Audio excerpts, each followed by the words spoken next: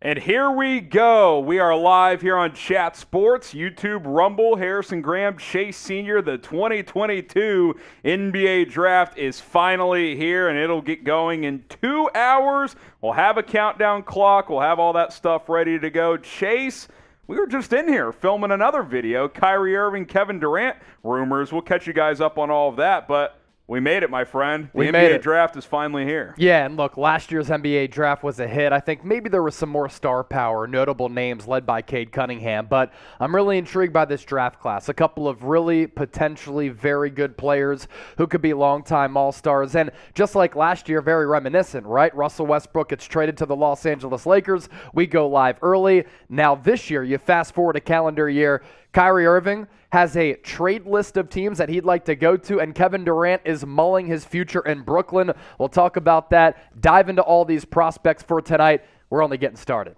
Yeah, just getting underway here. And the key to help us being the most watched NBA draft on YouTube is your guys' help. We need you guys to light up the comments all night long, like the video. So shout out your city. Let us know where you guys are watching from. And let's get this party started. We're here in Dallas, Texas in our Chat Sports studios. We got the full production team, producer Sam Brown, executive producer Jack Lauderay, and everybody else behind the scenes helping us out. So kudos to all of them. Let us know where you guys are watching from. We got One Bite Man in Boise, Idaho. We got Xavier in Alaska, Aaron in Chicago.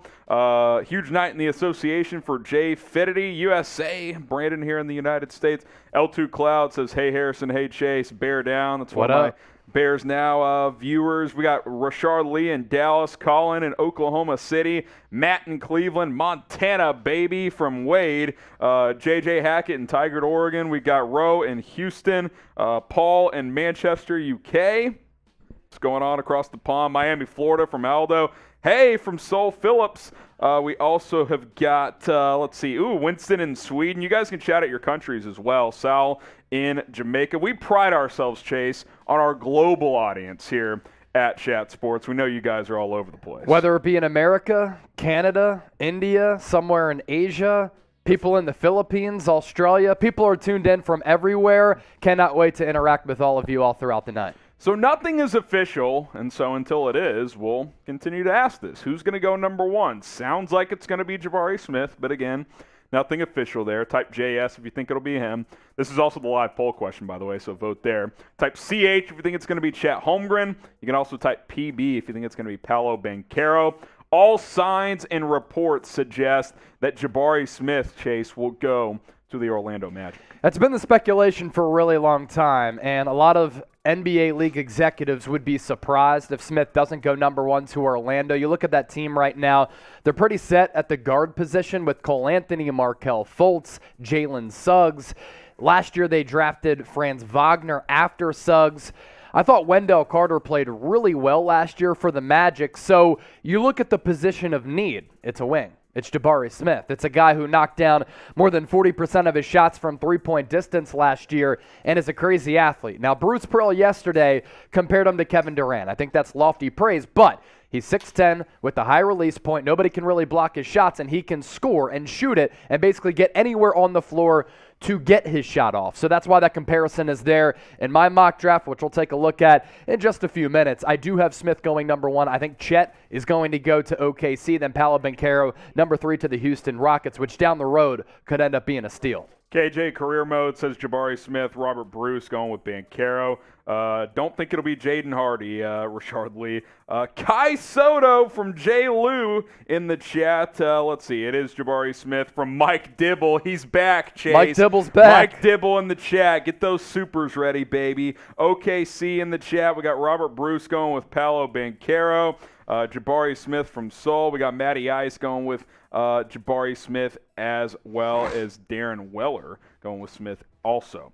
If you're excited for the draft, like the video. We got, about an hour and 55 minutes until the draft will get underway. There you go. There's our countdown. A little over an hour and 50 minutes until 8 o'clock Eastern. Of course, it'll probably be 8:05, 8:10 Eastern when the Orlando Magic officially make their selection. So we're going to get you ready for that, get you guys going in the live chat, and, of course, catch you guys up on any relevant NBA news and rumors. So like this video. Let's at least cross 100 likes right now. We're at 81 right now. We get across 100, and then we can keep it going. So hit that thumbs up icon right now if you are excited for the NBA draft. Also, help us be the most watched coverage here on YouTube. Like this video, like we just mentioned. Hit that thumbs up icon. Share this video. If you hit the share icon, you can tweet it out. You can text it to a friend. You can share it on Facebook, Instagram, wherever. Share the video. Subscribe to Chat Sports. If you subscribe, more NBA news and rumors coverage. We'll have draft coverage all night, and then we'll shift into free agency mode. And, of course, keep the live chat hot and heavy there. Keep us going there, and we'll keep the energy up for you guys. Chase, we got a Super Chat menu. It's back. Always locked and loaded with the Super Chat menu. If you Super Chat us $1, we'll give you a beer cheers. $5, we'll talk about your favorite squad in the NBA.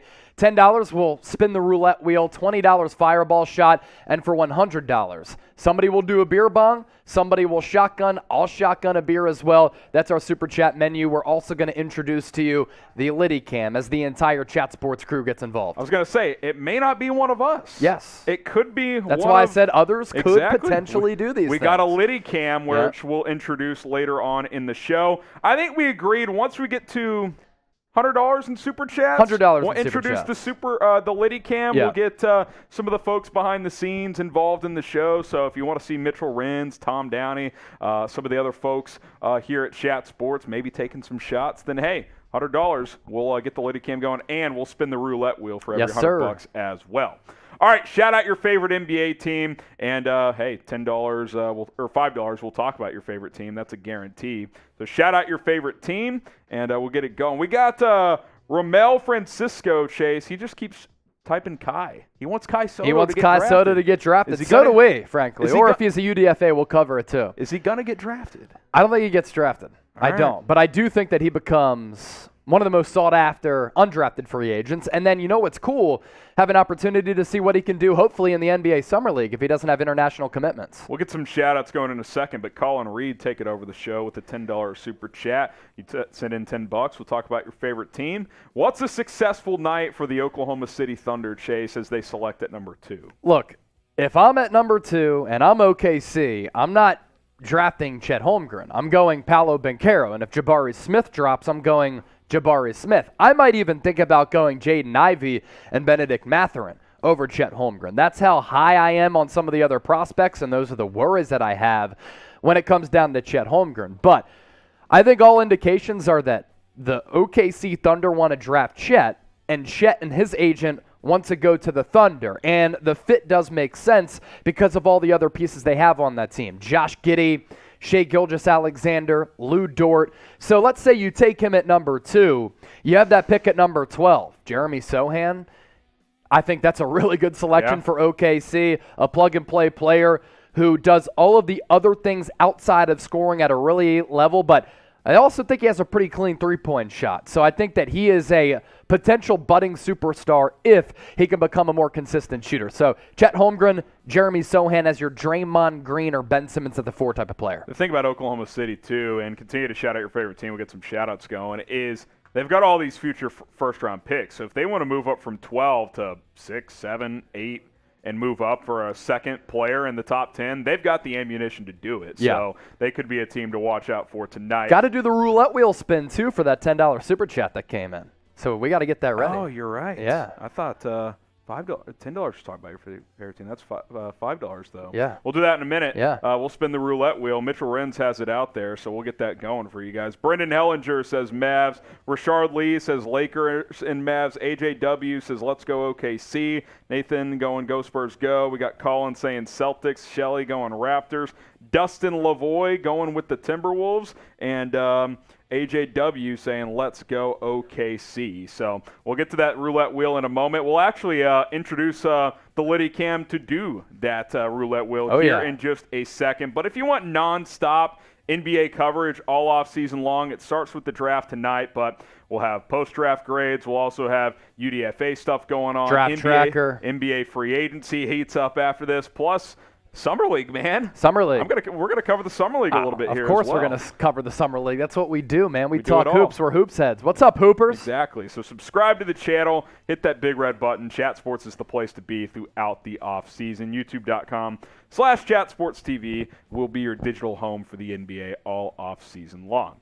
All right, we're going to introduce the Litty Cam here in just a moment. We got Mitchell Renz ready to go over there. And once he is ready, once we get the green light, here he is. Mitch, welcome to the show. I'm not sure if you can hear us, but if you can, cool. If not, go ahead and take it over. What's going on? Believe it or not, I do have ears, Harrison. So, yes, I can hear you here on the Litty Cam. And everyone who's watching at home, this is literally going to be the part of the show where Harrison, Chase, they know NBA content. I'm going to be honest, I don't all that much, but I do know how to have a good time. So the Litty Cam is going to be up to y'all. We have a roulette wheel here, which we already got a $10 super chat. So what I'm going to do is I'm going to spin this wheel here. Whatever that lands on, I got to do. We got beer boots, which this is 3 beers in one. I got 12 shots of Fireball lined up. So once we hit $100 in super chats, we're going to bring the whole Chat Sports team in here. We're going to knock down 12 shots of Fireball. I'm going to look at the piece of paper now, and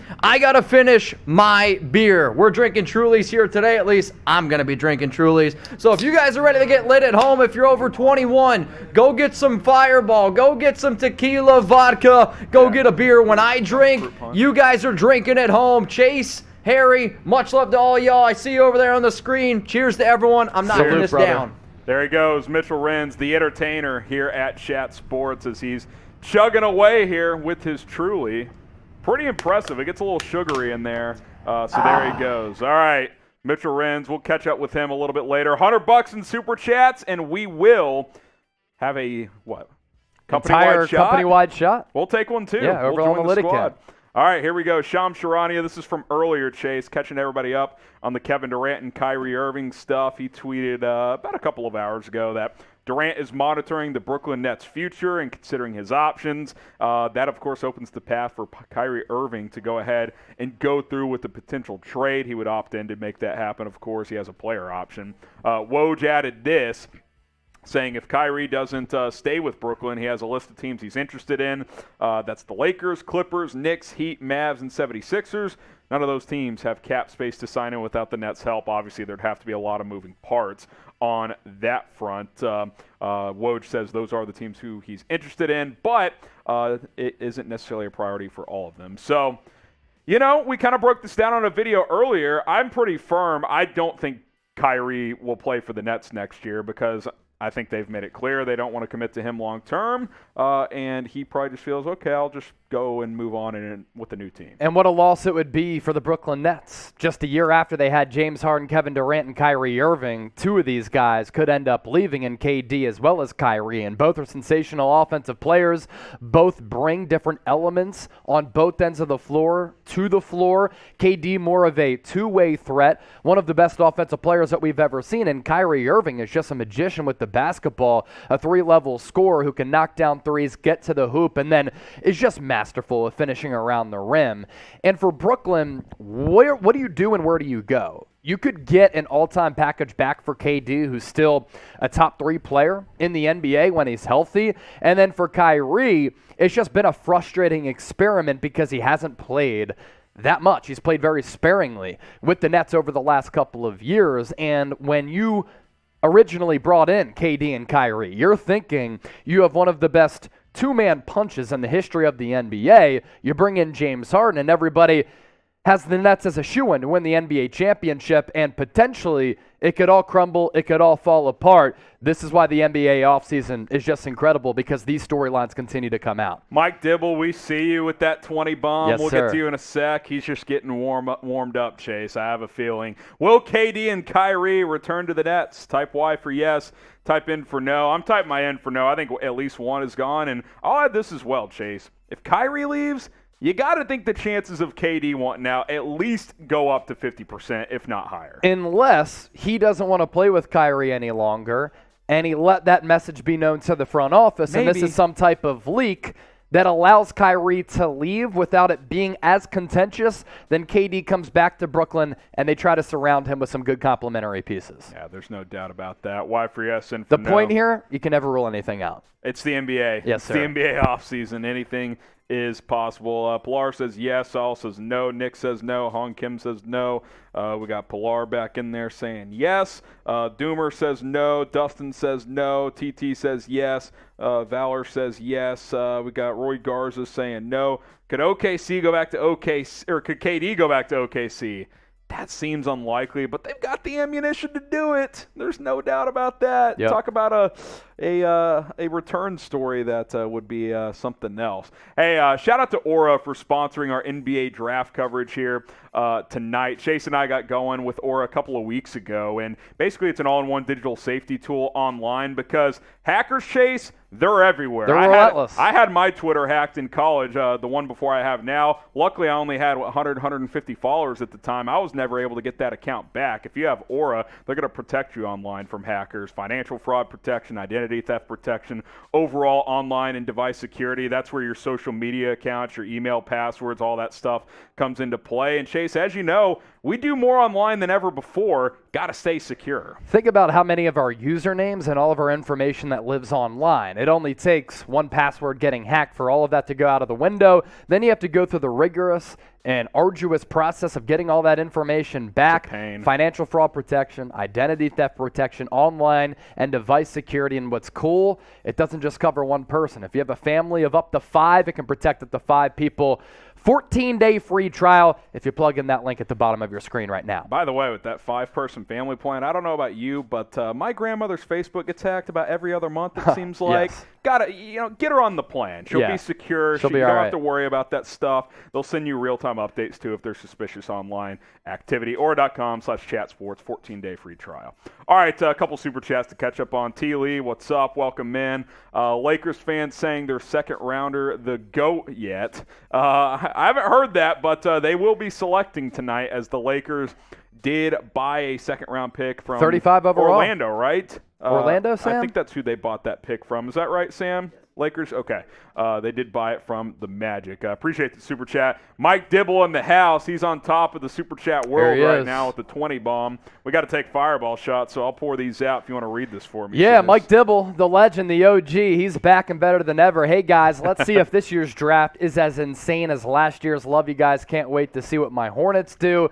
Enjoy your shots and cheers. Thank you, brother. Really appreciate it. Great to hear and see you again. We're going to pour up our fireball shots here. Here you go, my friend. The party officially getting started. Hour and 41 until the NBA draft. Then we'll be live for both rounds talking about every single pick, and then we'll stay live after the draft because we are #built different. We'll go ahead and talk about the Hornets, too. Why not? Yeah. Couple of top 15 picks here. You wonder if they're a team, maybe, Chase, that could trade up into the top 10, use those 2 picks to get to 5 or 6 maybe. Yeah. That would be interesting. Yeah, because it really depends what that trade partner wants and how the board falls. So if the board doesn't fall in the favor of the Hornets, or if it falls in a way in which they want to move up and then another team, let's say inside the top 10, likes how favorably the board is falling, you trade up into the top 10, you give away 13 and 15, you get your guy, and then the trade recipient is able to pick up 2 rookies, especially for a young rebuilding team. That could be a really smart maneuver because this draft is a little bit deep in the middle portion of this first round. Cheers, Mike Dibble. Yeah, cheers. Appreciate the $20. And we'll continue with our NBA draft coverage. By the way, I don't hear you at all, Sam, so I don't know if there's a mic issue going on. There we go. We got you. Let's go to we got a big board composite. I know, Chase, your board, your personal board's a little bit different, so you can kind of talk about the differences. The composite combining, all the big outlets, ESPN, The Ringer. Chet Holmgren's kind of been that top guy with Jabari Smith and Paolo Banchero, 2 and 3.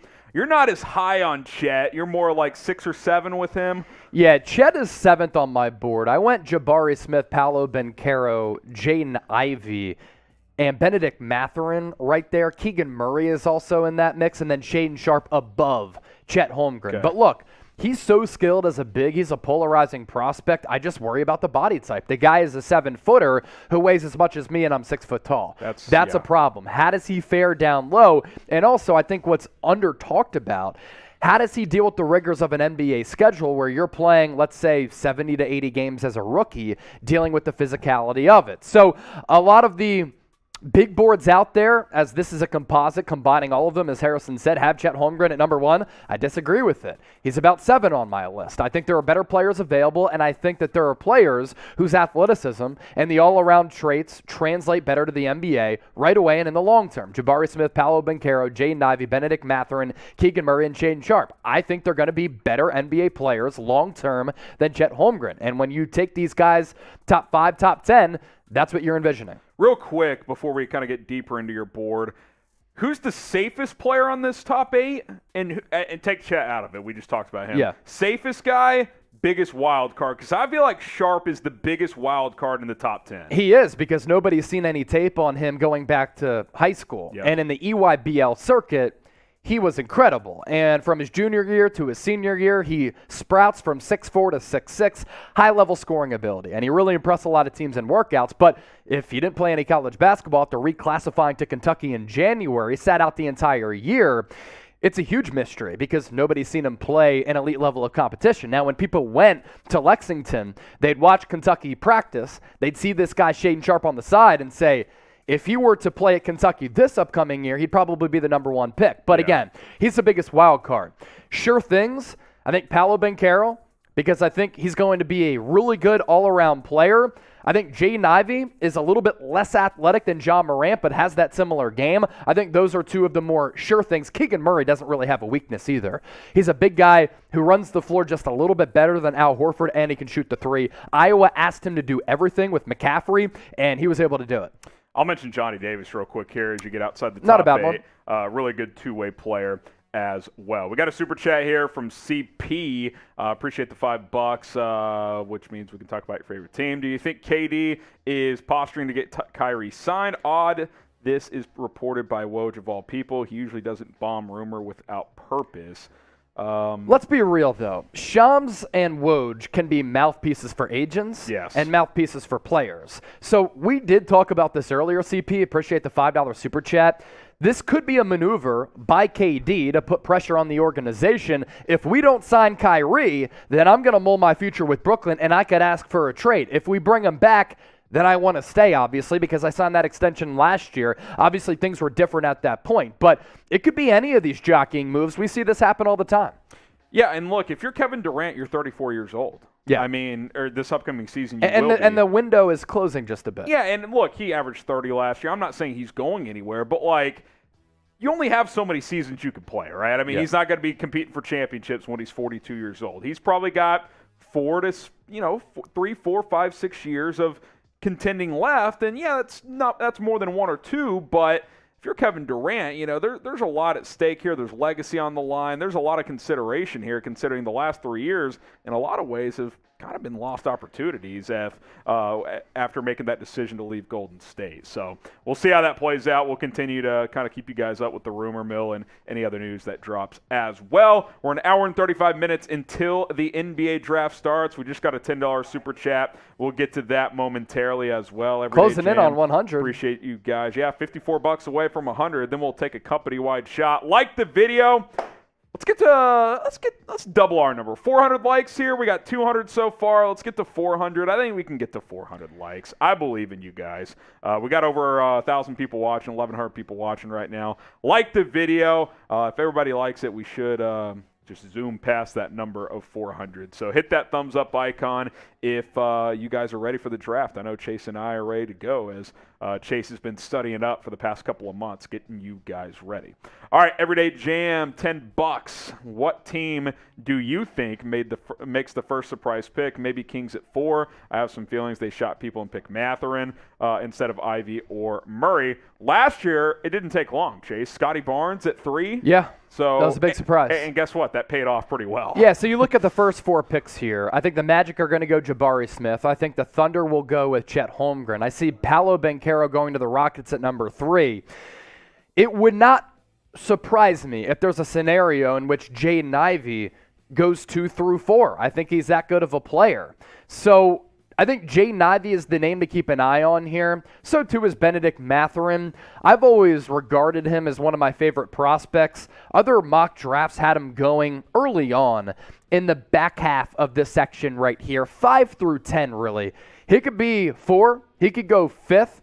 So Jaden Ivey, Benedict Mathurin may be the first splash and surprise in this draft tonight. Slight misspoke by me, by the way. Barnes went 4th, but that was still earlier than pretty much everybody. Yeah, projected. people had looked at him maybe going 6, 7, 8. I thought the Raptors were going to go Jalen Suggs because they had just lost Kyle Lowry, but the point there is they surprised a lot of people with going Scotty Barnes, and he was terrific this past year. There's always surprises. You just never know. Sacramento, a lot of people feel like the draft starts here at number 4, Chase. There's a lot of buzz that it's going to be Jabari Smith, Paolo, or Chet Holmgren, Paolo, Banchero, 1, 2, 3.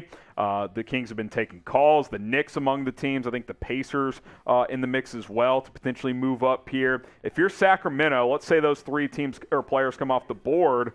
Do you pick someone? Do you trade the pick? What are you doing if you're the Kings as you're continuing to try to get out of the bottom of the Western Conference? New regime in Sacramento. Mike Brown now the new head coach. If I'm Sacramento, I'm trying to stockpile as much young talent as possible. Now, could you look to trade away a De'Aaron Fox at some point? I will say this. After the Tyrese Halliburton trade, he was averaging nearly 30 points per game. Now, at the end of an NBA season, it can get a little bit hairy. It can get a little bit tricky because a lot of teams are resting players. But you trade away De'Aaron Fox, maybe that's something that could be in the cards. I think they should build with a lot of the young talent. I think Fox, I think Davion Mitchell, they can work together. You got to find that wing, that forward, that center. So stay at 4 and get your guy, whether it be Keegan Murray, Jaden Ivey, Benedict Mathurin. I don't think you can go wrong with any of those selections. Yeah, take Ivey. That's a smart thing if he doesn't go number 3. T for trade, K for keep. Aladdin says trade. So does Brandon. We're going to get to the Liddy cam for that roulette spin in just a moment. Mirza says keep. We got Chris saying keep. Keith saying keep as well, or trade actually. Excuse me. Got plenty of Kai Soto fans in the chat, by the way. Oh, yeah. So we may have to push some P. Hello soon. World just said, stop saying Kai Soto. Nobody can stop saying Kai. He's called Kai Fetty for a reason. Kai Sports, baby. Yeah. All right, we're going to bring Mitchell Renz back into the fold here at the Liddy cam. As, by the way, we're $54 away from crossing the century mark. Company lot wide shots. He's got the glasses lined up. But, Mitch, we got another roulette spin wheel coming up here. Yeah, shout out to the $10 super chat that came in. So this is what's going to happen. We have the studio. We're going to bring other people in to do some of these drinks as well. So everyone, type the number 3 down in the comments because Trace is going to come up here, and whatever it lands on, he's going to have to do. So some of these get kind of wild. I'm just going to be honest with you. Trace, you owe me a beer shotgun. So go grab a beer, get some early. keys. Everyone type those 3s in the chat right now, cheering on Trace. I don't know if he's going to be able to do it in under 5 seconds. You guys are watching the Shotgun King, who is Chase Sr., but he is fresh out of college. Arkansas just lost, so this beer might go down pretty quick. Just saying. So, Trace, when you're ready, everyone in the comment section right now, spam those 3s. Oh, boy. Get Trace on camera, you got to come here a little Mitch. bit. There you go. All right, everyone. Type those 3s in the chat for Trizzy. Look at that mustache. Grade that mustache. Yeah, that mustache D, or F. Look at that thing. Zoom in. Trace, get closer. Oh, man. Grade that stash. A, B, C, D, or F. All right. Type it, ask for sex appeal. Here we go. Any day now. All right, here he goes. We're about to get it underway. Oh, no. There's going to be some spillage. My here. fingers. I'm His not sure he went fingers to are wet. college. It's never happened to him before. Oh, my Here we go. gosh. Trace. Hey, we got it. Here we go. We got another $10. Remember, we just got another $10 super chat. Stay with us, Mitch. We'll get Chat back to you in a Sports, second. Troy Daniels with the $10. Oh, Troy Daniels is back. Troy Daniels, what it do, man? Jazz, no picks. Yeah, that's unfortunate. Do they make a move to get a pick in the second round, and who do you see them potentially drafting with that pick, or do they stay pat in the draft? I don't view them as a team making a move tonight. I don't really either, and I'm also not sure what the direction is of the Utah Jazz. Are they going to trade away Donovan Mitchell? They lost their coach in Quinn Snyder. Will they trade away Rudy Gobert? Will both Gobert and D-Mitch get traded away? A lot of questions with that roster. Ideally, they do have a first-round pick, right? But they don't in this scenario tonight, and I think it cost a little bit too much to get that. Who knows, though? Miami Heat potentially interested in Donovan Mitchell. Could a first-round pick and players go to Utah for D-Mitch tonight? The chatter on that front has been somewhat silent. If it happens, that would be insane, but I don't really think the Jazz really need to trade up into the second round. They do need some 3-and-D wings. They need to get better defensively, big man depth. If they trade into the second round, maybe it's a player like Kofi Cockburn, one of the big men. Yeah. If they trade away Rudy Gobert, or if they know or have an idea that Gobert is going to be dealt, maybe they draft the big in the second round. Step number one, you got to get a head coach. Yeah, got to get a head coach first. Before you decide on personnel. Danny Ainge is running things right now. Yeah, got to make a move there. All right, we'll bring Mitch back in here. Another roulette wheel coming up.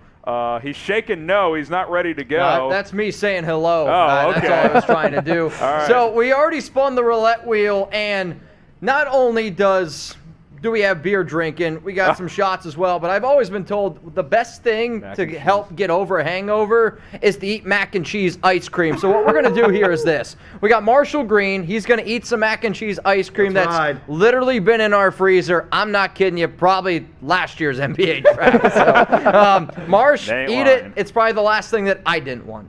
For Kai Soto. For Kai. Type Kai in the chat. So bad. How is it, Marsh? Beautiful. Beautiful. All right, guys, back to you. All right, appreciate it. Let's get to some other rumors, Chase, because the beauty of the NBA draft is really that's kind of when the trade rumors start, the free agency buzz starts to kick in. John Collins' trade rumors really have been throughout his entire career. They've ramped back up because about a month ago, the Hawks, a report leaked that they could trade anybody not named Trae Young. Collins specifically, trade rumors around him have been ramping up. Kings and Spurs have been linked to him.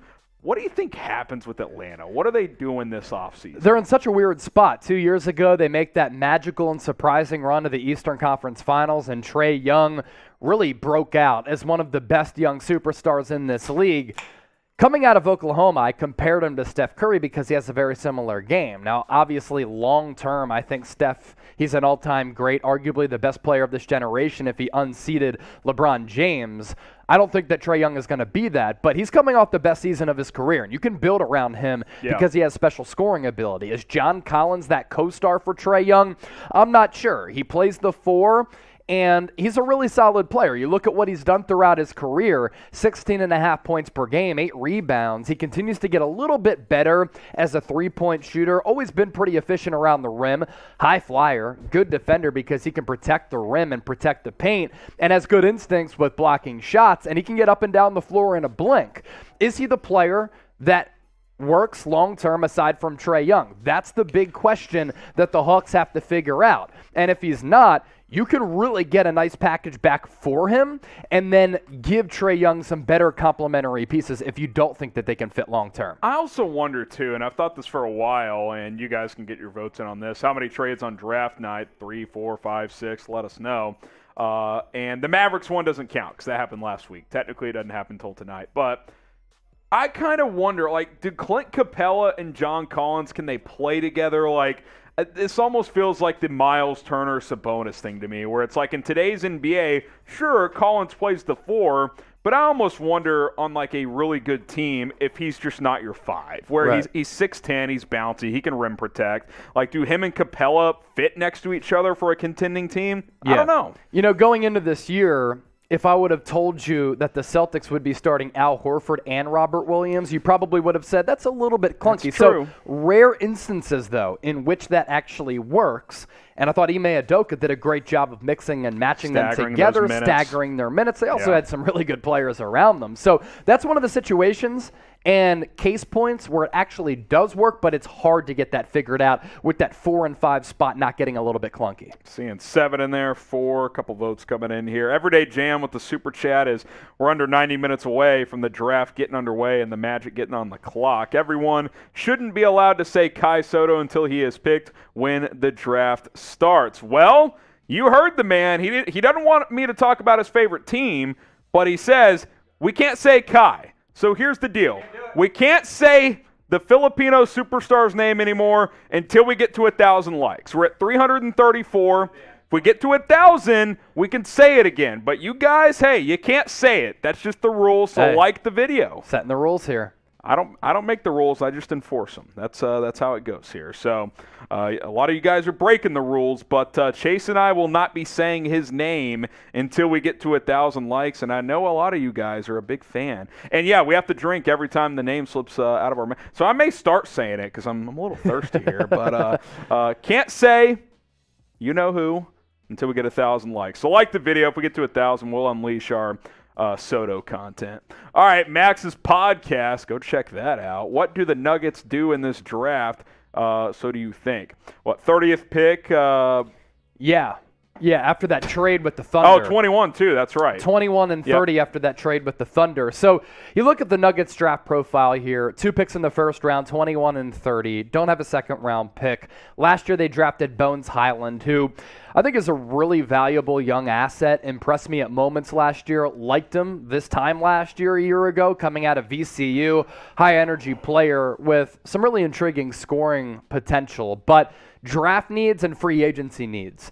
2-way wings, a backup big, and bench scoring. Think about it. You get back Jamal Murray, and the entire complexion of this team changes. You also get back Michael Porter Jr., who, if it wasn't for that back injury coming out of Mizzou, he may have been the #1 pick in the draft back a couple years ago. You get back Murray and Porter, your team becomes pretty dangerous, in addition to the reigning 2-time NBA MVP and the Joker. You don't really need much, but there are going to be some pretty solid players right there. If you want a future Paul Millsap, it's E.J. Liddell. If you want to take a chance on a guy at number 30, you kind of have your options at some good guards who could fall. Like if Kennedy Chandler is there, I like him as a playmaker. Or you go wing like a Jalen Williams out of Santa Clara if he falls that far. Yeah, we can kind of B-roll through this best available and get to some of the later guys, some guys that maybe Denver could look at in the 20s, and obviously they're at 30 as well. Obviously these are some of the top prospects, but I'm with you with Denver. Michael Porter Jr., people forget, in the bubble and then early in the season following, he was kind of becoming an all-star, and then he gets hurt again. Yeah. Obviously, that's going to be a concern moving forward. There were huge red flags with the back coming out of But we've Mizzou. seen him play at a high level in the NBA, is my point. Like, Yeah. if he could get healthy, he can be that guy. Also, Murray, I mean, the dude was dropping 50-point burgers in the bubble and played great the year after before he tore the ACL. Yeah. So you get those two pieces back. You draft a contributor or two. I think Denver can be right there in the mix to be a top 4 seed in the West again next year. So we'll see what happens on that front. Can we get to 310,000 subs? By the start of the draft. By the start of the draft. By the start of the draft. That's our goal. That's our goal. We got 1,800 people watching right now. So let's do this. Over the next 2 minutes, I'm going to start the clock right now. How many subscribers can we pick up? You see the current number right there.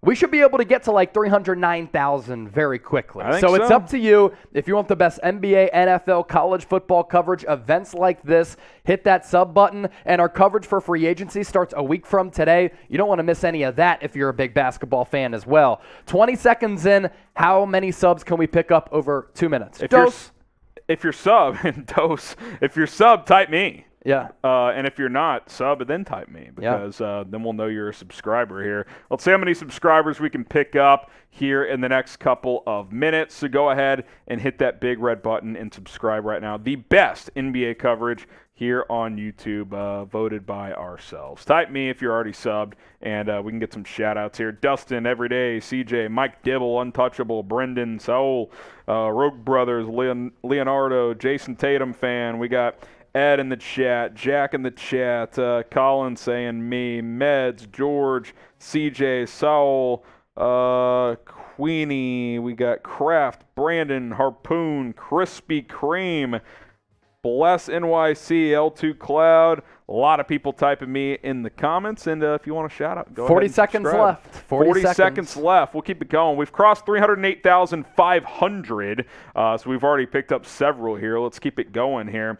We got L2 says Harrison and Chase with a couple of heart emojis. Appreciate you tuning in. Much love. Sami says me. We got people are saying the Filipino star's name, breaking the rules there. 500 likes away, by the way. Mr. Fetty. Mr. Compo, yeah. Blank Fetty is how we call him here. Reggie says me. Jack says me. Alan, Maribel, Shelly, Akimbo. Keep them coming in there as well. Let's get as many subs as we can. 5 seconds here. Looks like we're at about 300,520 subscribers. Type me if you want a last-second shout-out. Timer is up, and we picked up 7,500 subs there, so appreciate everybody for tuning Good job in by you. and subscribing. All right, let's talk OG Anunoby, Chase. There's been some trade buzz around him, and Chris Haynes reported that the Trailblazers could be interested. They, of course, already traded for Jeremy Grant. A couple of pre-draft trades that went down that we can break down here in a moment as well. But OG, if you could add him as well, you get two elite perimeter defenders next to Damian Lillard and a couple of guys that can score as well. I think this is a counter to what the Warriors have and how to try to stop the Warriors in the Western Conference. Get a bunch of athletes, get a bunch of length, and then you have that elite scorer in Damian Lillard. Now, I'm talking about this length because they already traded for Jeremy Grant and gave up a 2025 first-round pick via Milwaukee. And if Giannis continues to stay with the Bucks, that pick is going to be in the back half of the first round. So basically, you didn't give up much for Jeremy Grant. Here are the trade specifics, but you bring in Jeremy Grant, you find a way to land OG Anunoby, who I think is an emerging offensive player and already an elite defensive player. I'd give up number 7 for him. If you think that that helps you try to win right now. Now, you have Anthony Simons as well. If you stay at 7, do you go with the Shaedon Sharpe if he falls? Do you reach a little bit for a big because that's an area of need? I think you trade away number 7 for OG Anunoby, a very good two-way player. He helps you on the offensive end, lifts you defensively because you know Damian Lillard is not really a defensive staple. No. Grant, Anunoby, defensively at the wings, you find a Really center good. like a DeAndre Ayton. Mo Bamba. Let's go. Make me the GM. Mo Bamba if you want to save some Cheaper cash. option? Yeah, no doubt about it. Who won this trade? I think it's clearly Portland. I mean, I thought Detroit would get more here, to be honest. I mean, there were rumors 6-8 months ago, Chase, that if the Pistons were going to trade Grant, they wanted 2 first-round picks. Not only do they only get 1, it's 3 years from now, and it's from Milwaukee, which is going to be in the 20s. I think Detroit settled here, if I'm being honest. Type DET for the Pistons, POR for the Blazers. Now, on the flip side, if you're Detroit, you clear the cap, you're going young anyway. I get that. I thought they could have gotten more, though, at the end of the day. There's also the pick swap there in the second round, but if you're Portland, you move down from 36 to 46 in round 2. That's semantics. That's not – we know how the second round of the NBA draft goes. It's a crapshoot anyway. Let's see what the folks are saying about who won this trade. Michael says Portland. Brandon says Portland. We got let's see. Stewie says Portland. Detroit from Steven. I think it was pretty clearly the Portland Trailblazers. A couple other trades that went down, more minor moves, Chase. Lakers do move into the draft, so they'll pick at 35 tonight. Magic get a 2028 second-round pick. So some kid who's in about 7th grade right now will turn into that selection. And then cash considerations as well. And then the Cavs and Kings make a move. Cleveland gets the 49th pick. And then Sacramento receives the rights to Sasha Vesnikov. And then cash considerations. So a couple minor trades, but wanted to leave those or bring those to you because that does impact the draft tonight. I think for the Lakers, that's a really good trade. You get to 35, you could have your collection of Christian Koloko, Bryce McGowans, maybe a player like Kennedy Chandler. I don't think he falls that far. Patrick Baldwin Jr. was one of the top recruits in high school 2 years ago, went to Milwaukee to play like for his Beauchamp pops. fall, maybe? Marjon Beauchamp, he could. Maybe. Peyton Watson was the number 1 high school recruit before barely playing at UCLA. I don't think he fits the timeline. Andrew Nembhard is a veteran player for Gonzaga who could go there. Jake LaRavia out of Wake Forest. Kendall Brown out of Baylor. Like, the point here, you get the 35, you're right out of the cusp of that first round. Some good players could fall your way. Yeah, there's no doubt. I can't read this message, the super chat, but it says, go blank. Soto. Can't say his first name.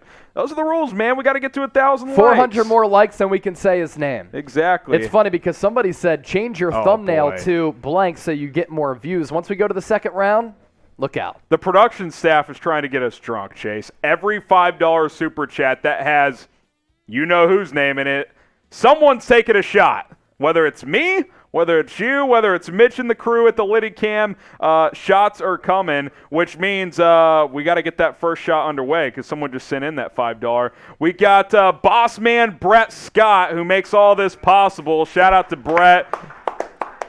Hi, you can't do it. It's my decision. You can't say He's in charge. There he goes. Slamming one down. Let's go. We won't tell the kids, Brett. It's all good. And we'll keep the Litty Cam active tonight. Hey, those shots are still lined up, by the way. We're $27 away from $100. And then 375 likes away from 1,000. Then we could say his name again for once. So, all right, those are the rules. That's how it goes. We're an hour and 15 minutes or so away. Shout out from to Jimmy the Productions NBA as well. draft. He had a $2 super chat. What is Tom Downey's favorite NBA team? Tom? Tom, favorite NBA team? Is it still the Nuggets? Favorite NBA team? Oh, he's coming in. He's coming in. Jimmy Production says, what is Tom Downey? Well, go to the Litty Cam. Get him on the Litty get him Cam. on the Litty Get Cam. him on the Litty Cam. It was a super chat anyway, so cheers a beer Hey, or we got a something. super chat. Get that man a beer or something. All right, you're up. What's up? The answer is the Kings because I only cheer for teams that hate me and make me feel bad. Oh, okay. Okay. All right. Yeah, see, it's funny. Is it? In a sad way. Yeah. Yeah. Oh, we got the a Cowboys only hurt we me. got a super from So I you. only like teams that hurt me. We got a super. Yeah. You got to take a shot, Tom. Buckle up. Yeah, but that's like two on the nose. Tom shot. Oh, it's got to be $5. Never mind. Pingzo, you got to send in another one to get it to 5. What does this add 50 up pesos. to? That's not close. It's like to $2, $5. right? That's not a peso. That's the Philippines. That's the but it's blue. 5 is you can tell by the color. Sorry, Pingzo, but we will answer the question. Blank soda. I'll give let's you a go. cheers, man. Second I'm not round. scared. Oh well, we drink for every super. If you haven't been doing that, we got a lot of catching up to do. Yeah, we'll appreciate get there. the super chat. Hey, can we push some P here? Come on. I built it for a reason. We got the Philippines fired up in the chat, pushing P for the Philippines. Let's make it happen. Oh, Mike Dibble delivering here on Chat Sports. Here we go. Mike Dibble. Blank, here you go. Mikey Dibs in the chat. Let's go. $5 Soto super chat. All right. Coop, taking a shot. Pingzo sending another one to get to 5. Get another one. Pingzo sent another one. Run it back. We're above 5. We got another one. 16 away from a stack. Pingzo says, let's go. Can't say it. Can't say it. All right, Jeremy Chugs. Slam that piece. Banchero, the next LeBron. Let's go. Let's go. He's a Rockets fan. Barely above that microphone. Jeremy Chugs. All right, you guys know the rules. Every $5 super that involves the Filipino superstar, we're taking shots, and we might have to get more liquor. Show the Philippines some love in the chat. Tight P. Pushing P, Chase. Let's go. Pushing P. Pushing P for the Philippines. Get those P's going in the chat, baby. Let's ride. I'll try to get some shout-outs. Oh, they're flying in here. Arnell, Jacinto, Seriano. We got Pong Sky. We got Woo, G-Poi, Boot Camp, Mark Anthony, Epping. Let's see. They're not showing. Oh, we got to show 'em. Brutal. Yeah. We're showing as many as we can. Showing as many as we can. Wow, it's going so fast. Dude, this is incredible. Dyson. Don't say that. Shelly. Alex. Music. We got Romel, Cheyenne, Edgardo. We got 2,700 people pushing P right now for the Philippines. Let's ride. I can't keep up, Chase. You want to try and get some shout-outs here? Jin, Dennis, Ramel, Children, Alejandro, Josefino, Lou, Palvo, Earl, Tracer, Arnell, Lemuel, YV Vlog, Ralph, Jason Tatum is here. Nice, Jason Tatum, what's up? What's good? Alvin, Child, J-Dub, Fockers, Ramel, Katarina, Chogi, Jundy, Michael, Lester, Dominic.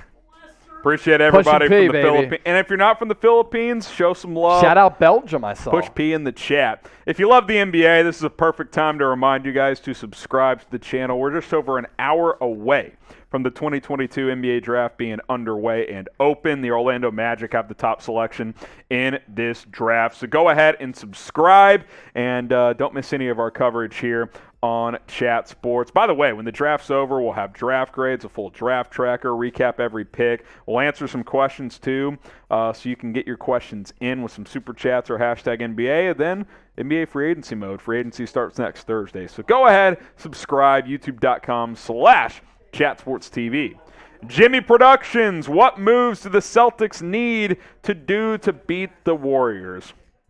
Chase, to me, this one is more of, I think a lot of it is internal. I think Jason Tatum needs to take that next step, which he's taken a step every year, so I fully expect him to take another one. But didn't play great in the finals, shot in the mid-30s from the field. I don't know if there was some fatigue. I think the Warriors deserve a lot of credit. Threw some different guys at him, but I think he needs to take that next step to be a surefire top 5 player in the league. And then, you add the minor pieces around him. They've got a good core. They just need to run it back and, play a little bit better in those big moments. They have an excellent roster. They were up 2-1 on the Golden State Warriors, and then the Warriors just really started to turn it on and play excellent basketball on both sides of the floor. When you look at the Celtics and Jason Tatum, to be specific, I think he's a star. He's not yet a superstar. And I thought throughout the finals he got flustered. Yeah. He was bothered defensively by what Golden State was doing, led by Andrew Wiggins, who I thought played tremendous defense. And if it wasn't for Steph Curry going off, I think Andrew Wiggins would have won NBA Finals MVP.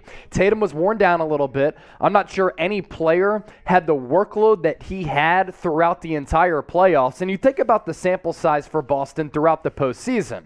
The 4-game series was a sweep of Brooklyn, but it was a tough series. Those games are really close. 7 games against Milwaukee, 7 games against Miami, and when it came time for the NBA Finals, I just thought that JT was a little bit tired. He got flustered and bothered defensively by the Warriors and Andrew Wiggins, and I also think because of that, lost his confidence to a certain degree. Now, a loss like that and a performance like that where Steph Curry had a better percentage shooting from three-point distance than Tatum did from the field could motivate a young player like that. And let's be real, he's less than 25 years old. He is a budding superstar who right now is a star, but not superstar status yet. We do have a Celtics YouTube channel. It's youtube.com/CelticsTV. Will Scott, one of our new hosts here at Chat Sports, has taken over that channel, so go check out his work over there. Got another super chat. Appreciate the 50 Filipino dollars. I don't know what their currency is called, but appreciate that. We also got a $2 super from Canada. Let's go. Let's go, Chat Sports. 220 likes away from 1,000, and then we will be across the finish line, and we can say his name again. But the game will still apply. If we get $5 super chats that are about the Filipino superstar, someone's taking a shot. Yes, That's sir. just how it's going to go here. And by the way, someone could send in a $6 super chat right now, and the whole company would take a shot. Plus, someone would have to take 2 if they include Mr. Soto, because that would be crossing $100 plus a little double dip there on that one. Here's our super chat menu, Chase. We're just getting started here. Only getting started. $1, we'll give you a beer cheers like Harrison and I have been able to do. I got the beer, he's got the Truly. $5, we'll talk about your favorite squad. $10, somebody will go on the Liddy cam and do a roulette wheel spin. $20, we're talking fireball shots. And for a $100 super chat, I will shotgun a beer right here on camera. Right on cue, Never scared. Chase. Do it less than 5 seconds. We got a $5 super chat. $1 away from 100. We're $1 away from 100. Someone's got to take a shot because it features Mr. Soto. Let's ride. Here we go. Ed sending it in. Go Soto. Let's ride. Here we go. We're going to go to the Liddy cam once again, just over an hour away. We got Tom Downey. Tom, you're up. Bottoms up, he says. Y'all got to get a little closer to that mic. That was not picking up there. Maybe it wasn't on, I'm not sure. But there you go, Tom taking a shot there. $1 away from $100, and then it's a company-wide shot. Let's get it going here at Chat Sports. All right, let's get the comment section flying again, Chase. Who's your favorite NBA player? It can be current, it can be all time, whatever it is. Let us know in the comments. 100. We'll get to that 100 piece in a second. They'll load up the shots. They got to get it set up there. And then we're taking a company-wide shot. Couple people can come in here, too, if they need to. So we'll make it happen. Favorite NBA player? Chase will give some shout-outs here. Yeah, I'm seeing Scottie Pippen. I'm seeing Mr. Soto, DeMar DeRozan, John Morant, Steph Curry, King, Soto, Jalen Green, LeBron, Jordan Poole, Ice Trey, DeRozan, Kobe, Darius Garland, Lonzo Ball. Hopefully he's all right from that knee injury. Yeah. Ray Allen, Lonzo, Jordan, Anthony Edwards. Nice. Vince Carter. Let's see. Kyle Lowry, Jason Tatum, Draymond Green, Anthony Edwards, Steph Curry, Kobe. Another $1 super chat came in. Rogue Brother saying, Chase Sr., look at this stroke, man. Whew. Butter. Silky. Butter. Cookies. Kush. Let's ride. All right, this is what got us over the century mark. Ed says, go Soto. And he followed the rules. Yes. He followed the rules as well. He didn't say his name. Yeah. He didn't say his name. We also got this $1 piece from Prince Thorne. Appreciate that as well. All right, we're going to send it over to the Liddy Cam. They'll take a shot. Woo!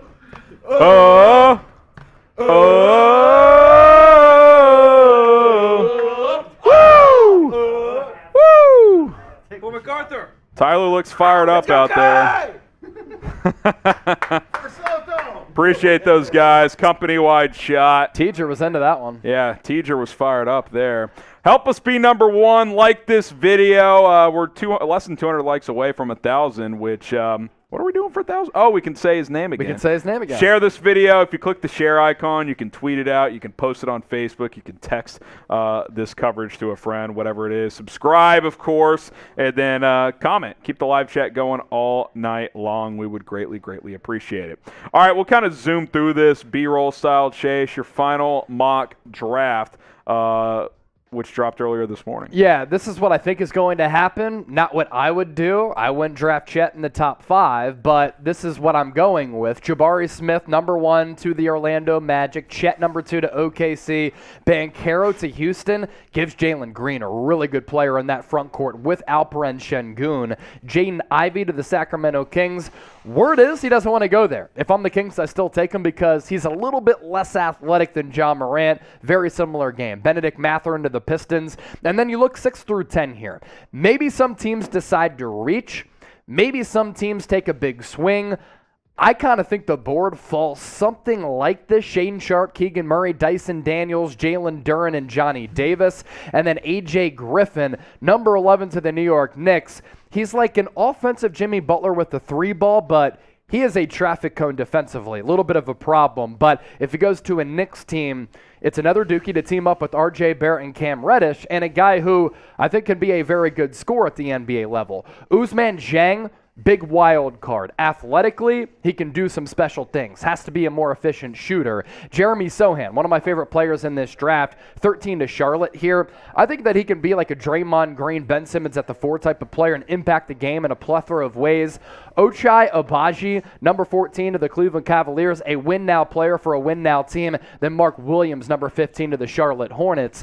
16 through 20 here. Tari Eason, Jalen Williams is a fast riser out of Santa Clara. The level of competition was low, but he dogged Chet Holmgren in a couple of games this year in a couple of instances. It was really impressive beating him off the dribble. E.J. Liddell, another riser going 18 to Chicago, another win-now player for a win-now team. Ty Washington, love the smarts at the point guard spot, to Minnesota to be the backup point guard, and maybe future long-term starter, especially if they trade away D'Angelo Russell. Nikola Jovic, out of Megabasket, 20 to the San Antonio Spurs. And then Malachi Branham, Bryce McGowan's, Jaden Hardy, Dalen Terry, Walker Kessler, 21 through 25. Walker Kessler, a backup big for San Antonio, pretty solid, led the nation in blocks last year, and was the best defensive big in the country a year ago for Auburn. 26-30 to round out my final mock draft. Blake Wesley, he's a guy who could go in the teens. He could even go in the second round. A raw product who has a boatload of potential. Kennedy Chandler gives me Tyrese Maxey flashes, a little bit undersized but dynamic with finishing around the rim. Christian Koloko might be the best shot blocker in this class out of Arizona. If James Wiseman is hurt, he makes a lot of sense here. Marjon Beauchamp out of the G League Ignite, a long player who I want to see be more consistent, but is an awesome athlete and can defend. And then Christian Brown out of Kansas, number 30 to Denver. He could slip out of the first round. I think that would be stupid. I think he's another player who can impact games early as a rookie. Good defense, very good athlete, has a corner 3 down, and won a national championship last year. I do like the winning pedigree. There's Chase's rapid-fire mock draft. We hit 1,000 likes. Or we're about to. I thought we did. I was told we did. Once we hit 1,000, we can say his name. Get to 1,000 here. Hey, by the way, Chase, quick shout out to Mr. Pog Zamora. 2.2 million subscribers on YouTube. That's impressive. Watching our live coverage of the NBA draft. He is from the Philippines. Little Mr. Soto support. Let's go. Kai Soto. Hey, we hit 1,000. We could say Kai. Let's go. Get the Kais going in the chat, and then we'll catch up on some super chats here on our Chat Sports NBA draft coverage. By the way, Chase, we're under an hour away. Yes, we are. Less than an hour away from the NBA draft getting underway. So, Mr. Pogs, appreciate you for rocking with us tonight. We'll be live throughout the NBA draft. Let's see. Arnell says Kai. AJ says Kai. Boot Camp in there. Rads in there. J-Dub. We got Anime. Dimson. Oh, boy, they're flying in here. Andy Lindo, Alfredo, Thomas, Skinner, Pims, New TV, Ed, Sonny, King, Steven Nelson, LeKay. Continue to spam Kai in the chat, and let's keep that chat rate up here. We'll go quick here. Chedito Chef, appreciate the 2 pounds there. The Past Master, $5 super chat. Good afternoon, brothers. What are some options at 19 for my T-Wolves? Keep up the great work at Chat Sports. We'll drink to that, and yes, then we'll sir. talk about Minnesota here. Yeah, so in my mock, I had Ty Washington, the point guard out of Kentucky, going to Minnesota. What happens with D'Angelo Russell? Do they hold on to him? Do they trade him away? If I'm the T-Wolves, with this new regime, you got the head coach right. You got Anthony Edwards right. Karl Anthony Towns is a dog. I like some of the bench pieces on that team as well. I don't think it makes sense to have D'Lo because I think it's just too much of a ball-dominant player. And frankly, I want to see more from Anthony Edwards. This guy is a walking 30-point player per night, I believe, in the long term. And Karl Anthony Towns is an excellent big who gives you 25 and 10. So you get a backup point guard right now in Ty Washington who can maybe become a future starter. Wouldn't hate Malachi Branham out of Ohio State. Jaden Hardy if you want a hyper scorer coming in off the bench. Does Tari Eason fall if you want some depth pieces at that forward spot? Dalen Terry's a good wing. Blake Wesley's a young player who you can develop. EJ Liddell, winning player year 1. Maybe he falls to 19 as well. Some options. They do have some needs on the roster. 2-way wings, front court help, and bench scoring. So if you go bench scoring, Jaden Hardy is that microwave scorer who reminds me a lot of Cam Thomas. I'm with you. I'm trading D'Lo. I want Anthony Edwards to have the ball in his hands at most times, and it's this awkward thing where they split possessions, and Edwards is the better player, so I'm trading D'Lo if I'm Minnesota. Jimmy Productions, $2. I think the NFL draft is better than the NBA draft. They're both great, man. Both great. And we cover them both here at Chat Sports, which is why you guys should subscribe, because if you ain't subscribed, you ain't alive. Better league, NFL, NBA, let us know. Also, better draft also. Which do you like better? Better draft? It's hard to say. It's hard to say. I think the offseason for the NBA is more drama-filled. Yes. Just because of the personalities, the player movement, more spending and lucrative spending. The better league for the regular season, no question, the NFL. I'd take the Super Bowl over the NBA Finals. The numbers certainly indicate that when you look at television ratings. It's close. I love both these sports. I cover them both, and that's why I love them. Yeah, and we're lucky enough to be able to do that. Dimson says NBA, Mark NBA from Tyler. A lot of Kai still coming in there. Appreciate helping us reaching 1,000 likes. NBA all the way. We just got a $10 super chat. We'll get to that in a second. Pimp says NBA. Alan says NBA. France says he's from the Philippines.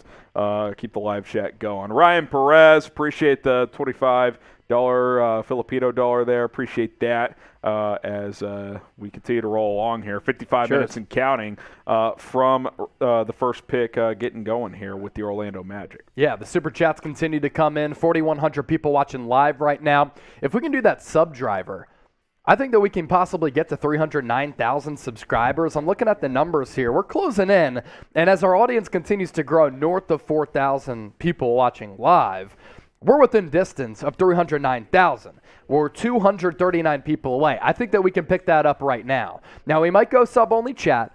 We'll keep you up to date on that. But if you want the best NFL, NBA coverage, just hit that red subscribe button. We'll tell you more about our sub-push coming up. But first, Aura, tonight's presenting sponsor, Harrison. Yeah, listen, Aura is a digital online safety company because – let's just be honest. We do more than ever online, and hackers are all over the place. Millions and millions and millions of people every single year have their identities stolen, have financial fraud happen against them.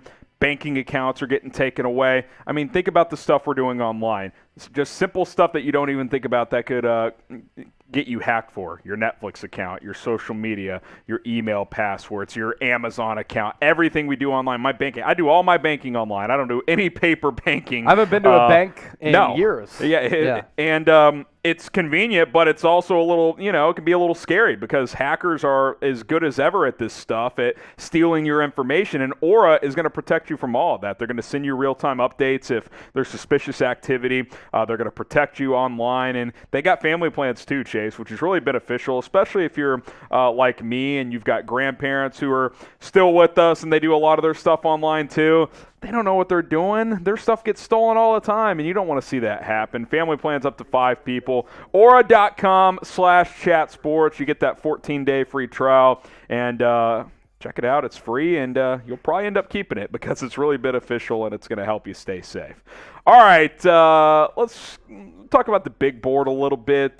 This is the composite big board, by the way. Kind of took some of the lists from some of the big outlets out there. Chet, Jabari Smith, Paolo Banchero, Jaden Ivey. Those have kind of been the consensus top 4. Then Shaedon Sharpe, Keegan Murray, it kind of gets a little muddy here, Chase.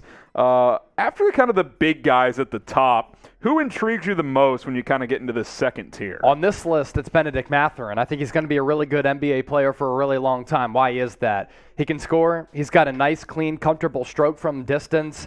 He's an elite-level athlete who I think is going to develop over time. Both him and Jabari Smith, they need to work on their handles just a bit. But of that grouping of 4, I think Benedict Mathurin, for me, is a top 5 prospect, and I love his long-term ability. Here, you look at Johnny Davis, arguably the best scorer in college basketball last year. Dyson Daniels makes all of the right winning plays, reminds me a lot of Derek White in that regard, but his shot and the efficiency of it was bad. Jeremy Sohan puts his fingerprints on the game in a variety of ways. Jalen Duren is uber athletic, but I might like Christian Coloco out of Arizona as a better pure shot blocker, but athletically, he's awesome. He could go 9 to the San Antonio Spurs. There's been a lot of buzz there. Yeah, so we'll see how that ends up shaking out. 52 minutes until the Magic are on the clock, and we'll see how the top of the draft plays out. All right, the bosses have told us, Chase, we got to go sub-only chat here. We got 4,300 people watching live, so here's the deal. For the next 5-10 minutes or so, we're going to turn subscriber-only chat on. Let's see if we can get to 390,000 subscribers. We've got 4,400 people watching, so we're going to activate that. Only subscribers are going to be able to get their comments through in the live chat. So if you want to be a part of the live chat, part of the fun, if you want shout-outs from Chase and I, this is your chance. Get in the comments. You got to subscribe, though, to make that happen. So sub-only chat is on. Shout out your country. This is also the live poll, whether you're from the United States, France, the Philippines, Canada, Brazil, Spain, wherever you are, we're global here at Chat Sports. Shout out your country, and we will give some shout-outs to all of you in the live chat. And again, if you're not subscribed, you can't be in the live chat, and you just ain't alive. So let's go. All right, I'll give some shout-outs here as we try to get to 309,000 subscribers. Australia, g'day. New Zealand, Philippines, Oklahoma, England, U.S., Belgium, Taiwan. 120 away. United States.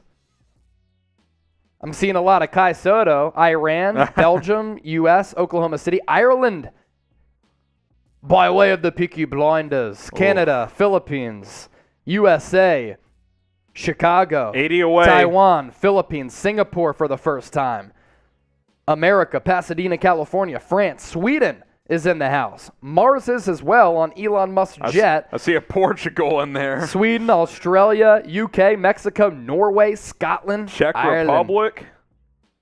Let's see. How many countries have we said? 20 or 25 already? A lot. Armenia, a lot. South Korea, Dubai, Las Vegas, might as well be a Portugal, country. Kenya, Texas. That's where we Kenya? are. In Dallas. Yeah, Kenya. Guys are everywhere, man. Vietnam, Korea. 60 subs away from Antarctica. 309,000. Let's get to 309,000. Come on. Subscribe so that way you can be a part of the live chat. Alaska, that's borderline its own country. It's so far up there. 57 people away. India, Italy, Uruguay, Mars again. We got Kansas is not its own country. No, it's not its own country. Ireland, Uruguay, Fiji, the Philippines. That's right. Appreciate everybody rocking and rolling with us. Sub-only chat will stay on for a few minutes here. So help us get to 309,000 subscribers. We're 40 subs away. Now 30 away. Dear Melina, let's go Kai. $10 super Roulette chat. wheel. Roulette wheel. Get the Liddy cam ready. Mitchell Renz looks like he might be struggling already over there. Yeah, he is he was all right? a little lanes on the wall there. Not the lanes we're used to. 309,000 subscribers, by the way. Appreciate everybody who has subscribed. Mitch, you're on. So What's up, guys? We got to spin the wheel here. All right, so first off, Will's got to take a shot because he was MIA, a.k.a. dropping a number 2. So he's going to take a shot for getting to $100 in Super Chats. I'm going to spin the Cheers. roulette wheel. Shout out to everyone who's still watching right now. If you haven't already, please like the video. Let's go to it. You want to do it or am I going to do it? You got it. I got it? Sam. Do your best impression of host or producer. I know you're going to go with All right, here. so I'm just going to keep this one simple. You don't see the one host, but I'm just going to use my left hand a whole bunch here. So. Oh, my goodness. I hope we don't get kicked off here for that. Appreciate it, Mitch. He's so mad. Oh, there he goes. Mitchell Renz just can't help himself. Nimrod, appreciate the 25 Filipino dollars. I don't know if Jack even noticed that, Chase. He's No. so locked in here. Yeah, I don't think he did. I think he missed it. Mitch off the hook there. Fax 100 with the 2-piece. These Filipinos out of control. Hey, we love the Philippines here, Fax. You got to listen. If they're too loud in the comments, you got to respond. Yeah, you got to drown Other them out. countries got to step up. That's the deal here. It's a competition.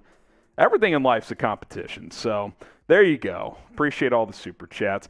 We'll play a little game here. 47 minutes and counting until the draft starts. So shout out your team. We'll give it 10 or 15 seconds, and then the first team Chase sees, we'll talk about that team. So how about this, Chase? At the 47-minute mark, look down in the chat, and then you can the first team you see, that's who we'll talk about. So 10 seconds here as y'all continue to shout out your team. If you want your team to be the one chosen, 5 seconds. Better get it in. 3, 2, and 1. All right, go. Clippers. That's who I saw too, actually. Yeah. You want to go after Kyrie Irving? Yeah. Kyrie Irving might be out in Brooklyn.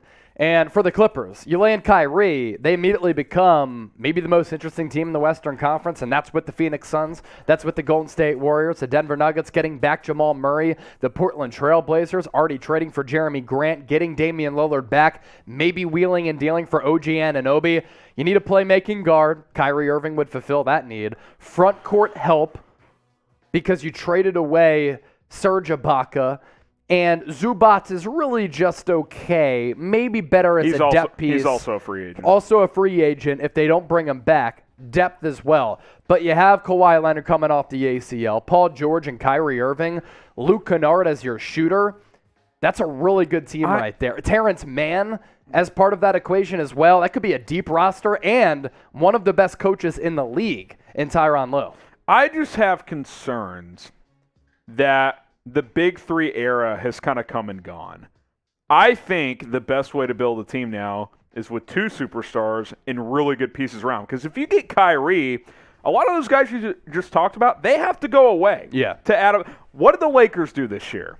They went in on Russ, and I get it. Kyrie's better than Russ. I get all that. But they had no depth. No good role players, basically, outside of Malik Monk. He was the only reliable one, a little bit of Carmelo. But if you're the Clippers, Kawhi, Kyrie, Paul George, that's lethal. What's the rest of the roster? Marcus Morris is gone in this scenario. You can't pay him. You can't re-sign Nick Batum in that scenario. He plays a key role. Reggie Jackson probably has to go to make the money work. He's making a lot of money. Sure, that big three is going to score a bunch of points, but you're going to get shredded when they're out of the game. So it's intriguing. I'm not saying I wouldn't consider it, but there are a lot of things you do have to consider if you are any team that would pursue Kyrie Irving if you already have 2 stars. All right, we'll play this game one more time here. By the way, the Clippers don't have a first-round pick, so not a ton going on for them in the draft. I think they pick at 43 in the second round, something like that. I'll play the game this time. So at 44-30, the first team I see in the chat, that is who we'll talk about. So continue to shout out your favorite team, and we will talk about a team here in 7 seconds here as I get a sip in. Cheers, homies. Bottoms up. Appreciate everybody tuning in here. All right. I saw Clippers again, but we'll talk about the Lakers. That's the next team I saw. Kind of similar, right, for the Lakers. They do have a second-round pick now. Chase, they traded in, pick number 35. But you could also say some similar things. There's been chatter that Kyrie and LeBron could want to sync up again. Obviously, you'd have to move Russell Westbrook, but talk about the Lakers again. What could they do at 35? And maybe if you like or dislike the idea of getting Kyrie on board. I like the idea of getting Kyrie on board if you can get rid of Russell Westbrook, because that immediately helps out your team. It makes you more dangerous, and it's a clear upgrade because Russell Westbrook is on the downward trajectory on the back 9 of his career. Yep. He's losing just a tad of athleticism. My big thing with Russ, it's his lack of decision-making, the maddening decisions and mistakes that he makes, especially in the crucial moments of the game. Can't shoot the 3. They need 3-point shooters and floor spacers on that team and ball handlers who can create and get a bucket, whether it be at the rack or from the outside, to help out LeBron James. And you have to figure, okay, we have 2 injury-riddled players the last couple of years in LeBron and Anthony Davis. And I know Kyrie Irving doesn't really help that because of his lack of availability. But you have those 3 players, and when they do play, maybe it's 50 games, 50, 60 games of that trio is really good. Yeah. Then you round out the roster because you can always expect the Lakers to be aggressive. So I just think it improves the Lakers, and you're trying to win a championship over the next year or 2. This is not a long-term play. No. So trade for Kyrie.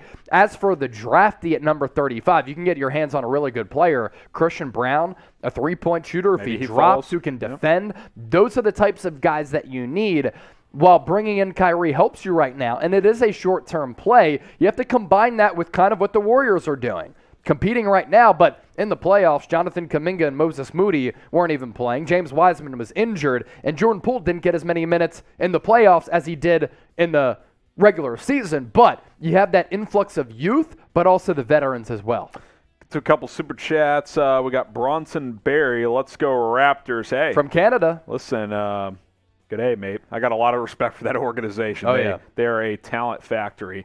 Noel F. Isabel, appreciate the 25 Filipino dollars. Toppy Baldoin, video game controller.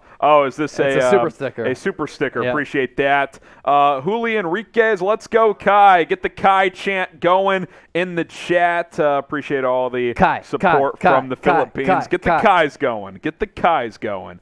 Hey. We've been plugging out as much Kai Soto content as anybody on YouTube. So hopefully he gets drafted to make us look smart. And if not, we'll talk about him as an undrafted free agent. Yeah. You best believe that. Got another super chat. That's actually in the $10 category. So that'll be another roulette spin. So someone at the Litty Cam will have to get ready to go. Skinner B, we'll get to the roulette spin in a moment, but we can get caught up on the reports from earlier, Sam. They're not ready to go out there. We'll go to them in a minute. Appreciate that. He says, for sure, number 1 pick. I think you're going to be disappointed, but hey, I'm rooting for the kid to get drafted. He's got he's got an entire nation behind him. Yeah, maybe the number 1 UDFA pick. Hey, you don't think a lot of teams would want to sign him and get those jersey sales going? You best believe they would. All right, let's circle back to the Kyrie and Durant stuff, Chase, because the report from earlier is that Durant's monitoring what's going on because Kyrie could be moving out. Shams, Woj, they each had reports. Woj mentioned some teams that Kyrie would be interested in. He mentioned the Clippers, Lakers, Knicks, Heat, Mavs, and Sixers. If you're just joining us, we've kind of broken this down a few times, but a lot of more viewers watching now. How do you think this plays out? Do you think something happens tonight? Is it between now and I think it has to be between now really in the 29th because that's when Kyrie has to decide on the player option. So you got 5-6 days here before we kind of find out what the Nets' future is. And the 29th there is the start of NBA free agency. 30th. So the 30th. It's Next right before day, the start of the NBA free agency period. So it would allow the Nets, if they lose Kyrie, to maybe build that roster around KD if he wants to stay. I'm not sure what to think of this. I don't know if it's a leverage play by KD to put pressure on the Nets organization to bring back Kyrie, and he's making his message be known now that if they don't retain Kyrie Irving and he bolts elsewhere via trade or free agency, then he's going to be unhappy, and that puts pressure on the Nets to bring him back. Kyrie, how about you just come back for 1 year? Sign a 1-year deal. Try to see what happens with Brooklyn. Play alongside Kevin Durant. You have Joe Harris coming back off the injury as well as Ben Simmons. A couple of really good players who you drafted last year in Shaedon Sharpe as well as Cam Thomas. You have Seth Curry. That's a roster that I think could win a lot of games, 50-plus in the regular season. Yeah, I'm with you. It'll be very interesting to see. And I think that is a lost thing about the Nets is they didn't have Joe Harris this year, so they really needed his three-point shooting. Will KD and Kyrie return to the Nets? Y for yes, N for no. This is the question we're asking right now. Alexis says no. Jordan says yes. Brian says no. Let's see. Morrow says no. We got Holy Ghost saying yes. Morrow says no. Alexander says yes. Don says no. Let's see. Rogue says yes. Joseph says yes. Chicago Bulls in the chat. I think the Bulls would love to get KD. I'll tell you that right now. Y for yes, N for no. Will they return? Like the video. Let's get to 2,000 likes. We're just over 300 away. Shots for 2K? You in? Oh, yeah, let's do it. All right, we'll take a shot for 2,000 likes, and then we'll get that roulette wheel spin going, too. We still owe you guys one of those as well. So like the video if you guys are excited. So it turns out, sorry, this is producer Sam, by the way. That super chat, 250 Filipino, whatever currency it is actually only $5, unfortunately. It's yellow though. I know. I don't blame YouTube. I don't know. Conversion rate Seems suspicious. All right. Unless the conversion rate's changed. Okay. All right. Seems suspicious. Like the video. We're 200 likes away from 2,000. And once we get there, Chase and I will take a shot. So hit that thumbs up icon. A lot of Kai Soto fans in the chat. You think it's possible to get to 310,000 subs before the draft? What are we at? About 800 away. I think it's possible. I think it's possible. We'll make another push. Yeah. We still on sub only or we turn that off? We'll see. We'll make a push. All right, let's talk about the Magic, Chase, because they're on the clock first here in about 37 minutes. All the buzz is around Jabari Smith out of Auburn. Is that the right pick in your eyes? Yeah, for the Magic, I think Jabari Smith is the smartest play. I'd think about Paolo Banchero, but how does he fit on the floor with Wendell Carter if he's in your future plans? Sure. Jabari Smith is the wing that the Magic really need, a guy who shot more than 40% from three last year. Bruce Pearl, on with Colin Cowherd yesterday, said he's like Kevin Durant. Now, he doesn't have the handle of Kevin Durant. He doesn't have the all-around game of Kevin Durant, but Jabari Smith has high upside as a defender and as a shot maker. He can get a shot off from anywhere going up against anybody because of the pogo sticks for legs and the bounce that he has, but also the length. Now, he does have that high release point at 6'9", 6'10", like Kevin Durant. That's why I'm bringing him in. Also, people have raved about his competitiveness, his drive, his willingness to take on competition. I love all of that in terms of a makeup for a guy who could go number one because I know he's going to put the necessary work in to work on his flaws. And right now, the big flaw for him, it's his handle. Other than that, I love his all-around game. Yeah, and the expectation is that he will go number one. He actually said earlier today to Chris Haynes in an interview that he'd be surprised if he didn't go number one. So we'll find out in probably about 40 minutes or so. All right, here's the deal. Sub-only chat is still active, so you got to be subscribed to comment below. And we got a bunch of people commenting, but I know some of you are unable to because you're not subscribed. 6,300 people watching live. Chase and I would be thrilled, and we've been promised what did the boss say if we got the 310,000 subs before tip-off? A little bonus? I think that was in the works. Yeah, I think that was little the bonus message coming through. Yeah. So if you want to help us out, and we'll help you out by bringing you the best NBA coverage on the internet, let's get to 310,000 subscribers before the draft starts. We got 35 minutes to do it. You want to do another little 2 minutes? Let's do that. Yeah. 2 minutes here to see. Start the clock. We got 2 minutes. How many subs can we pick up in 2 minutes? We're 700 away, 714 away from getting to 310,000 subs. So help us out. How about this? 33-minute mark, Chase, since they got the timer right there. That's when we'll check where we're at. That help works. us out. Subscribe. Let's get there. Also answer this question. Who's going number one? Jabari Smith, Chet Holmgren, or Paolo Banchero? Type JS for Smith, CH for Holmgren, PB for Paolo Banchero. Update, 640 subs away from 310,000. JS, CH, PB. Who goes number one? Now, what's interesting, Harrison, I think Jabari Smith is going. NBA executives would be surprised if he doesn't go atop the draft. But I woke up this morning, the betting odds had Paolo Banchero going number one to the Orlando Magic. But I think it goes Jabari, Chet, Paolo in this order. Jabari to Orlando, Chet to OKC, and then Paolo to Houston. I love Paolo going to Houston. He teams up with Jalen Green. My goodness, that team is interesting. But we'll give you some shout-outs here in the meantime. Once we get to 33 minutes, we're going to come back and see how many subscribers we picked up, trying to get to 310,000 So help us out. by the time of the draft. I'm seeing a lot of KS for Kai Soto. Hey, I love the passion. JS for Jabari Smith. That's really the dominant one here. Yeah. I'm not seeing a lot of Chet Holmgrens. I don't see a lot of PBs. Kai, who OKC taking? I think it's going to be Chet Holmgren. Low-key, Kai Soto's wanted the vote. if we're being real, it's not It's even Jabari. Steven with the first Paolo Banchero. Appreciate the response. There you go. KS from one. Oh, my God. I'd love to know the percentage of the audience from the Philippines right now.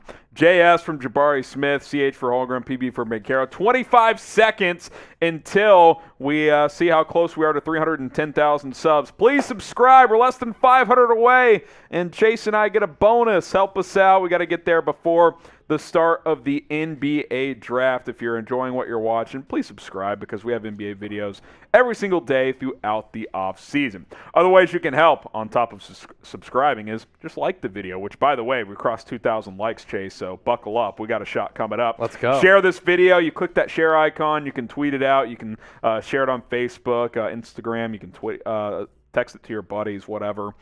Subscribe, like we said, and continue to comment all night long. Keep the live chat nice and active there. All right, I'm seeing now the timer ran out there. 400 subs away. So wow. We'll make one more push Let's here go. in a little bit. We are the sub daddies. The sub daddies. That's what we do here. That is what we do. And the Filipino daddies, I guess, too. Well, that's what it is. Yeah. No doubt about it. If you want to hand me your shot glass here, Yep. we'll take those shots now because we crossed 2,000 likes. Appreciate that. Chase can read out the Super Chat menu in the meantime. Yeah, Super Chat menu here. We appreciate your donations, and when you send in donations, we do fun and crazy things. $1, beer cheers. $5, we'll talk about your team. Any team you want us to talk about, you just Super Chat us $5, and we have you covered. Roulette wheel spin on the Liddy cam just outside the periphery here. $20, somebody will take a fireball shot, and for a $100 Super Chat, Chase Sr., host of NBA Now, alongside my boy Harrison Graham, producer Sam, Jack Lauderay, I'll shotgun a beer. So let's do it for a stack, for a 100-piece. Let's go. Trace Gerard also told me he'd do a beer bong if we get $100. Okay. So, Beer bong and a shotgun. He's ready to go. Cheers to the audience. Yep, bottoms up. Cheers to the draft. Cheers to all of you.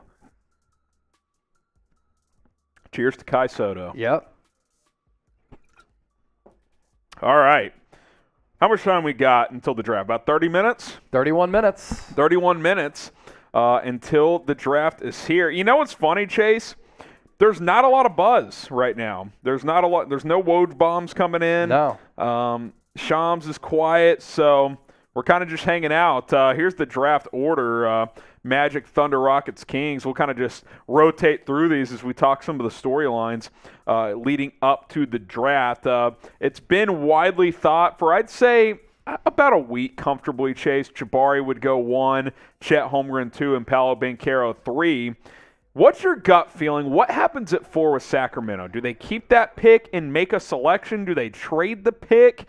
We're kind of coming down to the wire here. We're going to find out in the next probably hour or so by the time they get on the clock at 4. Do the smart thing and just draft Jaden Ivey. I think he's one of the more pro-ready prospects in this draft. When I watch him, I'm like, man, this guy plays and carries himself, has the confidence and swagger of a John Morant, and athletically, that's really what you look for in a lot of these prospects. Does the athleticism translate? And then what else does that respective player have? Now, of course, athleticism isn't everything, but with Jaden Ivey, he has the athleticism. He has the three-point shot. He can get to the rim. I'd like to see him improve his decision-making because sometimes he does make some dumbfounding decisions, but he's never scared in the big moment, and I love that about him. I'm going Jaden Ivey at number 4, and if you say, well, that clashes with Davion Mitchell and De'Aaron Fox, I'm figuring all the rest out later. Now, if Keegan Murray is there and Jaden Ivey's off the board, maybe you make a switch there, but in that instance, you probably have your pick at Chet Holmgren or maybe Paolo Banchero. So I'd stay there. I'd make the pick, continue to build this young nucleus, and try to build within the draft with some homegrown talent. The fact that they traded away the only player in the last 2 decades who actually wanted to play in Sacramento, and Tyrese Halliburton, who, by the way, is an excellent player, that's a joke. Yeah, that organization they got that wrong. Needs rebranding. For Domantas Sabonis, come on now. Hopefully Mike Brown gives him some credibility. He's had mixed results as a head coach, but Steve Kerr has spoken highly of him, so we'll see if that helps as we move forward here. We have some super chats to catch up on as we just cycled through the first-round draft order. A lot of these picks have been traded multiple times, by the way, because that's how things go.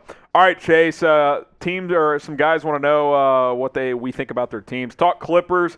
We mentioned Kyrie earlier. We could briefly hit that. What are some other things? There's been some chatter. Nick Batum opted out. It sounds like there's mutual interest in bringing him back, which I think he's been a really good role player for that team. That's an area you could see this team going. Yeah, Batum fits perfectly for what the Clippers want to do. Have a big who can mix it up down low just a bit, but also you give that finesse big guy who can knock down some threes. And last year, he was right around 40%. He's a really skilled offensive player. He opted out. That was kind of expected. He can opt in for more money or test the market to see which title teams want to pay him, because I do think that he's an important championship piece. He's from France. He's played in a bunch of big Olympic games. Has been in the NBA for a really long time. Has great experience. Honestly, I don't think the Clippers need to do that much. You know what you need to do? Get Kawhi back healthy. Get Paul George back 100% off that shoulder injury. He was pretty good in the NBA bubble before he got hit with COVID. I like Terrence Mann. I also like Luke Kennard as a shooter, although Detroit overpaid for him way too much, and Reggie Jackson is a guy who can put the ball on the floor and break down some defenses in a different way than Paul George and Kawhi from the wings. Marcus Morris, key role player. Look, 2 years ago, if Kawhi doesn't tear his ACL, they might be in the NBA Finals. Yeah. I mean, that's just the reality. They lost to Phoenix in 6 in the Western Conference Finals. JK memes, Banchero goes first to the Rockets via trade. Oh, so you think Houston trades up? I don't think they need to. Yeah, I don't think they need to either. I think they might get Banchero at number 3. Yeah, I think you can hang out at 3 if you're Houston. Joey Olstad, he wants us to talk about the Kings here, Chase. So that's kind of a lot of people feel like this is where the draft starts, Chase. That 4th pick with Sacramento. We both believe drafting Ivy is the smart move, but we know the Knicks have been a team that have been interested in moving up. Obviously, you've got De'Aaron Fox. I would commit to him long-term, especially after trading Halliburton. Why would you trade Fox too? I don't think that makes any sense. They drafted Davion Mitchell last year. There's some talent here. I like Sabonis as a big who they went out and got. I do wonder if trading Rashawn Holmes could be in the cards, because you're kind of running into the Sabonis-Miles Turner thing. Does it make sense to have Sabonis and Rashawn Holmes? I think moving Holmes could make sense. So those are a couple of things they could do. Yeah, Holmes is like the Robert Williams type of player that Boston has, and Boston proved that player can be extremely valuable. Yeah. So if you play him at the 5 spot, I think you can get away with that. You have DeMontis Sabonis at the 4. What does that leave open if you go De'Aaron Fox and Davion Mitchell at those 2 guard spots? Davion, shooter. by the way, finished the regular season really well alongside De'Aaron Fox. But one of those guys like Davion could come in off the bench. What does that lead to? You need a wing. Benedict Mathurin could be the guy. Jaden Ivey could be that guy as well. Now, he's not necessarily a wing. He's a guard. But the Kings can do a couple of things here. Do they want to go big Keegan Murray, who reminds me of a little bit more of an athletic Al Horford and is just an overall winning player? That could be in play as well, although I expect it and want it and think it should be Jaden Ivey. Fat black dude. Just reading your name. Nice. Talk about my Wizards. Hey, man, listen. Johnny Davis, maybe? We were talking about this in the office earlier. Well, that can be the draft angle. What if Kyrie gets out and Kevin Durant's like, you know what? I want to salvage my legacy a little bit. I'm going home to Washington. Wow.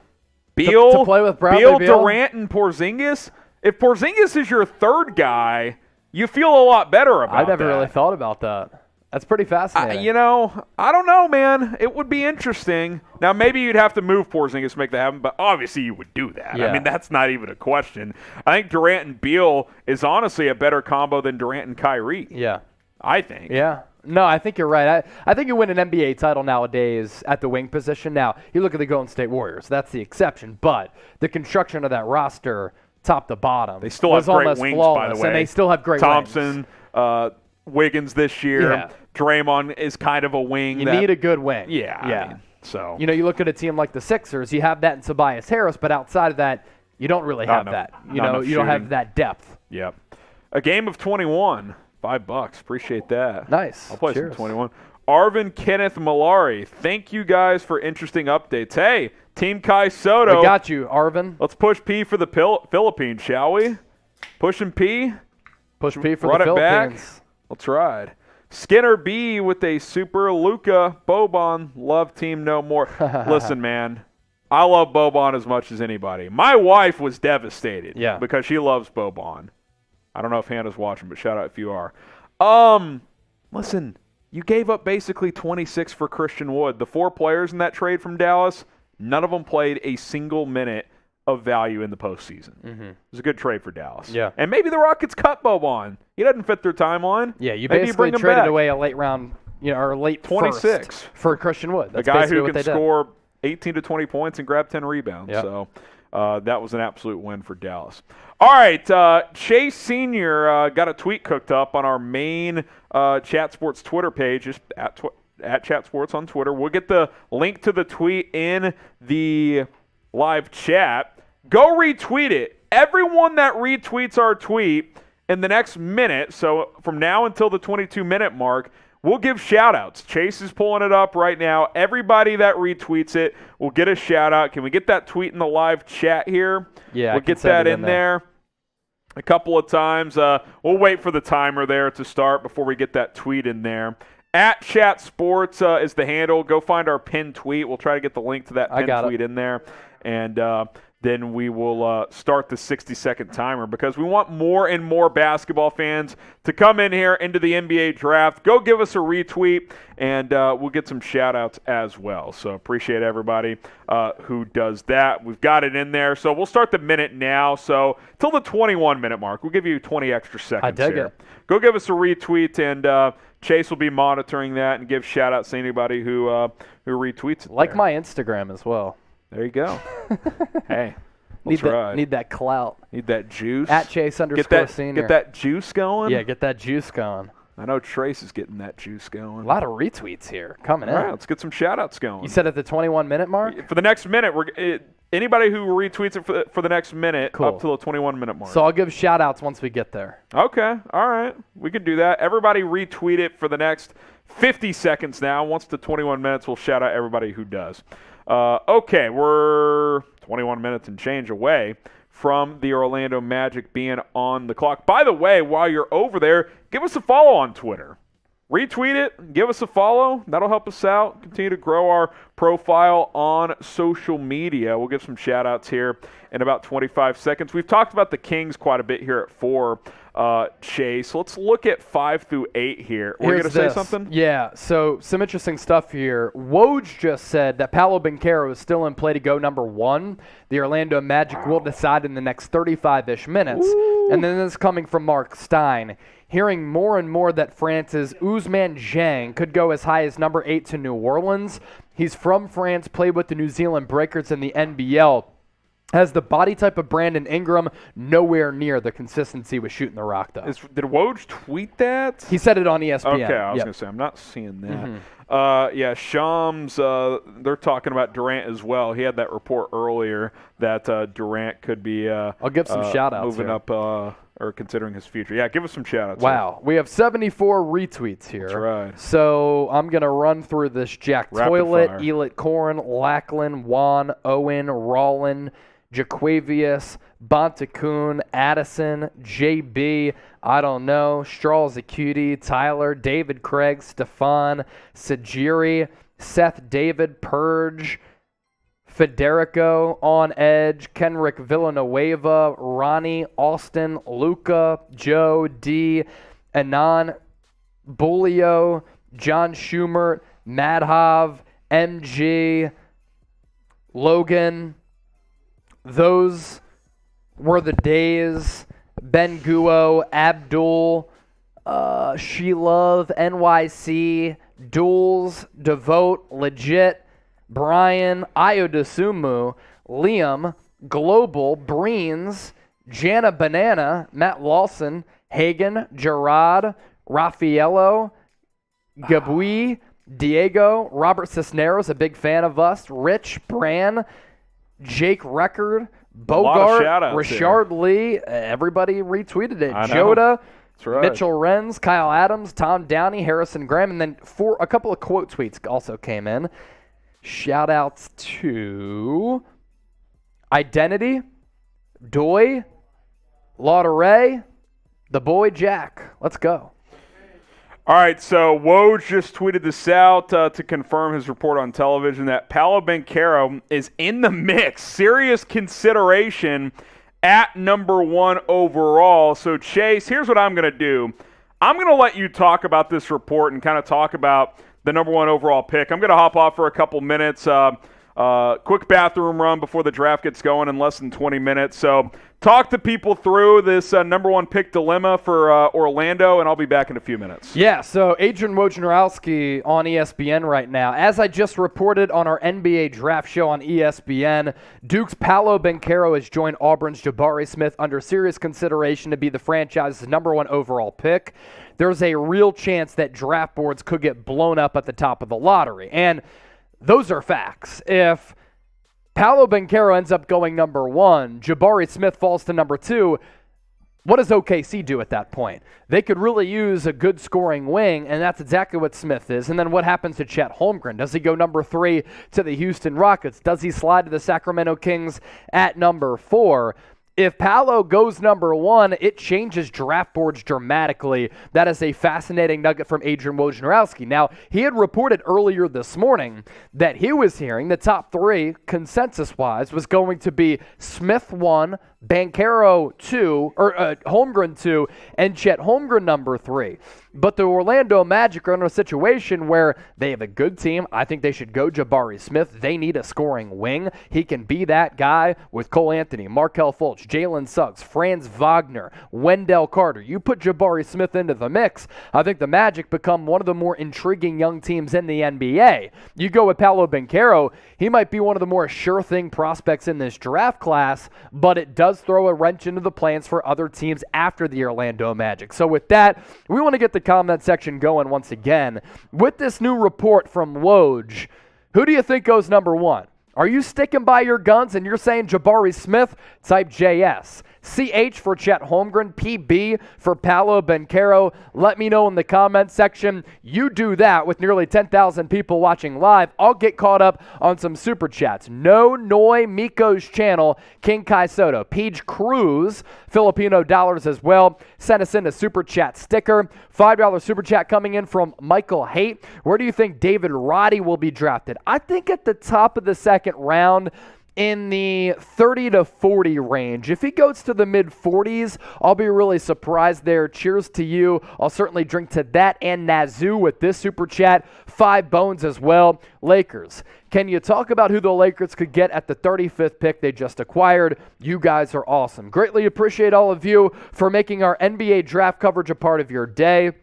I'm going to pull up kind of my draft board right now with some of the players that could fall to the Lakers at 35. Kennedy Chandler, if he drops as a Tyrese Maxey type of guard, he would be awesome for the Lakers because they need a playmaker at the guard spot who they can develop over time. And I think that Kennedy Chandler has scoring ability right away. Patrick Baldwin, former high-end high school recruit, didn't go to a big school, went to Milwaukee to play for his dad, really struggled there, COVID and some injuries.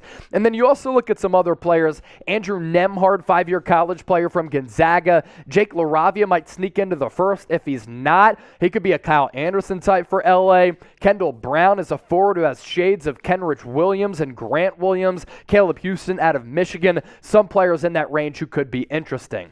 We go to this super chat from Cashman. Is Chet going to be the next Durant in your opinion? No.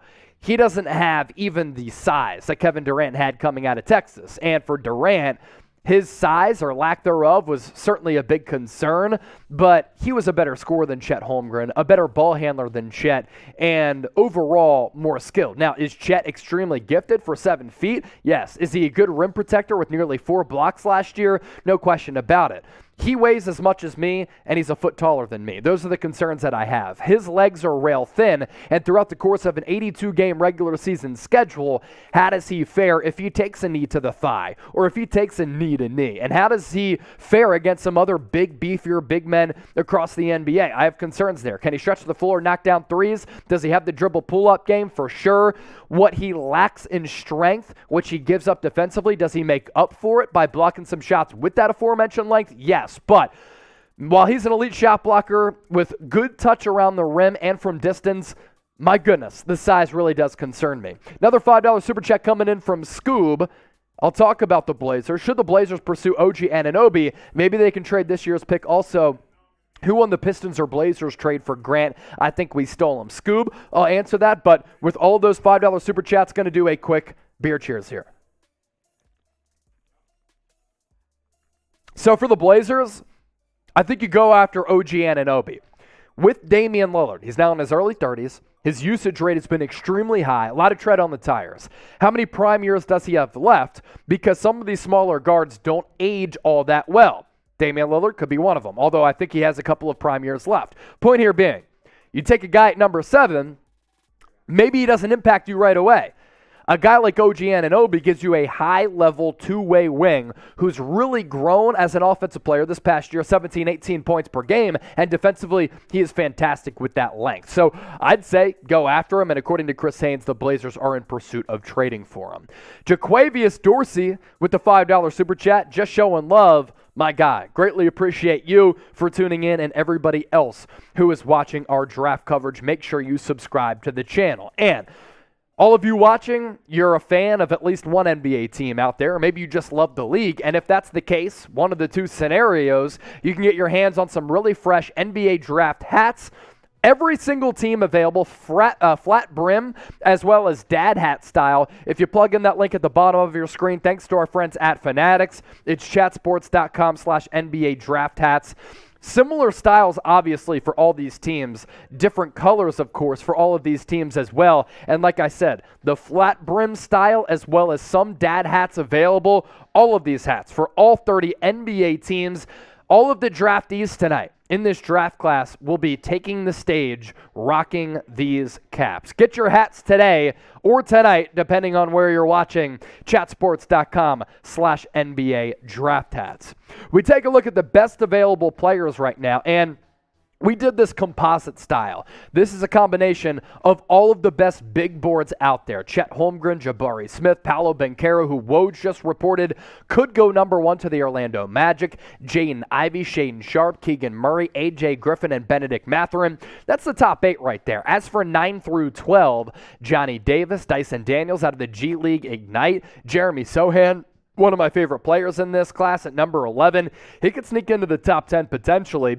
Jalen Durham, a lot of buzz behind him going to the San Antonio Spurs at number 9. Uber athletic, hyper athletic big who can certainly block shots. Can't really do much else other than that, but we saw the impact that Robert Williams had defensively and offensively at times for the Boston Celtics. Jalen Duren is that type of player. So those are some of the best available guys in the top 12, and obviously 58 picks tonight because of the Bulls and Heat getting hit with some of those tampering charges. So 2 less picks as compared to normal, but we have information on every single person who is going to get drafted tonight. So because of that, are you excited for our draft coverage? Are you excited for the 2022 NBA draft, which gets underway in 11 plus minutes? If that's the case, I want you to hit that thumbs up icon and like the video. Let's see how many likes we can pick up over the next, let's say, 1 minute. So you look at the clock here in just a second. We have about 10:35 remaining until the NBA draft is the clock that I'm looking at. Over the next minute, we get to 9:30. How many likes can we pick up? Right now, 2,500 plus. How many likes can we pick up over the next minute? If you're excited for the NBA draft, I want you to hit that thumbs up icon and like the video. If we can do the same thing that y'all just did with Harrison, that would be great too in the lead up to the draft. I know I'm excited. Yeah. So hit that thumbs up icon. I'll tell you what, Chase will hop off now, then he'll get ready for the first pick here. He'll hop off 4 or 5 minutes, then he'll be back because we're going to be live for like 5 more hours. So, we got to get a final bathroom run in, all that good stuff. So like this video. Over 11,000 people watching live. Come on, like the video. We hit over 3,000 likes. Is that a shot for somebody? Maybe at the Liddy cam? So here we go. Appreciate that as well. I got to take a shot. So appreciate all of that as well. All right, let's go to Justin Alcantara. Kai Soto undrafted. Bulls sign him. Hey, that'd be lit. That'd be lit. Appreciate the $5 on that front. For Prince, it's 500 Filipino dollars. How much is that? It's got to be like a 20 burger, right? 10 burger? That's Liddy Cam. Appreciate it for Prince. We owe you guys a roulette spin, so we'll get to that. Let's go to Devo. If Raptors get in 2, Mitch, we got Liddy Cam whenever one of y'all is ready. If Raptors get into the top 10 by trading OG, who do you think they will target? Golly. Well, who do you think they will target? Maybe a guy like Jeremy Sohan, although he could fall outside the top 10. Maybe a Shaedon Sharpe is a guy they go make a move for. Benedict Mathurin is a player I like a lot. I think those are a few guys that could make some sense. Fates, Urim, looking for Houston to grab a Baji for a second pick. He's not going that high. Oshai Baji, maybe their second pick, is that what you're saying? Potentially, but he'll probably go in the teens on that front. Nazim Zeker, appreciate the $1. Let's go to Jaquavius Dorsey. I would love to see the Lakers draft Sharif O'Neal. He probably won't get drafted, but I could see them signing him as an undrafted free agent. So keep that in mind, Jaquavius. When Tyler Jones is ready, we will go to him. It looks like he is ready to go. We'll go ahead and bring him in here. Tyler, you are on. Tyler, welcome in. We got to spin the roulette wheel, and let's see what's happening. As the resident Oklahoma City fan, I'm trying to drown my sorrows away of knowing that Chet Holmgren is coming to Oklahoma City, but we might as well go ahead and get started now. All right, spin that piece. He's going to spin the wheel here. Oh, invalid spin. Oh, my goodness. Wow. Well, I'll spin it again. Spin it again. I think that's a bonus shot regardless. All right, let's see what he gets here. Okay, this one. A lot of urgency happening right now. Pick up the pace, Jonesy. Beer shotgun. All right, you got a shotgun of beer. Shotgun, go get him. While he gets ready, we'll go back to him in a second. While he gets ready, he's going to shotgun a beer, run it back like it's 1999 for old Jonesy. Shout out your favorite team. We'll talk about the first one we see. Let's get the live chat going. Come on.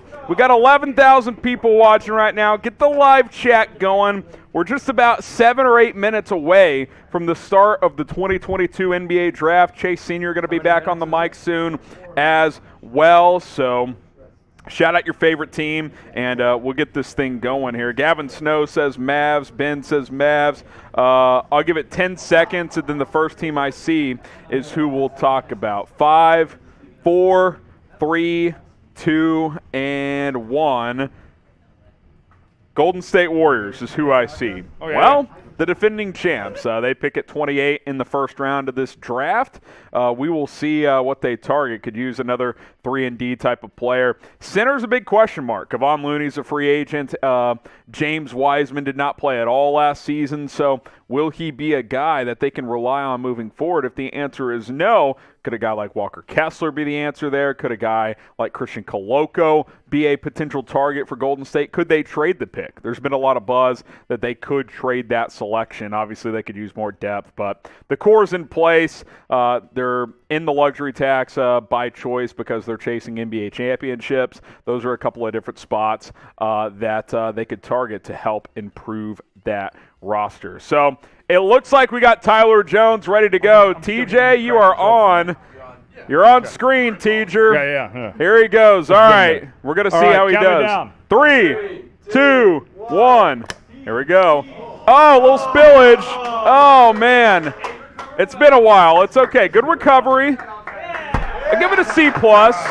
The recovery was meant. So to we do actually have one more roulette spin we have to do. All right, spin it real quick. Okay, so we already spun it. Here, you're up. Seeps, Seeps, be quick.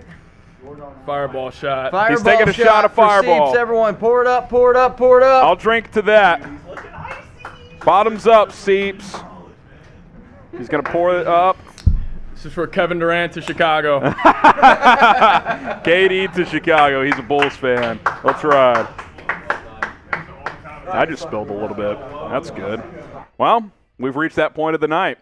All right, let's see. You want to play this game again, Sam? Oh, okay, we can go to this. If you love the NBA, we're the channel for you. At some point in every draft, there's always a little spillage. It's the way it goes. NBA draft coming up in about 5 minutes. Free agency next week. We got more coverage for you guys as well. Marshall Green, it's all good. We're fine here.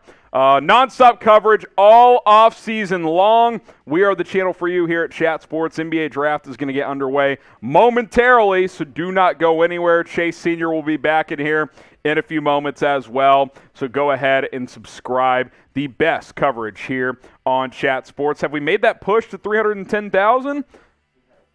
We can make that push here in just a moment.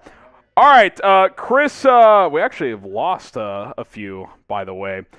Chris in the chat, Katie to the Bulls, I'm now talking it into existence since the recent news.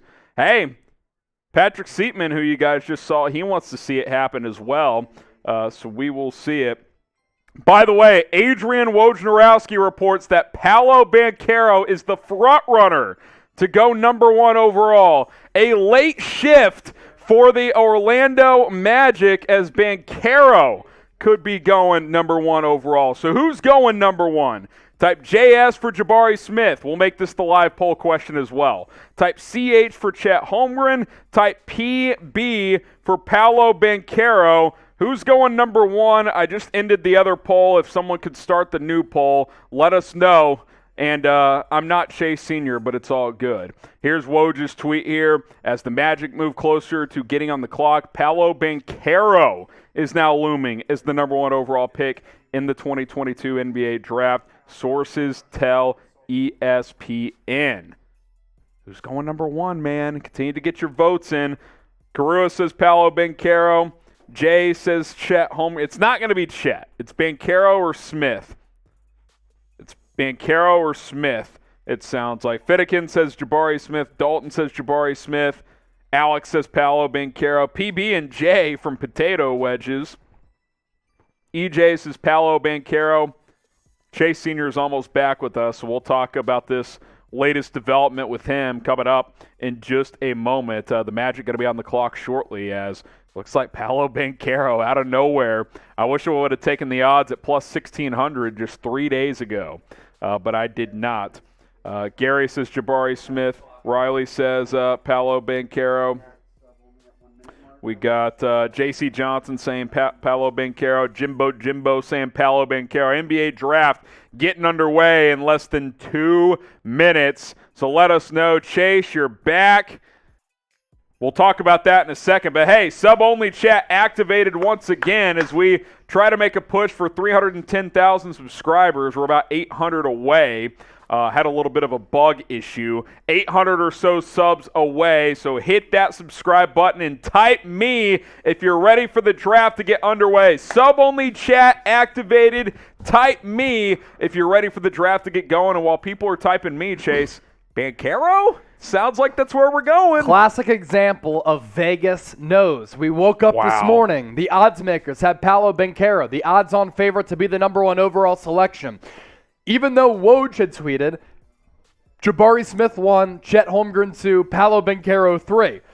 Have the Magic had a change of heart, or did somebody leak this to the odds makers in Vegas? Vegas always knows. You know what's interesting? A couple of days ago, his odds went from plus 1,600 to plus 240. And we in the office were like, oh, maybe Vegas is trying to steal some money. I wish I would have taken $20 at plus 1,600. Yeah. I'll tell you that right now. We get some shout-outs here, Chase. 30 seconds till the NBA draft starts. Alex, Robert, Neil, we got Unad, Evelyn, Dylan in the chat, Jade, we've got Goosey, Neville, Ferds, Mitchell Ren's hanging out in the chat. Count us down, Cynthia, Mr. We got Clutch, Sloth, Kale, Mr. A, Brazy, Justine Ford, Dexter, Sloth, 13,000 people watching live. Who's ready for the NBA draft? Type me if you are. Here we go. The Orlando Magic about to be on the clock.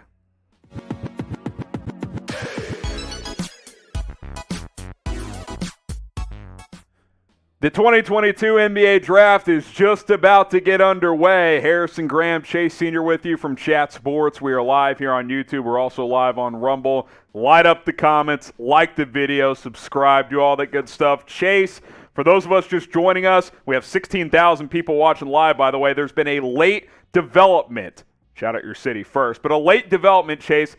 Paolo Banchero appears to be the favorite to be the top selection by Orlando. And an upset pick. Now, I woke up this morning. I took a look at the Vegas odds. They had Paolo Banchero going #1, but Adrian Wojnarowski originally had tweeted and reported that it was going to be Jabari Smith, Chet Holmgren, Paolo Banchero. But just moments ago, a monster development, as Harrison just broke down, Woj once again taking to the Twitter streets and saying this, as the Orlando Magic move closer to getting on the clock, Duke's Paolo Banchero is now looming as a front runner to be the #1 overall pick in the 2022 NBA Draft. We're going to continue to react to this. Orlando Magic about to be on the clock, but a big shocker and big late development, which now sets up the draft board in a fascinating fashion because is Jabari Smith going to go #2? OKC, they're huge fans of Chet Holmgren, and Chet and his agent want to go to the Thunder. But can you pass up on Jabari Smith?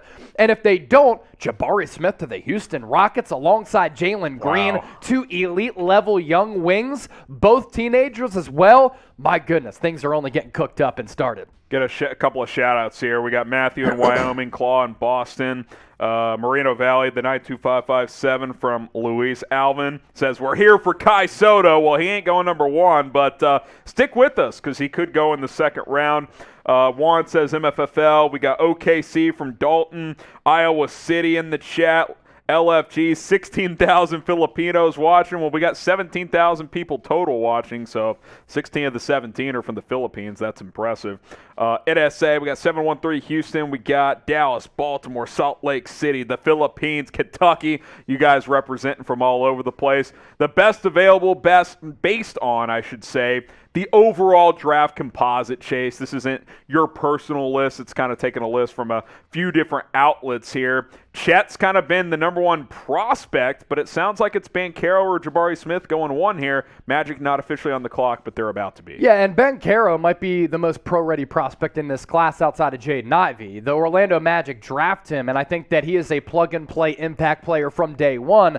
I kind of compare him to Chris Webber. Great feel for the game, basketball smarts, can really score well for a big man, has awesome footwork, has this mid-range game that I really like, and in the NCAA tournament, shot about 50% from beyond the arc. So as a big guy to be able to do that in today's NBA, where some of these hybrid bigs work out really well, Banchero can be a very good player for a long time. And it wasn't close between having Jabari number one on my big board and Banchero number two. It was Jabari with the slight edge. Well, we'll see who goes number one, but help us be number one on YouTube.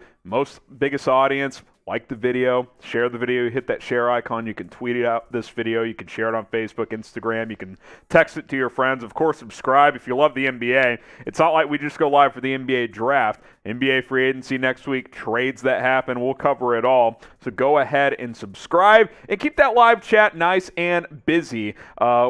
We've got, I think subscriber-only chat is on right now, but we'll kind of fluctuate that. Help us be number one. We got over 18,000 people watching right now as we await for the Orlando Magic to be on the clock. Looks like Adam Silver is introducing the draft here, Chase, so the Magic will be on the clock shortly. So let's go back to this question. Who's going number one? It's really Jabari Smith or Paolo Banchero. It doesn't sound like Chet Holmgren's in the mix. This is also the live poll question. The audience still thinks it's Jabari. Sounds like there's been a late shift, though.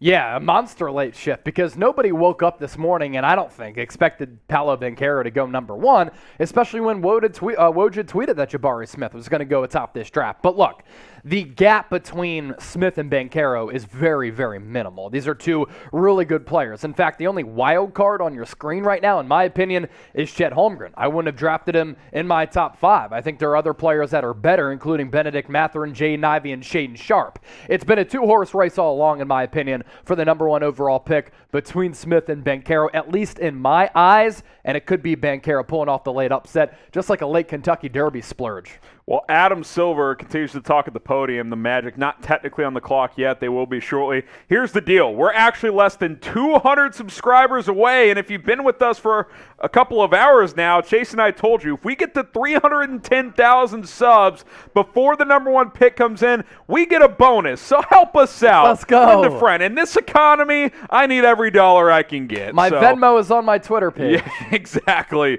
Hit that subscribe button. Let's get to 310,000 subs. Also, producer Sam and Jack get stipends as well. Let's make it happen. We get 200 more subs, and we will be at 310,000. Here's the deal. We'll shout you guys out as well for subscribing because sub-only chat is on. So spam me right now. We got over 18,000 people. The NBA draft is about to get going. Adam Silver's reading a monologue right now, but hopefully he'll be done soon. I'm being told we crossed 310,000. Easily. We're almost at 311,000. Let's go. We're 300 away. Let's make it happen. Cheers to the people. Cheers. Shout out to the Philippines. I know a lot of you guys are in the chat. Get some shout-outs here. Kyle says me. Ryro says me. NBA draft here at Chat Sports. We've got you guys covered here for the next 4 or 5 hours. However long the draft is, that's however long we'll be live. And then we'll also have some draft grades at the end of this thing. So Raquel says me. JR says me. Cairo me. You says me. OTS saying me. Roberto. Type me in the chat, and let's get more people in here on draft night. Do you think Paolo Banchero and Jabari Smith are checking Twitter? Like, do you think they're aware of the latest tweets and developments? How could you not? I would be.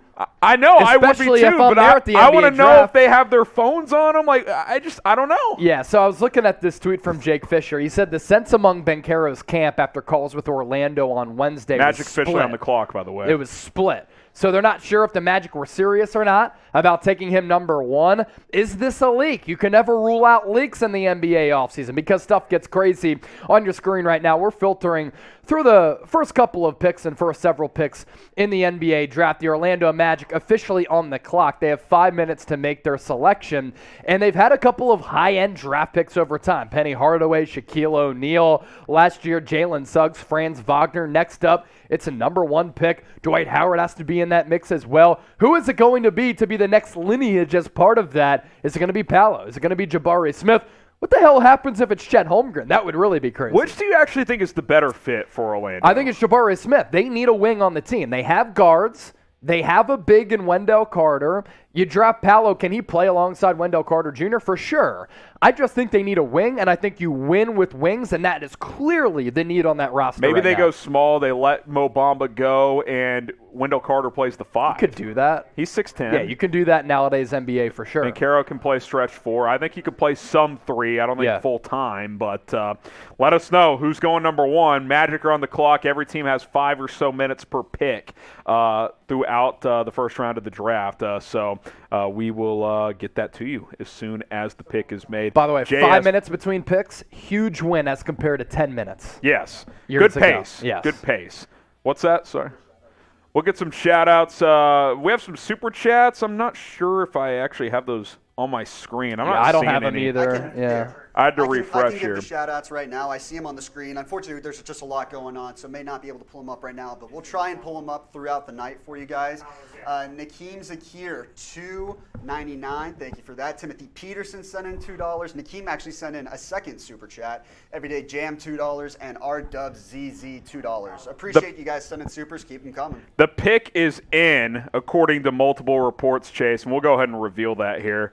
It's Paolo Banchero. Yeah. So not sure exactly. We'll see if more reports come out when this late shift happened. Like you said, Jake Fisher reported that on Wednesday. Banchero's camp felt pretty good about this, but throughout it sounded like it was Jabari Smith, but some late momentum, like you said, Vegas knows Paolo Banchero, the forward out of Duke, can play some 3, can play some 4. He's going to land with Orlando at number 1 overall. Really like Banchero as a player. I had him number 2 on my best available, right behind Jabari Smith, but that's not a slight against Banchero. The gap between those players was so minimal. Seasoned prospect, really has the upside to blossom into a star. I love his interior scoring ability. In the NCAA tournament, he showed off his 3-point shot. For a big, has really good ball handling skills. Love his playmaking as a passer out of the low and high post. Great feel for the game. And because of all that, my pro comp for him was Chris Webber. And Chris Webber, for a long time with the Sacramento Kings, was one of the best power forwards and one of the most gifted power forwards that we'd ever seen. And last year with Duke, 17 points per game, nearly 8 rebounds, 3+ dimes, and a steal per night. You look at that steal number, and it looks pretty solid. The big area where Banchero needs to get better is on the defensive side of the floor. Sometimes he can get put in a turnstile, and he's athletic enough to be a good defensive player. I think it comes down to effort, but that's what Banchero has to work on. And for the Magic, a couple of really good young pieces here now. Cole Anthony, Markelle Fultz, Jalen Suggs, Franz Wagner, Wendell Carter Jr., Paolo Banchero to the mix. Magic, arrow pointing up, as well as that trajectory. Grade the pick, as a lot of grades are already coming in. F-Foot says C. Dolly says C. B- from Marco. Who even cares? Says A. C from F-Foot. Sorry to the Kai Soto folks thinking he was going number 1. Did not happen. Mike Dibble says B. We got Mina K saying B as well. Mac says A. We got Mr. A saying B. Looks like, by the way, it's not official, a lot of buzz that Jabari Smith is now going to be the pick to the Thunder. How far will Chet Holmgren fall? Woj just said Chet Holmgren remains the front runner for OKC. Conflicting reports. Conflicting reports. Grade the pick. Jerry says B. Brum says B. He says the front runner. No pick has been made. Let's make that clear. That pick is not in, Sammy boy. The pick is not in for Oklahoma City as we await here. Sports Guru says A. Woj says that he's the front runner, Chet Holmgren, but there's also reports that it could be Jabari Smith. What's he gonna do? So Chris Haynes had reported it was Jabari. And then Woj said Chet Holmgren remains the front runner. Conflicting reports. Big J battle on the NBA draft. Hey, drama early. We can't ask for any more. Yeah. Like the video if you're having a blast. Hit that thumbs up icon, and we will see what the Oklahoma City Thunder do at this pick. Who should the Thunder draft? Let us know in the comments. I'd go Jabari, man. I'd go Jabari. He's a hooper. Yeah. Look, him next to Shai Gilgeous-Alexander, Josh Giddey with his passing ability to find a 40+% three-point shooter around the arc. Jabari Smith is also a really good defensive player. You have Lou Dort. Some questions in that front court, no question about it, but I'm going wing over big 7 days a week nowadays at the Chris NBA Haynes level. deleted his tweet about Jabari Smith. Did he really? So that would lead one to believe that Chet Holmgren is the front runner here, but nothing official yet. We're still waiting for the pick to come in.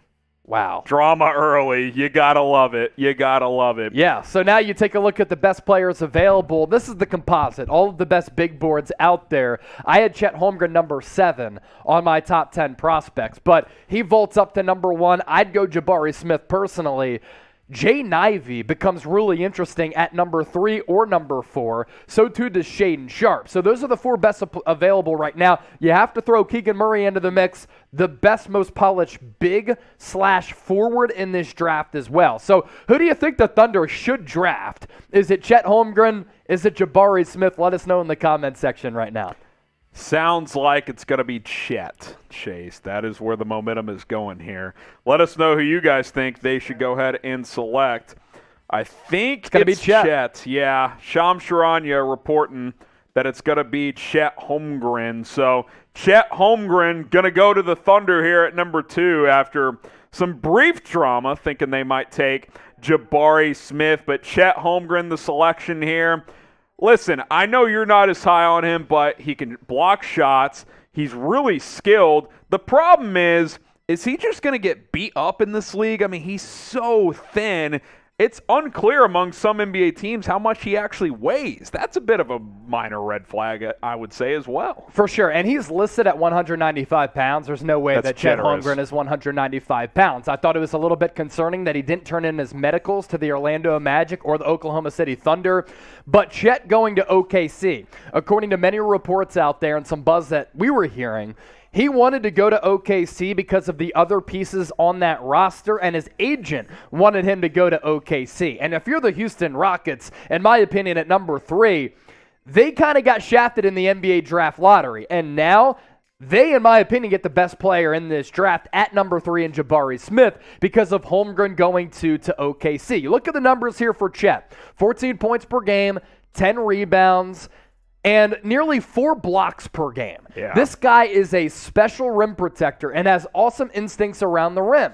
That was at the college level, though. That was in a weak college basketball conference. How does he fare going up against an Embiid, going up against a Gobert, or a Jokic, or even an Anthony Davis? If LeBron James or Luka Doncic take him down to the low block, is he going to be able to hold his own? Now, what he lacks in size in terms of players backing him down, he can make up for it with just the length. Yeah. And he's so smart on that end. I just worry about the long-term sustainability of that body, the rigors of an 82-game regular season schedule, as well as him playing in the playoffs. If he takes a knee to the thigh or to the knee, we know that's really painful. How does he sustain the contact on the low block? Now, he can live around the perimeter for sure, but if you're playing him at forward or center, he needs to give you some tick on the low block. How do you feel about this pick? Love it or hate it? Anthony says love it. Jose loves it. Vivian hates it. David hates it. We got S2 loving it. Jomath loves it as well. AJ hates it. MJ hates it. Sleeks loves it. JT loves it. Sleeks loves it. Lynx hates it as well. 23,000 and change watching live. Subscribe to the channel if you love the NBA. This is the channel for you. We also coverage the NFL and college football, but we do it all here at Chat Sports. NBA draft just getting going here. If you are a fan of this sport, our NBA offseason coverage is just getting underway. By the way, we just crossed 311,000 subscribers. Shout out to the audience. Shout out to everybody tuning in. 311,000. I want to get to 312. Let's keep it moving here at Chat Sports. Hit that subscribe button right now. So Paolo Banchero goes 1. Chet Holmgren goes 2. Houston Rockets on the clock, Chase. They might just get Jabari Smith now. And if that's the case, they get, in my opinion, the number one player in this draft class. And as I said, slight margin, Jabari Smith over Paolo Banchero. But if you're Houston, you're sitting pretty here. You already have some young assets on that team. I love what they did in the draft last year with Jalen Green, Alperen Şengün, Josh Christopher. You traded away Christian Wood to get rid of a veteran and just build around this youth talent. And if you bring in a guy like Jabari Smith, he fits in at that wing spot. He's not the greatest handler of the basketball. That's fine because Jalen Green can do that. But you get two guys who remind me a lot of just guys who can put the bucket or put the biscuit in the basket. For Jalen Green, it's like a Bradley Beal type of player. Yeah. And for Jabari Smith, it's a Michael Porter Jr. And once he develops that handle, that 1-2 punch at those wing spots with Green as well as Jabari Smith is so intriguing. And Usman Garuba last year at number 23 was a great defensive player coming out of Spain where he was playing internationally. So I love the young makings of this Houston Rockets team. And if they get Jabari Smith, my gosh, what a selection for them. The board fell in their favor. Type me if you're subscribed to Chat Sports, and myself and Chase Sr. will give some shout-outs here. And, yeah, just a couple final thoughts on the Rockets there, Chase. You added Jabari Smith here as you continue this rebuild, which I think is the right move by Houston. Then you really just need your point guard long-term. Yep. We'll see who that ends up being. Quick note here, I just saw come across my timeline. Shams reporting that the Magic did not have a formal workout or meeting with Banchero during the pre-draft process. Interesting. And So they something just drafted changed late? Something like that. I wonder if something in Jabari's background came up that they didn't like or something, or a medical, or who knows? We'll find out, I'm sure. I'm sure there will be some reporting on this. Really surprising. We'll get some shout-outs here. I don't know if that's ever happened, Chase, that a number one overall player goes to a team that didn't work him out. Yeah. I'd love to know the history on that. And why wouldn't they have worked him out either? Why not do your due weird. diligence on the prospect, bring him into the building to see what he can do? The Magic have been bad for a good reason, Chase. Bad. Woj's wording, which continues to be hilarious. Auburn's Jabari Smith is atop Houston's draft board at number 3. Noob Gaming says me. Jezadel says me. MJI says me. Max Fragazzo says me. Sean says me. Cody, atop the board. That might be a new one. What's your favorite Woj synonym for they just made the pick? Let us know. Brixie Circling says me. in. Zeroing in on. Chase the God says me. That might be your burner account, Chase. Could be. D-Lone says me. Boy says me. Keep it coming in. Don't go anywhere. Draft's still getting going. No reason to dip out now. We're going with this. Sounds like Jabari Smith gonna be the pick here, Chase. He's gonna go to Houston at number 3, and I think so far, like, this is the best value picks early on in the going here. Yeah, you look at our scouting report for him. This guy's an awesome spot-up shooter. He knocked down more than 40% of his three-point opportunities last year with some volume and awesome work ethic, and a guy who never backs down from contact, a guy who never backs down from competing, a guy who, if you tell him he has this and that to work on, he's going to get into the lab and he's going to work on those elements of his game so that he can become a great player. He's still only 19 years old, 6'10", 210 pounds, a wiry, bouncy, explosive athlete who has that high release to his shot. 17 points per game last year, 7.5 rebounds, 42% from beyond the arc, and a guy who over time can become an elite high-level defender on top of what he can do on the offensive end. Now, an area for him to improve is certainly with his handle, but this guy, number 1 player on my board, and for Houston, you get the number 1 guy at number 3 overall to pair up alongside Jalen Green. You have your 2 young superstars in H-Town, and what a turnaround for that organization. You traded away James Harden. You thought that you were going to be in the abyss in the NBA for a couple of years. They're already climbing their way out of that. Yeah, and look, it's not going to happen overnight, but you're getting this nucleus now. Jalen Green, we'll see what Şengün does now that they've traded Christian Wood. You had Jabari Smith here. Continue to add some pieces. Once John Wall's finally off their books next year, they'll have a lot more money that they can spend. So if you're the Rockets, it'll take time, but they've got a lot of assets moving forward in terms of draft capital. ABCDRF, grade the pick of Jabari Smith. And it's got to be an A. And listen, we don't know exactly what these guys will be until they, lace them up and play. But I think on paper, this is an A selection, no doubt about it. I agree. I'm By going the to way, my A. Jake Fisher Sacramento remains in trade conversations with the pick at 4. Marshall Green out there. He's got his hands on his hands on his head. New York Knicks now host. Will the Knicks trade up with Sacramento for a guy like Jaden Ivey? The trade rumors have been heavy around this number 4 pick, Chase. Yeah, no, huge. And this has been the speculation and the buzz for a really long time. Sacramento is in a spot where they're not sure if they should go with the best player available in Jaden Ivey when they already have 2 guards in Davion Mitchell, who they drafted in the top 10 last year, and De'Aaron Fox, who after the Tyrese Halliburton trade averaged nearly 30 points per game last year and played really well. If you can get good value back for the number 4 overall selection, whether it be moving back in this draft or really good player capital, I can see Sacramento's thinking, I'm going best player available. I'm trying to build a special young core. You messed up the Tyrese Halliburton trade last year. I know that was the previous regime, but to build your team, look at what the Warriors did. They stockpiled young talent. That's the best way to get yourself out of the depths of the NBA. The Kings have been there for nearly 2 decades. I don't like trading out. I'd take Jaden Ivey, but that's me. We're still waiting as the Sacramento Kings are on the clock at this point. T for trade, K for keep. Yashi Verma says trade. Sebastian says trade. Kent says keep. Delson says keep. Michael says trade.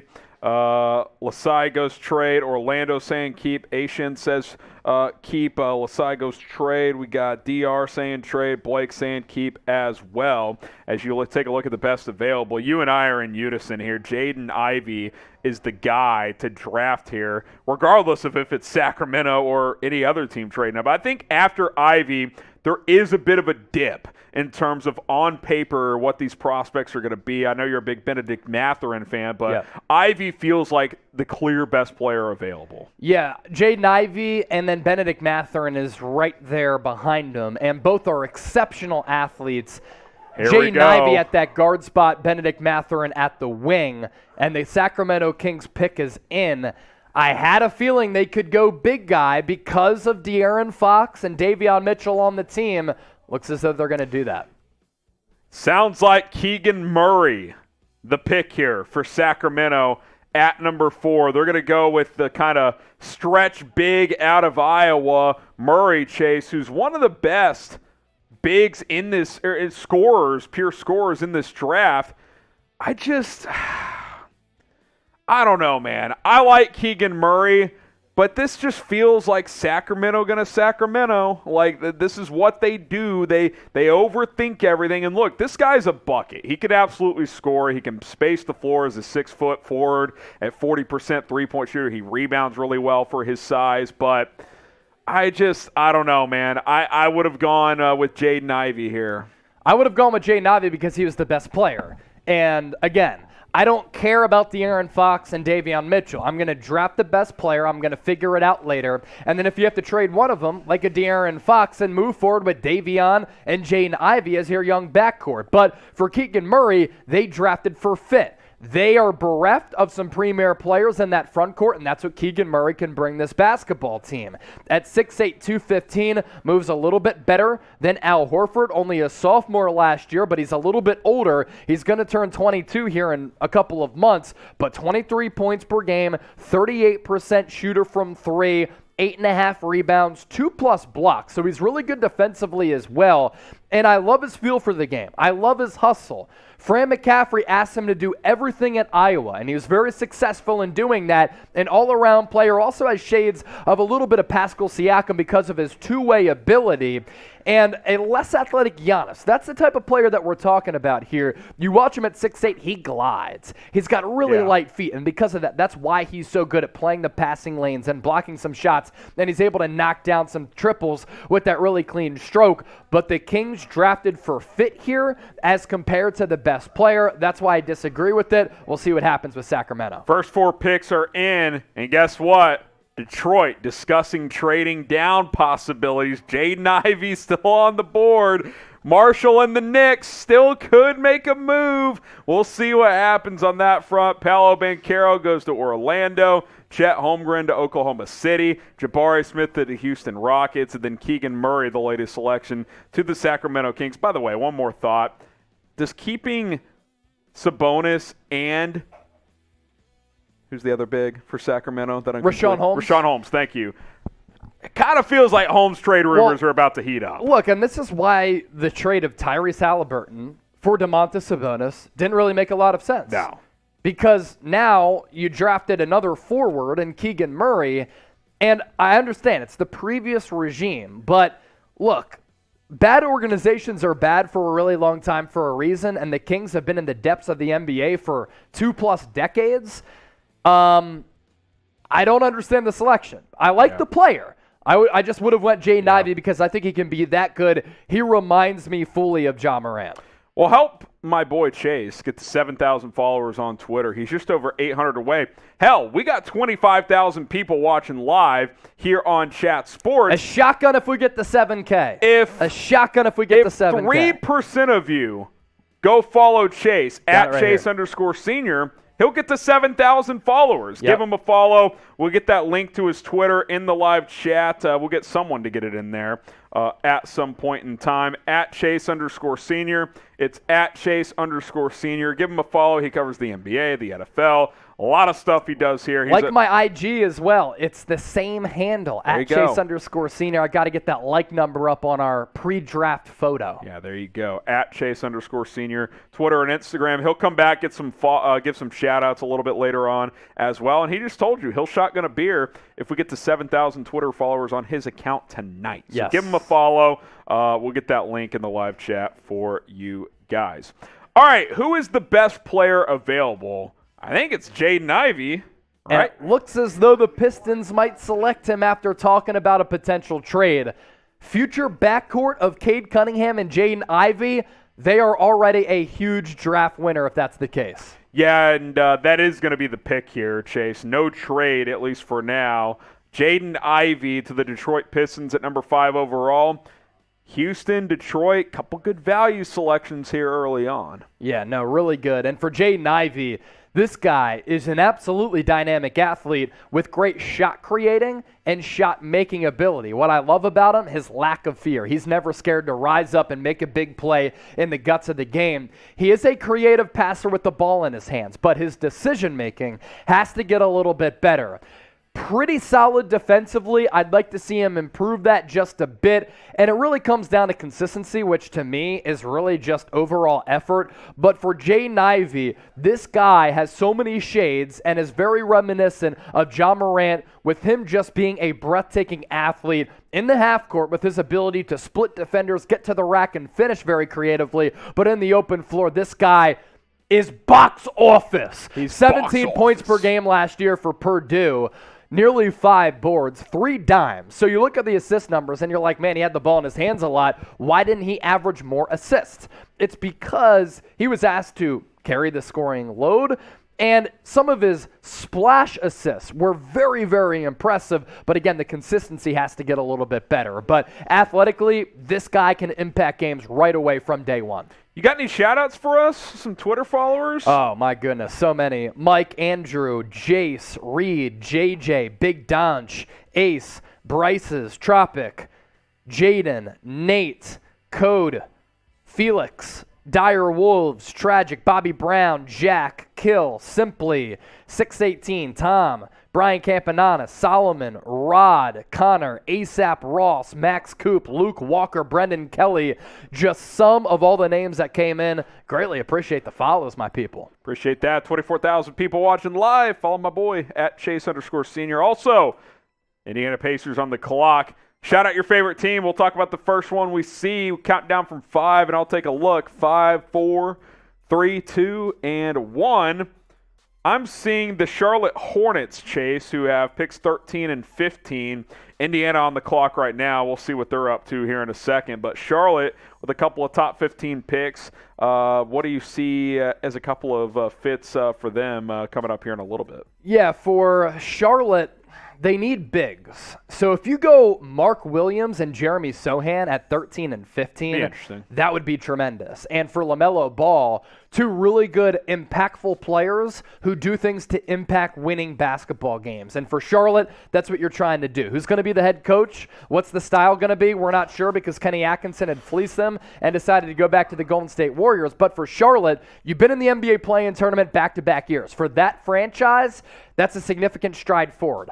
How do you get past that threshold, though? Need a better big, need to get better defensively, wouldn't hate a shooting wing on the perimeter. Not sure an elite player like that is going to be available at 13 and 15, but Sohan, Mark Williams, Jalen Duren, a couple of players who intrigue me if you are the Hornets. We'll play this game one more time. Talk about the first team that we see. 5 seconds, Chase. 4, 3, 2, and 1. Who we talking about here? See the New York Knicks. All right. They've been rumored to potentially trade up. They kind of feel like that might have come and gone with Jaden Ivey off the board now. But if you're the Knicks, I think a couple of things. One, is Julius Randle a part of this team or not? You got to figure that out. Got to figure that out. And two, in terms of the draft tonight at 11, let's say they stand there. Who are a couple of names in the mix there? I know Jalen Duren has been rumored as a possibility. He's also in the mix at number 9 to San Antonio. I don't know how I feel about that. I understand because Mitchell Robinson is a free agent. I'd rather re-sign him and then just get the best player overall because I still think the Knicks just need good young talent. I think they also need a scorer, which is why I think A.J. Griffin out of Duke would make a lot of sense. He's one of the best scorers in this class, but defensively, he's like a traffic cone, man. He was so bad for Duke at many moments last year. Has perimeter shooting, though. Last year was really good with his three-point stroke. Now, what's interesting, he has this wide base to him, so sometimes it looks really weird. But on 120 three-point attempts last year, he knocked down about 48% of those opportunities. Wow. That's a very elite number. Shot about 76% from the free throw line. Obviously, 48% from downtown is not sustainable. 10 points per game, 1 assist. Really what he would be brought in to do is be a high-level scorer. And for the Knicks, that's what they need. The concerns with A.J. Griffin, missed 2 years of high school basketball because of knee and ankle injuries. Medical red flags with him, but if he can stay healthy, this guy can be a creative bucket getter at the NBA level. While we await for the Pacers pick here at number 6, join the family here at Chat Sports. NBA coverage, NFL, college football, and more. We're certainly in NBA off-season mode here for the NBA as myself, Chase, other folks here getting you caught up on the latest in the NBA. So go ahead and subscribe, youtube.com/chatsportstv. Let me get an updated number here. We're at about 311,500 subs almost, just under that. So 500 and change to 312K. I think we can get there. I believe in you guys. Subscribe if you love the NBA, and subscribe if you're enjoying tonight's coverage. Couple super chats to catch up on. Chester Floofs. Let's go Detroit. Let me see Ivy at 4. Nope. Did not end up being the case because he went at number 5. Shout out my Pistons friends. They just stole Jaden Ivey. Hey, I love the selection at 5. Mike Dibble, always bringing the heat. Appreciate your fine work tuning in tonight as well. Wrong pick on the clock here, Sam, but Indiana at 6. Looks like the pick is in. Benedict Mathurin, Chase, one of your pet projects here, one of the better wings in this class. I love Benedict Mathurin. I love his story coming from Canada. Grew up in not the most ideal situation, but was able to overcome adversity. And at Arizona, 20 years old, sophomore, made some nice adjustments from his first year to his second year, and developed into a really good knockdown shooter with some shot-making ability off the dribble. Needs to do a little bit of work as a passer and as a defender, and I'd like to see him tighten his handle a little bit. But when you talk about premium athletes in the league, this is what Benedict Mathurin is, and it's one of the most important attributes that I look for in a lot of these prospects because that allows you to stay in the league for a really long time. He can score off the dribble, he can shoot right off the catch, which is immediately going to allow him to impact games right away at the NBA level. I think he profiles best as a secondary playmaker, which is fine for Indiana right now because he doesn't need to be that primary guy. But over time, does he have the potential to be that type of guy, a number 1 scorer? I'm not sure about that, but a very good number 2 who, if he becomes a better defender, can become a premium two-way threat. Yeah, I think he's got a clean jump shot. I think the efficiency will improve as he gets older. in the NBA. The first of 3 selections for Indiana tonight. They also have the first pick of the second round at 31, and then they select with the final pick in the draft at 58. Shout out to Aura for sponsoring tonight's NBA draft coverage. They're an online safety tool that basically just monitors online activity and keeps you safe from hackers, because people are always coming after your financial accounts. Identity theft is taking place every single day for thousands across the country, and they're going to keep you safe for those things and overall online digital safety. What does that entail? Your social media accounts, your accounts with Amazon, Netflix, anything that you do online, that can be hacked, and it's happened to me a couple of times. I know Chase has been hacked a couple of times. Aura is going to help prevent that, because they'll send you updates when there's suspicious activity. You can contact your bank and be like, hey, I saw this come through. That's not me. Yep. Aura's going to get ahead of all that for you. Family plans up to 5 people. Get going today. 14-day free trial. Aura.com/chatsports. That is Aura.com/chatsports. All right, shout out your country. We got about 20,000 people still watching live with us, as really we got a long way to go. A lot of picks still to break down here. Portland on the clock. We'll take a look at that in a sec. But shout out your country. Let us know where you're watching from, and Chase will get some shout outs momentarily here. Yeah, we'll give some shout outs to the people. I'm seeing Australia, USA, Puerto Rico, the Philippines, of course, Sweden, Sudan, Brazil, South Korea, the UK, I'm gonna Mexico, jump in real Kong. quick here, Chase. Yeah. The Knicks are in pursuit of acquiring Jaden Ivey from Detroit. Let's go, Marsh. Could it happen for Marshall Green and the Knicks? We'll find out. Stay tuned. Buckle up, as a wise man once said. All right, continue with the shout-outs. Yeah, more shout-outs here. Hawaii, Nigeria, Auburn, Alabama. So you must be a big fan of Jabari Smith and Walker Kessler. Philippines, Italy, Canada, Vanuatu, Mexico. Somalia, Egypt, Chico, California, New Zealand, Slovenia, Somalia, Dominican Republic. Puerto Rico. Canada, Brazil, Australia, Hawaii, Japan, China. People tuned in from everywhere, no matter where you are. Thank you for making our draft coverage a part of your day. Marshall Green's going to lose his mind if the Knicks get Jaden Ivey. Oh, yeah. Let's talk about the Portland Trailblazers here, Chase. They're on the clock. There's been a lot of buzz. Could they trade this pick? Could they keep it? OG Anunoby for 7 straight up has been rumored out there. Portland's in an interesting spot because they go get Jeremy Grant as the guy that can help Damian Lillard, but you feel like they're still at least a piece or 2 away from really contending in the West. What are you doing here? You keeping this pick? You trading it? What would you do? I would personally trade it for OG Anunoby. And for Toronto, there's been a lot of buzz about OG not really being happy with the situation in Toronto. I'm not sure why. That's a basketball haven. They have done such a great job right up there with the Miami Heat of developing players over time, and the history is certainly long there. And OG Anunoby has been the byproduct of that Raptors culture. Now, if he wants out and doesn't see himself as a long-term fit, and Toronto doesn't see themselves as necessarily being the most competitive top 4, top 5 team in the Eastern Conference, do they trade this away, get number 7, where there's still some really good players on the board? They need another scorer. That's why Shaedon Sharpe would make a lot of sense, if that is the case. So if I'm the Blazers, Jeremy Grant win now move. OG Anunoby helps you win right now. You brought back Damian Lillard. You traded away CJ McCollum to tinker with that roster a little bit. They're not looking to win in 5 years. They're looking to win right now with Dame. I'll be honest, I wouldn't mind Johnny Davis here that could play the 2 next to Dame. Yeah. Good defender. He can also Really good score. defender. They asked him to be a high-volume player at Wisconsin. I think if the volume goes down, the efficiency would go up. Yeah. I wouldn't mind that fit next to Dame. So we'll see what happens here at 7. Who should the Blazers draft? Let us know down in the comments. Troy says Kai Soto from the Philippines. Yeah, we're monitoring Kai. Don't worry. AJ Griffin from Tucker. Shaedon Sharpe from Sportsy. We got Henry Drell. Dyson Daniels. Let's see. Who else? Shaedon Sharpe from Jordan.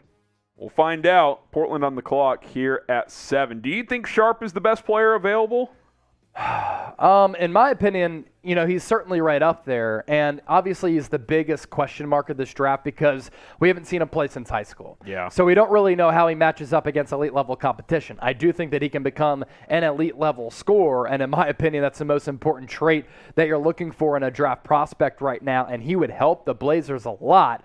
with that scoring offensive ability. If you want to go a Derek White type, you go Dyson Daniels here. Or if you want to fulfill that need for a big, you can go with Jalen Duren or another big. Jeremy Sohan would be interesting because I think he can play right away because he wouldn't be asked to do much offensively, which is fine for him because he impacts the game in a variety of other areas. No trades as of yet. We got a super chat from Luke Luna. Go 49ers, my Jazz 0 picks. Hey, Chase Luke, Sr. appreciate hosts the it. 49ers report. Shout out to you. That's there right. There you go. Appreciate it, Luke.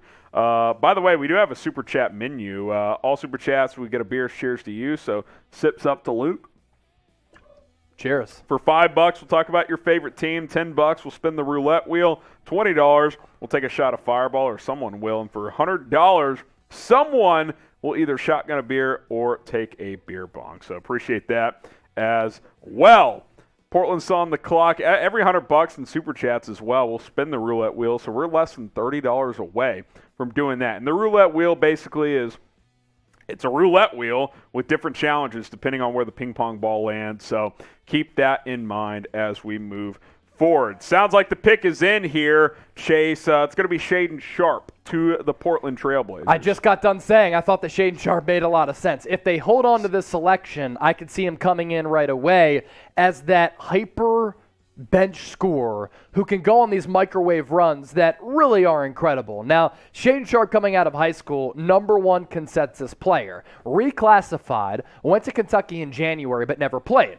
But when people would go to watch Kentucky practices, they were blown away by the ability and the potential of Sharpe working on the side with some coaches there. And the wide belief is that if he went back to Kentucky to play for John Calipari, he would have been the #1 player in the 2023 draft class. So opted to sit out this season, and because of that, we really haven't seen him since his final high school year. In the EYBL circuit, going up against some of the best high school talent, this guy was just an incredible scorer, a great shooter with the athleticism to finish above the rim, but also because of that athleticism, he can get a shot off from anywhere. An excellent player who, again, for the Blazers, can come in on that second unit, lead that second unit in the scoring department, and over time, learn from one of the best offensive players that we've ever seen in Damian Lillard. By the way, we just broke down that entire pick, and Adrian Wojnarowski just tweeted that the Blazers are focused in on Shaedon Sharpe. This is why you subscribe, because we have the picks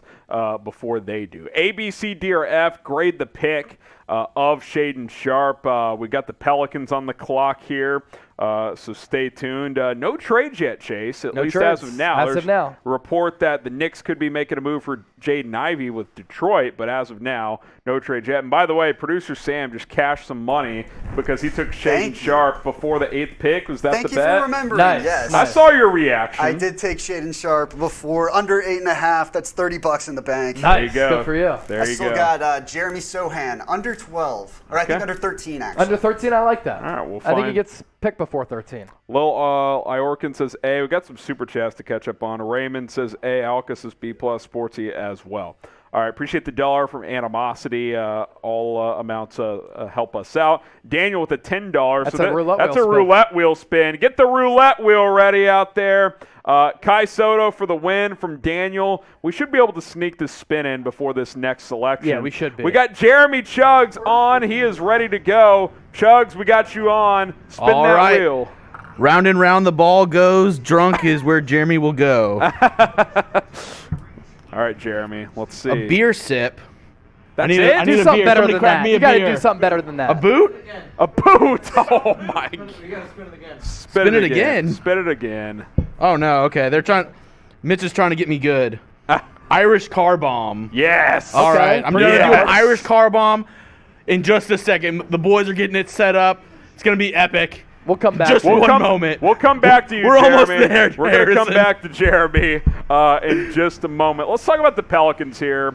Or let's get to – yeah, we'll talk about the Pelicans. We got a couple supers we'll get to. But Pelly's on the clock here at number 8, Chase. What are you looking at here? A team that may not be as far away as we think, especially if Zion comes back and healthy. Yeah, some late buzz leading into the draft that Ousmane Dieng could be the player here. Really intriguing player who has the length of a Brandon Ingram, but unfortunately for him, And the team that drafts him, he doesn't have the efficiency, scoring the basketball that Brandon Ingram has. Now, I understand that coming out of Duke, Ingram wasn't this fine-tuned product. And in the playoffs, everybody finally realized that Brandon Ingram is a better player than Ben Simmons and is one of the best young scorers in the NBA. Yep. Jang might be able to become that over time, but he's extremely raw right now, and his shooting percentages were really bad playing for the New Zealand Breakers in the NBL. The length, the athleticism is there. At times, you've watched the tape, and you see him hit these step-back threes, and with that length, he has that high release, and you're like, my goodness. If you look at the highlights,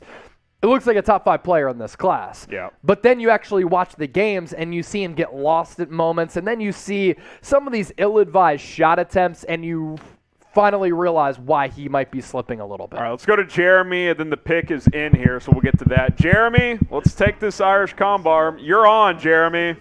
Oh, I'm on. Okay, Mitch has my Irish car bomb ready. Let's go. Donkey!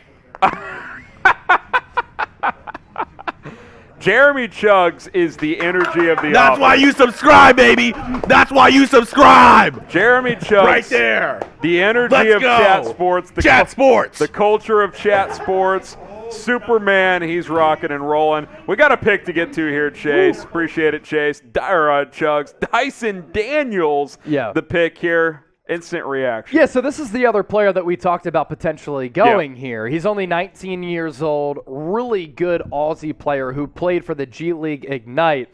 And when you watch the G League Ignite, it's a bunch of other players who are trying to get buckets and impress everybody offensively, and they don't give much effort defensively, right? For Dyson Daniels, it was the complete opposite. You could tell that he was trying to make winning plays, impact the game in the right way, athleticism to become a very, very good defender. He really needs to improve on his three-point shot. It was not good. There's a little bit of a hitch in it. The consistency isn't there. Is a good passer who can thrive in the pick and roll, makes the right plays. As I said, a great defender who can switch, who can guard multiple positions, but his shooting needs plenty of work in the NBA. And with the G League Ignite, averages of 11 points per game, 6 rebounds, but the shooting percentages just weren't good. Sub 35% from the floor, and that's not going to cut it. But he's going to a good location. There's not going to be pressure on him to immediately be an impact player. He's going to an upstart team in the league where he can come in off the bench, and the focus isn't going to be on him, and he can play the role of Derek White that White played for Boston and be that guy who does all the extra stuff without having to fulfill the scoring department. Spurs on the clock here. We got a $5 from LMAC or IMAC. I'm not sure if that's an L or an I. Can we talk about Johnny Juzang and why he isn't a first-round pick? He went back to school last year, Chase, and he didn't really improve. No, he didn't much. And I kind of like the three-point shot. Johnny Juzang can play a little bit, but he's not an elite-level athlete, and I wouldn't say he does anything great. He's just pretty good. But as a rotation player in the second round, I actually think the value could be pretty solid. GJAP TV, appreciate the $10.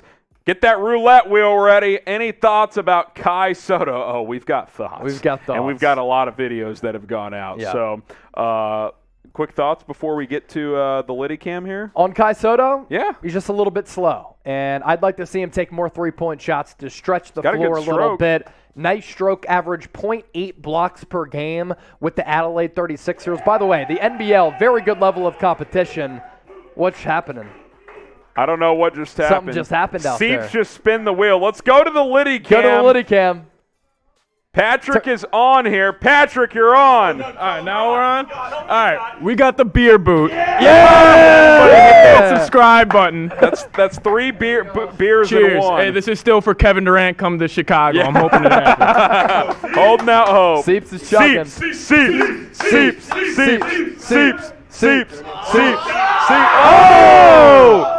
Oh! Is that Chuggin' Jimmy? Is that Chuggin' Jimmy? That's There's good a lot recovery. of spills. Good recovery. Let's go. Seeps. Let's go, Seeps. Let's go, Seeps. There he goes. He leaves the Liddy cam, and we're lit because of it. And hey, that's what $10 super chats can get you. That's what Oh, Mitchell. Oh no, he's just walking. Does by. Seeps need a new jacket? Does he need a? Good thing he had the windbreaker on because that deflects some of the Yeah, that's moisture. true. There. He's good to go. Grade that. It was a good recovery, Chase. It was a good recovery. I'll give it a passing grade, C+ on the chug. Yeah, C+ on the The recovery was good. It is difficult to chug, though. You have to kind of tilt It's the a boot wide. just It's a little bit. wide. Right you at know? the foot. You got to do that little Well, that twist bubble maneuver. hits you too. It's it's tough. Yeah. It's tough. Phoenix says B. F from Ronnie. Tough crowd. Ryan says D. C from Jordan. B from C King. for recovery from When he CJ. says A. C for recovery. Kai Soto equals Darko Milicic. Darko Milicic was the number 2 overall pick. Yeah. So I don't think that's fair. Raymond says C. Weenie says A. $2 super chat from Surfing. Appreciate that. By the way, Mark Stein reports in response to Jake Fisher's report of the Knicks pursuing Jaden Ivey that could depend on if Jalen Duren is on the board at 11. There's been some buzz that the Knicks like him there. If he's available, they'll probably just draft him. If not, maybe they'll swing a trade for Jaden Ivey. Or could it be Detroit wanting potentially Jalen Duren? Potentially. Yeah, that could be it too. We shall see. Joe Simpson, thoughts on why the Raptors didn't trade OG Anunoby for Portland's 7th overall pick? I'm guessing that one of the two teams didn't like the value well enough. I mean, I don't know what other reason there'd be. So Pistons keeping Jaden Ivey. They're keeping Jaden Ivey. That's according to James Edwards III. Marshall has his head in his hands. But Mark Stein retweeted it, so. Yeah, it looks as though that's legit. James Edwards III covers the Pistons for The Athletic, so take that for what it's worth. All right, let's talk about the Spurs a bit here. Picked Josh Primo last year. Youngest player in the draft Traded last year. Derek White. There's been some buzz. What is DeJounte Murray's future? But they got 3 picks in the first round tonight. We'll see what they do. Yeah, and for San Antonio, they've kind of been irrelevant for a long time. They're stuck in but this is an purgatory. opportunity to kind of rejuvenate that roster to a certain degree. And if you can build around DeJounte Murray, that's ideal. If you want to use him as a trade chip around the NBA trade deadline, you can do that too and get a fat package back. But number 9, 20, and 25, they're also drafting in the second round at 38. You can get some really good value there as well. What are you laughing about? Marshall Green quote tweeted James Edwards and said, F you, James. Yeah, it's all James Edwards' fault that Jaden Ivey's not going to be a Knick. All right, we got to go sub-only chat. That's what we've been told. Blame the bosses, the bigwigs, Brett Scott, James Yoder. Blame them. But subscribe so you don't miss out. We still have 14,000 people watching live. You shouldn't go anywhere. There's a lot of drama still to come. We're less than 400 subs away from 312,000 subs.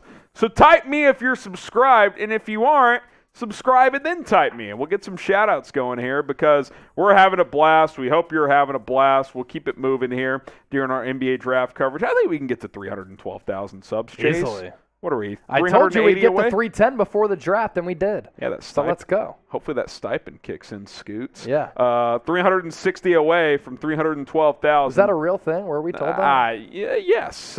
Yes. Okay. For the, the real ones. The real ones now. Okay. Type me if you're so. You want to get some shout-outs for us? Yeah, I'll do some shout-outs here. Raymond, Phoenix, Tucker, Jeff, Crispy, Genev, My Gaming, Kermit, D, Tucker, let's see, Yam, Raymond, Carmine, Adele, NBA, Christopher, a lot of Kai Sotos in the chat still. Chase the God, nice little username there. NBA highlights, Joseph Benoit, a Chat Sports OG, Happy Jat also in the chat. That rhymed. By the way, Jeremy, the guy who just chugged Irish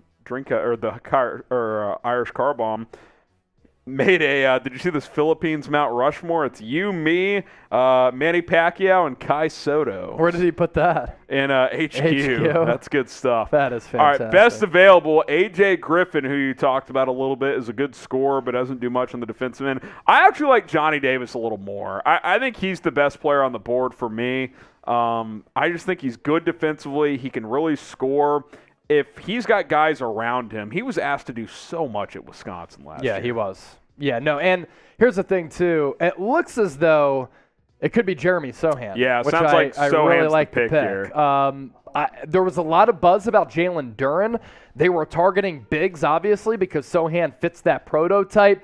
He's more of a 4. Duren is a 5, but Jeremy Sohan out of Baylor is going to be the pick. And honestly... Oh, $50 super chat. We'll get to that in a second. Nice. Let's break down the pick first. Yeah. Sohan, the selection here at number 9, lands with San Antonio, and producer Sam cashes another pre-draft bet. Yeah, 6'9", 230 pounds, can guard multiple positions. When he was putting switches, he actually fared really well. He's one of my favorite players in this class because he does everything at a pretty elite level outside of scoring the basketball, but I had an opportunity to watch him live at the NCAA tournament. I saw the three-point stroke. He knocked down a couple of threes in the first round, and then in the second round against UNC, and I said, this guy's really good. Now, he can impact games from the high post, passing the ball, finding backdoor cutters like a Draymond Green. He can defend like a Ben Simmons at that 4 spot. Has a little bit of Sean Marion to his game as well. An excellent defender at the end of the day who can really hold his own against all 5 positions, which goes back to my point. If he's stuck in a switch, he can play really well. A perfect Spurs player as well, because you know that Greg Popovich is going to put him in a bunch of positions in which he is going to be at his best to maximize his game. And if he can develop a shot, the sky is the absolute limit for Jeremy Sohan. A great pick for the San Antonio Spurs. I absolutely love it. Washington Wizards on the clock at number 10. A little uptick in audience. Subscribe if you haven't already. Ronnie Marshall, $5.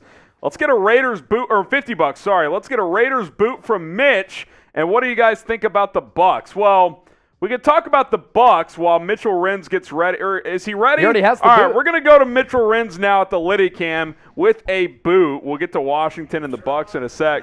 Mitch, What's up, guys? you Shout ready? out to Ronnie. Cheers to everyone watching. Let's get this boot going. All right, Mitch.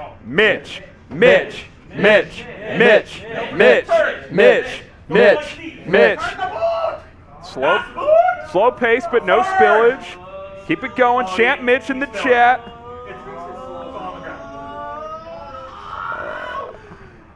He's so close. Come on, Mitch. Finish strong, buddy. Woo! No spillage. There he goes. Shout out to Ronnie for the 50-piece. Oh, we've crossed 300. So that's a free spin. We'll go back to the Liddy Cam. We got to spin the wheel in a minute.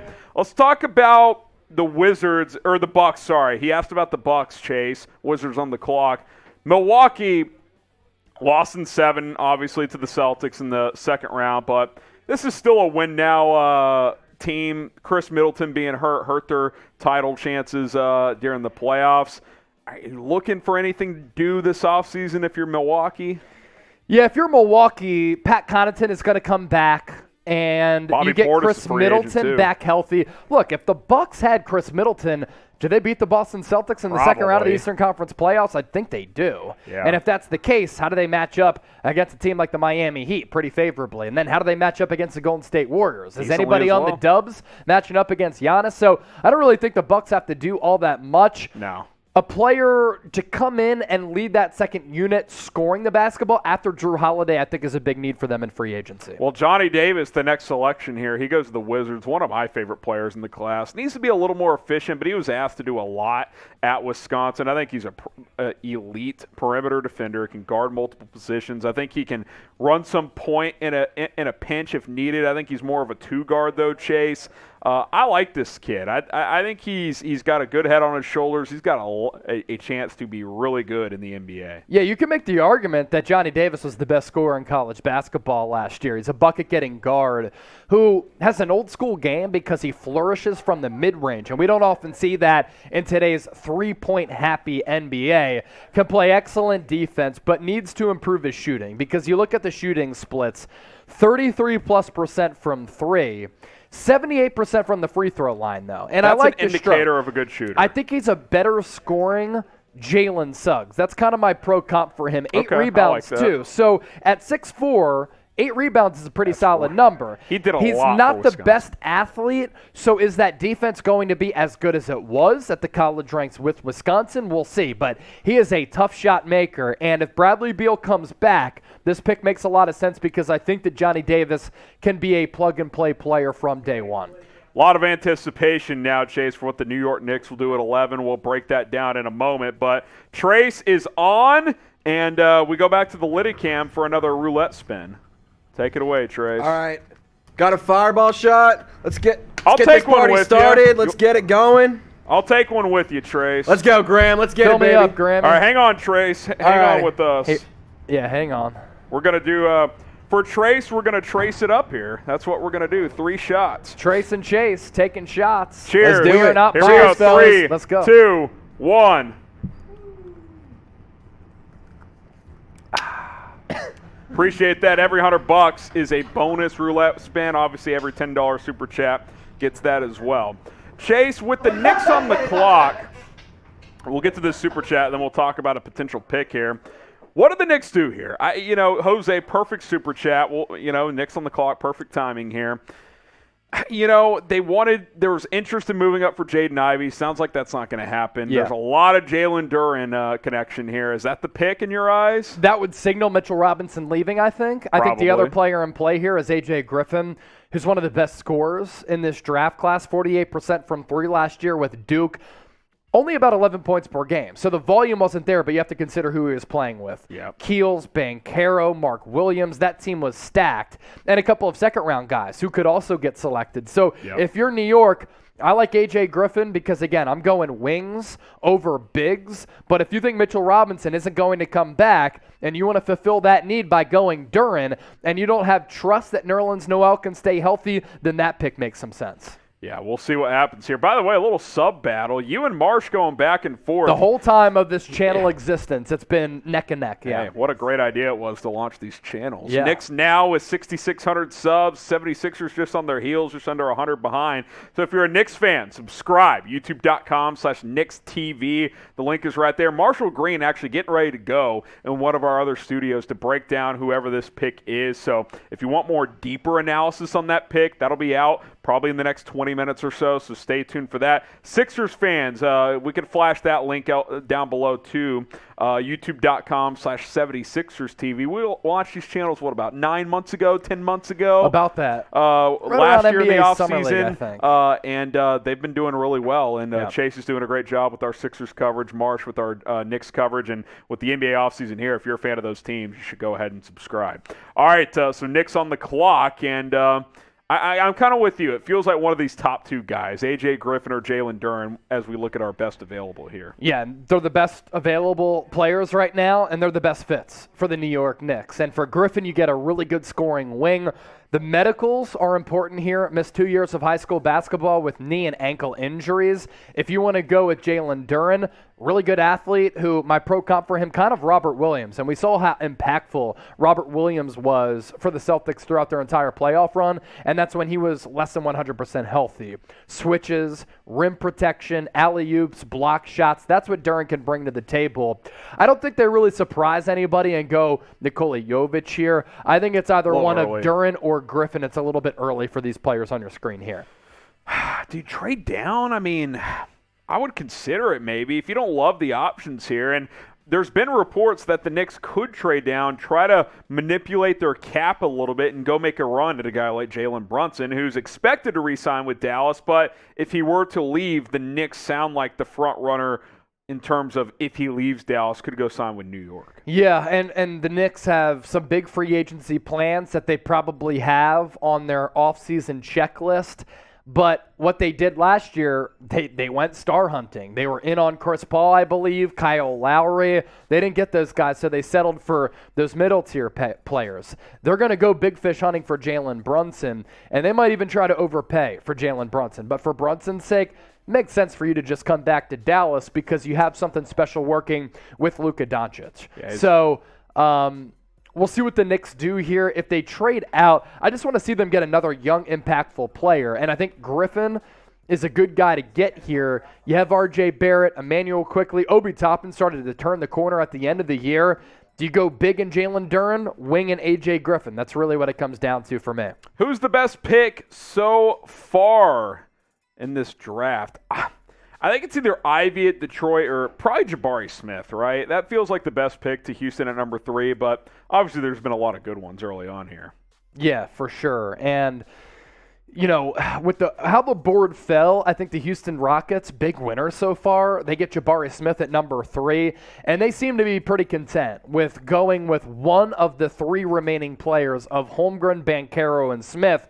They luck out with Jabari Smith, who, in my opinion, number 1 player in this draft class. And I think he can play alongside Jalen Green. And the Rockets, look, they trade away James Harden. They're like, my goodness, we're going to be basketball purgatory for a really long time.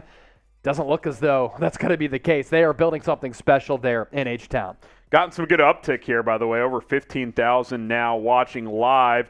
This is a perfect time to remind you guys to subscribe to the channel, youtube.com/chatsportstv. Knicks taking their time here, so we'll see what they do. If you want full offseason coverage on the NBA, the draft tonight, free agency, summer league, trade rumors, trades that happen, we're going to have you covered. Myself, Chase Sr., the entire Chat Sports team, we are the home for NBA coverage all offseason long, so don't miss any of it. Subscribe. Chase is grinning at something, and I'm sure he'll tell me in a second. But full coverage all offseason long, Chase. We've already picked up a couple thousand subscribers tonight, and for those of you watching worldwide, no matter where you are or how you're watching, we appreciate you for rocking and rolling with myself and Harrison Graham. We went live 2 hours before the draft even started.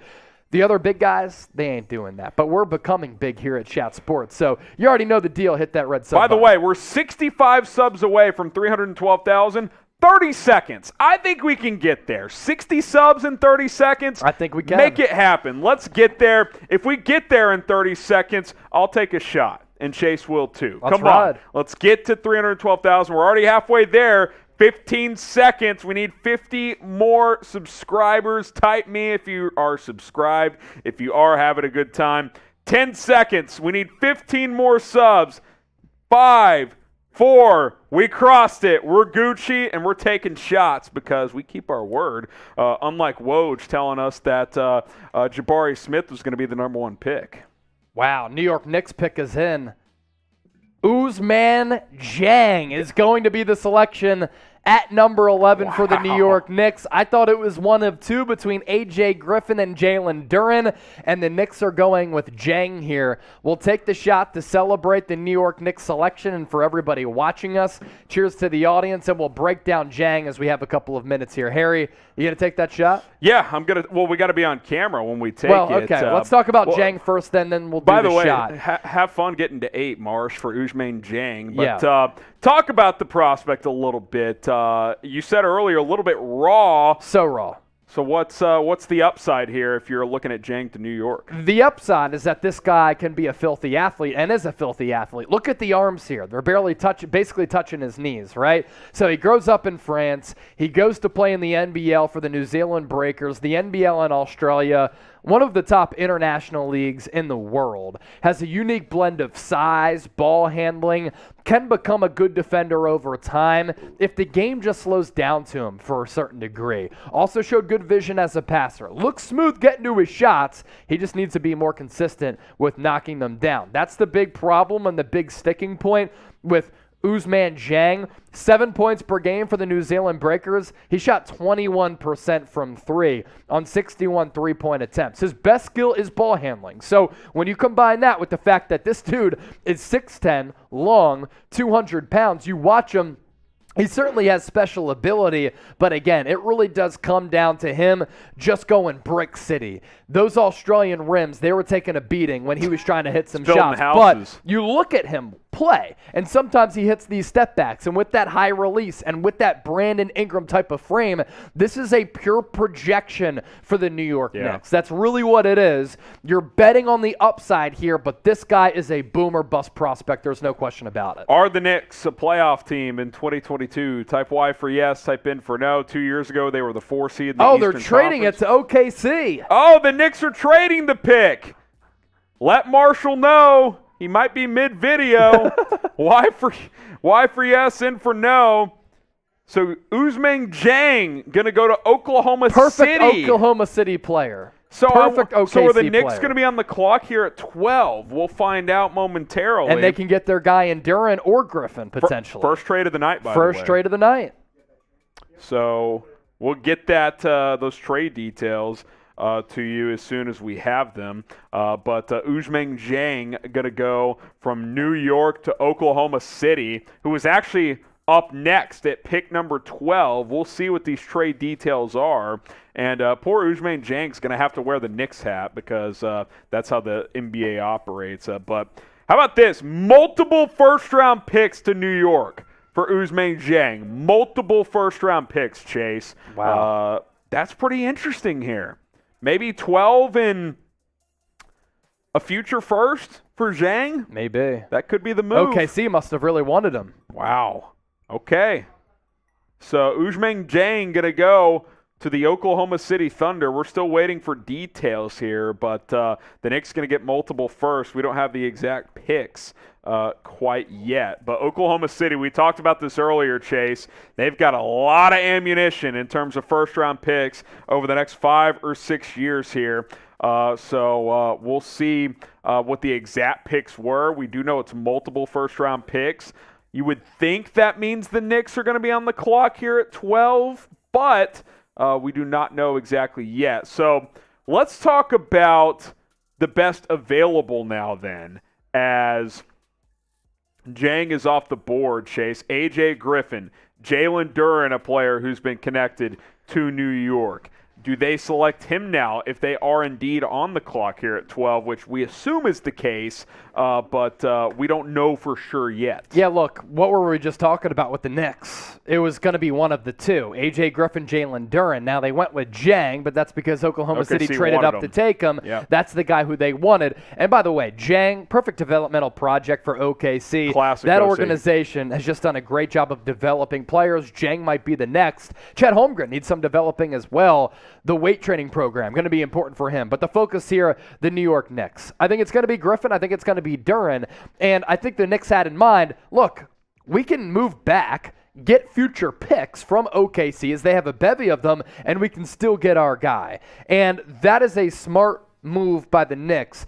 If the board was falling their favor and they're getting future draft capital back with that, they didn't want Dieng. I think they want Duren or A.J. Griffin, and they're going to be able to get him there with an additional first. Maybe they take another swing at Ivy, and they're like, hey, Detroit, we have an extra first now. Yeah. Who knows? Hey, we still have that shot that we got to take here. Cheers so to the peeps.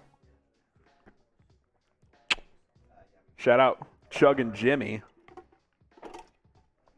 All right, so again, we're waiting to see technically who's on the clock here. We think it's probably New York, but that is not confirmed. Is this the one? Oh, Ronnie Marshall is back. Here you go, Mitch, 50-piece. So Mitch has got to chug some more and owes us a roulette spin because we're over $400. Ronnie Marshall, what a G. He's the winner of the night. Mitch, we're bringing you on. You're on here. What's going on? All right, y'all. Shout out to Ronnie Marshall, real one, probably the MVP of today's show. So shout out to you. Can you get Zahn in the chat? I don't know. So I got to do a fireball shot. So all I'm going to do is this. We spun the roulette wheel, fireball. I'm just going to add it to the beer boot. Oh, my God. This is going to be something to witness. Nice. Stir that up a bit. Mitch did tell me before the draft he was looking to get blitzed, and he's on his way. Yeah, he said he's getting blasted. I got a 3-day weekend, so we're going to go with it. So you guys can spam Chug, spam Kai, whatever you're feeling. Go spam for it. Kai for Mitch. Kai, Kai, Kai, Kai, Kai, Kai, Kai, Kai, Kai. Kai, let's go. Kai. Turn it, the pocket. A lot of Kais in the chat. OKC staying at 12. LOTG. Thunder still have the 12th pick. Ronnie, you the man. Thank you, Mitch. Keep sending those. I love Oh, this did pick you spin too. the wheel? You got to spin the wheel. Oh, you added the fireball. Never mind. We're good. Oklahoma City has kept 12, so we're still waiting for those trade details, Chase. We do have the 12th pick. Yeah, this pick is not a part of the trade. OKC gets Ousmane Dieng at 11. Now Jalen Williams, a fast riser, Chase. I didn't know he'd go this high, but the Santa Clara product was rising up draft boards in recent weeks. Harrison, I sent you a clip last night as I was doing some last-second evaluations of Jalen Williams putting Chet Holmgren on the floor. He can play, with man. a nice little crossover dribble, take to the rack. This guy's a really good player. Now, he played at Santa Clara last year, so a lot of people don't understand how good of a player he is, and a lot of people haven't heard of him. But this can be an elite-level two-way wing and a classic modern-day 3-and-D guy. Just starting to blossom. His numbers with Santa Clara last year were great. A comfortable and confident shooter from multiple situations beyond the arc. Doesn't possess a ton of burst off the dribble, but at the NBA level, as a 3-and-D guy who I think can be a better version of Robert Covington. Ooh. He doesn't really need to put the ball on the deck or beat you with that first step off the dribble, but he can handle a little bit better than Robert Covington. 18 points per game last year, hovered around 40% from three. For OKC, you get Chet Holmgren, who needs some work in terms of his physicality and his size, but his all-around game is so intriguing. You go Ousmane Dieng as a developmental project, and Jalen Williams, at 21 years old, he can play right away. And I think he factors nicely into this OKC rotation. Not sure he's going to be a starter right away, but OKC is building something really special, as is another team not far away in the Houston Rockets. There's a common theme with what the Thunder's doing tonight, Chase. Length. Wingspan for Chet Holmgren, 7'6". Ousmane Dieng, 7'1". Jalen Williams is a good athlete and a two-way type of player as well. They're getting guys, they're just throwing darts, right? Sam Presti has all these picks at his disposal, and if you hit on enough of them, you're going to have an 8, 9, 10, 11, 12-man rotation in a couple of years. So we'll see how this thing plays out for Oklahoma City. And you know how OKC likes to take chances and take swings with players. They also are looking at the modern NBA landscape. They know that they need length. They have it now. Yep. Holmgren's wingspan, 7'6". Dieng, 7'1". Jalen Williams, 7'2". Yep. They are going to be a menace defensively. Yeah, and they already have some decent defensive pieces yes, they do. To work with as well. So those were the last four picks here. Jeremy Sohan to San Antonio, Johnny Davis to Washington, Ousmane Dieng, the first trade of the night, Chase, goes from the Knicks to OKC there at 11, and then Jalen Williams at 12. We're still waiting to trade details, Chase. I tend to think one of the two multiple first-round picks from OKC to the Knicks is probably a future pick, and then maybe another pick tonight. So we'll have to wait and see. For now, these are the upcoming picks. Charlotte's got a couple coming up here at 13 and 15. They're on the clock right now. We'll get to them in a second. I know Mike Dibble's interested. Cleveland at 14, Hawks at 16. Let's talk about Charlotte here. We thought maybe they would move up with those two top 15 picks. They have not, but now they have two of the next three selections. I'd said earlier, ideally, if the board fell their way, they go Jeremy Sohan and Mark Williams. Sohan gone. Sohan gone. Mark Williams is still there. They need to beef up that front court. They need to get better, and I'd like to see a rim-running big play alongside LaMelo Ball. Now, Jalen Duren is still on the board, so he could be a player that Charlotte looks to target here. What's interesting, Johnny Davis is still available. No, Johnny Davis. AJ Griffin. AJ Griffin, excuse me, still available. Who, like Johnny Davis, is what I meant to say, is also a very, very high-level scorer. Yep. And you have to balance that. Do you want to fulfill the need? Do you want to go after a scorer and give LaMelo Ball a really good player at that wing spot who can be a good spot-up shooter? And that's what LaMelo Ball can help him with, is find him with that elite passing ability. Yeah, no doubt about it. P.J. Washington hasn't proven to be that guy in that front court consistently enough, so we'll see if they try to upgrade there. Some other players available, Ochai Agbaji out of Kansas, Ty Washington Jr. out of Kentucky still hanging out as well. So we're kind of entering that part of the draft, Chase, where could see more curveballs here. Maybe some trades start to happen as well. We just had one a couple of picks ago, so stay with us. Hang out. We still have 14,000 people watching live as well. Can we beat our Chat Sports record in terms of most comments in a minute? Can it happen? We should have said spam Kai, but Go works as well. Type Go or Kai in the chat. Let's set records here. Do we know what the record is? I think it's like 7,000. 1352? Today it is. Can we beat that? 1,500 comments in the next minute? I would hope so. Spam Go in the chat, and Chase is going to give some shout-outs here coming up. So spam Go for the next minute and a half. We're going to try and set a record here at Chat Sports. Yeah, shout-outs to Mateo, Neil, Hunter, FIFA, Ra, Dekinda, Raymond, CDA, Wolverine, Big Juice, Felix, Adrian, Chase, Ian Taylor, Nicholas, Ben, Philip, BB, Calvin, Cornell, Sam, Young King, Leonardo, Isaac, PST, Andre, Balagoon. You guys are the best. Continue to get those comments in. and we're going to try to set that record. Hype, Spooter in Samaj, there. Big Time, Mushroom. Are you doing some mushrooms tonight? Wesley, Mobeen, Mouse, King, Peter. Loyal subscriber showing up and showing out. By the way, Adrian Wojnarowski's just bored. He said OKC wants Santa Clara's Jalen Williams with the 12th pick. See, I think that's just lazy. Just lazy. Just lame. This is why you watch us. Let's get a better work ethic from Woj. Once. Yeah, we announced the pick 10 minutes ago. Spellcaster says go. In Kai we trust from Jedi. What's it looking like? Has YouTube updated yet? What's the chat rate? Come on. Keep it going here. Big Lord says go. Felix says Kai. We got Sarah, Jingle, Orange in the chat. Mike Dibble in the chat still hanging. He's got his team on the clock right now. Got that super chat from Dylan. We'll get to that just momentarily. So, 2,376 comments in the last minute. That's a record. We appreciate it. That's a record tonight, there's no doubt. Dylan, thoughts on Tari Eason? Chase?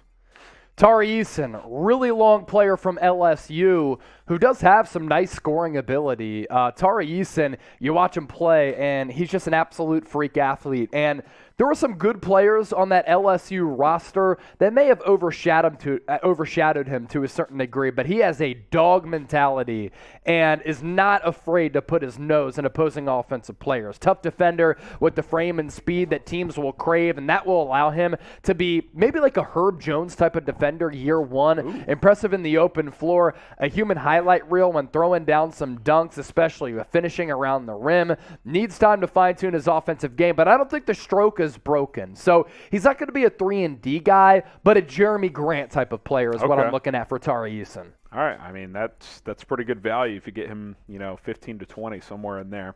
All right. Looks like the next pick is in. It is Jalen Duren out of Memphis, Chase. So he goes to Charlotte here, number 13 overall. We talked about this. You get a big with LaMelo Ball. Duren still on the board at 13. Feels like pretty good value. And he reminds me a lot of Robert Williams or DeAndre Jordan when he was playing in his prime. And let's not get it twisted. I understand that Jalen Duren doesn't shoot threes and isn't that modern-day big to stretch the floor. But if you watch how Robert Williams and how well he played for the Boston Celtics throughout the playoffs, he was a game changer at much less than 100%. So for Duren, explosive shot blocker, really elite leaper like Robert Williams. Because of that, I think he can find a role right away as a rotational big and maybe a spot starter if you need him to. He's the youngest player who is going to get drafted. He's only 18 years old in 6 months. And that's really impressive. The upside is there. The potential is there. Everybody was talking about some of the other prospects on Memphis, and they weren't talking enough about Jalen Duren, who has elite upside as a shot blocker, unafraid to get physical, 7'5" wingspan as well. Looks like it's going to be a trade. Jalen Duren's going to head to Detroit. That's what's going to happen here. Interesting. So they're going to ship him off to Detroit, which is interesting, Chase, because earlier when we were talking about the Knicks' pursuit of Jaden Ivey, I said, well, maybe the Knicks. Hold on. Conflicting reports. Shams now says Jalen Duren to the Knicks. Okay. So buckle up. Woj and Shams battling one another on their reports. So hang on here. Who wins? W for Woj, S for Shams. Get your votes in. Who's right on this report? W for Woj, S for Shams. Woj says Jalen Duren traded to the Pistons. Shams says Jalen Duren traded to the Knicks. We know the Knicks have been interested in Jalen Duren.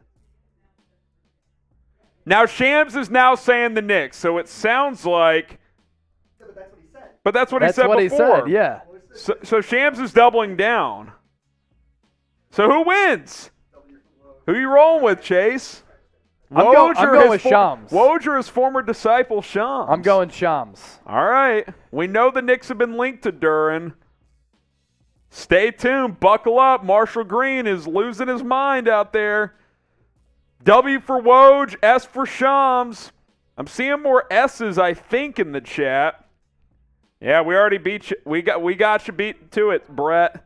W for Woj, As for Shams, I'm seeing more Shamses, I think. Chase, you want to give some shout-outs here? I'm seeing more Shams It's like 70-30, I'd say. than I am with Woj. There's more Wojs coming in. Shams has been better tonight and more accurate, I would say. So Kellen, now- DeKimbre. 3-team trade, potentially. Detroit, New York, and Charlotte. Wow. I wonder if Ivy's involved. Is Ivy involved? Is Ivy involved? Is Ivy involved? Who knows? Oh.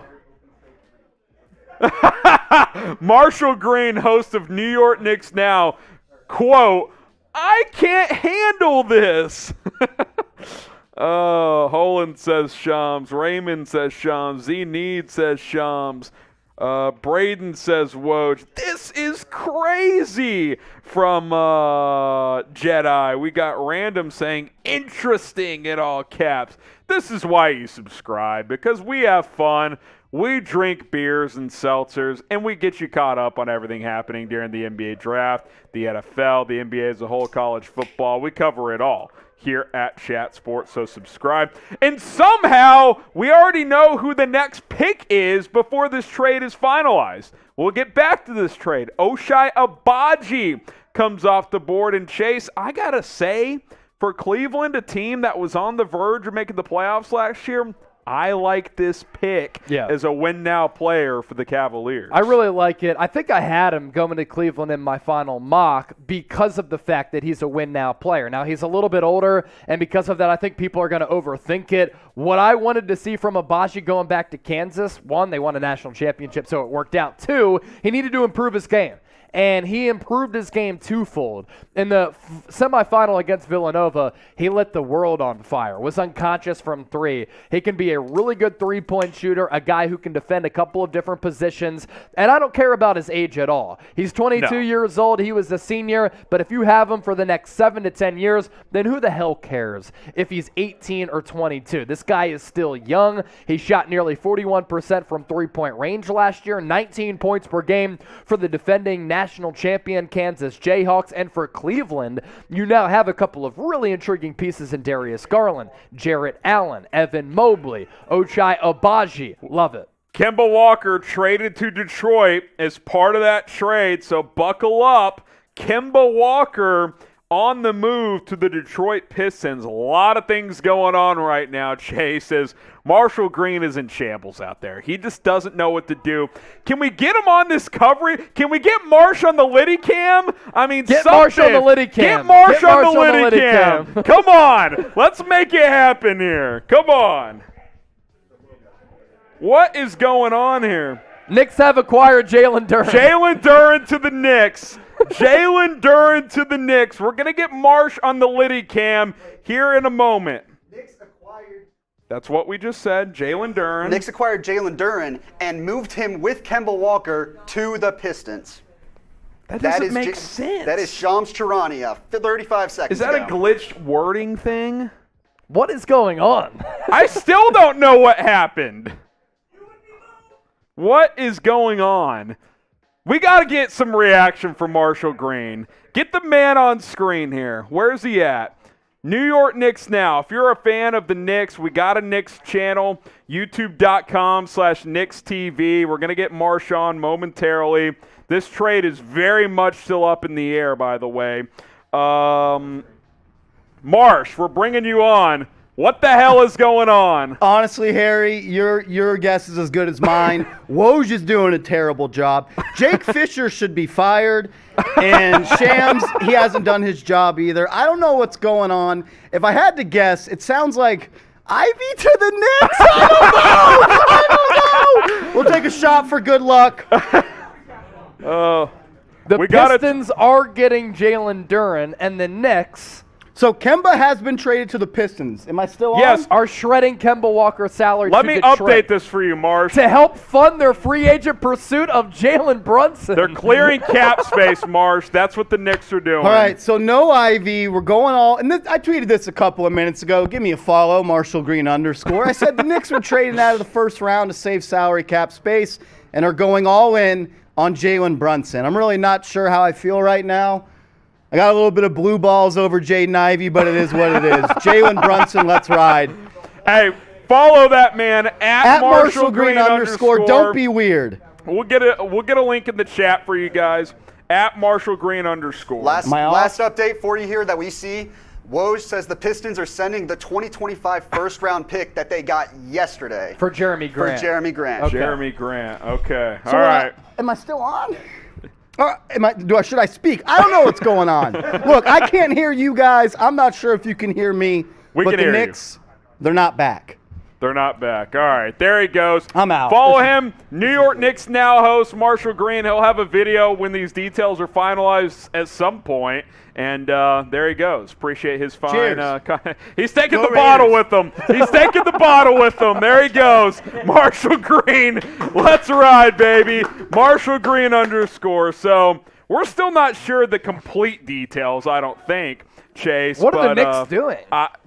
They're clearing cap space. They want Brunson. What if they throw him $30 million a year? They might. Wow. And they might leave. Here's what we're going to do. Hornets on the clock again. I hate to say it. I got to piss again. That's fine. I'm going to leave it to Chase here for a second as Hornets are up, Hawks are up next. I'll be back in a couple of minutes. Chase going to keep the coverage going here, and we appreciate everybody for rocking and rolling with us. Yeah, okay. We'll catch up on some super chats here. Random Box fan. Who can the Warriors snag? What do they need? Free agency? Honestly, it's all internally for Golden State. You find a way to extend Jordan Poole, find a way to bring back Andrew Wiggins, and I think that's the play there. Chokes, I want y'all to black out. That's a roulette wheel spin, so we'll do that at some point back at the Litty Cam. In the meantime, I'll give you a beer cheers because Charlotte has made their selection, and the pick is in at number 15. So remember, Sam, that we got to go back to the Litty Cam for 2 roulette wheel spins because another $10 super chat also came in. As for the pick for the Charlotte Hornets, I love it because the Hornets needed a big. They needed to fulfill that monster need on this roster because they're bereft of really good big men. Now, in this draft class, it was really between Mark Williams and Jalen Duren as being the 2 best strict centers in this draft class. And for Williams, he's a really good rim protector, an excellent shot blocker who defends with really good technique in the post and has a nice, strong lower frame where he doesn't get back down all that much. Capable ball handler to a certain degree at the high post. That'll be really utilized with dribble handoffs. Lack of lateral quickness will lead to some mismatch problems, but you look at the numbers here.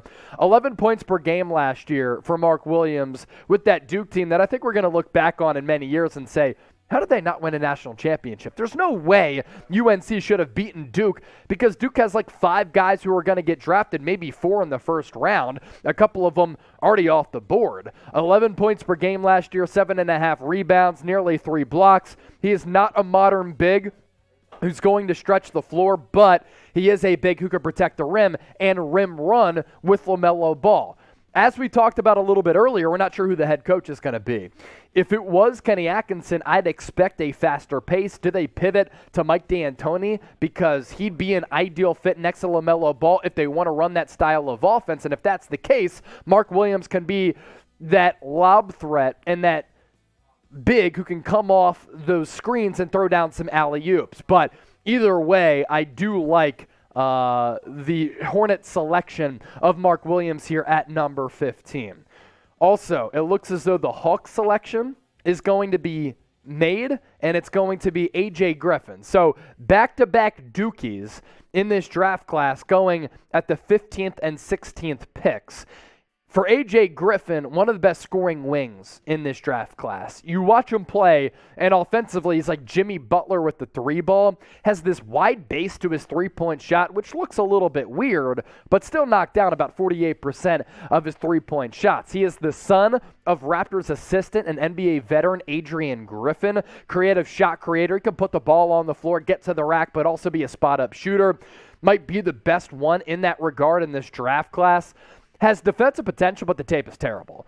He has been a traffic cone defensively, and I'm not sure if that's because of effort, it seemed as though the basketball defensive IQ isn't necessarily there because sometimes you just look lost on the defensive end of the floor. So that is certainly a concern. So too is the fact that in high school, he missed 2 years because of knee and ankle injury issues. So I'm sure there were some medical red flags. I had him going number 11 to the Knicks. He falls to number 16. For Atlanta, if he stays healthy, pretty good value. So you look at the last 4 picks here. Jalen Duren, number 13, the big out of Memphis, going to Detroit. Obviously, that was involved in a trade. They ended up getting Duren. The Knicks did dump Kemba Walker and his salary to try to free up money for Jalen Brunson. Ochai Agbaji going to the Cavs at number 14, a win-now player that fits a win-now roster. Hornets needed a big. They get it in Mark Williams, and then A.J. Griffin, the scoring wing, going to the Atlanta Hawks. We have some Super Chats to catch up on once more, and then we'll get to a couple of roulette wheel spins, at least 2 right now. We love Marshall. Leon Rose, you sleep, chump. That coming from Atlantic Lion because Marshall was so fired up about the New York Knicks. Any more Super Chats coming in? Another one? Another 50-piece from Ravon. Great show tonight, guys. Stoked about Williams to the Hornets. Have a drink on me. You know what? I might have to shotgun a beer for you, my guy. I know we said $100 earlier, but, it's been a little while. And for you showing us some love, Ravon, greatly appreciate that. Hopefully I pronounced the name right as well. Tell the boys out there, 2 roulette wheel spins. And a boot for $50? I think Mitchell Renz is over there. He's ready to take it away. But as soon as we're good to throw it over there, Sam, you just let me know. As the Super Chats continue to pile in, we appreciate all of your donations. And no matter where you're watching, we do appreciate you for supporting us and watching tonight's show. We're going to go to the Liddy Cam. Mitchell Renz is there. 2 roulette wheel spins and then a $50 Super Chat. All right, guys. So appreciate everyone coming on. So this is what we're going to do here, okay? First off, I already spun the roulette wheel, and we're going to bring on, he's our brand new guy, technically an intern, just got a $100 ticket, over 21. He's going to take a shot of Fireball, so everyone cheer on the man with many names. Ryan Zolchinski, a.k.a. Chinsky, Ski. He's got the socks with the Burks. What a look. So we do owe one more roulette spin, but this is the first time this has ever happened on Chat Sports Programming. No, I did one for you. Okay, I don't remember it. So either way, we're going to bring on COO Brett Scott, and he's going to do a beer boot. Oh, let's go! All right, the boot takes a lot of skill, a lot of patience. Yes. I don't think Will, with the same last name, could do it. Brett.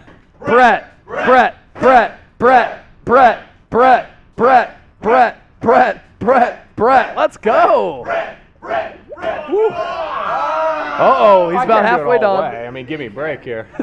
It feels like you guys should go some different programming while I finish. Well, we got to see you finish it. Otherwise, the people might say that we're lying, and we're not trying to be a liar. It's going down pretty well. Eventually it'll be empty. He is nearing the end of the beer boot. If we're lucky, he will finish it. Brett is killing it right now, taking down the boot. He's nearing the finish line. This man He's coming children. around the turn. He has multiple children, and he did it. He's a dad. Brett That's Scott. a clean shirt. He's a dad. That's a clean That's a shirt clean as well. shirt. That's a good point. All right, That's we a do clean shirt. Not have an one ounce more of roulette spin. We do have one more roulette spin. Let's wait. Jeez, that's my bad. Mitchell Renz on the Liddy Cam. Oh shit. All right, so we got to chug a beer. I got to chug a beer and do 20 push-ups. Does anybody want that? Silence. No takers. All right, so we're gonna chug a beer, and then I'm gonna do 20 push-ups. So that's what's about to happen. Here we go. He's chugging a beer. Then he's gonna drop down and do the 20 push-ups. You won't be able to see it, but yeah, count them out, Sam. 1, 2, 3, 4, 5, 6, 7, 8, 9, 10, 11, 12, 13, 14, 15, 16, 17, 18, 19, 20. He did it. What are you doing, Shams? What are you doing? Grade the chug from Brett. A, B, C, D, or F has to be an A. No spillage at all. very good timing on it as well. Get your red pen out. A, B, C, D, or F. Very impressive. I'm going down with the A-Town down. Getting you caught up on everything that's transpired. It has been a crazy draft, and so far we are approaching nearly 500,000 people who have tuned in and joined us all throughout the night. Rockets are on the clock right now, and what they did, I love, because the board fell in their favor. They kind of got shafted to a certain degree. In the NBA draft lottery, they had the favorite odds to land the number 1 overall pick. They fall to 3, and in doing so, they seem to be content with taking the best player available among Jabari Smith, Paolo, Banchero, and Chet Holmgren. In my opinion, they got the number 1 player in this draft class in Jabari Smith, an elite-level wing who is so long and so lengthy, so athletic and so explosive, and because of that, I think he's going to be a two-way threat. I love the competitiveness that he carries himself with, never backs down from a challenge. I thought what Bruce Pearl said yesterday was really interesting. He compared him to Kevin Durant because 6'10", 6'11", with that high release point that nobody can really guard when you combine it with the athleticism. So that's the player that the Rockets are getting back in Jabari Smith, and the pick is in at number 17. Houston's going to get some more length. It is going to be Tari Eason out of LSU. He is going to be the selection for H-Town. And you look at his profile here, from LA, 21 years old, 6'8", 217 pounds, last year with the Tigers. 17 points per game, nearly 7 rebounds, 52% from the floor, and our scouting report for him, really tough defender who can guard multiple positions. There are so many switches in today's NBA, so you need guys to have this flexibility. Reminds me a little bit of Jeremy Grant, has the frame and speed that teams will crave, and I think that's why the Rockets selected him. Impressive, breathtaking, and exciting in the open floor. Throws down some incredible hammers. Going to need some time to fine-tune his offensive game, but in Houston, he can come in off the bench and work on that offensive game over time. So the Rockets so far, they have 3 first-round picks. They already made 2. They have 1 remaining at round 126 in about 9 selections, but so far they've gone Jabari Smith as well as Tari Eason. And with that, I think we're going to welcome back the H-Dog, Harrison Graham, with the Chicago Bulls on the clock at number 18. What are you thinking for Chicago as the host of Bears Now? Yeah, a lot of E.J. Liddell. And get your shout-outs in. Grade the Rockets' picks so far, 0 to 100, 100 being they've crushed it. I would like E.J. Liddell. I think if I'm Chicago, I'm trying to move Vucevic this offseason. I'm trying to get that salary off my books and get some flexibility, maybe go after Rudy Gobert. I think they're the one team that makes sense for him. They need a defensive anchor, and they don't have that.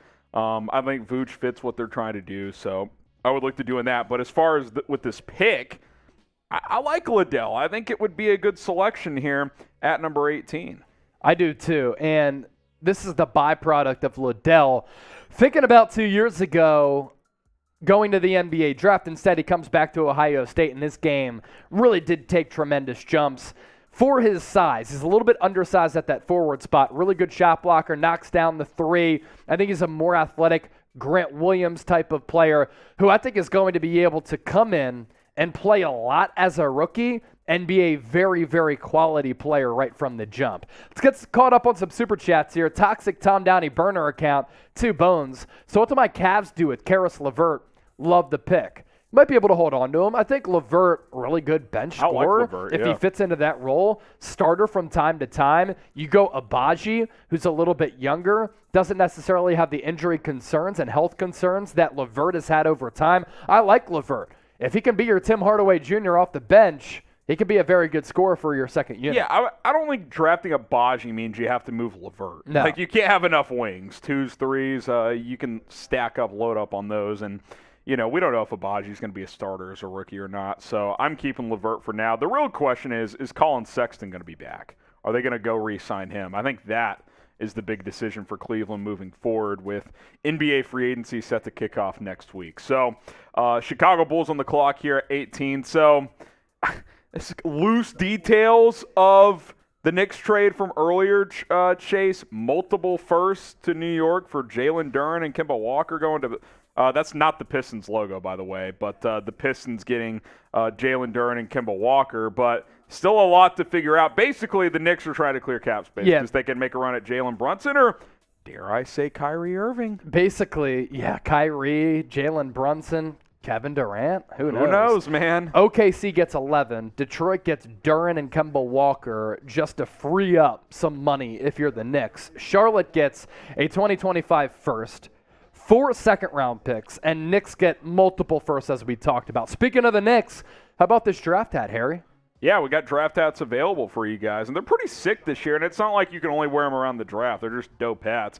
Chatsports.com/NBA draft hats for you guys to go pick those up. That link will redirect you to our partners over at Fanatics, and you can pick one up today. Chatsports.com/NBA draft hats.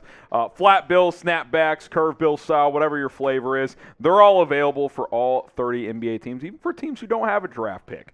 You can get one of these. Chatsports.com/NBA draft hats. Pick one up today and represent your squad. Kevin O'Connor makes an interesting point, Chase.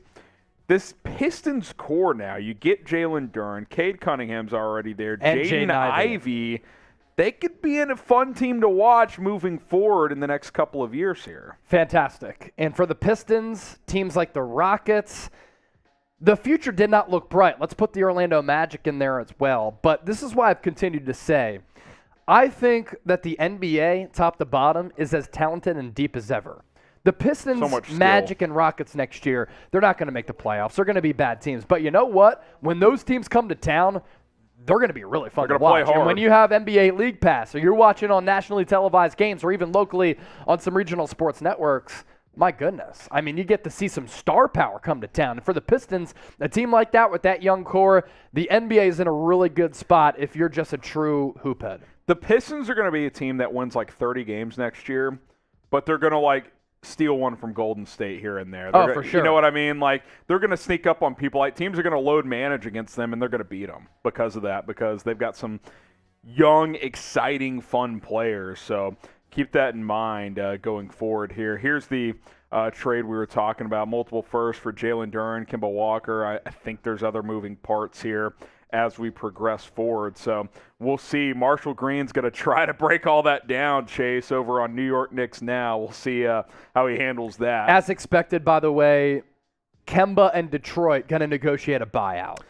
Yeah, which is interesting. You know, he had a couple games before he sat out the rest of the year last year. Didn't he have like a 35-point game? He played well when he had some rest. But the problem is he's not a high-level player for a majority and the bulk of the season. I think for a contender to be a backup point guard, he could still give you a little something. By the way, from Jake Fisher, Bulls number 18 pick has been one of the mid-first-round selections long considered available for a trade. All right. We'll see if Chicago moves this selection here as they are on the clock. But the Bulls, they're in an interesting spot, Chase. For about two-thirds of the season last year, they were the favorites in the East. Yes, they had the best, they had the number one record through in the about Eastern 50 Conference. games, 55 games, and then after the All-Star break, they fell apart. I think they went like 6-17 to finish the regular season. It was really brutal. But Lonzo Ball getting hurt them. Hopefully he recovers. But you know, I would assume last year's second-round pick was a nice selection. They've got some good pieces. The problem is they can't guard. They need better defensive players down low and on the perimeter. They can score with anybody, with Levine, DeRozan, and Vooch, although I would move Vooch. But you need more defensive players next to Patrick Williams. Yeah, and it looks as though the Bulls pick is in. And it looks as though it's going to be Dalen Terry who can out play of Arizona, defense. who can play defense. You know what? My pro comp for him, Andre Iguodala, who for a long time just an elite defender at that wing spot in the NBA, and that's a big reason why he won NBA Finals MVP back in 2015. For Dalen Terry, the numbers certainly won't scream at you, right? 8 points per game, 5 rebounds, 4 assists, a steal plus. But what do those numbers show you? All-around playmaker who can impact the game in a bevy of ways. Active and energetic defender. It's going to help him get early NBA minutes because you can put him on the floor and know that he's not going to be a sieve and a liability defensively. Can handle okay for his size. Some shooting upside. I was watching the stroke last night. I don't think that it's faulty or broken by any means. 36% from three. 36%. That's not bad. Only 77 3-point attempts, though. But a quirky ball handler, a tight enough dribble to run a little bit of point, so you also get some positional versatility here.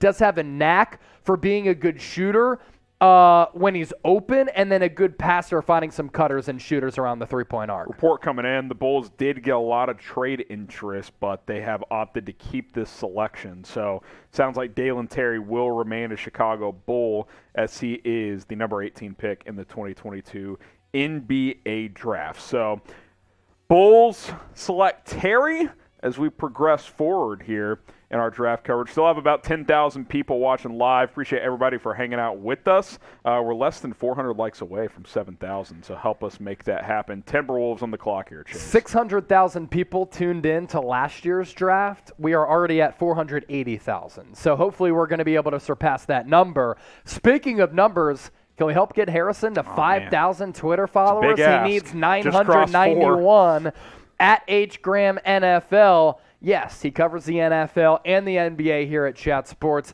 Make sure you give him a follow, and he'll give shout-outs to everybody who does give him a follow will. at HGramNFL. You see the handle down below.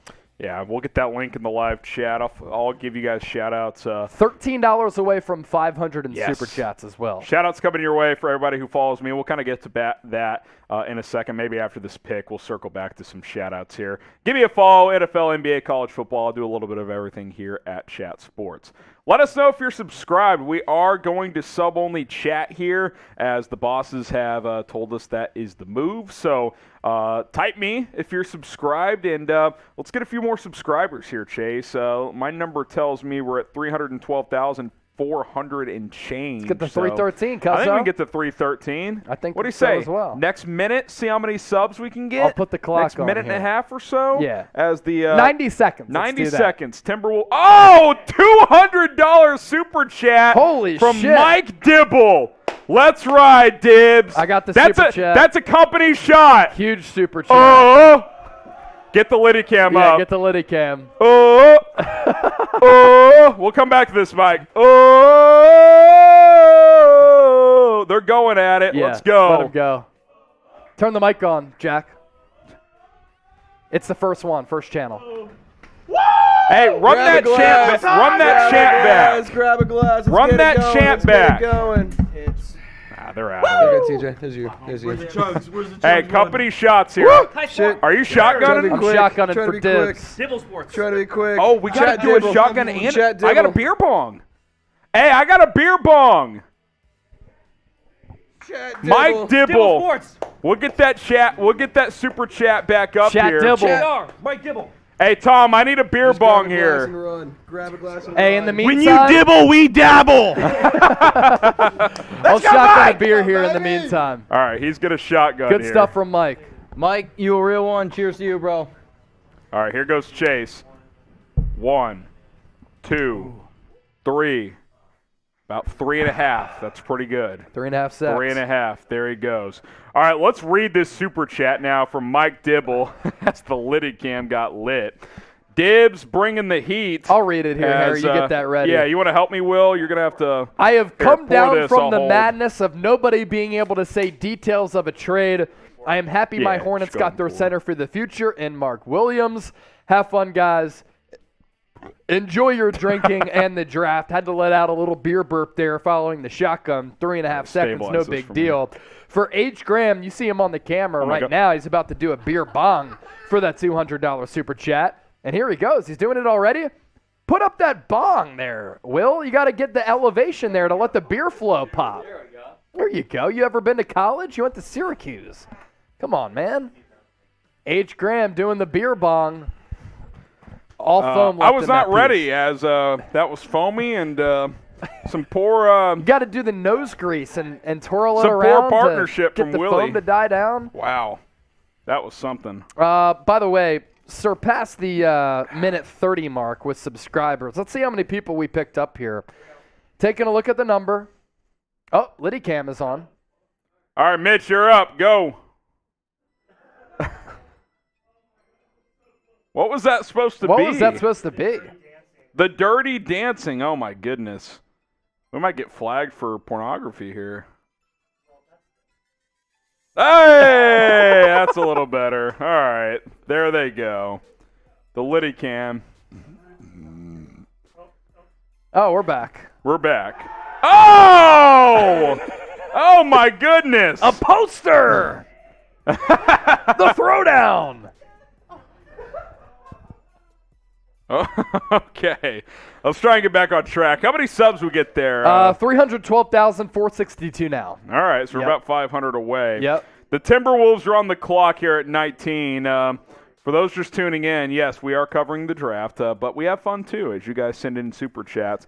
Appreciate all the support. We owe a couple of roulette wheels after that $200. We'll get to that in a bit. We'll let everybody calm down. Chase, Minnesota here. We talked a little bit earlier about D'Angelo Russell. Is he a part of the future? I think that's up for debate. By the way, Jake LaRavia. Out of Wake Forest. But he's going to get traded to the Memphis Grizzlies here as they add a guy who can help stretch the floor a little bit. Yeah, this is interesting. So you looked at Jalen Williams and Jake LaRavia as two of the draft risers coming into tonight. Yep.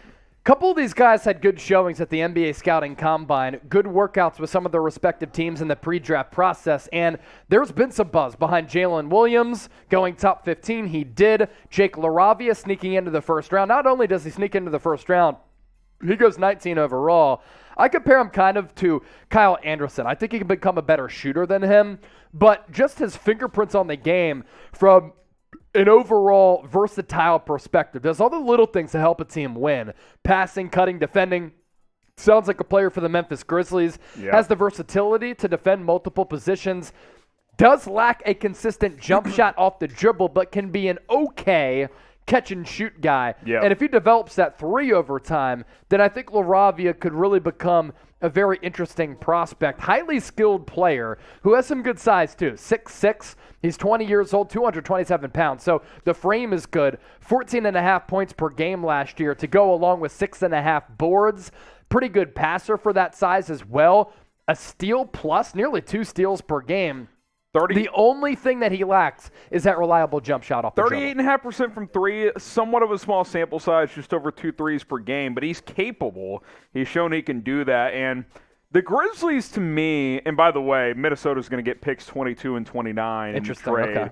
Wow, Memphis really wanted him then. Yeah, that's pretty good for Minnesota. You drop down 3 spots plus land, the second to last pick of the first round. Yeah. But I kind of look at Memphis, Chase, and I'm like, this feels like a team trying to be the next Warriors, where they have their superstar guard and just a bunch of snipers around them. A lot of ball movement, motion offense.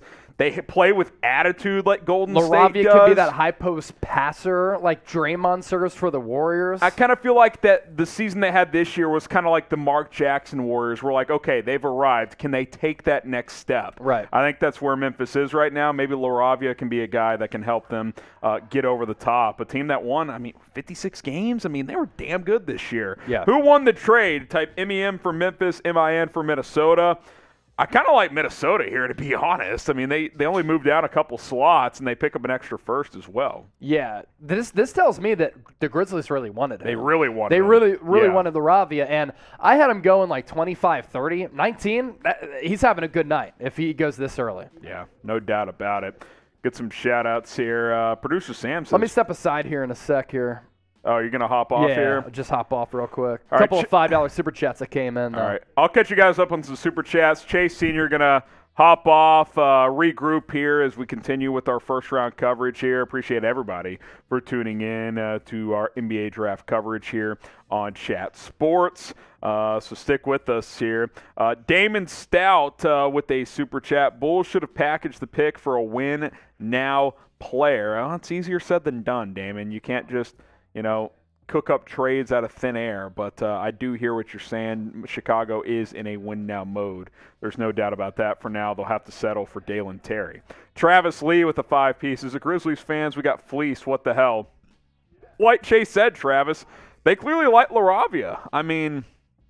If they're convicted with this player, go get him. Maybe there was chatter that he wasn't going to fall to 22, so they went up, they got their guy, and if you're the Grizzlies, you don't need 2 first-round picks here. You got a lot of talent with Ja, Bane, Dylan Brooks.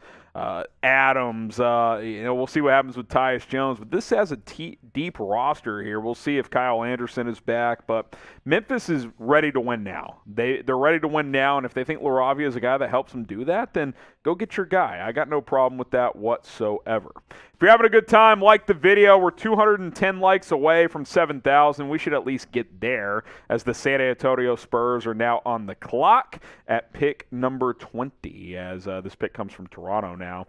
So like the video if you guys are having a good time. And by the way, we owe 2 roulette spins after that $200 super chat. We're actually $3 away from owing 3 roulette spins. So stay tuned, as we're going to catch you guys up on all of that. But like the video, 180 likes away from 7,000, as we're having a good time here at Chat Sports. Appreciate everybody tuning in with us here, and we'll be ready to go. Mitch, we owe 2 spins here, so Mitchell Renz is going to get set up at the Liddy cam. All right, we got Mitch ready to go. Mitch, we got 2 spins here, so go ahead and spin that wheel for us a couple times. All right, the first one, we got some dice, so I got to roll the dice. Whatever it lands on is how many drinks I owe.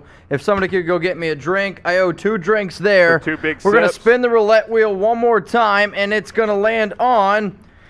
All right, so now I owe 3 beer sips. So we're, what, $3 away? Yeah, $3 We're $3 away from another one. I kind of want to play a game, if anybody's down to play a game. So essentially what we got, Trace, perfect. This is what we're going to do. So Trace and I, we're going to hop on here. If Trace makes the shot, I have to take a shot. If not, Trace is going to have to take a shot. Yeah, correct. All right, so this is what we're going to, all you guys are going to see. Now, you go over here. Okay. So Trace, you're going to see the basket. Now, you got to back up. You're way too close. That's a layup. All right, here he goes. He's off the camera, but he's shooting it. I'm watching him do it. Oh! Cash money. That was gonna hit me in got the a face. little help from Mitch. Damn. I did not think you'd make that. There he goes. So that's what, three drinks? Yeah, we'll figure it out. I'll help you out. All right, Trace is gonna take one too. So a couple of drinks for the boys here. I don't know how I made that. Mitch is gonna take one. Trace will take one. Are we still on? Yeah, you're still on. One more drink, Mitch. All right, they're good to go. Thanks to the Liddy Cam guys. They're doing fantastic work tonight. There they go. Let's kind of catch you guys up on what's happened so far in the draft here, as we'll go from 1 to 19, Spurs on the clock, and then we'll catch you guys up on that pick. The Spurs pick is in. Actually, we'll get to that in a second, though. Banchero 1, Chet Holmgren goes 2 to OKC, Jabari Smith to the Rockets at 3, Keegan Murray to the Kings at 4. 5 through 8, Jaden Ivey to the Pistons, Benedict Mathurin to the Pacers, Shaedon Sharpe goes to Portland at 7, and then the Pelicans select Dyson Daniels at number 8. 9 through 12 here, Jeremy Sohan, the forward out of Baylor, goes to San Antonio. Johnny Davis, the Wisconsin guard, to Washington. The Thunder traded up to select Ousmane Dieng, and then Jalen Williams. Ignore that noise in the background. Everybody's fine, we think. 13 through 16, Jalen Duren goes to Detroit as a part of a wild trade with the Knicks, I believe. Ochai Agbaji to Cleveland at 14. Mark Williams, 15 to Charlotte. A.J. Griffin goes to the Hawks at 16. Tari Eason out of LSU goes to the Rockets at 17. Dalen Terry at 18 goes to the Bulls. Jake LaRavia at 19 goes to Memphis. And then the pick that just came in, Malachi Branham out of Ohio State. And we'll bring back in Chase Sr. in. Chase Branham here out of Ohio State, 20 to the Spurs. Do you like it? I like it on top of what they already did, and you look at Malachi Branham, he's 19 years old. He's a freshman last year with Ohio State. A lot of people didn't expect him to be a one-and-done player, but he blossomed, and his scoring talents really improved throughout the year. 13 points per game, knocked down about 43% of his three-point shots. He's a really talented ball handler. And look, he's 6'4", 195 pounds, so when he finishes around the rim, he can have some trouble there, but he's a great shooter off the dribble. He can drain some threes, can thrive in the mid-range as well with some turnarounds and fadeaways to his offensive toolbox, consistent shooting mechanics. The release point can be just a little bit higher, and that's why I mentioned that size there at 6'4". His shots can get blocked and might get blocked at the NBA level. But again, for the Spurs, last year you got the youngest player in Josh Primo. This year, you got your Draymond Green, Ben Simmons at the 4 type, and Jeremy Sohan. And then you get another really young player, a one-and-done player just like Sohan and Malachi Branham out of Ohio State. You have the makings of a nice little complimentary cast around DeJounte Murray. Now, for San Antonio, if you don't compete next year and throughout the year you're getting some really good offers for DeJounte Murray, maybe you trade him away for future draft assets. And I think the plan for them, once Greg Popovich steps away, they're going to bring in Quinn Snyder, who could do with the Spurs and that young team like he did with the Utah Jazz. Yeah, we'll see what happens there. I think that's a big question moving forward for San Antonio. Is DeJounte Murray a guy you can build around?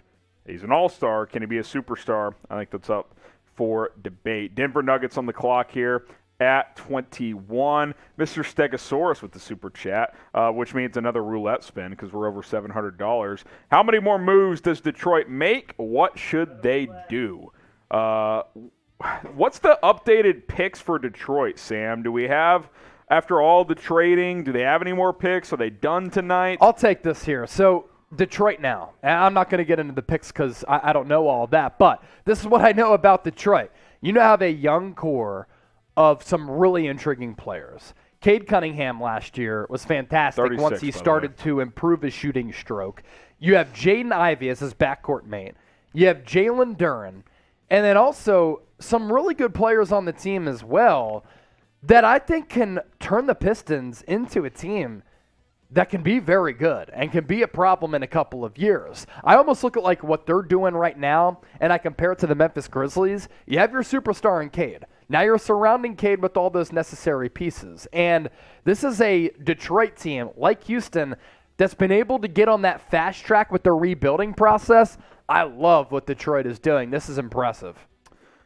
Yeah, I'm with you. I like the moves they've made tonight. And, we'll see if they can be contending in the next couple of years as they continue to build. Pick is in, and maybe a tick early. I actually like this player, though, Chase. Christian Braun out of Kansas, going to go 21.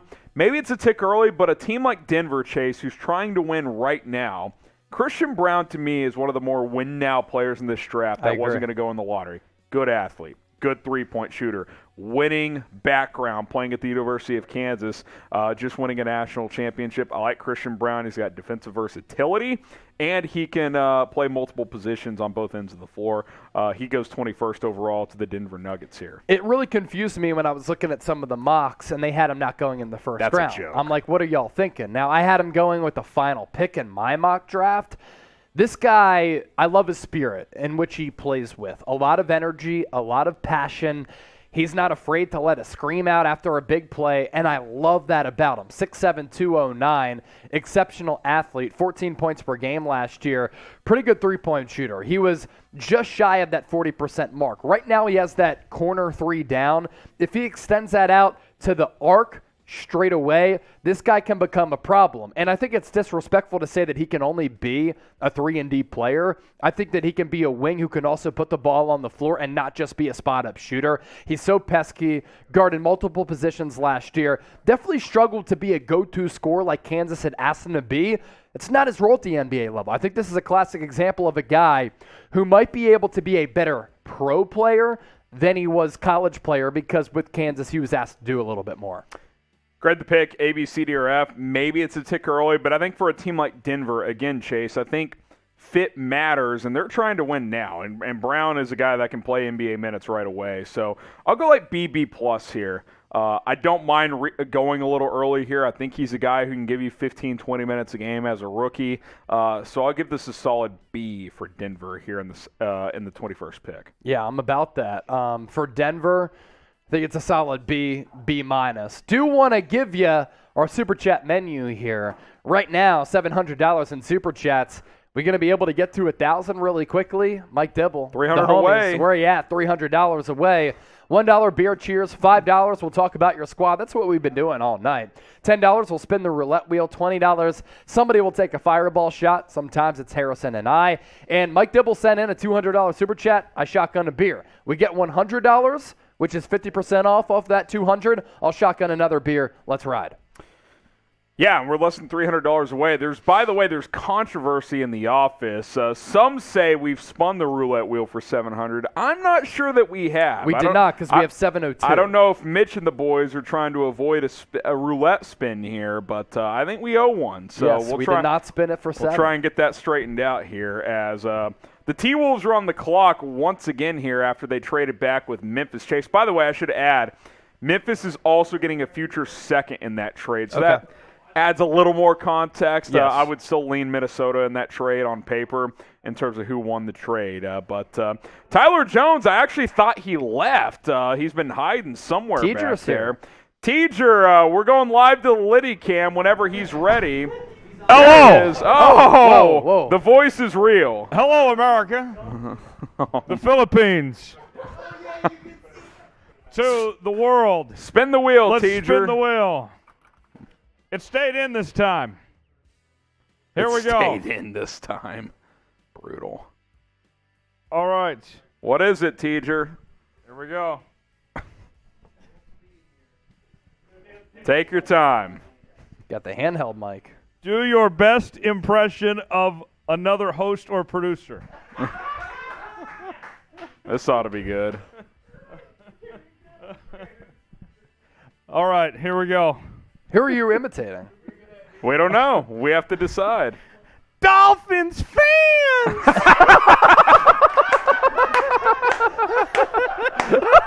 That's pretty good, I gotta say. Tyler Jones, that's good stuff. There he goes. Will Scott, host of Dolphins Today. Man. Dolphins fans. That was pretty good.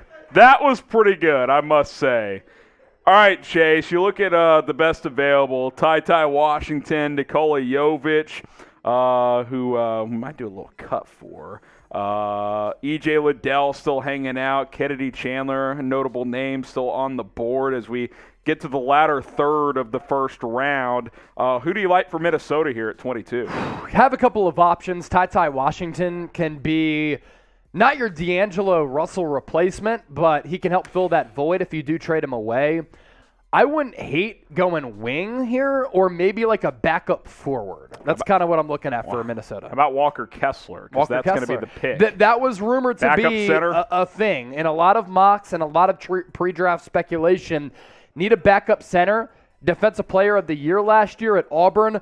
Doesn't really do much else beside finish around the rim and block shots. But Walker Kessler, I actually kind of like the fit as a backup big behind Karl Anthony Towns. 7'1", 256 pounds, 11 points per game last year, 8 rebounds, a nation-leading 4.5 blocks per game. Huge This number. guy is a special defensive rim protector. And, hey, I think fit was going to be key with Kessler and Towns as their starting 5. Hey, give me 15 good defensive minutes off the bench. Yep. I mean, that's what you're looking at here, right? So you get him to back up Karl Anthony Towns, who's not a good defensive player. So maybe if you're Minnesota, Chase, you're getting crunch time in some of these key games, you go a little offense for defense when you're substituting. So I think the fit makes sense, and I like this pick for Minnesota specifically. I don't think he would have made sense for a lot of teams, but I think he makes sense for the Timberwolves. And look, last year, 47 three-point attempts. So it's not like he was totally unwilling to shoot the three ball. Now, he connected on 21% of them, which is a little bit of a problem. But 245 pounds, 7'5" wingspan, him blocking nearly 5 shots per game. That's outrageous. He swatted everything in his sight right around the rim, and he's a pretty good rim protector. What's also of note here, he was able to avoid fouls, too.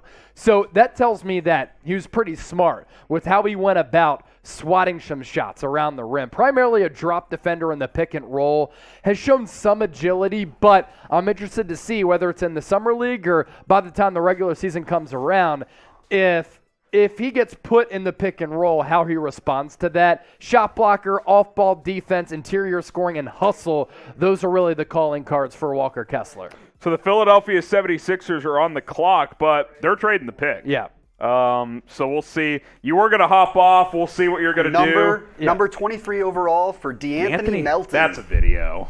Yeah, D'Anthony Melton. D'Anthony Melton to Philadelphia. is going to go from Memphis to Philadelphia here. So we'll get those trade details. Here's the deal. Chase Sr. is our host of Philadelphia 76ers Now, and you're trying to close the gap on Celtics today. You and Will Scott got a little competition going. So if you're a Sixers fan, go subscribe. YouTube.com/76erstv. If you're a Celtics fan, go subscribe. YouTube.com/CelticsTV. Whatever fan base you're a part of, go check out our team channels. We have two channels for each of these, or we have a channel for each of these teams. That's not right, that trade alert, right? Okay. All right, just making sure. Yeah, subscribe to Philadelphia 76ers Now. Been cooking up some really good content over there, and the channel's been popping of late. Really big offseason for Philadelphia. So DeAnthony Melton to the Sixers. This is pretty interesting. I mean, he's only 23 years old. Nearly 11 points per game last year, connected on about 37% of his threes. He was a 40% field goal shooter, 4.5 rebounds, little less than 3 dimes, steal and a half per game. So he does help you defensively. A second-round pick of the Houston Rockets back in 2018. Last year he played for the Memphis Grizzlies. So what Daryl Morey is trying to do, bring in some good rotational players, some good bench players. DeAnthony Melton does fit that category. Here's the trade. It's very simple, and Chase Sr. is going to go break this down on our Sixers channel. He'll be back probably in about 20, 30 minutes, maybe a little longer. He may go break down the Warriors pick here coming up too. DeAnthony Melton, a bit of a 3-and-D guy. It goes from Memphis to Philadelphia. The Grizzlies pick up this selection, so they moved up for LaRavia. Now they get this pick back, basically, so they'll select here in just a moment. Looks like that pick's about to be in here, so we'll break that down in a second. But I don't mind this for Philadelphia. They need more shooting. DeAnthony Melton should be able to provide some of that. Okay, David Roddy out of Colorado State, a sniper from 3. So Memphis selecting a couple of forwards who can space the floor. Interesting player, 6'6", 260 is Roddy out of Colorado State, 19 points per game, one of the best scorers in college basketball. He rebounded 7.5 boards, and the shooting is what you like, 43.8%. And I compared the Grizzlies earlier to what the Warriors were when they kind of first started getting their dynasty going. Roddy, not the highest ranked prospect, but a guy who can really shoot the ball. Memphis is trying to find guys who can space the floor. He can defend. He can play small ball 5 or 4, and should have some versatility if he can slim down a little bit as well. A guy who can certainly still develop his body, but it's pretty clear to me what Memphis is trying to do. Guys that can come in and shoot the basketball. LaRavia, Roddy, those are a couple of guys that should be able to do just that. All right, who won the trade? Type NEM for Memphis, PHI for Philly. That pick turned into David Roddy out of Colorado State. Who won this trade? Let us know in the comment section who was the winner of this trade. We're going to bring in Will Scott here in a moment to sub in for Chase Sr., so stick with us here on our coverage of the Chat Sports' coverage of the 2023 NBA Draft. 2022, sorry. Faye Bios says Philadelphia. Wannabe says the Sixers, so does Brian. Kyle says Memphis, so does Sherry. Nizarg, we got Dustin in there saying Memphis as well. Tater says Memphis. Hunter and Flo say Memphis. He's not even good for the G League. Hey, you shoot 44% from 3. You can find a spot in the NBA. Travis Lee with the 5-piece. Now that we lost DeAndre Melton, I hope I'm wrong about these trades, but I hate this. Ja is going to average 30. Danny Green also involved in the trade. So buckle up. Hang on. Looks like Danny Green is going to Memphis as well. So, Travis, maybe you like that. We'll get that trade updated here as a lot of information coming in here. Make sure Chase Sr. is made aware of that as he's going to go break down that trade. But updated trade details, number 23 overall, which turns into David Roddy, and Danny Green going to go to Memphis in return for DeAnthony Melton. So that is the trade there, Travis. So maybe that makes you feel better. Obviously, Danny Green coming off a major injury. We'll see when he is ready to go. All right, shout out your city. Let us know where you're watching from as we continue here. Milwaukee Bucks going to be on the clock here at 24. We'll bring in Will Scott in a moment, but shout out your city as we continue to progress with our coverage here. A lot of stuff going on. We'll bring Will in a second. A lot of Kai Soto fans in the chat. Let's see. What pick are we on? We are on the 24th pick, the Milwaukee Bucks. Vincent says Houston. We got Davo in Edmonton, West Palm Beach, Puerto Rico from Ryan. Nizarg from Vancouver. We got Matt in Kewaunee, Illinois. We got Shopey says, boycott the NBA if Kai Soto doesn't get drafted. Bones Jones in Wichita, Mike Dibble in Marysville. We got Matt in OKC. Dave says Kai. South Bend in the chat. Tennessee. We got a lot of folks hanging out with us here on Chat Sports. Will, you ready to go? You ready to rock and roll? We'll get to him in a second. He's not quite ready yet. Shout out your city. San Juan. We got Narcissus saying Albania. We got Justin in Denver. Let's see. Turn Italy in the chat. So what not getting drafted? I don't know what you're saying on that one. We got London, UK, Melbourne, St. Louis or Kansas City needs a team. That'd be interesting. Luis from Puerto Rico as we continue here with our coverage. Bucks on the clock here at 24. San Antonio will be back at 25. The Rockets at 26, and then the Miami Heat over at 27. That Rockets pick comes from the Christian Wood trade, 28 through 31 here. 31 will start the second round. Warriors at 28. Timberwolves at 29. That just came from Memphis. And then the Denver Nuggets will close out the first round with the 30th overall selection. Looks like the pick is in from Milwaukee here. We'll break that down in a second whenever we're ready to go. And Marjon Beauchamp is the pick here. Play with the G League Ignite. Number 24 overall. This was kind of the range we thought he would go.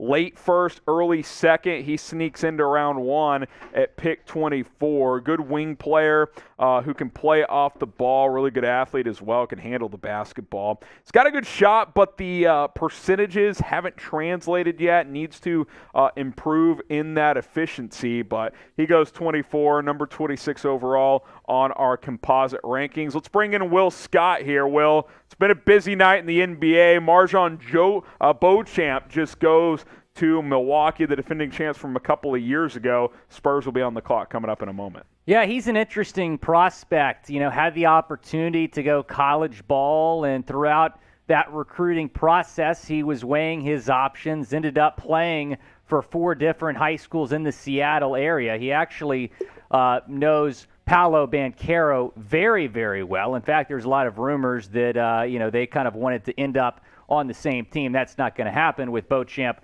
going to Milwaukee, but he's one of those G League guys, played for the Ignite, and there's certainly a lot of upside. Just not a guy we know a whole lot about because he did go that G League route. Yeah, it'll be interesting to see over the next several years, Will, these guys who go the G League route. Does this become this legitimate avenue for guys to play a year in the G League, make $100,000 or whatever, and then go to the NBA draft? I think we're kind of, just seeing the early, results of that, but we don't know exactly if that's going to be the best route or not. You guys can grade the pick for us, and then we'll talk a little bit about San Antonio, who's picking up at 25.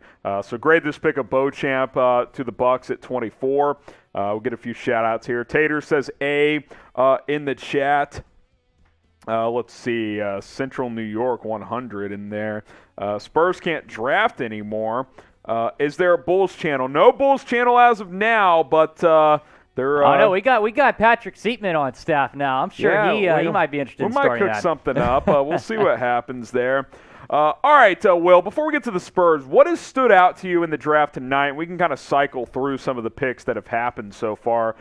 You've obviously followed the Rockets for a long time. Jabari Smith at 3, that's pretty good. Interesting. You have mixed feelings about that as a Rockets fan because for weeks you thought Banchero was going to be the guy at 3, and Rockets fans were excited about that, and then it ends up being Jabari Smith. I'm just happy it's not Chet Holmgren. I encourage everyone to go follow at Chat Sports TV on TikTok because there's a pretty funny TikTok that we just posted on there, my reaction to finding out it wasn't going to be Chet, because Chris Haynes posted on Twitter that the pick for OKC was going to be Smith, which would have meant Chet to Houston. So I'm just relieved it's not that. But one of the more underrated players in this draft class, in my opinion, Tari Eason out of LSU. You talk about a power forward who can shoot, who has very, very capable ball handling skills as well. I watched a lot of LSU this past season, Harry, and you would be surprised how often Eason was running the point on just random times in the game. So he's a good ball handler, good scorer, great defender as well. The Rockets are putting together something special with that young core. Well, you know what's hilarious? Someone in the chat just sent in a $10 super chat. They want Ryan Zolchinski to take a beer bong. Can we make it happen? Chinsky. Our intern, Ryan Zolchinski, is going to take a beer bong on the Liddy Cam, so stay tuned. We'll get to that in a moment. Also, a thing about Eason, great defender. Oh, yeah. Really good defender. Well, and that's what the Rockets really needed to do tonight was get defenders, and Banchero is a very, very good scorer. He's not known as much for his defense, so maybe it's a win for the Rockets if they add a really good defender in Jabari Smith and then add another one at 17. And they're coming up at 26. Yeah, thanks Spurs, to your Mavericks. Spurs on the clock right now. Yeah, they traded Christian Wood to Dallas for 26 and some deep bench guys. Z Robinson, though, the $10 Shout super. out to you, Z-Rob. Ryan Zolchinski do a beer bong live on the show, so he's buckling up. So once he's ready to go, we'll go check that out as we're nearing the end of the first round here. 6 picks to go. Producer Sam talking now. I do want to point out something that the people won't really get to see with Ryan. An electric outfit with khaki pants, white socks, and Birks. And he's got the mullet. That is a look. Elite. That is a look. And he's got the mullet going. Mini mullet. That dude fucks. He's a legend. He is a legend. No question What about else that. has stood out to you tonight? Well, it's funny. I thought that after the news broke earlier today about the Nets situation, I thought they would be the biggest losers to come out of New York. But no, it's still the New York Knicks after what they did tonight. I mean, that was wild when that was all going down. I mean, I think that's going to be the big story to emerge from tonight, even more so than Banchero being the surprising #1 overall pick. I mean, for a second we thought it was Ivey going to the Knicks, and then they don't even get anybody. They're clearly trying to make a run at either Jalen Brunson or Kyrie Irving, but to give up a first-round pick to clear I don't understand the Knicks have it. And all the reports suggest Brunson wants to stay in Dallas. So to go this route, and if you don't get him, then what was the point? His dad is the assistant for the Knicks, though, right? I mean, sure, but he's been a coach in the NBA before. It's not like he's unqualified. I don't think they hired him just for a small chance to go get a Jalen Brunson, but we'll see what happens here. Spurs on the clock here at 25. Then you got the Rockets, Heat, Warriors, and Minnesota. Then Denver will round out the first round before we shift to round 2. We're going to get to the Liddy Cam in a moment. Can someone help Zolchinski? Let's get the man some help. He needs a better teammate than you had on the beer bong. That's for sure. I know that was tough. That was you, but I hey, apologize. Lessons learned. I got it done.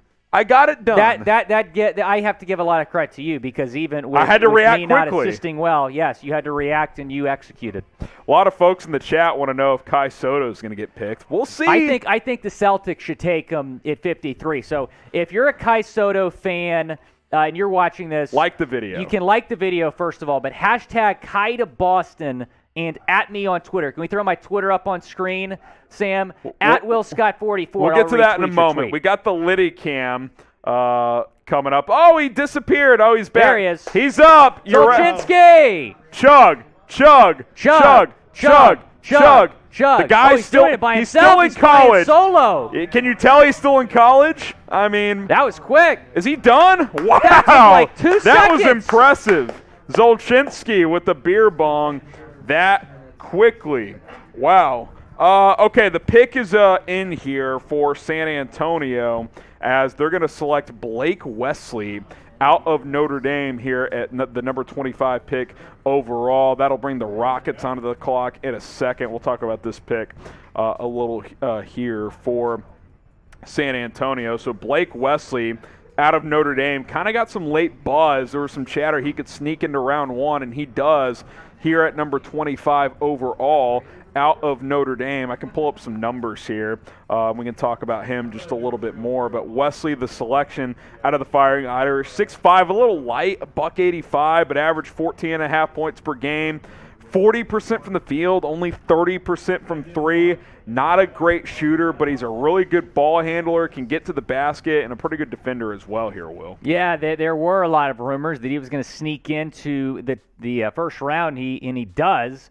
Only 30% from three. And when you're looking at the stat line from Notre Dame last year, that's kind of what stands out. I mean, you want a shooting guard to be able to hit threes a little bit more often than that. But you do mention he's a good ball handler. The upside is there with him. And it's going to be interesting to see, kind of the direction San Antonio goes in. I think pretty much every draft pick they're going to have the next couple of years is really going to set the tone for the future of that franchise. So they go with Wesley here, who is one of the better shooting guards in terms of just athleticism and upside in the ACC last year. One and done, young prospect still, has a lot of time to grow. But, yeah, I think what'll make or break him is if he can develop a more consistent shooting stroke. So appreciate Will joining us here as Chase Sr. has stepped aside. San Antonio's already made 3 picks, though, Will. They've been busy tonight. They get Jeremy Sohan, the forward out of Baylor, Malachi Branham out of Ohio State, Blake Wesley out of Notre Dame, 3 Power 5 college players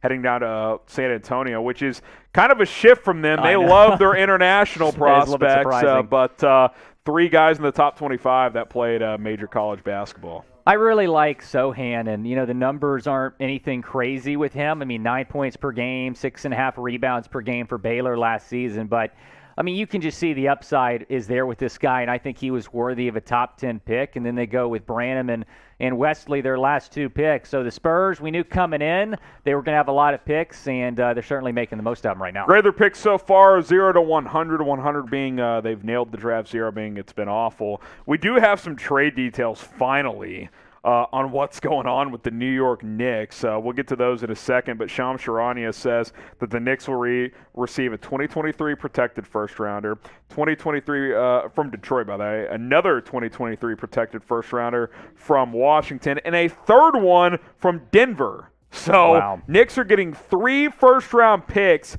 and as far as it pertains to this year, clearing cap space to try and make a run at a big-time free agent like a Jalen Brunson or maybe a Kyrie Irving trade. Yeah, I think Kyrie might be, who they're going for here. Obviously, Brunson has been linked to them, but you knew coming into tonight they wanted Ivey and they were going to do a lot to get him, and apparently they just didn't do enough. But they do get a couple of future first-round picks. But for a coaching staff and for a front office that really needs to win now, I'm really surprised to see them loading up on picks. However, they might flip those picks to trade for, let's say, a Kyrie Irving or someone like that. The Rockets' next pick is in, Will, and as our resident Rockets fan, we'll let you break this down here. Wendell Moore Jr., a guy who shot 41% from 3 at Duke last year, 3-year college player, a guy who can really shoot the basketball. Yeah, I like the pick, and they go with another big name here, much like the Spurs. They go with a couple of Power 5 college guys with their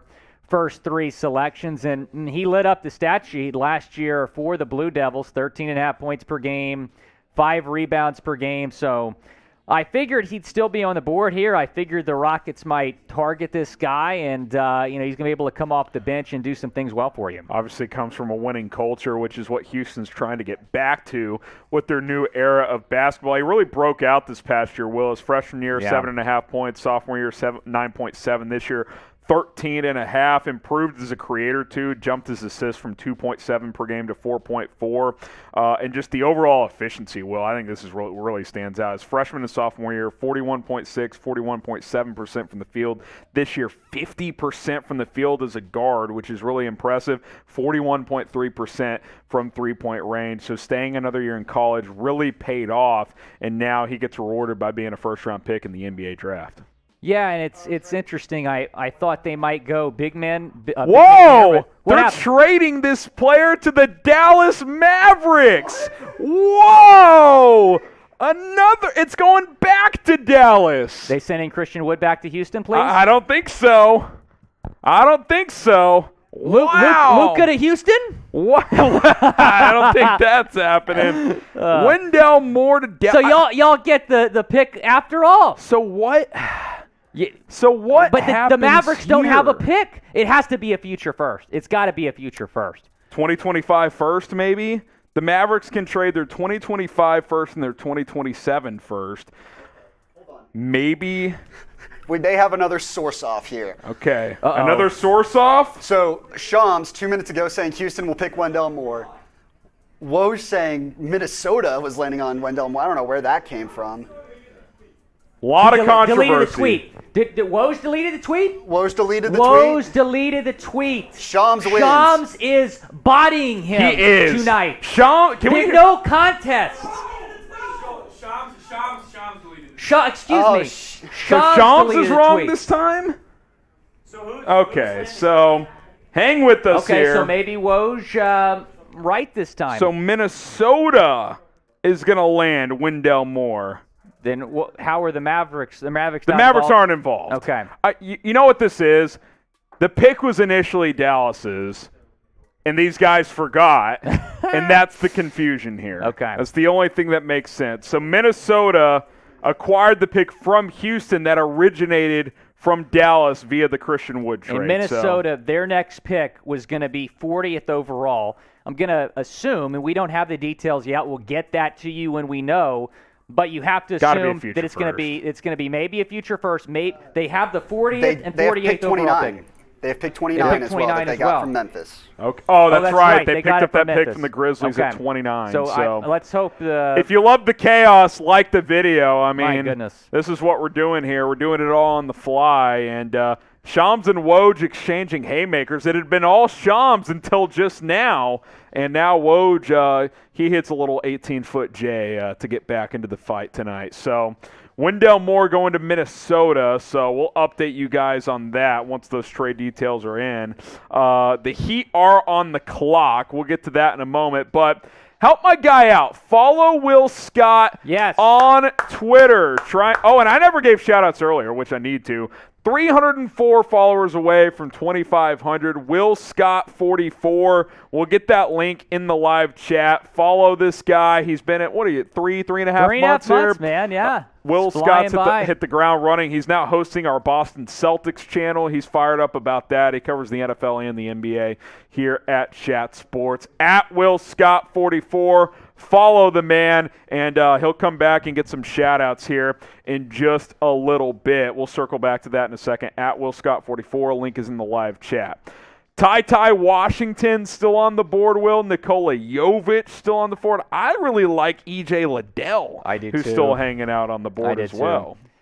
Out of those four, I think Jovic is my favorite. I mean, this guy, you watch his highlights, and he's unbelievable. I mean, he's 6'11" and is running the point. Guard, yeah, I mean, he's absolutely unbelievable. So I have him right now as probably my best available, and I was kind of rooting for the Rockets to take him at 27, but they end up trading that pick anyway. So 26, Miami. 26, yeah. Miami would be interesting because he doesn't have to help you right away. They're plenty deep, so Right. maybe you draft and stash him for a year or two, let him develop, and then in a couple of years he's a part of that core. So that would be interesting. Kendall Brown, an interesting player. Kennedy Chandler, one of the best athletes in this class, had about a 42-inch vertical at the NBA Draft Combine. I like Bryce McGowan's out of Nebraska. Bryce McBuckets, man. He's still available. He's a solid player. Patrick Baldwin Jr., who was a huge recruit coming out of high school, goes to the University of Milwaukee, and little up and down. He's probably going to sneak into round 2. We'll see if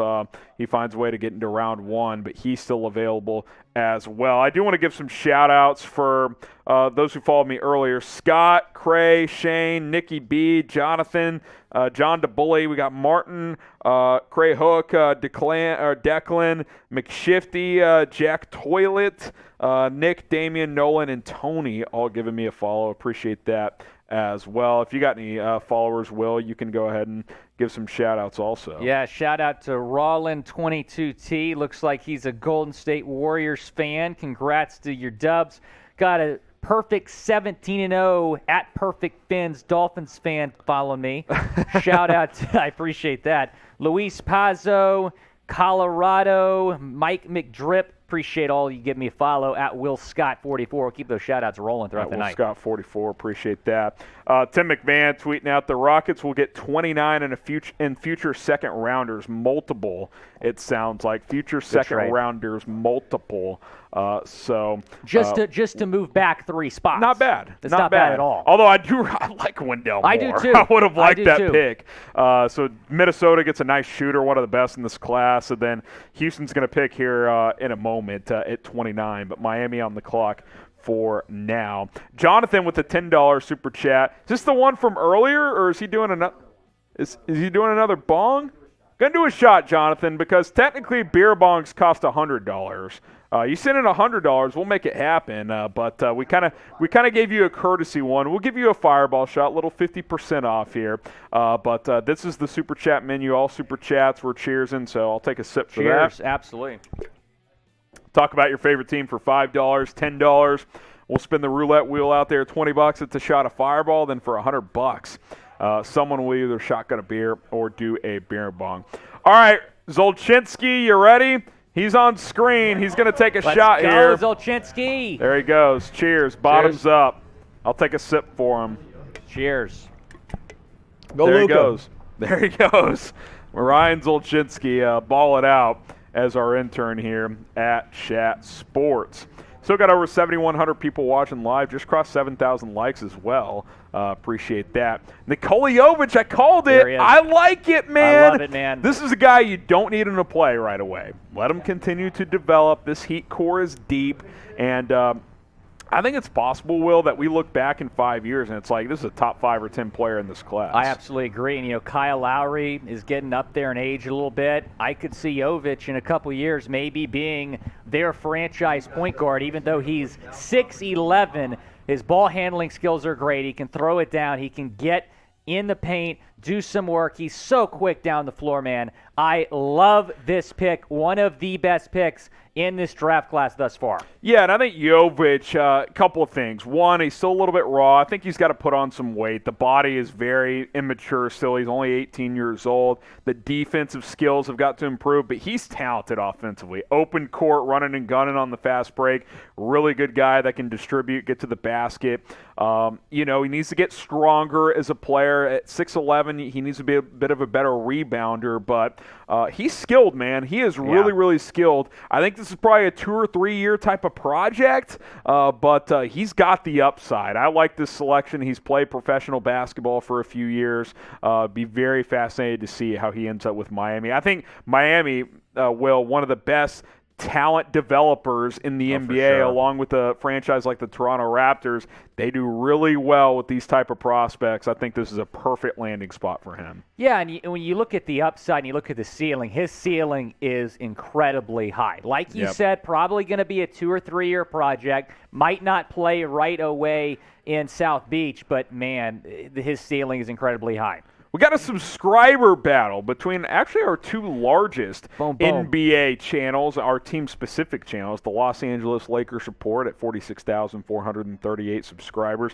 Golden State Warriors today, the defending champs, approaching 32,000. If you're a fan of the Warriors, link is down below, youtube.com/WarriorsTV. If you're a fan of the Los Angeles Lakers, same deal, youtube.com/LakersTV. Let's try to get to 50,000 on the Lakers Report by the end of the offseason. I think we can do it. If you love the purple and gold, go subscribe. If you love the blue and gold, Golden State Warriors today, go subscribe over there as well. 2 great franchises and 2 channels that we're putting a lot of resources into, so go check us out. Videos almost every single day. Uzi, is this, I don't know how much this is worth. Is this Australian currency? Thoughts about Houston and their future? Will, take this one away. Yeah, I'm from the H, Uzi, man. I'm excited about what the Rockets are building, and it was important for them tonight to add defenders. They did that with Jabari Smith. They did that with Tari Eason. They're going to do that again here in a second at pick 29, hopefully. So I think this upcoming season will be the last rebuilding year for the Rockets. They want this next year to be their last year in the lottery. Then they want to be a playoff team, and then they want to contend. This is an organization that's staying patient, trying to rebuild a championship contender. And that's the timeline that makes sense. Yeah. You know why? Because John Wall's off your books after next year.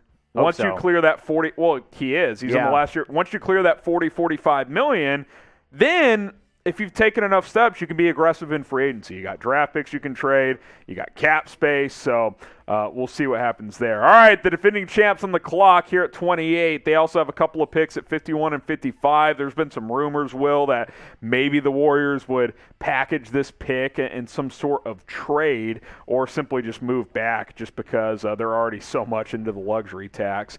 But if you're Golden State, Iguodala is probably going to retire, so you could use some kind of 3-and-D type of player. Center's a bit of a question mark with Kevon Looney as a free agent and James Wiseman's future somewhat unclear. Maybe a couple of spots you could go here. Yeah, it's going to be interesting to see what they can do. I was talking about yesterday on Celtics Today here at Chat Sports that it was rumored that the C's actually wanted to trade up to this spot at 28. It looks like the Warriors are going to pick. Still plenty of talent left on the board, and we've seen Golden State have some phenomenal draft picks over the years, kind of late first round, early second round. Ty Washington has somehow fallen all the way to 28. Still Jaden Hardy on the board, too. I really like him. Washington, a guy with backup point guard potential here. I mean, you could just go best value there. Now, here's what we know is a fact here at Chat Sports. A lot of Philippines fans that are a fan of the NBA, a lot of Warriors fans from the Philippines as well. So if you're pushing P for the Philippines, type P in the chat. Will and I will give some shout-outs. If Will's got the chat up, I'll let him give some shout-outs. If not, I can do it. It sounds like he does, though, so he can give some shout-outs, and then we will get to the selection because it sounds like the pick is in. But go ahead and give some shout-outs here. Joshua Pablo, shout-out to you. Steve Duran, Chase DeGod, J-Dub, 23, Austin Mason, Zach, Dave Balonis, Chloe Harper, Nelson, Renz Castillo, Zach. Appreciate all you shouting out the Philippines. We appreciate everyone watching from the Philippines. Hashtag Kite of Boston. Let's make it happen at 53 overall. Those P's going. Jay, Spider-Man. We got Bavik, Michael. Keep it coming here. Push P for the Philippines. That's how we rock and roll here at Chat Sports. We love the Philippines here at this company. Hey, the pick is in. How about this? Patrick Baldwin Jr., Will, who was one of the biggest recruits in the last recruiting cycle for college basketball. I actually respected him a lot for this. Opted to play for his dad at the University of Milwaukee, HBCU, stayed local, stayed home, didn't perform super well, but this kid's got massive potential. 6'10", he's got the shooting upside. The stroke didn't connect with a lot of high percentage scoring, but I like this for Golden State. You know why? They don't need a lot of win-now pieces. Go have this guy play in the G League a bunch this year. You know what I mean? Get a lot of reps down there, see what he can be down the road. Well, based on the Warriors' recent draft picks, this guy might be a future all-star. I mean, that organization what they do. Knows how to draft. And I think you're right. They don't need win-now guys right now like some of these other teams that are going to be on the clock soon. So they're going to be just fine. He's going to be just fine. Let him develop in the G League this year. Like you said, he's coming off somewhat of a disappointing season at Milwaukee. I thought he was going to put up much bigger numbers than he did. 12.1 points per game, 5.8 rebounds per game. So in the G League next year, I think he can develop and maybe become an impact player for Golden State that next season. We'll get to the Rockets here in a moment, but do want to shout out Aura, our presenting sponsor here tonight for the NBA Draft. And listen, Will, are you part of Gen Z? Yeah, I am. Gen Z, I mean, more than you guys are on the internet for everything. I'm on the internet for everything, and here's the deal. We all do everything online these days because it's the year of 2022. Your banking, your social media accounts, Netflix, Prime Video, Amazon, all that stuff. But the problem with all that is hackers are everywhere, and Aura is going to help protect you from hackers. Financial fraud protection. I do all my banking online, a lot of shopping as well. Identity theft protection. Millions and millions of people have their identity stolen every year. Aura is going to help you prevent that from happening. Overall online security, and Will, plans up to 5 people. I don't know about you, but my grandmother's Facebook gets hacked all the time, and if she had Aura, she'd be protected. Absolutely, man, and that's the great thing about Aura is not only are they going to protect you, they also offer family plans to protect up to 5 people. You can get your whole family covered. That's the link to get your free trial. Take advantage of it. Or.com/chatsports. Yeah, 14-day free trial there. Devo Miller with $5 Canadian. Thoughts on the Raptors and what they might do at 33? Trevor Keels? Ooh, I like that. Yeah. Listen, Toronto knows how to develop. I mean, that's just a fact. I mean, we all laughed at them for Scotty Barnes last year. The guy's the freaking rookie of the year. I mean, that's what they do. Admittedly, I was scratching my head when they made that Fred pick. Van Vliet, Pascal Siakam, all they do is develop talent. I mean, that's all they do. So whoever they pick, it's going to be a guy that works out probably based on their track record. And by the way, Will, you're going to be fired up.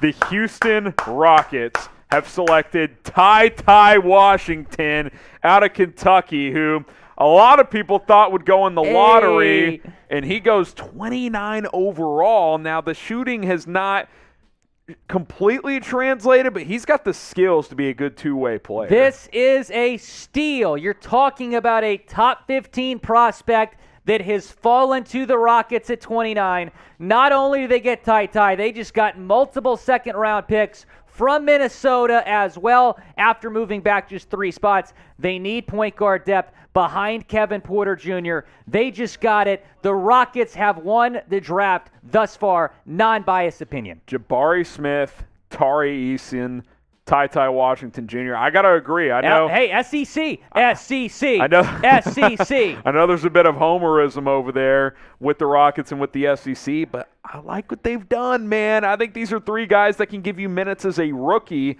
as rookies this year. And like you said, winning this year doesn't matter, but getting these guys experience is important. And then the year after the next, when you have cap space, go make some moves. They want next year to be their last year in the lottery. Yes. That is the goal. We're not talking about 3 years from now, they're still like the Thunder, and they're going to have the second overall pick. They want to contend soon, not like next year, but in the next 3-4 years. You're a real yes, contender? Absolutely. Yeah, I think that's what you're shooting for.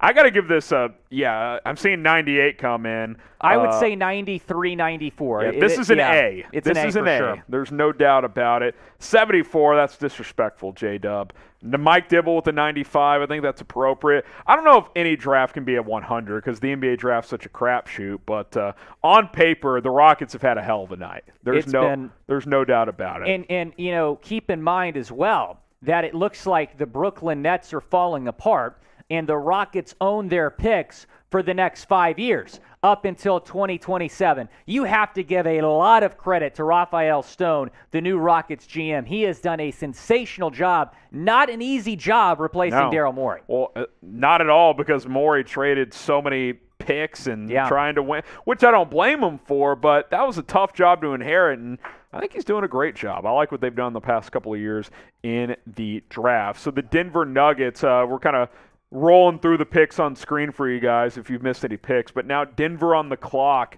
Will, to round out the draft, or the first round of the draft. We'll have second round coverage as well. What are you thinking here for Denver at 30? I like the pick they made earlier at 29, a win now piece in Christian Brown. Some think it's a little early, but that's a roster if Michael Porter gets healthy and if Jamal Murray gets healthy. They're ready to contend right now. I like the win now piece there. We'll see what they do here at 30. E.J. Liddell, 2 win now players. I would like it. Yeah, I think E.J. Liddell might make some sense. Kennedy Chandler as well. I really like him. But the player right now, in my opinion, and I'm curious to hear what you think, that I think has the highest ceiling, the most upside, is Jaden Hardy. Yeah. I think if I was Denver, in terms of upside, yes.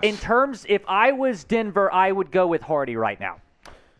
Yeah, he's got big time potential. These G League guys are weird because none of them shot the ball that well. But I also am like, they play in the G League. This G League route isn't really defined at this point. They kind of just run around and jack up shots. I don't know like how defined that is yet. But he's got huge potential. 6'4", almost 200 pounds. He's got a big body for a guy who can run point or the 2 guard. But You know, you could go two routes. You could go with a guy like that where 2 years from now he could be a potential all-star, or you could go E.J. Liddell, who probably won't ever be an all-star, but a guy who could be a contributor right away. I'll be curious to see what the approach is here for Denver. And maybe that's what they do, because this is a big year for the Nuggets, man. I mean, they're coming off a pretty disappointing season, a pretty disappointing series They missed Porter against and Murray, Golden State. man. I know. They had injury concerns. But, yeah, this is a big year, man. This is a big year for them. Yeah, they need to nail this. I'll say this. It might be a little early, but a backup center, Christian Koloko, is a guy I really like. Man. Great shot blocker. One of the best rim protectors in this draft. Yeah, he just swats balls into the crowd, man. He's really good at defending that rim. So we'll see what the pick is here. Let's go ahead and get to the pick here, Sam. It just came in, and then we'll go to this. Let's round out the first round. Peyton Watson out of UCLA, one of the higher players available on the board, 6'8", 200. Big recruit.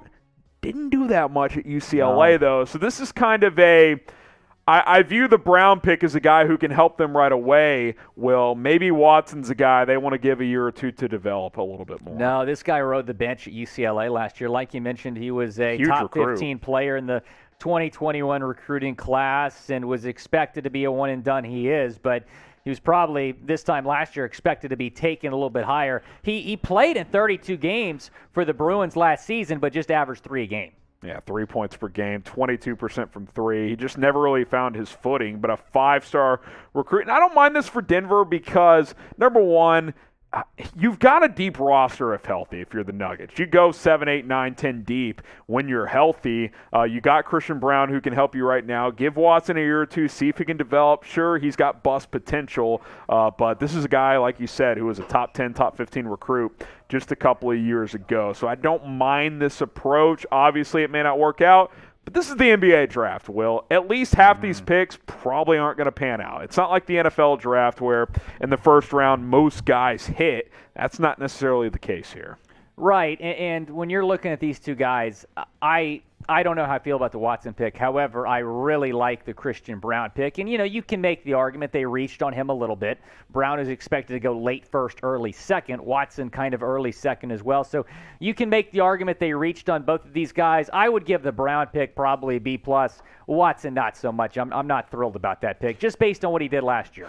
So the first round is in the books. Pacers will lead off the second round. But here's the deal. We haven't played this game yet. We played it a lot during the NFL draft. So for the next minute, I'm going to pull out my stopwatch here on my phone. For the next minute, every $5 super chat that comes in equals a shot of Fireball, whether it's from me, from Will, from other guys on the Litty Cam. Mitchell Renz is ready to take some shots. We're starting the clock. Every $5 super chat that comes in the next minute is going to turn into a shot of Fireball. Don't embarrass us, at least one of you guys. Send in $5, but hey. I'm watching the chat. Come on, peeps. There's 7,000 people watching. If 10% of you guys send in $5 super chat, we're going to be in trouble. It's going to be entertaining. Just $5. Come on. 35 seconds here. So there send we them go. in. There's one. Chicago Kev. There's one. Indiana Pacers on the clock. We'll read Chicago Cavs super chat. We got about 30 seconds here. Will someone take Kofi Coburn in the second round? We just got a second one, by the way. If this was 1983, it'd be a top 3 pick. Great point. Old school big. Not sure he translates to today's NBA. Fair to say? Yeah, I would agree with that. I would still draft him, though. Yeah, I think mid-late second round he can make some sense. 10 seconds, by the way. Kyle Casterline says, I want Mitchell Renz. I'm not sure what that means. I think he wants him to take a shot. shot. He wants to take the shot. 5, 4, 3, 2, Patrick 1. Mitchell at the buzzer. All right, our minute's up. There we go, Pat. How many we get? 4? I think we got 4, yep. Mike Dibble says, hi, guys. I enjoy this. Mike, we appreciate you. You're an OG when it comes to our NBA coverage as well. Our analytics tell us we got another one as well. Hang on, Mitch. We'll get to you in a second. So thank you for the super sticker, Patrick. And then Michael M. says, cheers, drink up. 5 shots. So here's the deal. Okay. Will and I will take one. I need my shot glass. It's over by the Litty Cam. Can we get Will a shot glass? Bring in my shot glass, por favor. Mitch is going to take one. Do 2 others want to take one? Thank you. Here, I'll pour you up here. All I right, got you. thank you, Harry. Yes, sir. Oh, you labeled it and everything. Fancy. Yeah, that's saving some paper here. So that's I'm all about that, bro. That's a good thing. Hey, I'm with you. Pacers on the clock. We'll get round 2 going in a moment, but we're having some fun here. 7,000 people hanging out with us. Harrison, Graham, Will, Scott, the entire Chat Sports team. Cheers to you. We're going to get the Liddy cam up in a moment. You guys ready out there? All right, here we go. 5 shots because we got 5 super chats. Cheers, Brett, Mitch, Chugs. Appreciate it. 3, 2, 1. Here we go. Jeez, Mitch. Where are your manners? Appreciate all the super chats tonight. By the way, if we get to $1,000 in super chats tonight, we will take another company-wide shot, and I'll do a beer bong as well. If we get $1,000 in super chats, that increases the chances of Kai Soto getting drafted. That's what I was told. Someone draft Kai, man. Come on, Kai. Kai.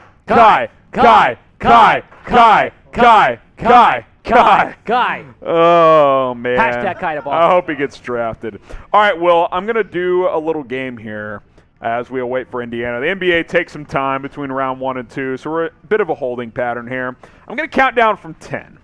And when we get to 0, the first team you see in the live chat is who we're going to talk about. So shout out your favorite team. When I get to 0, Will's going to look at the chat, and then we'll talk about that team. So 10, 9, 8, 7, 6, 5, 4, 3, 2, and 1. Who we talking about, Will? Jack says Mavs. The Mavericks. I'm going to let you take this one. That's I your, will that's take your this. guys. Yeah, YouTube.com/MavsTV, our Dallas Mavericks coverage. We've talked Great about, channel, man. We've It's a talked great about channel. Kai Soto over there a lot, by the way, and you guys have loved it. But no picks tonight. There's been some buzz. Maybe they'll trade into the second round. We'll see. That was fun for a second when I know. Woj tweeted that y'all had The fake trade. Yeah. I know. Good times. No, that was Shams, actually. Oh, Shams, He took excuse the me. L on that one. But traded for Christian Wood, so you get another big. I think you could add another big. I don't think Dwight Powell is a guy that should be a part of this team moving forward. More help next to Luka.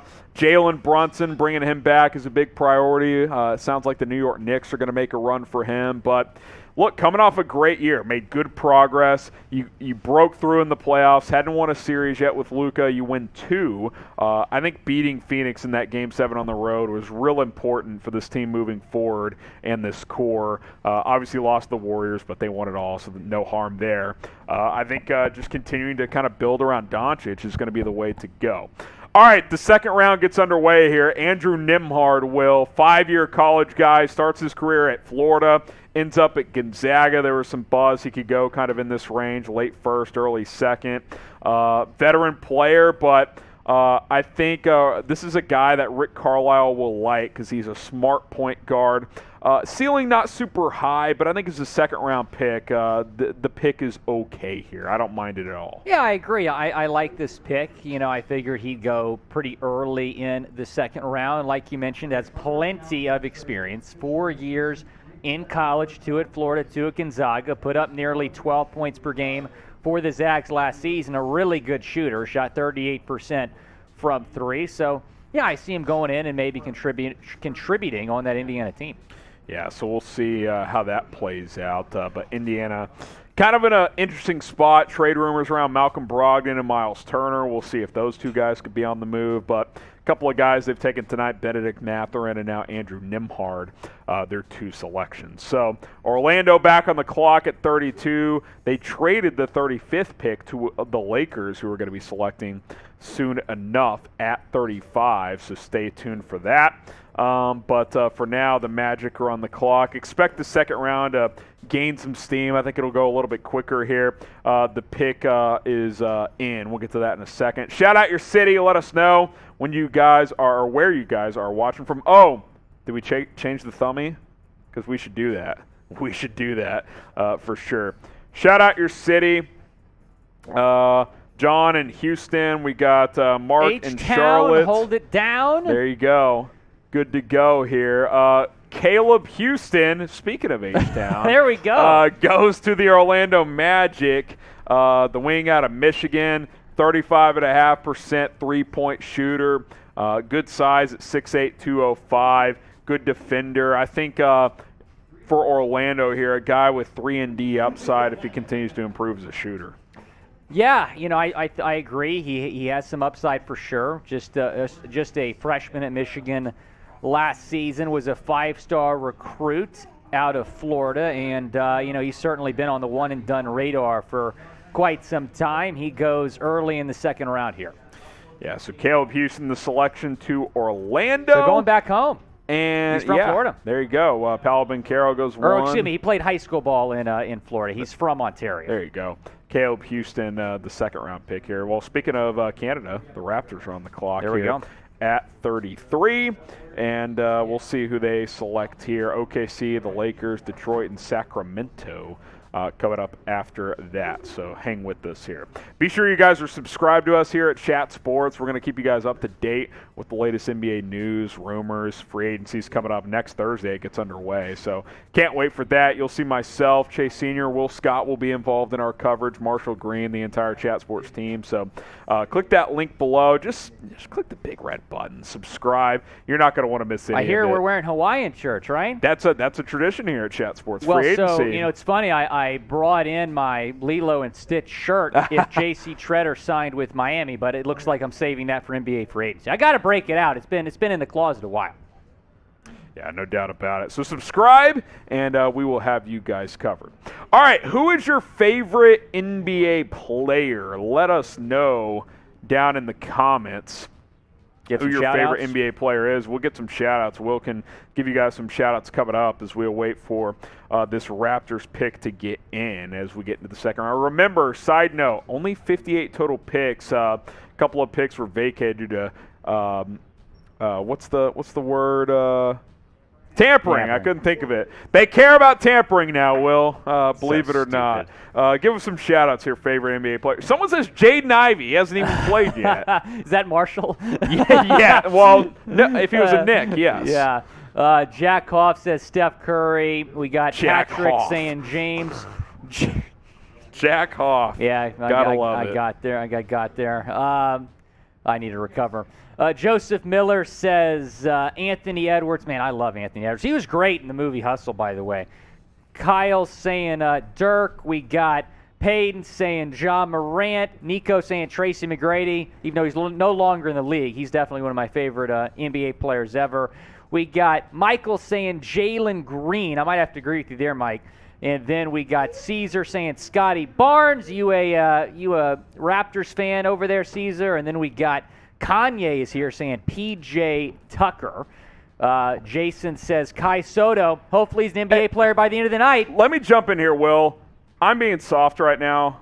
I got a quick restroom break again. You're going to carry it for a couple minutes. I will be right back. Thank you so much. Couple super chats to get to. I will be right back. For sure. It's been a tough one for me tonight, but I'm going to rally here. I'll keep giving some shout-outs here in the meantime. We got Colin saying Jaden Ivey. A lot of Jaden Ivey fans in the chat, but we'll get to this super chat right now from TP Legendary. Where will Alondes Williams get drafted? I went on my Chat Sports show yesterday and talked about how much I like Williams. He's one of the more underrated prospects in this class. He won ACC Player of the Year last year. Not a whole lot of people talking about this guy.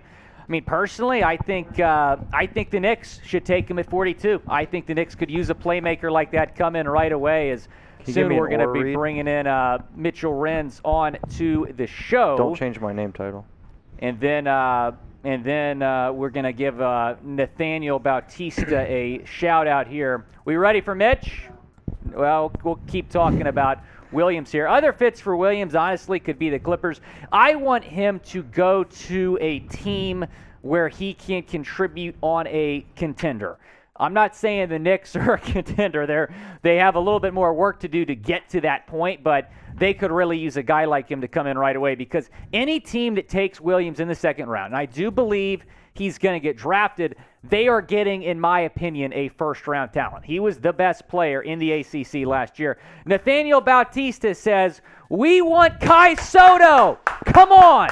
Kai Soto, if we got NBA GMs watching the stream, Take Kai Soto. You will not regret it. An international superstar from the Philippines. Going to be the steal of the draft if he gets taken. But if he doesn't get taken, we might have to throw together a UDFA destinations video on Kai Soto. So subscribe to the channel. That's a sublink. Hit that big red button. YouTube.com/ChatSportsTV. I can promise you we're bringing you the best draft coverage of anyone else on the World Wide Web. When you're talking about Kai Soto destinations, I have to think the Boston Celtics at 53 are a potential destination for Kai, because if Kai's drafted, it's likely going to be later on in the second round. The Celtics desperately, maybe not desperately, they need some depth down low. Kai Soto at 7'2" would certainly provide that. Maybe another team that could use Kai Soto are the Lakers. They have a pick coming up here at 35 pretty quickly. Another team that could use Kai Soto maybe is a UDFA, the Dallas Mavericks, or maybe another team. So be sure to go to our Celtics channel, subscribe to that, our Mavericks channel as well, and our Lakers and Sixers channels. I can promise you we're going to be bringing you a video, maybe more videos than just one, if Kai gets drafted or signed any of those teams, as we welcome back Harrison Graham to the show. Tried to be quick. Yes, sir. You were quick, man. I'm impressed. This is quick. It's a quick little run. Had to empty the the tank a little bit there, but I'm good to go. Did I even miss a pick? Has a pick happened yet? No, I don't think so. Wow, I'll take that. Perfect time to tell you guys about Aura, though. Mitchell Renz was going to talk about Aura identity theft because he would have stolen me, because I would have been gone. But if you don't want your identity to get stolen, get going with Aura. Aura.com/chatsports, 14-day free trial. They protect you online in all facets.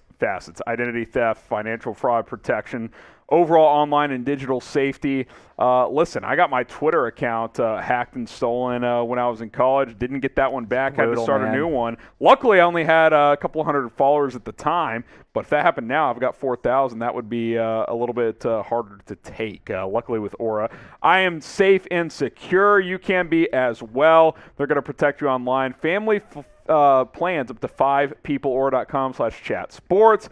Will and I have been using Aura for a few weeks now, and you just feel more secure, don't you? I had my Instagram account hacked by some Russians a few years ago, and the Russians. That was so bad. Instagram, by the way, whenever you get your account hacked, you got to go through this lengthy process to get your account back. A lot of times you don't get your account back. Aura is going to prevent that from happening. I literally had to send a picture of me holding up like a napkin with my username to Instagram, and it took about a week to get my account back. You don't have to worry about that with Aura. Start your free trial at aura.com/chatsports.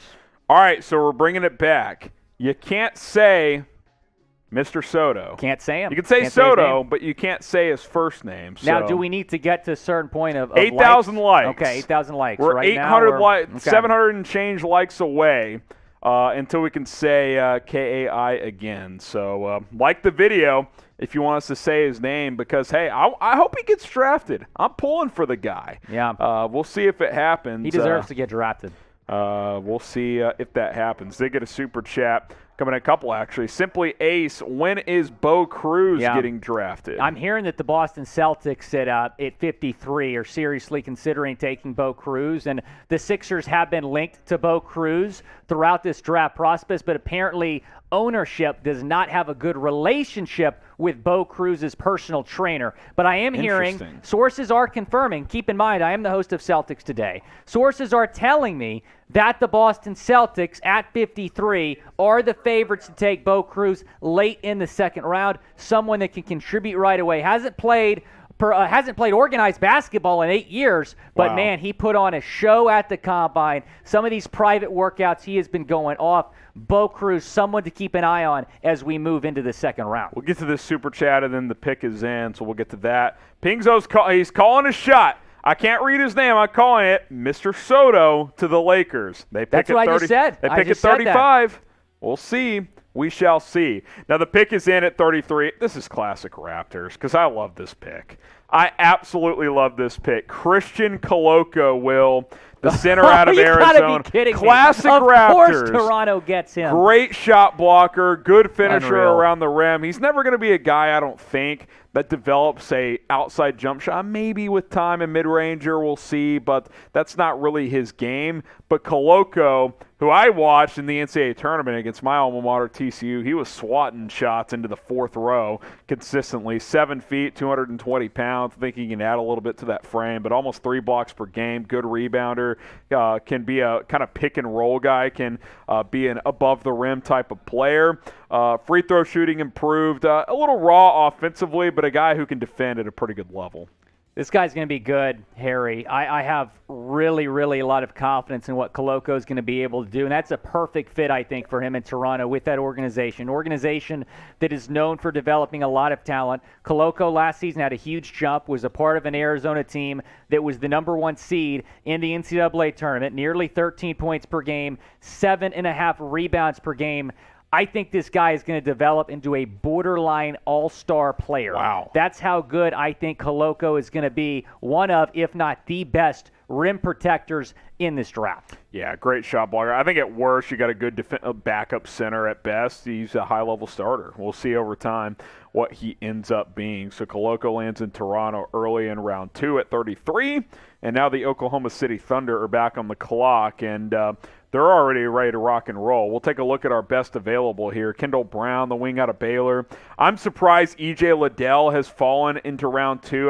Why do you think that is? I think NBA teams worry about what the hell is his position. Like, he's 6'7", but he's really like, I think offensively, he's a small ball 5. Like, you know what I compared him to? Do you remember DeJuan Blair? Who played with the Mavericks and the Spurs? He's DeJuan Blair with the three-point shot. So what is he? Is he a 5? Is he a 4? I'm not sure. I think he's more of a 4. Yeah, I think there's questions there about the defense too. Worked on his body a lot last year, but the conditioning has been a question in the past. Jaden Hardy, Kennedy Chandler still on the board. Chandler, one of the best athletes. He's 40-plus inch vertical guy. But the pick is already in here. Jalen Williams out of Arkansas going to go to Oklahoma City. 6'10", 237. Double-double guy last year, 11 and 10 on the average. Still just 19 years old. Gosh, I have mixed feelings about this because I looked at Williams as a late second-round guy. I thought whatever team got him would be getting value there. This might be a little bit of a reach from OKC. And, Williams' stock has risen in the last couple weeks. He had a good combine. He's impressed every team he's worked out for. But this is a little bit of a reach taken pretty early in round 2. Yeah, you look at the composite ranking there, 46 overall. He goes 34. So certainly, at least according to outlets who study this stuff heavily, which we do as well, but a bit of a reach, 12, 13 picks there. So not outrageous, but a guy who probably would have gone mid-late second ends up going early second. So obviously Oklahoma City saw something here. His ceiling is like pretty solid. 2 Jalen Williams. Yeah. Santa Clara and Arkansas. That is wild, man. Did they pick him just for the memes? Probably so. Chet Holmgren, Ujming Jang, Jalen Williams. I mean, we know this about OKC. They take gambles. They like these boom and bust type of guys. So I don't know how I feel about the rebuild over there. I just don't know. Yeah, it reminds me. It reminds me of the Sixers where they're on this 6-year plan where it's whereas the Rockets are 3 years we might be back in the hunt. Right. You compare OKC's rebuild, which started earlier than Houston's, and you compare that to the Rockets' rebuild, and it looks like the Rockets are certainly having the stronger rebuild thus far, and they're doing it quicker. I mean, look, I like SGA. I like Dort and a couple other players. Oh, SGA's awesome. We'll see how the rest of this court comes together. So the Lakers on the clock here. And by the way, we have a Lakers YouTube channel. It's youtube.com/Lakers TV. If you want to subscribe to our Lakers channel, be sure to go ahead and do that, youtube.com/Lakers TV. They bought this pick earlier from Orlando, Will, about 10 hours ago, earlier in the day. So clearly the Lakers had their eyes on somebody. Trevor Keels, anybody? I think, it's funny when they traded into the second round, Keels is one of the guys I thought they might have been going after. Christian Brown as well, but Brown went 21st overall to Denver. I don't know. I mean, Max Christie's still on the board, a pretty talented shooting guard out of Michigan State. They could maybe use some shooters, so it's going to be interesting to see what they do. Yeah, and that's the pick here. It is going to be Christie, which is interesting. One-and-done guy for the Spartans. 6'5", almost 6'6", has good size there. Didn't shoot the ball that well from three, but 82.5 free throw per shooter in terms of percentage, 82.5%. So that's signs of a guy who can improve his jump shot from the outside. Just over 9 points per game, 3.5 rebounds, 1.5 assists. You wonder if this is a guy they were just eyeing and they felt comfortable that they'd be able to get him at 35. He lands the Lakers. You look at the composite ranking, 33 overall. They get him at 35. So about the proper range for him early in the second round. There's a lot of people that thought he was going to go first round. Instead, he goes to the Lake Show at 35 overall. The Lakers did not have a pick in the draft this morning. They go with Christie here. And, I don't know. Like you said, the numbers were nothing like too crazy. He still has to improve a little bit as a three-point shooter, but, he can certainly develop in L.A. Yeah, certainly a guy that they think has a high ceiling and projects to have that potential. Will the Lakers be back in the playoffs next year? They better will. Otherwise, you're just wasting LeBron's, might be his last year. Kind of enters the twilight. Final year of his contract with the Lakers. If they miss the playoffs, you got to think he'd probably be looking for a new opportunity. Type Y for yes. Type in for no. Will the Lakers be back? I think they probably will be. I just can't see a LeBron team missing the playoffs 2 years in a row. Darvin Ham was a hell of a hire. Yeah, I like that move. I do like that move. They got to find a way to get rid of Russ. That's what I think. But think they bring in a Kyrie? That's looking more and and more I'm likely. not a Kyrie guy, but if that's what gets rid of Russ, I would do it. Yeah. I would absolutely Russ do and it. KD reunited in Brooklyn. No way. Can you imagine? Had to be a third team involved. Oh, Durant will not goodness. play with Russ again. There's just no way it'll happen. But that would be they'd make a movie about that if they won a title together in Brooklyn. Yeah, that'd be wild. Get the 30 for 30 ready if that happens. Jerry, Ronnie, Joe all saying no. Chucky, a lot of no's in the chat. They don't think the Lake Show's making the playoffs, so we'll see what happens. All right.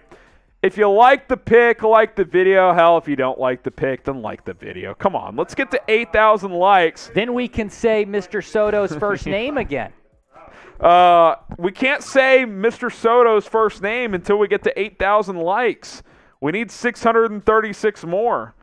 That's the deal. We can't say KAI. That's the deal we made. So even if he gets drafted, we can't say the name. I know, and so we're gonna have like the video. It'll also, don't jinx it. If you like the video, he might get drafted. If you like Mr. Soto, like the video. I mean Right. that's what this comes down to. So hit that thumbs up icon. We're already at 7480 now. We're just over 500 likes away. Appreciate that. Christopher says, "Hell no." Well, then that's your business. Luke with the $5 super. Appreciate that, my friend. The Grizzlies have been killing this draft, in my opinion. Do you think we can make a run? I mean, they were great last year, right? I mean, this team won 56 games in the Western Conference, which we know is an absolute beating.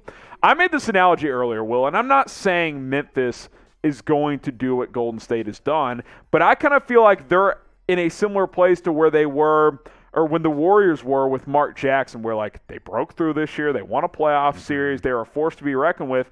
Can they take that next step now? Can they be a team that's consistently winning 50-plus games and making runs to the Western Conference Finals? It's tough in the West, but I think they got the nucleus to be able to potentially do that. I mean, think about how tough the West is and how young that team is, and they were the 2 seed in the West. So absolutely they can take that next step, and Ja Morant is a superstar. They're going to have him long term. I would expect them to lock that guy up. So they're definitely going to be a force to be reckoned with, even with the West being tough. They probably need to add someone in free agency to help Ja out a little bit. But Walker Kessler, man, was a great pick. I don't even know how to say that. Hinogo. We want Ka. I almost said it. I almost said it. Did you? You can't. I said Ka. So what happens if we say it? What happens? It's a shot. Did I say it? You guys have the official ruling. Damn it. I think, all right, it's a shot. I think you said it. So they want Soto, Will. I'll take a drink with Do you think he gets drafted? I do. I do. Who takes him? I think. Cheers. If the Celtics don't take Bo Cruz 53, I think they're eyeing Kai Soto. You want that to happen so bad. Oh, I absolutely do. I mean, is the host of Celtics Today, and by the way, go and subscribe to Celtics Today on YouTube. That would be unbelievable. So I'm all for it. How about the Jalen Williams, Kenrich Williams? Jalen Williams, Kenrich. Well, we all know Kenrich Williams is the best of those three. TCU legend. We know that. Can't say Mr. Soto's first name. We're 317 likes away. Then I'll be out of the having to take a shot danger zone. So like the video if you love Mr. Soto, and we'll all be in a good spot. Looks like the pick is in here for the Detroit Pistons, and a guy that's moved up some boards too here. Interesting. Mitch, Gabriel Procida. Interesting. Procida goes here 36 to Detroit. As I gotta say, I like what they're building up there, man. Dude, I think they're doing some good things. I mean, putting Ivy with Cunningham, that's going to be a dangerous combination for years to come. And then they have Procida, who, like you said, had been moving up the boards here. Mavs are trading into the draft as well, not to cut you off here. Jaden Hardy. Let's ride, baby. Sub me out, boys. I'm doing a Mavs video. Wow. It looks like the Mavs are going to trade into the second round, pick 37 after this pick. We'll talk about this pick for a second here, then the Mavs are going to be on the clock. Gabriel Procida, good size, 6'7", 190. He can handle the ball. Good three-point stroke as well. Yeah, I thought he might be a late second rounder. He goes here to 30s. I'm guessing you just saw the Mavs are going to Jaden Hardy, baby. Yes, sir. Mr. Procito, I apologize if you're watching. Sorry, man. Hardy's still in the spotlight right now. Yeah, you know, things happen Understandable. here. What can I say? Jaden Hardy, Will, who's got huge potential. The Mavs get him in the second round. Are you surprised that Dallas is trading into the second round? No, there was a rumor yesterday that they could do that. They liked Trevor Keels, it sounds like. I think they're surprised that Hardy's sitting there, to be honest with you. I think they're like, well, okay, let's make a move. And they're not moving any players to do it. 2 future seconds, I'd do that in a heartbeat. Absolutely. To get Jaden Hardy, a first-round talent, who, again, all these G League guys, the shooting splits, it's hard to know what to take away from them because it's not super organized basketball, but a huge recruit that opts to go to the G League, 6'4", almost 200 pounds. I got to say, I love this pick for the Mavs. A guy on the composite board, 23rd overall, you get him at 37. Nico Harrison, the new GM of the Mavs, who's been on the job for about a year, he gets Christian Wood for the 26th pick and a bunch of back-of-the-end bench guys, and now he drafts Jaden Hardy. Hey, this has been a good offseason so far. 23rd overall prospect that we had, and he goes second round. All right, I'm heading out, Will. You're going to hold the fort for a moment, talk about this pick, and get ready for the next one. Absolutely. Sounds good. So I want y'all to go down and grade the pick, and this is probably one of the best value picks of the entire draft so far. So grade it A, B, C, D, or F. The Mavericks, who started the day without any draft picks, have traded into the draft, have taken Jaden Harvey from the G League, Hardy, who has been with the G League Ignite, so you trade up to get him. So we got Chucky Ways giving it an A. We got Penguin giving it an A. David giving it an A as well. Burner Kingdom saying A. MMFL. We got Ryan Rowe A+. I agree with anyone giving this pick an A because of the value that the Mavericks got this pick. 37 overall. We got Charlie Miller an A. Faith Sky, not a huge fan of the pick, giving it a C. Kyle Beatty giving it a B. Alex Hall giving it an A. Heavy majority of our audience here at Chat Sports giving this pick an A. We got Corey Epley as well giving it an A. Penguin, Hunter Smith, Sherry Tudor all giving it an A. Don Cash giving it a B.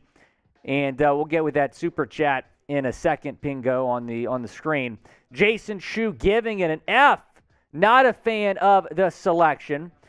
Faith Sky giving it an A, also saying to draft Kai Soto. I agree. Somebody draft Kai Soto, please. We're going to have a lot of fun if that happens. Mark giving it an A. Continue our shout-outs here. Go down and grade the selection. So here is the trade. The Mavericks, who did not have a pick, have traded up to 37 overall, traded into the draft.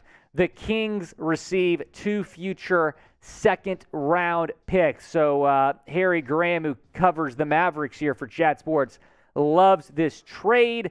I would have to agree. If I'm a Mavericks fan, I would be really, really happy with this. Help me get to 2.5 thousand Twitter followers at WillScott44. You go follow me right now. You might get a shout-out on the show. So, Guillermo, shout-out to you. Appreciate the follow. Michael Chase, appreciate the follow as well. Go and follow me. I will give you a shout-out. I'm 2 away from 2,200, so I would appreciate your help getting there. We'll bring Marshall Green on here in a second. Want to shout out DJ Bayside, High Official. Appreciate you as well. Want to give a shout out to Johnny Foxborough. Thanks, Johnny, for the follow. Abraham Lee, appreciate the follow. Jordan Stallings, a big Grizzlies fan. Thanks for the follow there. We got Michael Killsdonk, Coach Michael Killsdonk. Thanks for the follow. Patrick Mitchell as well. Mike Dibble, who has been a super chat machine tonight, also giving me a follow on Twitter. And we now bring in Marshall Green, my guy, Marshy Marsh. Welcome into the show, what's man. going on, brother? This is my guy right here, people. Marshall Green, good friend of mine, host here at Chat Sports. So, Marsh, in your opinion, what has been the best pick of tonight? I like the Shaedon Sharpe pick. I mean, he's probably the biggest wild card in the draft. Probably the coolest story, in my opinion. He goes from unranked to being the #1 ranked player in the country, forgoes his senior season, doesn't play at Kentucky this past year, and ends up being a top 10 pick in the NBA draft. Let's talk a little bit more about Shaedon Sharpe. He opted to sit out of his lone season at Kentucky in preparation for the draft. He's a great shooter with the athleticism to finish above the rim. He obviously will need to have better shot selection in the NBA, but overall, this is a do-it-all player, and I think this is the type of player that people are looking for in the NBA, that can get it done, score at all 3 levels. He's uber athletic, and he's shown athleticism to where he can be a good defender. I'm a big fan of Shaedon Sharpe, and I think the sky is the limit for the kid. Kind of the unknown is always intriguing. We didn't see him in college. The last time we saw him play was his junior year of high school. So I think it's interesting. He goes and he's now a top 10 pick. I think him alongside Dame Lillard,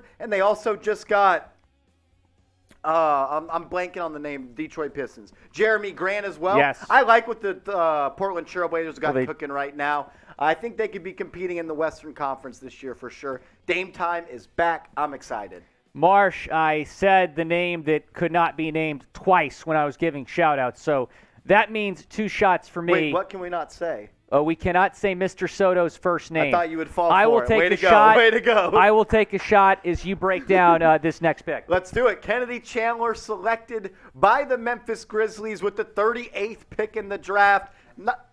19 years old. Spurs pick traded to Memphis, 6 foot, 1.5 inch. 172 pounds this past year, averaged 14 points per game. He's a good player, a little bit an undersized point guard, but he makes up for it with excellent speed, and that's what you want at the point guard spot. If you're a little undersized, you want a guy that's extremely athletic, and he can push the tempo. He's electric in the open break. He's good on the fast break. He gets his other teammates involved. I like how he runs the offense like a vet. He doesn't turn over the basketball a lot. He's very selective with the moves that he makes, and at the end of the day, he's just a floor general. A little bit of a streaky shooter with question marks on his upside as a scorer, but I like him. In the second round, you're looking for people that just can contribute, and the fact he's the #7 guard in the draft, and you got him in the second round, I'm a big fan of the pick. But let me know. I want you guys to go down in the comment section and grade the pick for me. Get out your red pen.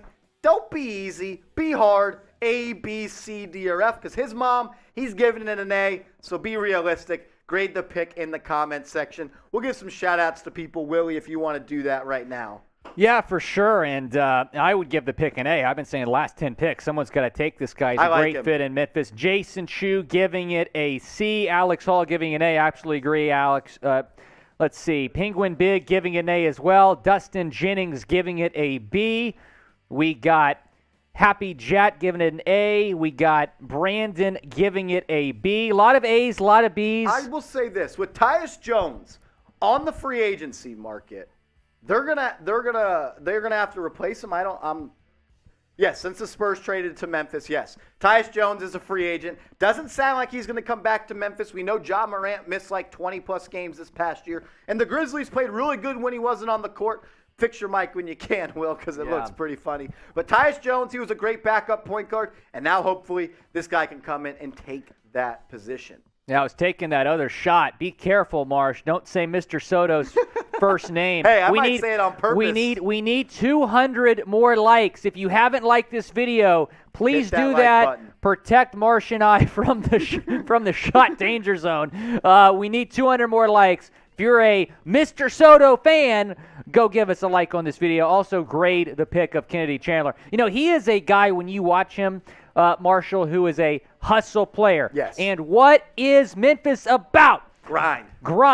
Grind City. They love hustle guys in Memphis. It's a great pick. I'm surprised he fell this far. I like it. Let's recap a little bit of the couple of picks that were recently made. Ty Washington goes to your Houston Rockets. Ty was talked about as a lottery pick. Dude, and he's he so fell good. down, but he was a first-round selection. He's going to Houston. Then Peyton Watson goes 30th overall to the Denver Nuggets, Andrew Nembhard goes to the Indiana Pacers, and Caleb Houston goes to the Orlando Magic with the 32nd pick in the NBA draft.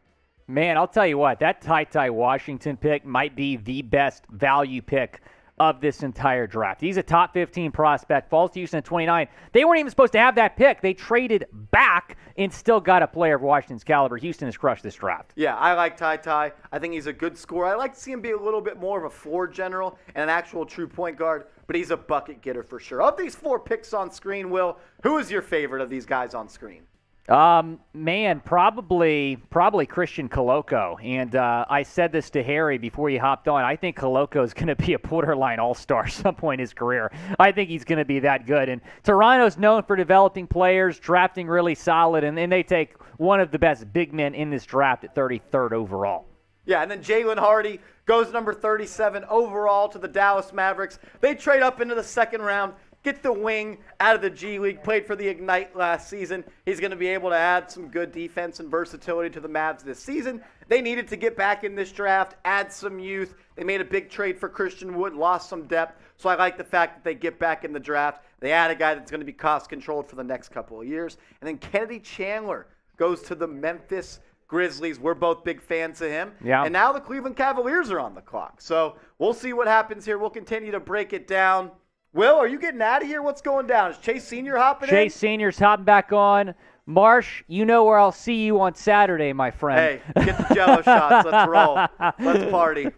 Yes, sir. Well, appreciate all of you joining our Chat Sports coverage. If you haven't already, go down, subscribe to the channel. A lot of new subs we've added tonight. Go and subscribe for the best NBA draft content on the World Wide Web. Let's get the comment section going as Will hops off and my guy Chase Sr., the Philly Bull, comes back so we can get this Philly-New York dynamic rolling. Shout out your favorite team in the comment section. We'll give shout-outs. I'm rocking with the Knicks, and it's been a crazy night for the New York Knicks. They traded out of pick number 11, and they traded up to pick number 13, and they traded Kemba Walker, added a first-round pick, and they walk out with 3 first-round picks. It's been wild. It's been fun. I'm glad you guys have been joining us for the ride here at Chat Sports. I got to fix my headset for a second because this is it's not working for me for a second. But let me roll. Let me get right. We got Warriors coming in. We got Rockets, Bulls, Grizzlies, Knicks. Go Knicks. Lakers, Cavs, Rockets, Cavs, Knicks, Blazers, Cavs, Raptors, Cavs, Lakers. Oh, I said it. That means I got to take a shot. What a rookie. I can't believe I just messed up. We got a whole bunch of Warriors fans in here. I'm seeing some Lakers. I'm seeing Hawks. I'm seeing the Bulls. I'm seeing the Lakers, Laker Nation, the Detroit Pistons, Detroit basketball. You know what I'm talking about, the real ones. Detroit basketball. Milwaukee Bucks, LA Lakers, Hawks, Cacs. I think you meant Cavs, or maybe you meant something else. We also got some Bulls, Cavs, Bucks, Boston, Heat, Miami, Lakers. The chat is on fire right now. Shout out to all of you. Do we have some supers we want to roll through, or do we want? We'll recap some picks here. Chase, if you want to take this one. Chase is not ready. That means I'll take it. With the 39th pick in the 2022 NBA draft, the Cleveland Cavaliers select Khalifa Diop. The 6'11 big man, 231 pounds this past year, averaged 5.7 points per game, 3.8 rebounds, and shot the ball at a 58% clip. According to the composite rankings here at Chat Sports and all the NBA experts, he was the number 8 big man in the draft, the 57th overall prospect, who has a capable ball handler at big size, solid mobility for a big man, has the upside to eventually develop into a strong rim protector. He's a raw prospect that lacks shooting range, but at the end of the day, everybody you select in the second round is going to be a little bit raw. We'll bring in Chase to break this one down. Okay, I am back. My goodness, Warriors, Sixers, Knicks, all of our NBA content red hot, as is our NBA draft coverage. By the way, we're about to surpass our total number for viewers from a year ago during the NBA draft. You've all been a part of history. Bryce McGowan's the wing out of Nebraska, going to the Charlotte Hornets, round 2, 40th overall. This is a player who a lot of people had expected to go in the first round of the draft.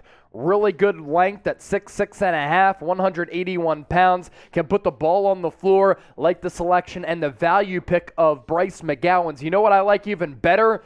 E.J. Liddell going to the New Orleans Pelicans at 41. I had him going 18 overall to the Chicago Bulls. A lot of teams had him going in the first round. Now, I think this guy is going to be one of the big sleepers of this draft class. I love how he went back to Ohio State, improved his game in all facets, 19.5 points per game, 8 rebounds last year, knocked down about 37% of his threes, more than 2 blocks per game as well, which is really impressive considering that size at 6'7", because he's not the tallest guy. Belleville, Illinois, a sweet spot in an underrated region for some really good NBA prospects. Ayo Dosunmu coming from Illinois. He played a lot against E.J. Liddell, who is from Belleville. Ayo Dosunmu went to Morgan Park, a basketball powerhouse out of Chicago, and these two played a lot on the AAU and high school circuit. So you look at some of the recent picks that have happened here. The Mavericks trade for a second-round pick, and they get a Cam Thomas type of score and Jaden Hardy. His efficiency is certainly a problem, but they need some scoring spunk off the bench. He goes to Dallas at 37. Kennedy Chandler, a Tyrese Maxey clone, to the Grizzlies at 38. Guard out of Tennessee. Khalifa Diop, the big from overseas, to the Cavs at number 39. Then Bryce McGowan's at number 40. Then E.J. Liddell, as we just talked about. Pingzo, back in the chat. What it do, Holmes? Lakers will have to, or else no one will watch the playoffs. LeBron is the show.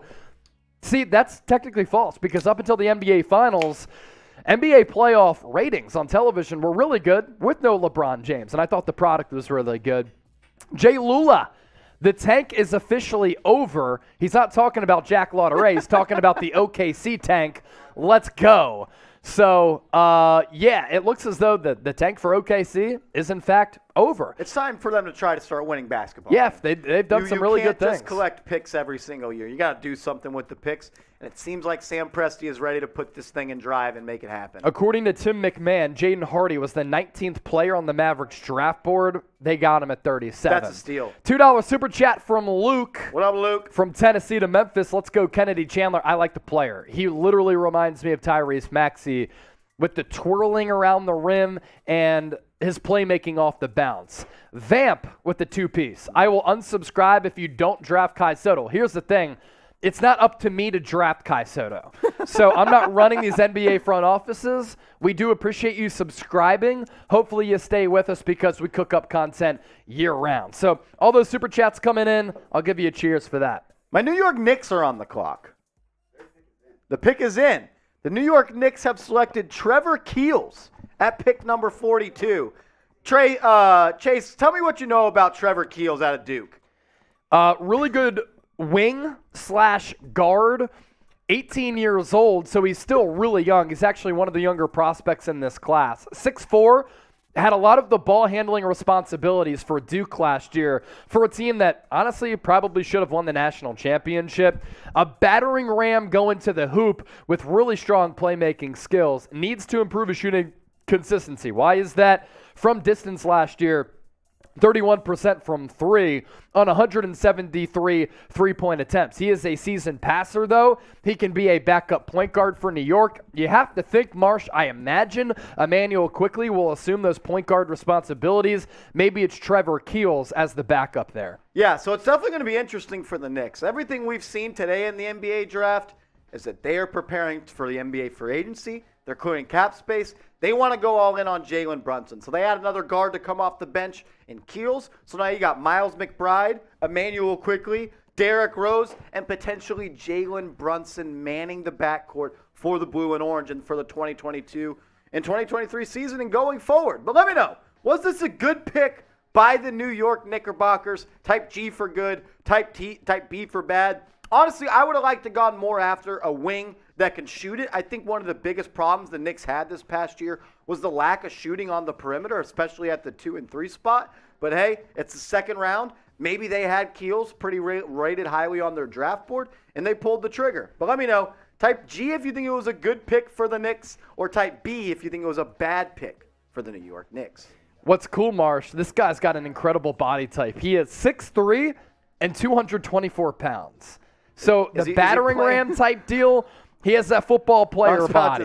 Wide shoulders, strong upper body.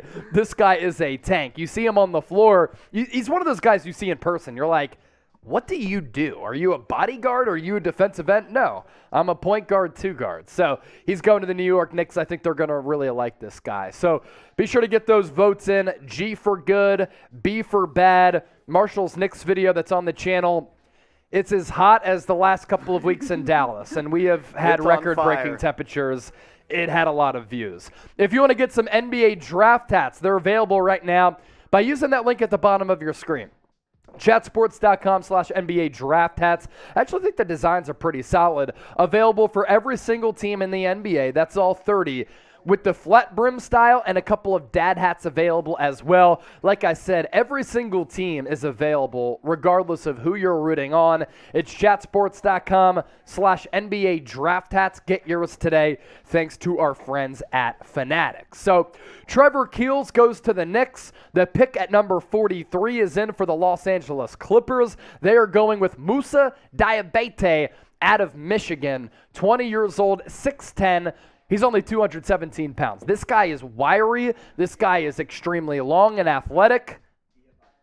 Cool, Sam. Multi-positional defender who uses his length to his advantage. Solid screener and finisher in the pick and roll. Unproven shooter who even struggled in the mid-range game. But what's good about him and his stroke is that he can get his shots off from really anywhere on the floor because of that length and that athleticism. So, Marsh, obviously the Clippers are in a spot where maybe they go after Kyrie, but right now they're kind of set with Paul George, Kawhi Leonard, Reggie Jackson, Terrence Mann, Markieff Morris. Like, that team is pretty good. I imagine he's going to spend a lot of time at the G League level. Yeah, second-round pick. This is someone that's going to take a little while to, find his groove in the NBA, especially on a team like the Clippers that's loaded with veterans like all the guys you rattled off.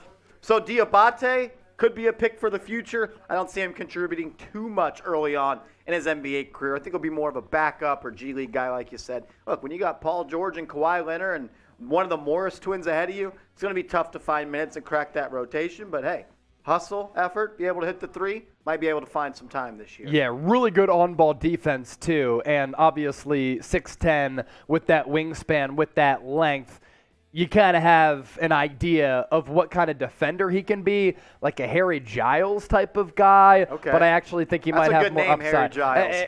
And look, he coming out of high school, he was a dog. He was a dog, and he was looked at as the number 1 prospect, and then he suffered some injuries. I love his awareness off ball. Yeah, okay.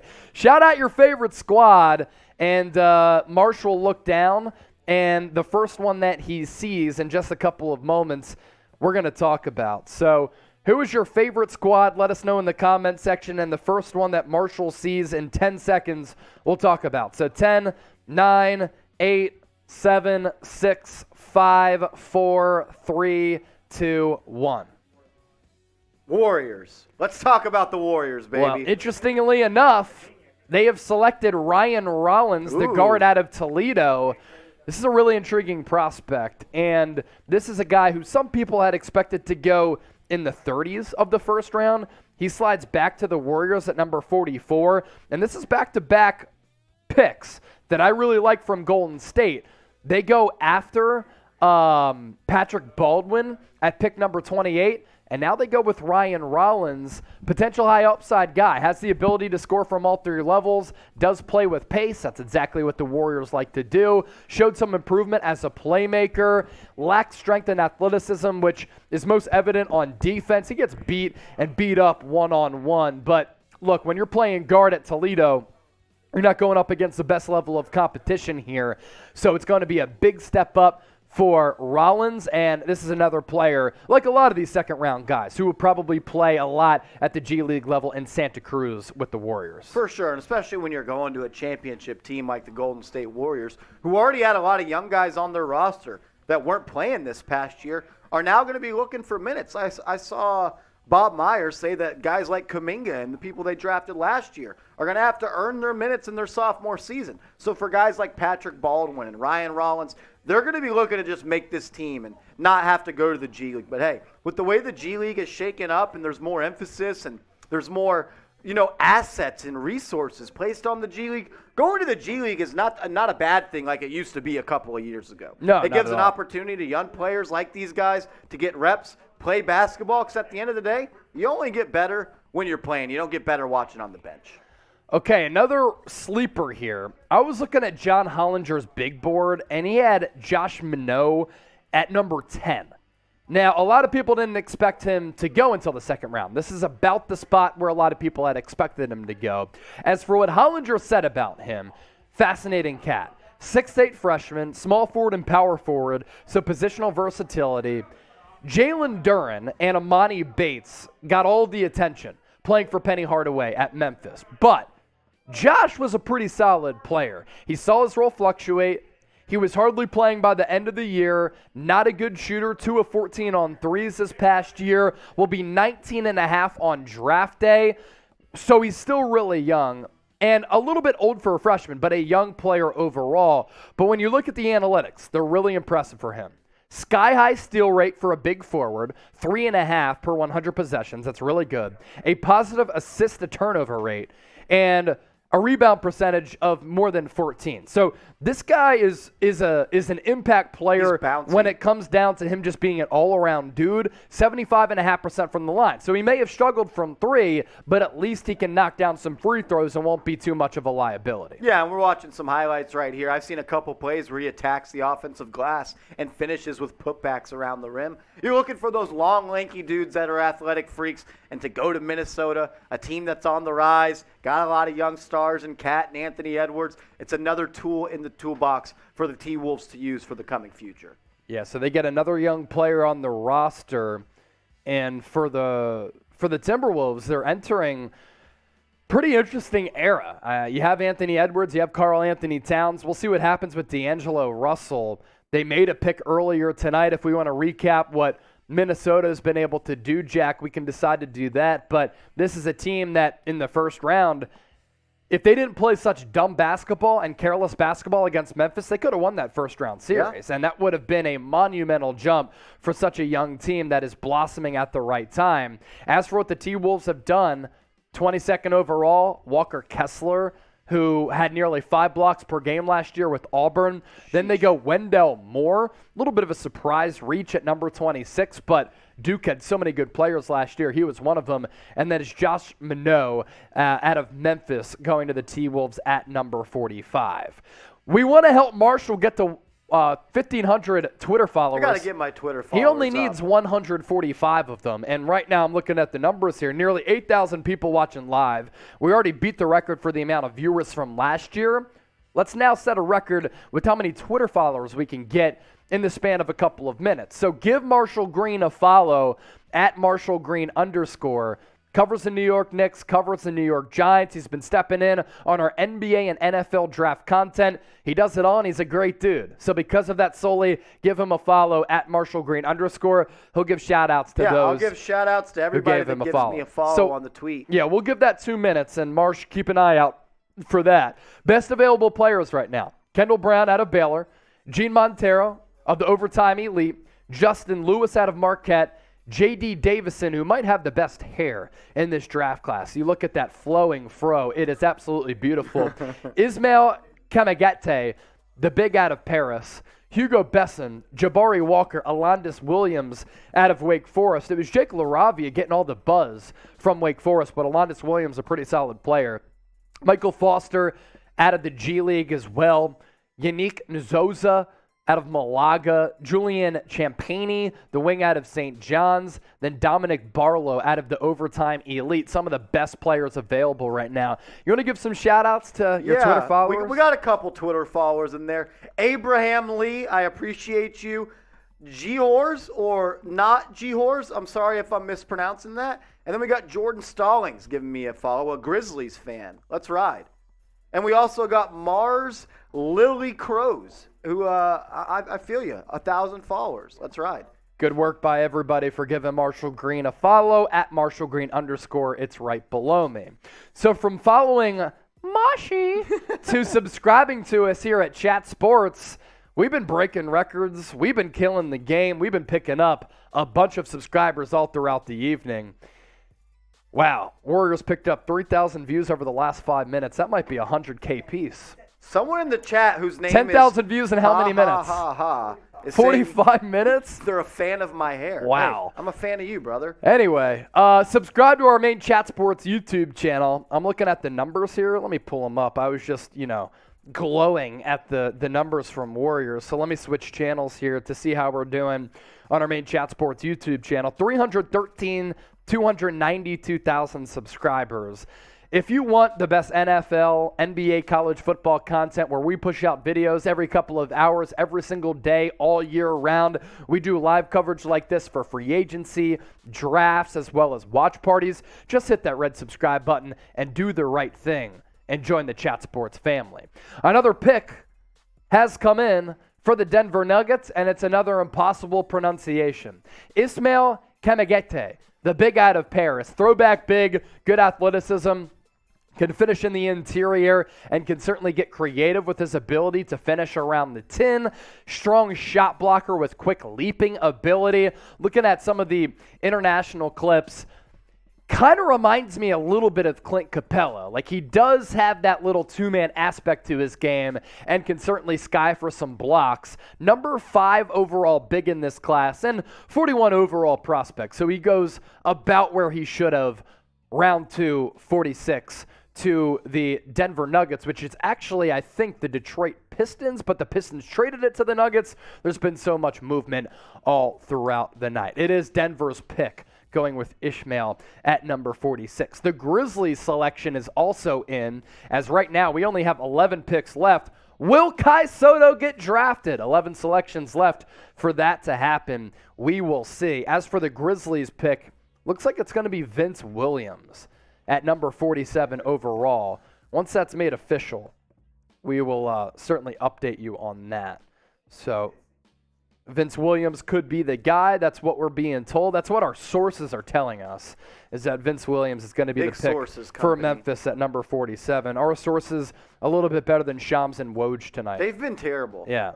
It's honestly embarrassing how bad the NBA botches the whole draft. The wearing the wrong hat, saying this pick's for this team, even though it's not. That's why you subscribe to Chat Sports, because look, we're going to give it to you straight. We're going to give you the info you need. None of that fugazi nonsense. What you need is what you'll get. So make sure you're subscribed to Chat Sports. We're trying to get to 400,000 subscribers now.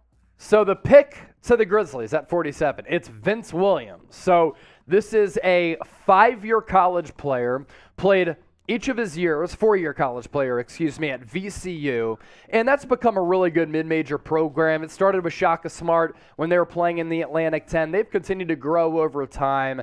Last year, 32.5 minutes per.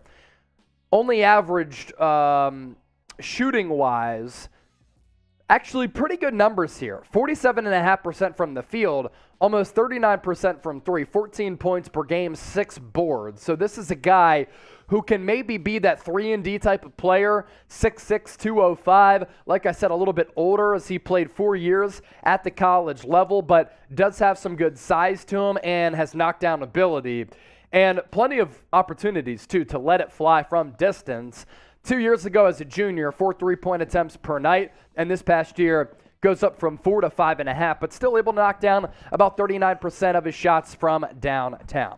We want to beat the chat record for tonight. How many comments can we get in a minute? The record for tonight, 3,038. So basically, comment as fast as possible. It can be Kai. Comment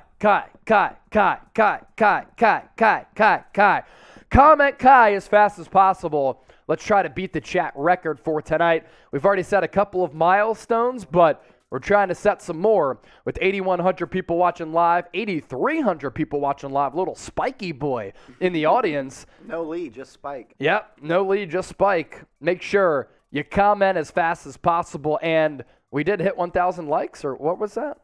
We're getting close. Oh, we're getting, 10,000 likes we're about to hit. I'm about to say, because we have 8,000 right now. In the first 5 minutes. Yeah. Kai. Will Kai get drafted? Kai. Call this the Kai dance. Kai. Break the record. Spam Kai. This one's for you, Soto. Everybody in the comments, yes. I'm going to finish my beer for Kai. I'm going to slurp this sluggy for Soto. Spam Kai in the comments section as we get ready to bring Mitchell Renz on from the Liddy Cam, because it's time for a roulette spin. Is that what we're getting towards? Was that a little slurry? Yeah. Hey, man, when the Knicks do what they do, you drink beers, you throw back shots, and you party. There he is. Mitchell Renz is on at the Liddy Cam, the smoothest guy on this side of the Mississippi. Renz, how's it hanging? Slightly to the left, and if it gets really cold, it turns into a belly button. Hopefully everyone's having an awesome time tonight. I'm going to pull one of these papers. I got to take a shot of Fireball. Appreciate everyone who's still watching. This has been a hell of a party, but here's my offer. If we get to 1,000 in supers, we're about 175 away. I'm going to knock all of this down. I'm going to throw it in a beer bong. So if you want to see that happen, let's get it going. Let's ride. Do it for Kai Soto, Mitch. Do it for Kai. Mitchell Renz holding it down at the Liddy Camp all night long. There's one thing about Mitchell Renz. He stays lit, and he keeps the Liddy Cam lit. We got a super chat coming in from Jensen Westerman. They say, I love AD, but Brooklyn, AD and Russ, Lakers, Simmons, Kyrie. Lakers get risks but good players. Brooklyn gets best and worst players in trade. Who says no? I think Brooklyn says no. For the simple fact, I don't think they want to deal with Russell Westbrook. They don't want to play Russell Westbrook $47 million for one season of basketball. Is Russell Westbrook a Hall of Famer? Yes. But he's not the same player he once was with the Thunder. He's not the same player he was when he was great, had that one great season for the Houston Rockets. I think at this point, it's proven. Russell Westbrook is not a winning basketball player. He doesn't play a winning brand or a winning style of game. Too many bad shots, too many turnovers, a lot of highlights, but at the end of the day, the only thing that matters is wins, and Russell Westbrook has not gotten many of those in big-time basketball games. Appreciate the super chat, Jensen. And if you want to get on screen and get love shown to you like Jensen did, make sure you go and super chat right now. We are $177 away from Mitchell Renz finishing the rest of that fireball. So let's do it. $1, we'll do a beers cheers. $5 super chat, we'll talk about your favorite team. $10 super chat, we'll go roulette wheel spin. I don't know why I can't say that word. $20, we'll all take fireball shots. And $100, someone will beer bong or shotgun. We're getting lit. Let's ride. Chase, break down this next pick by the Indiana Pacers. Yeah, Kendall Brown surprisingly had slid all the way to this point, going to the Pacers at number 48 this past year with Baylor. 10 points per game, 5 boards, knocked down about 34% of his threes. His consistency, truly waned from beyond the arc. Excellent athlete, can really jump out of the gym, versatile defender, uses his length to stifle smaller players, has certainly shown flashes of developing his shot, but he's not there yet, as I talked about. Isaiah Mobley out of USC. Does he look familiar? That's because his brother Evan Mobley looks just like him and got drafted in the top 3 last year by the Cleveland Cavaliers. He's going to the Cavaliers to team up with his brother. So the Mobley brothers going from USC, And Evan was drafted last year. Now Isaiah going to the Cavaliers. 14 points per game. Isaiah is the older brother. Yes, he is. 8.5 rebounds. And he is not the player that Evan Mobley is, but it is a cool story that they once again team up. There was some talk about him maybe getting drafted last year. He goes back to school and had a pretty solid season, but he is not the player that his brother is. You just have to be thrilled going from Southern California to Cleveland, right? Oh, yeah. Yeah, that's an upgrade. Cleveland, not a place that I'd want to visit. Yeah. Sorry. What did Joakim Noah say? Nobody goes to Cleveland for a vacation. That's a fact. It's a fact. It's a fact. All right, so we take a look at some of the most recent selections up to this point as Super Chats continue to pile in. Ty Washington Jr. to the Rockets. Denver Nuggets take Peyton Watson. Andrew Nembhard, round 2 to the Pacers. That officially kicked off the second round. Caleb Houston out of Michigan to the Magic at 32 as they get another long athlete. Christian Koloko, awesome pick for Toronto at number 33. Jalen Williams out of Arkansas could be a 3-and-D player to OKC as they continue to stack up some length. Max Christie, we broke that down on the Lakers report, wing out of Michigan State, potential long-term three-point knockdown ability, and he can defend a little bit. Buckets. Gabriel Procida, the wing out of Bologna, spelled like Bologna. Round 2, Bologna 36 sucks. to the Detroit Pistons. And then the Mavericks made a trade for a second-round pick after trading away their only first-round pick. They get Jaden Hardy, who has scoring upside with the G League Ignite. Kennedy Chandler, guard out of Tennessee, going to Memphis. That is an excellent value selection. Khalifa Diop, the big from overseas, to the Cavaliers at 39. Bryce McGowan's. A lot of people expected him to maybe get drafted in the first round. He falls all the way to 40 for Charlotte. E.J. Liddell, criminal that he lasted this long. I hope I tweeted that. Did I tweet that? I might have forgotten. Good player. Criminal that he lasted this long. He goes to the Pelicans at 41. He's going to be able to play right away, in my opinion. Trevor Keels to your Knicks. What do you think about that pick? Yeah, I would have liked more of a shooter from 3, but look, this guy has that bulldog mentality.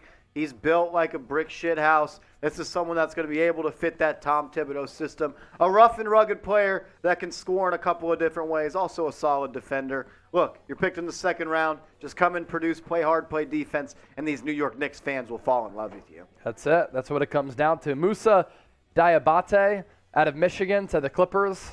I know Sam is rolling in his grave. Diabate? Diabate?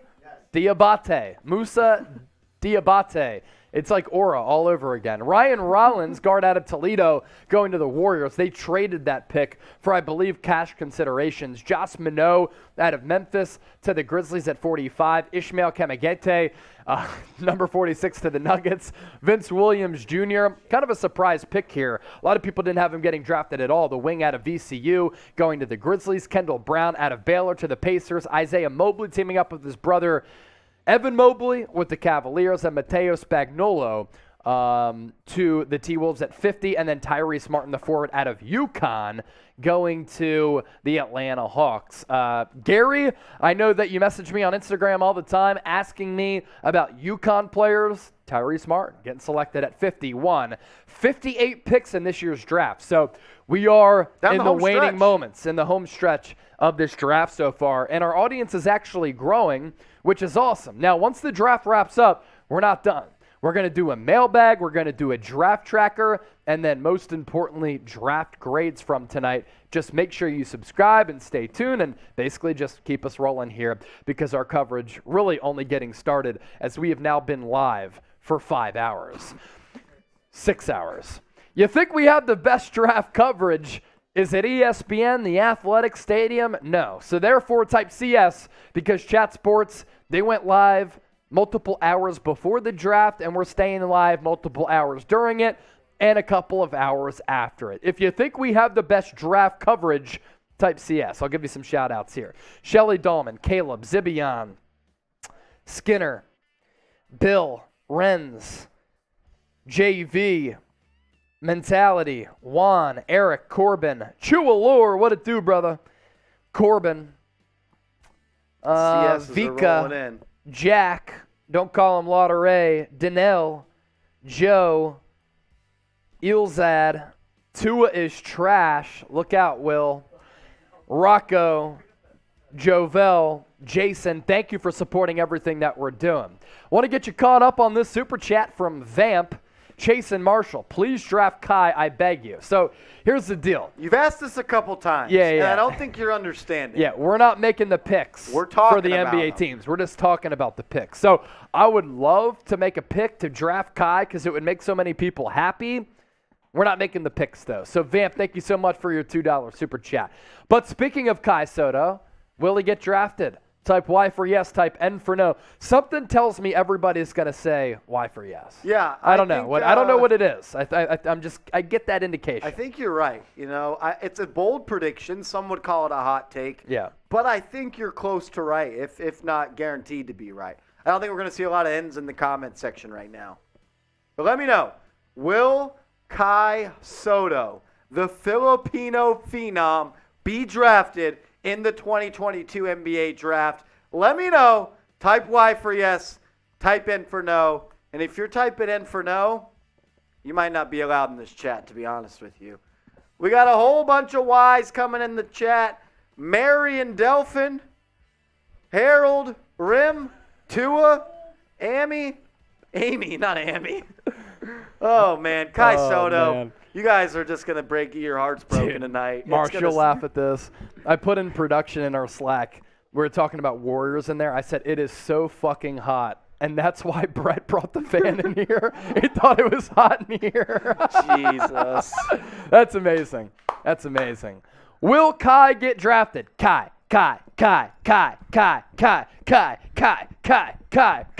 Y for yes.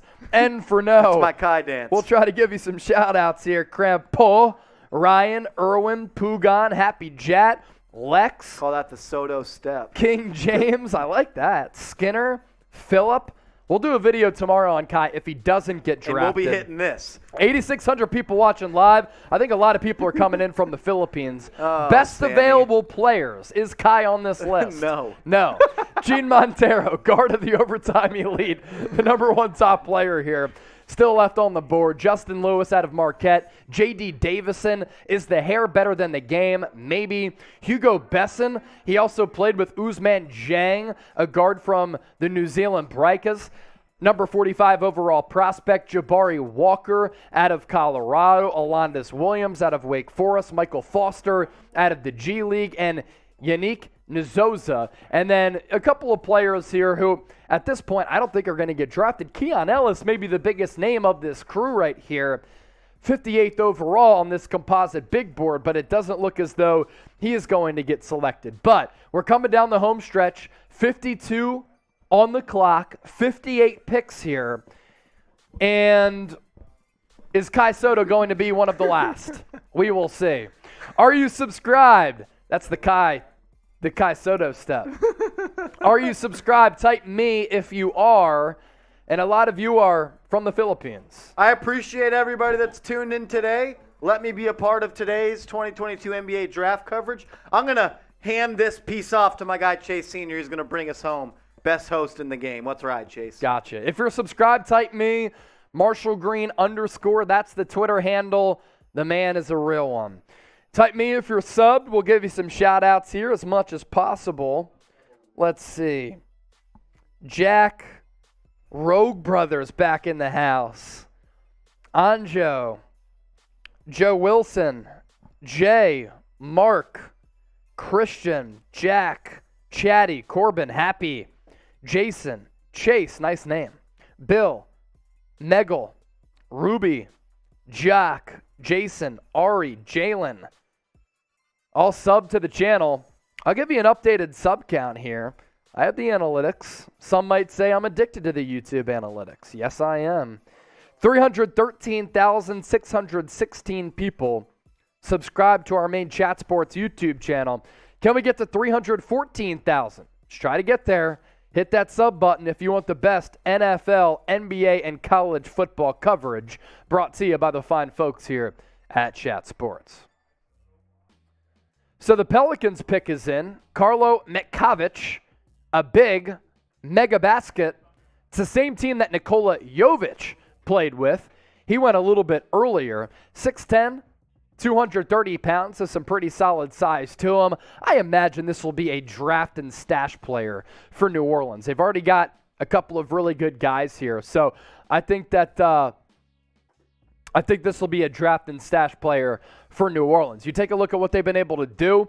Absolute steal, getting E.J. Liddell at number 41. Dyson Daniels, really raw athlete out of Australia who played in the G League this past year, does all of the necessary things that you need to try to win basketball games. And because of that, I just love his extraordinarily high basketball IQ. Then they go Karlo Matkovic, round 2, 52 overall. I know we have some Pelicans people watching. Grade the Pelicans draft class for me. 0 to 100. How do you think the Pelicans have done? Let me know in the comment section, and I'll give you some shout-outs here. Amy Harris, 75. F. Foot, 69. Nice. Corbin, 78. Alex Hall, 80. Meraki, 72. Bart, 82. I'm seeing 78, 72, 75, 69. Nice. Lots of 69s. Okay. Muhammad. Jason, Jake going with the 78. Mega, 88. Another pick that just came in for the Boston Celtics. Will Scott's going to have some fun with this one. Host of Boston Celtics Today, J.D. Davison, guard out of Alabama, going to Boston at 53rd overall. With Alabama this past year, 8.5 points per game. You look at a scouting report here. Explosive athlete, plays hard, dunks even harder. So he's a really fun player.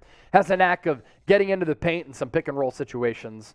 Some negatives, of course, there are some if you go up to this point in the draft. Sloppy decision making, running the offense. But Boston, they can do a good job of being able to get out your negatives and your weaknesses and then tapping into your fullest ability. So J.D. Davison, you look at the hair here, absolutely elite.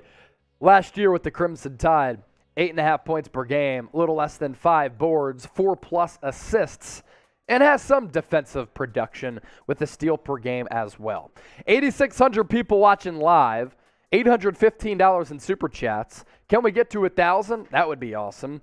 8,300 likes as well. Continue to hit that thumbs up icon and like the video. Will Kai get drafted? We'll see. Help me get to 7,000 Twitter followers. Actually, can we push some people to like my Instagram post? Just throw out my IG L3 if it's there. I put up an Instagram post of me in front of our Chat Sports insignia right on the wall here. It's the same handle, @Chase_senior. If you like my Instagram post, you see the handle down there. Just hit it, give that a like, and I'll give you all shout-outs for those of you who do that with 8,400 people watching live, and feel free to give me a follow. There you go. You see the IG handle down there, @Chase_senior. You like my most recent Instagram post, me in this shirt, pointing to the Chat Sports symbol. I'll give you some shout-outs. I'm trying to get to a lot of likes on that photo. So, I was pumped up about the NBA draft, and I see some people are certainly supporting the movement @Chase_senior as we're about to welcome on back to the program, Harrison Graham. I can't wait to talk to him about Jaden Hardy. I think that video is going to really do well. Jaden Hardy, solid player. Another pick to get to, Yannick Nzosa. Overseas big, How about this, man? He is so raw, but at 6'10", 195 pounds, he is only 18 years old. Is this a Boban Marjanovic age thing? I don't think so. Yannick Nzosa, a good big from overseas, going to the Wizards at 54. I imagine him, too, being an international prospect. He could be a draft and stash as well. So that's pick number 54. Only 58 picks. We'll see if Kai Soto gets selected over the next 4. As for, let's see. Sam, what are you pointing at? Warriors did send the 55th overall pick to Milwaukee. They did make another pick, though, Ryan Rollins, right? So they do have 2 selections in this draft. Harrison Graham about to come back onto the show. Can't wait to chop it up with him once again. We're going to do some Bucks talk here. The Bucks with pick number 55 here from the Golden State Warriors. After the Warriors were at 51, they traded up to make that selection that we just talked about. Milwaukee Bucks, some of their needs here. Versatile wings, backcourt depth, shooters. They exercised the option for Pat Connaughton, so he's coming back. Projected cap space, there you see it, 24th in the NBA. Lost to the Celtics in the second round of the playoffs, and they're in this win-now mode. And when you have Giannis Antetokounmpo, you have an opportunity to compete for championships. They will once again have an opportunity to compete for a championship, and maybe they could have if Chris Middleton didn't get hurt. Bucks also traded for 58, so a couple of picks. And they like international players. Could they draft Kai Soto? Please. Here's Harrison. He's What's back. up? What'd you think about Jaden Hardy, man? A little bit of a surprise. Great value, man. Yeah. I think the Mavs were surprised he was there, and they were like, we got to make a move. They sent 2 future seconds. Is it like deep long-term security if Brunson goes to the Knicks? I don't know. Number 4 overall player in this last recruiting cycle, so he's got huge potential. I love the pick. I mean, top 25 type of guy. You get him at 37, so I think the value's good.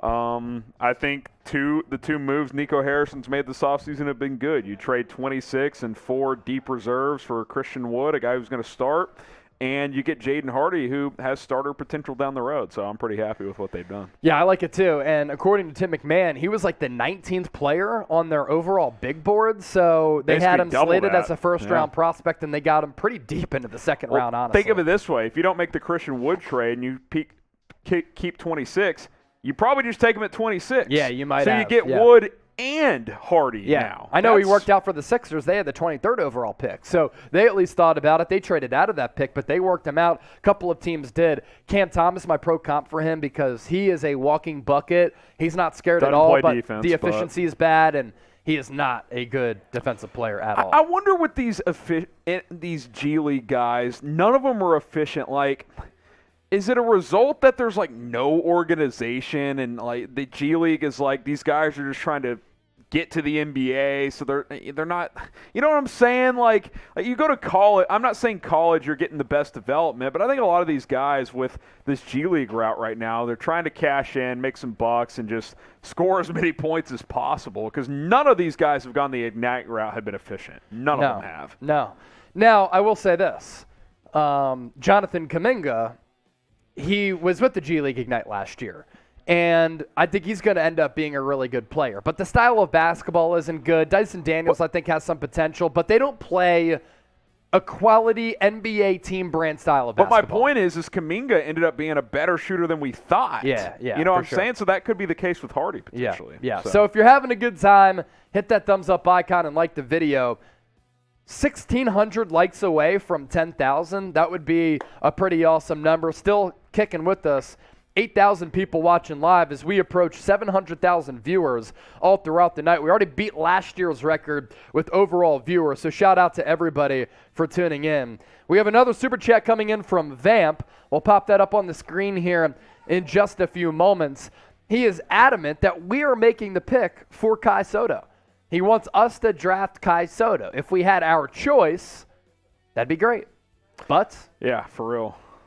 He said, Chase, will you consider drafting Kai in the 3rd round? There is no 3rd round. I wish there was. Yeah. If there was a 3rd round, he might get drafted. I probably think he would. Yeah, I think someone would international stash him if there was a 3rd round. Yeah. Who knows? Few picks left. You just never know.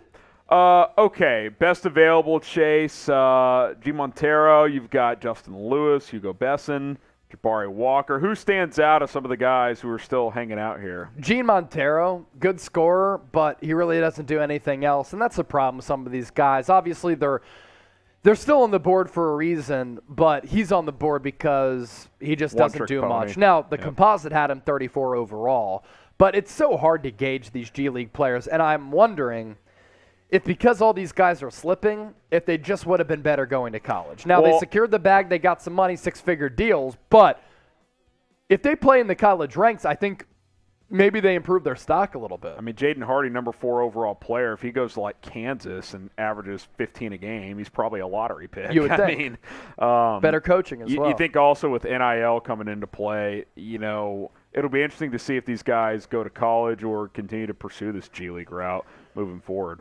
Looks like the Warriors still have 55, by the way. Shams tweeted, Warriors will pick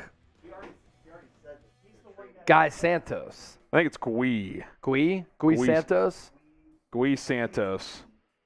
Talked about him on Mavs. Well, the 55th pick is Gui Santos. The question is it to Golden State or Milwaukee? We'll break that down in a second.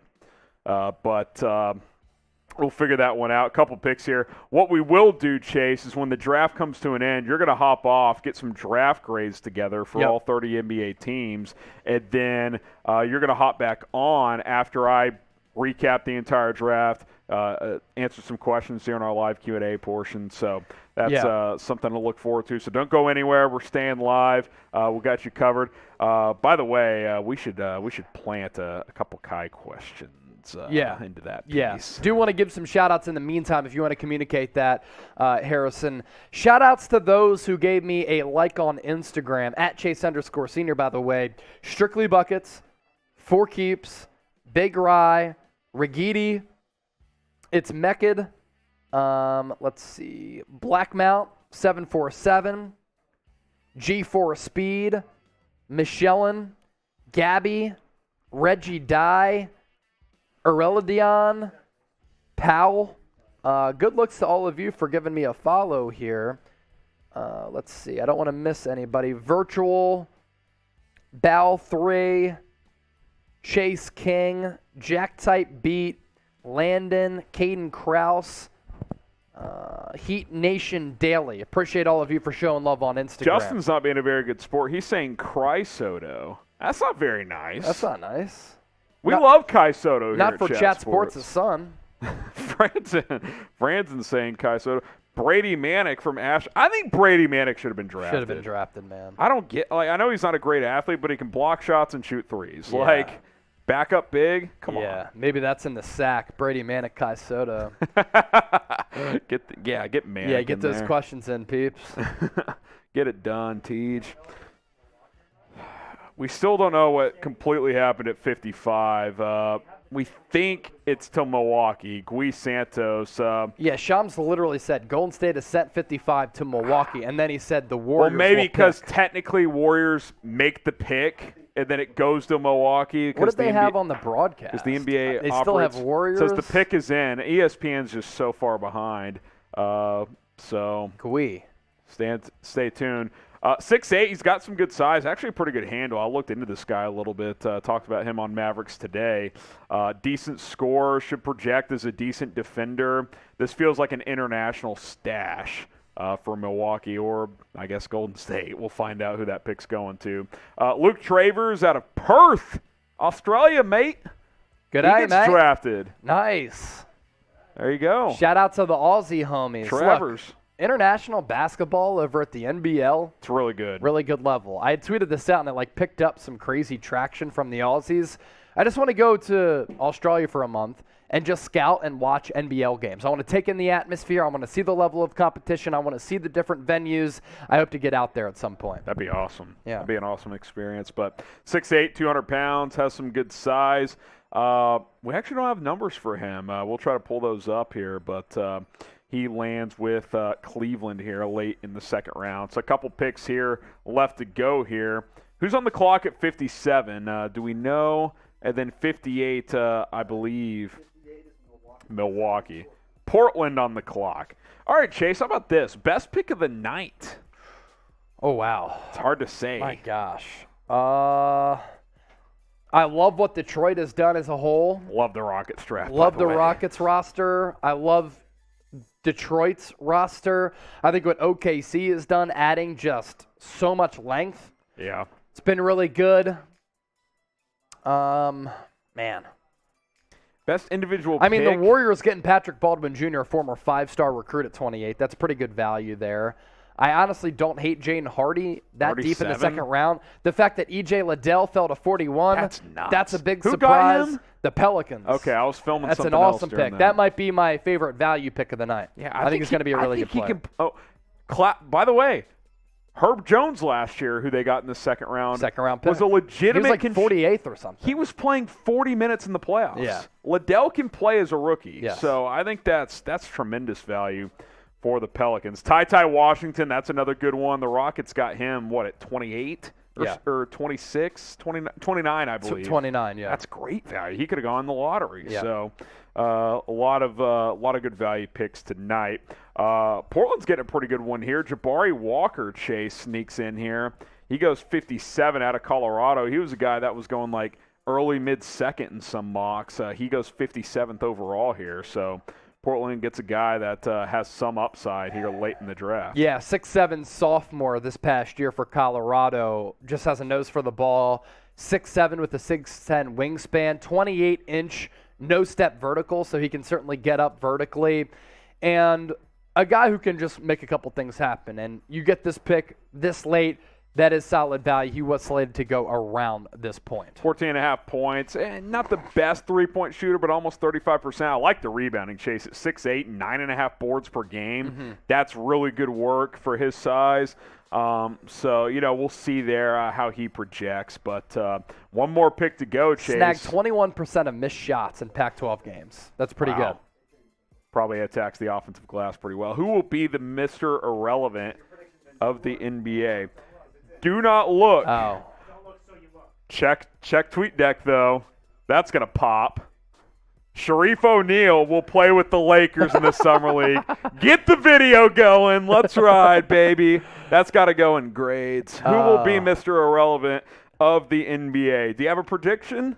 You already looked at it. I kind of already looked. Hugo Besson sneaks in here. Final pick of the draft. The teammate of Ousmane Dieng with the New Zealand Breakers out of Australia. Looks like, G'day. is that Jovic's team with those jerseys? No, that's Dieng's team. Well, Similar they all ones. wear pink. Yeah, similar ones from Mega All right. Basket. Yes, very similar. That's good stuff. Both pink. 14-4. Nearly 9,000 people watching live. Hello, everybody from the Philippines. Thank you for coming. Kai Soto did not get drafted. No. But we're going to monitor his undrafted free agency status. I Yep. promise you that. By the way, UDFA deal is already starting to come in. San Francisco guard Jamari Bouya is signing with the Heat. So we'll have all that covered as well. We made it, man. We made it. Should Time we, to step should off we for send grades. you off? Yeah. Chase Sr. is going to hop off. So here's the deal. I'll be back. Hashtag NBA or Super Chat to get your questions on the show. We'll answer your questions in a moment. We're also going to recap every single pick of this draft. Chase, see ya. Get them off screen, Jack. Let's go. Hashtag NBA or Super Chat to get your questions on the show. And we're going to recap all 58 picks. We're also going to answer your questions for 10 to 12 minutes. And then Chase is going to be back with grades. So he takes off. He's going to get some grades going for every single team. And then we will get going here. So hashtag NBA or Super Chat, and we'll answer as many of your questions. If you have Kai Soto questions, load them up because we will answer as many of those as we possibly can. All right, stick with us. Draft is over, but our coverage is not. We're not going anywhere. Draft Tracker, Q&A, draft grades. It's all coming up right now here on NBA Now by Chat Sports.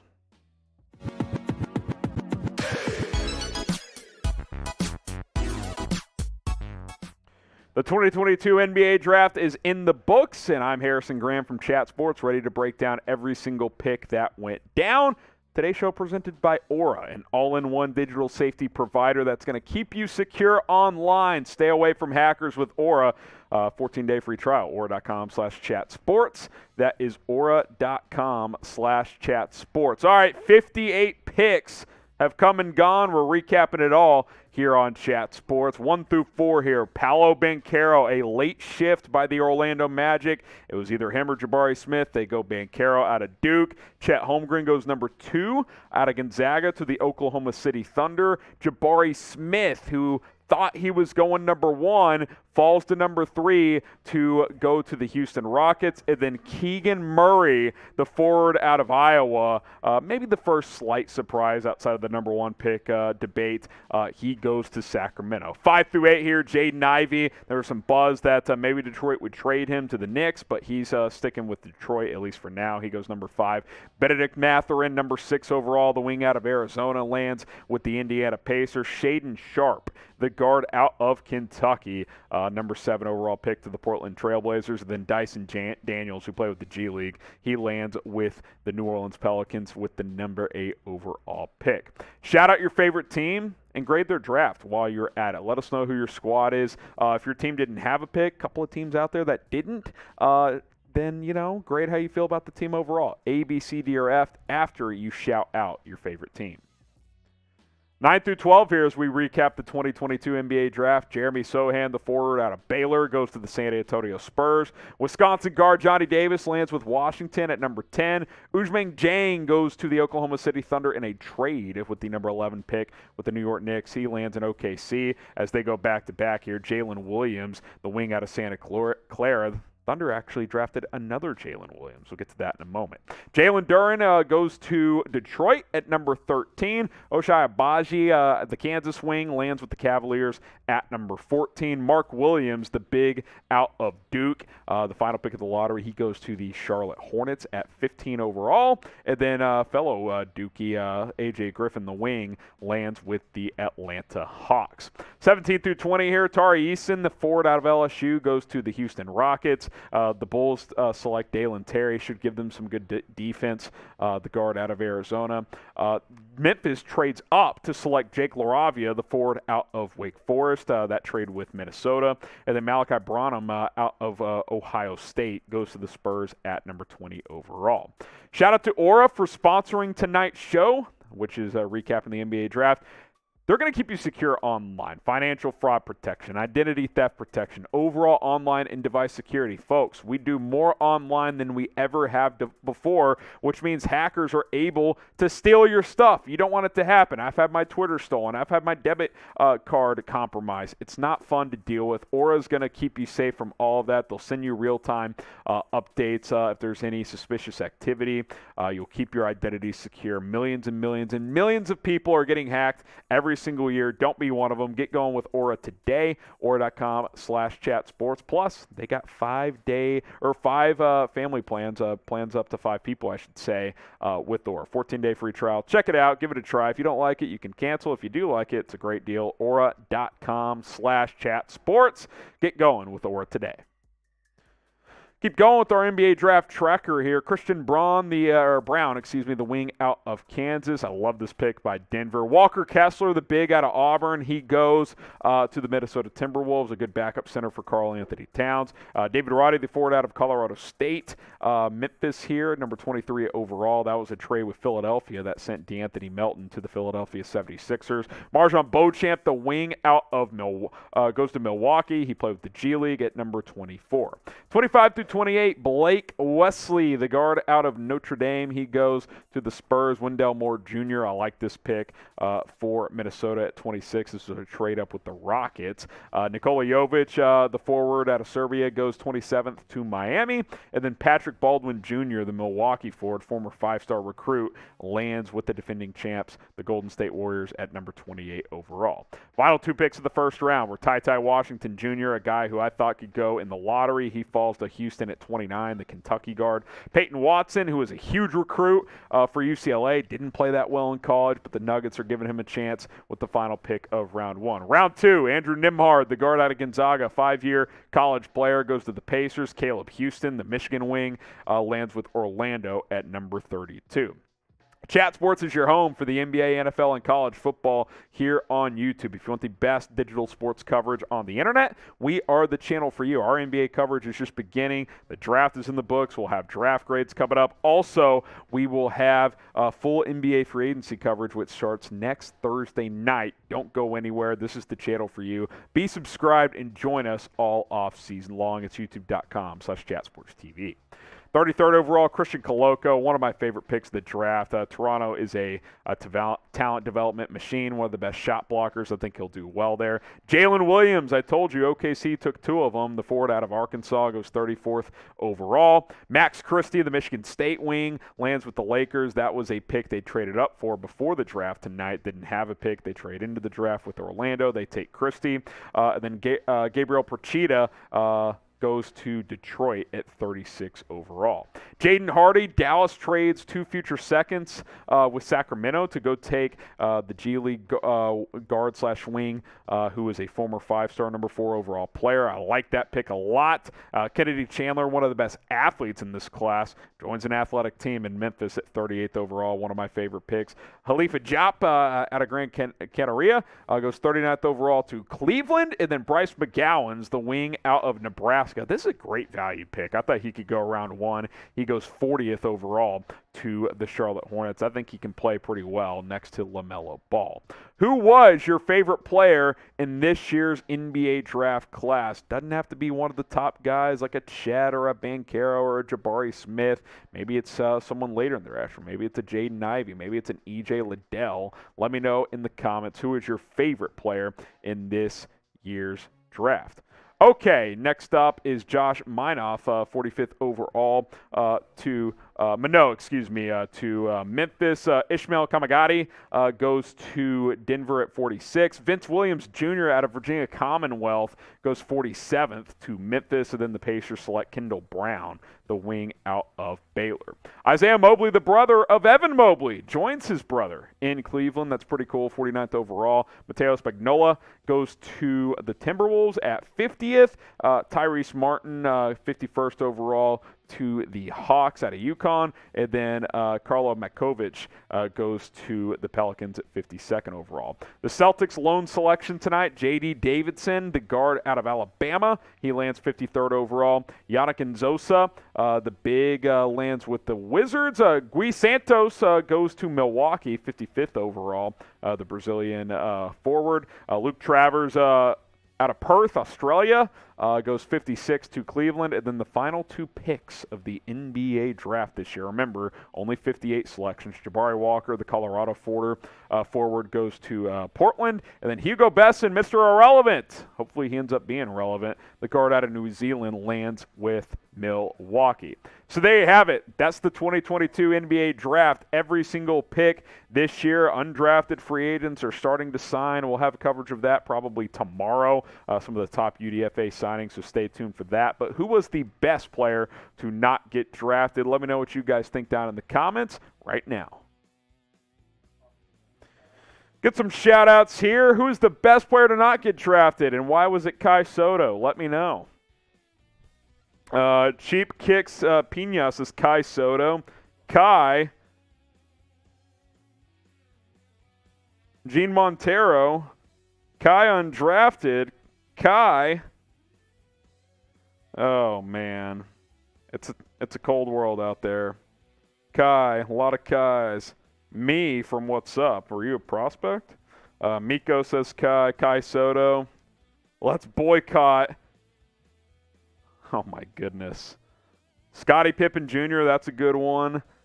Sharif O'Neal, who's playing with the Lakers in the Summer League. What else happened with the Lakers? I heard y'all celebrating something. Yeah, Scottie Pippen Jr. and Sharif Oh, my. That's going to have so much juice. Get the juice going. Colin Gillespie, that's a good one. Harper. Chase Sr., he's getting ready for draft grades to come out. Here's the deal. While Chase gets those grades ready, we are going to answer all of your questions. So use hashtag NBA or Super Chat to get your questions on the show. Hashtag NBA or Super Chat to get your questions on the show. Load them up. If you got Kai Soto questions, we'll answer them. If you got other questions, how about this too? Trade ideas, free agency. It doesn't have to be about the draft. Whatever your questions are, we will answer them on today's show. So use hashtag NBA or Super Chat, and we will answer all of your questions. Someone says Kenny Lofton, by the way. I like Kenneth Lofton Jr. I think he'll get a chance to see what he's got in the Summer League. So we'll get to all of that coming up on this mailbag. It is mailbag time here on NBA Now by Chat Sports. I'm your host, Harrison Graham. Ask me whatever question you want, post-draft questions, free agency, trade ideas, summer league. I'll answer them all here on Chat Sports, so go ahead and load them up. Aquarius kicks things off, wasting no time. Kai Soto to the Warriors Summer League. Let's ride. Let's get Kai to Golden State. That'd be lit. There's some folks who thought he could get drafted. I didn't know if he would. Obviously, he did not. But I do think he'll land with the team for the Summer League, and he'll get to show off his talents. And we wish him the best here at Chat Sports. We're huge fans of Kai Soto here. Rogue Brothers, should the Clippers have traded up to the first to get Ty Washington, and should they have traded up to get Ishmael Kamagati? Ty falling to 29 for Houston was a steal for the Rockets. I like that quite a bit. I do wonder if the Clippers are trying to keep some cap flexibility. They've been linked to Kyrie Irving as a potential destination for him. You could say yes because they need some more guards, but I understand why they did not make that move. They didn't have a lot of capital to go up and get Ty Washington. Evan Hinders, Bulls sign UDFA Dominic Barlow and has to re-sign Levine and Thompson, and next week sign Mitchell Robinson. I'll focus on Mitchell Robinson here and Zach LaVine. Bringing back LaVine needs to be a priority for Chicago. I get he's not the perfect player, but you can't let him walk. Mitchell Robinson is a guy that I would be interested in if I was Chicago. Now, I wonder if you would have to move Vucevic to go get him because Robinson's a starting caliber center, and you're not going to play him and Vuce next to each other. But if you can move Vuce, get off from under his contract, and then Robinson comes to town as a defensive anchor and a guy who can score a little bit as well, I'd be very open to that idea. Burner Kingdom, Chance Brunson leaves. So the New York Knicks during the draft, the maneuvers they made, they're clearing cap space. They traded Kemba Walker. They traded down from 11. They're making a run at Brunson, maybe a Kyrie Irving. They're trying to maximize cap space. So keep an eye on them. I'll say this. Jalen Brunson will play for one of two teams next year, the Dallas Mavericks or the New York Knicks. It will not be another organization. Dallas drafted Jaden Hardy. Maybe that's a little insurance if Brunson does leave. But I still think the Mavs are the favorites to keep him. But if the Knicks offer like $30 million a year, then maybe they'll opt to not do that. Who do you guys think was the biggest winner of the NBA draft? Let us know down in the comment section. The biggest winner of this year's draft. Let me know what you guys think down in the comments right now. Biggest winner of the 2022 draft. Mark Jacob Duval, Mavs trade Tim Hardaway, Jalen Brunson, Frank Ntilikina, Josh Green, Jaden Hardy, and a future first-round pick for Zach LaVine. I don't think I'd want to give up that much. And I like LaVine a lot, but, you're giving up Tim and Brunson, who are two heavy rotation players, a future first, a guy in Jaden Hardy, who is a first-round caliber player, and Frank Ntilikina and Josh Green, who are rotation players. So you're giving up 6 pieces that can at least contribute for LaVine. I like LaVine. That's a lot, though. Kerry Lemuel Corpus, what are the best trades that happened during, I think you meant draft night?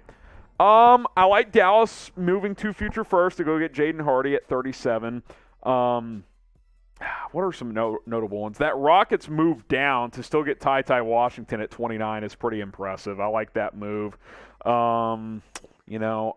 There wasn't a lot of blockbuster draft trades. There really wasn't. Now, technically, the Christian Wood trade didn't become official until draft night, but Dallas, moves 26 and some players to get Christian Wood. If you want to count that one, I would say that was a pretty good one for the Mavs, but there wasn't a lot of blockbusters during the actual draft. John Linus, Jalen Green or Kai Soto?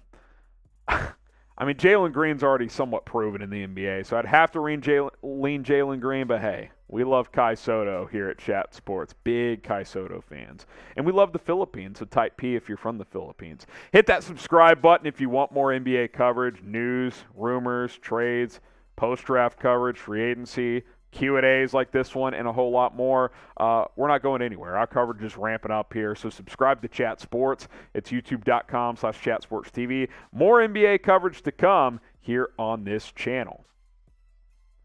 Vamp, why would the Knicks make all those moves if they didn't know they were getting Brunson? Listen, maybe they know something we don't. Maybe they have a good feeling, but maybe they're also saying, hey, if we don't get Brunson, we can go after Kyrie, or maybe Kyrie is the target, or maybe they just want cap flexibility regardless of the scenario. It's not like Kemba Walker is a part of their future, so moving him doesn't hurt. Sure, trading down from 11 if you don't get Brunson or Irving and you just fill out that cap with random pieces, sure, that hurts, but you also got future firsts in the move. I don't think it's that big of a risk for the Knicks to clear the space and make a run at one of those two players. Wowzer, Kemba Walker landing spot. Yeah, he's going to get bought out, it sounds like.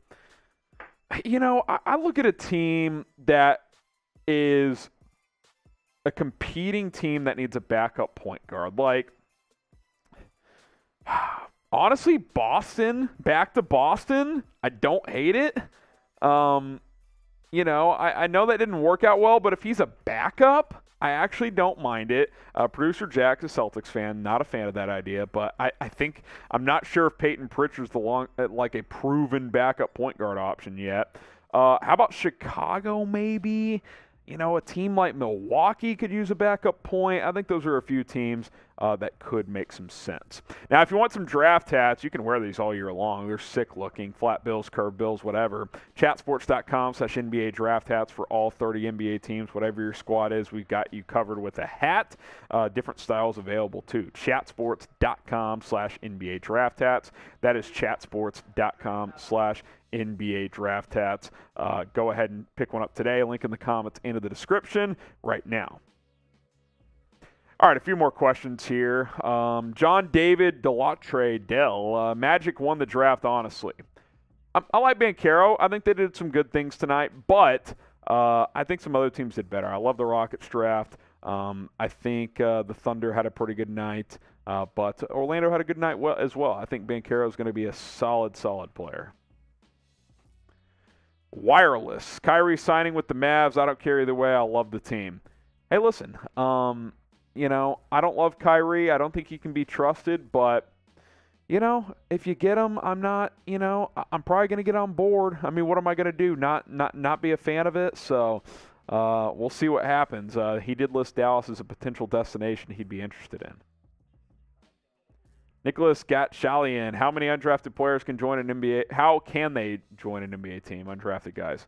They just sign with them, and then they compete for roster spots. I mean, it's no different than the NFL. I don't know if you follow the NFL, but after the draft, guys who didn't get drafted get signed. Usually they get to prove themselves in Summer League, and if they show out, then they can either sign on an active roster contract or they can sign on a two-way contract. I think the two-way contract has been huge for guys who have gone undrafted. It gives them an opportunity to play some in the G League and also play on the active team as well.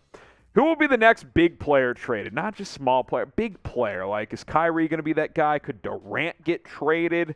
Let us know in the comments who will be the next player that gets dealt. Maybe John Collins.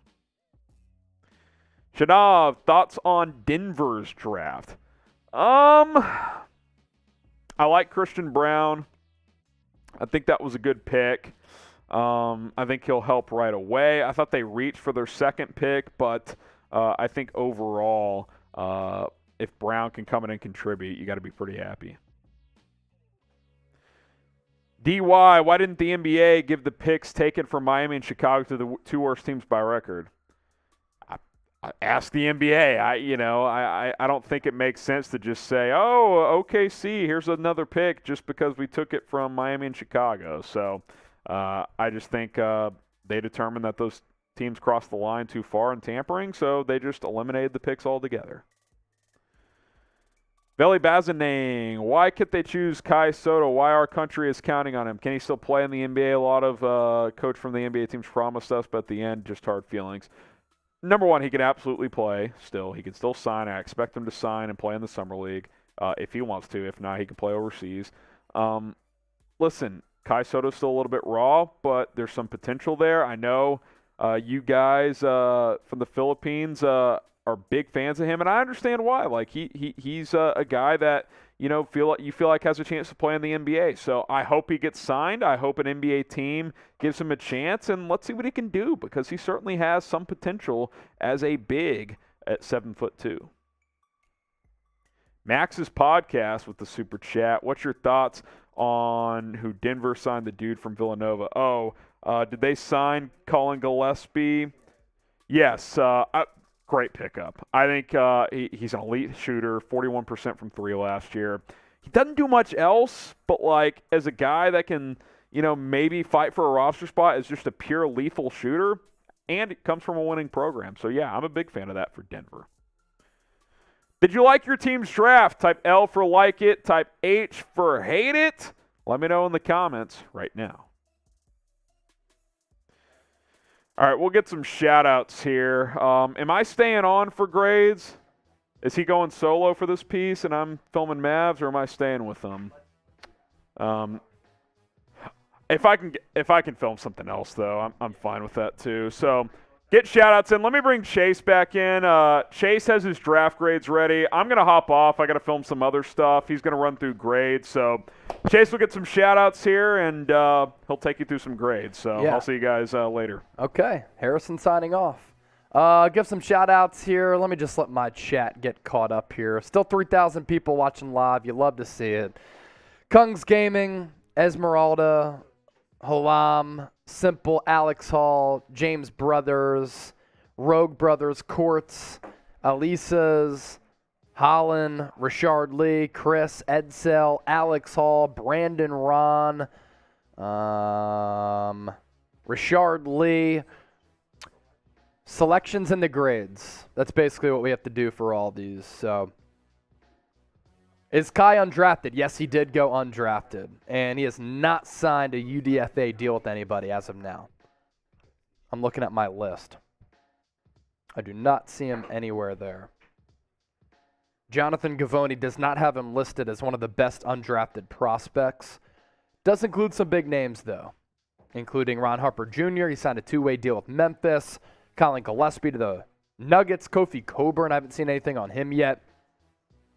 Scottie Pippen Jr. to the Lakers. Some really good players for sure.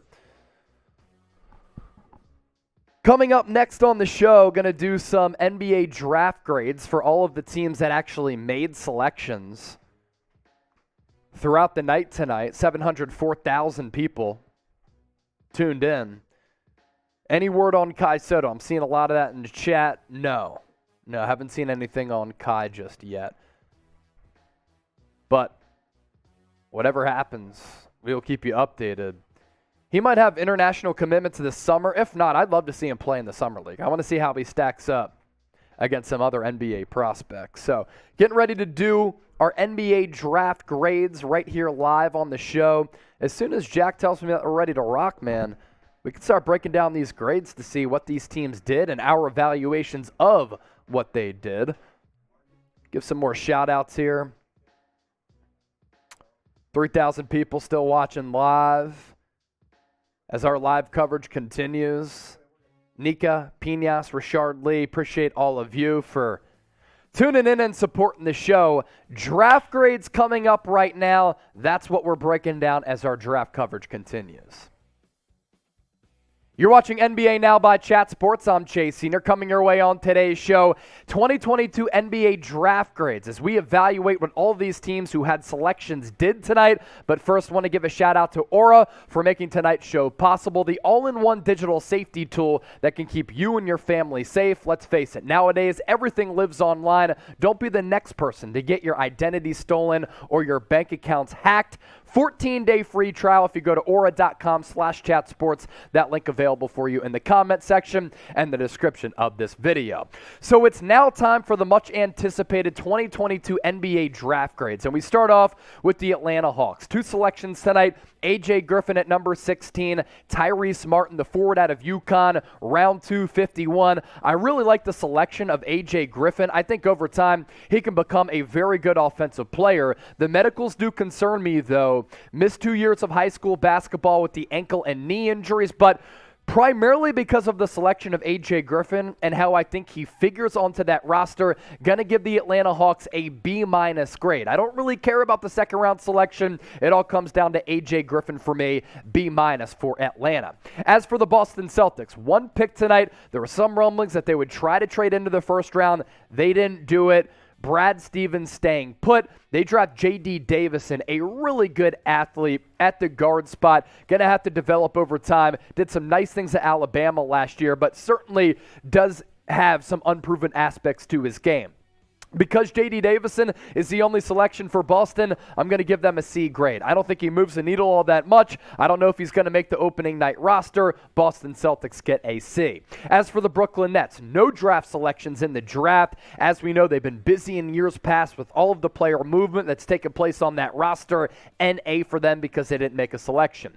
As for the Charlotte Hornets, I said going into the draft, you need a big, you need a rim runner who can play alongside LaMelo Ball. They got that in Mark Williams. Then Bryce McGowan's round 240th overall. I thought that was excellent value. Many draft evaluators thought he could sneak into the first round. You get him at number 40, and because of that, I like what the Hornets did. Surrounding LaMelo Ball with a good complementary cast, most importantly, that big guy who can give you a lot of good play on both ends of the floor. B grade for the Charlotte Hornets. As for the Chicago Bulls, they get a really good wing defender in Dalen Terry, who reminds me a lot of Andre Iguodala. This isn't going to move the needle all that much offensively, but long-term defensively, the Bulls needed to get better in that department. Dalen Terry will help that. I'm not sure how much he plays as a rookie, but I do like the selection somewhat. B- grade, as Arizona had a couple of Wildcats get selected tonight. Shout out your favorite team in the comment section right now, and then when you do that, grade their draft on a scale of 1 to 100. How do you think your squad did in the 2022 NBA draft? It's your opportunity to go back to school, chime in the comments, and be a part of the show. Let me know right now. The Cleveland Cavaliers were very busy. They had some of the most picks among individual teams in this draft class. Ochai Agbaji, round 1, 14th overall. Khalifa Diop, Isaiah Mobley, the brother of Evan, teaming back up with his brother as they both start at USC. Then Luke Travers, round 256 out of Perth. G'day, mate. Because of Agbaji, he is an immediate plug-in, play day one type of player who can come in off the bench, give you really good defense, and knock down some three-point shots. The makings of this Cleveland Cavaliers roster: Darius Garland, Evan Mobley, Isaac Okoro, Jarrett Allen. That's a really good team. I do like the addition of Agbaji.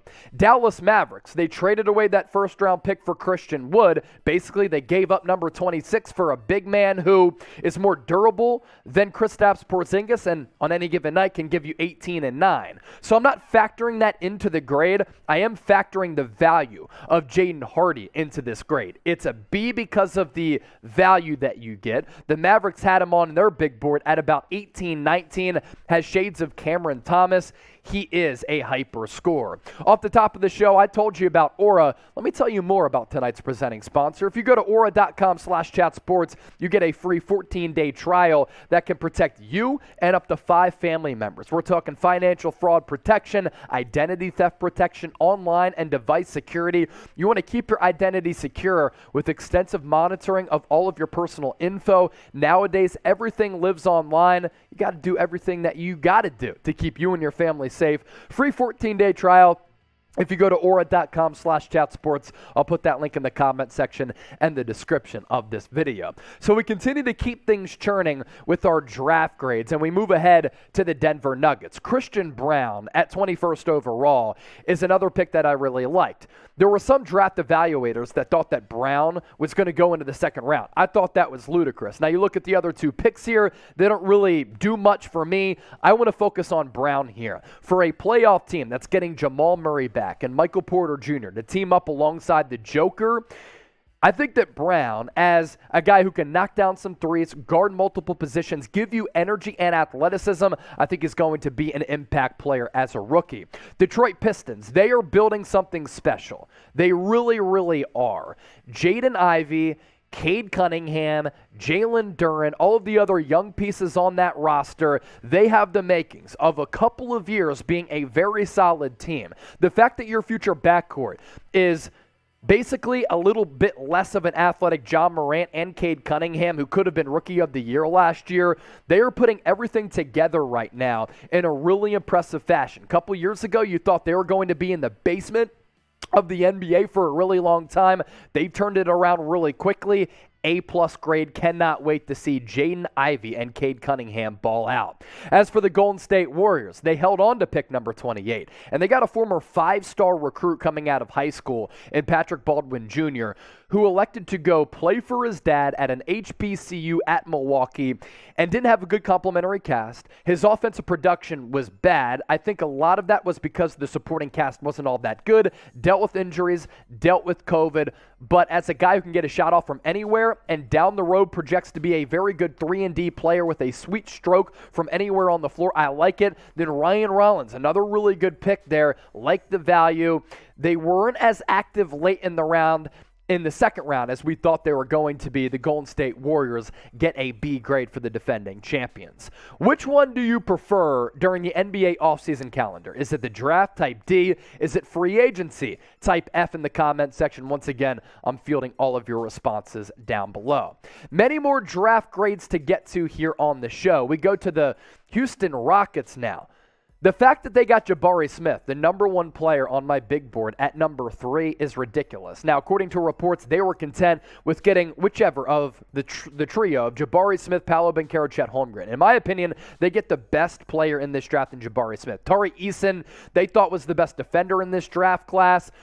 Basically, that's all that he's going to have to do and be a rim rocker and a high flyer and a guy who can knock down some threes. So Smith and Tari Eason, with where they got them, awesome. And really because of Jabari Smith, you team him up alongside Jalen Green, you have 2 elite wings. And in my opinion, in the NBA nowadays, you win with elite level wing play. Now the Rockets have 2 young stars. I think Smith is going to be a stud. He loves getting in the lab. Indiana Pacers, Benedict Mathurin, Andrew Nembhard out of Gonzaga, a 5-year player there, then Kendall Brown, the wing out of Baylor.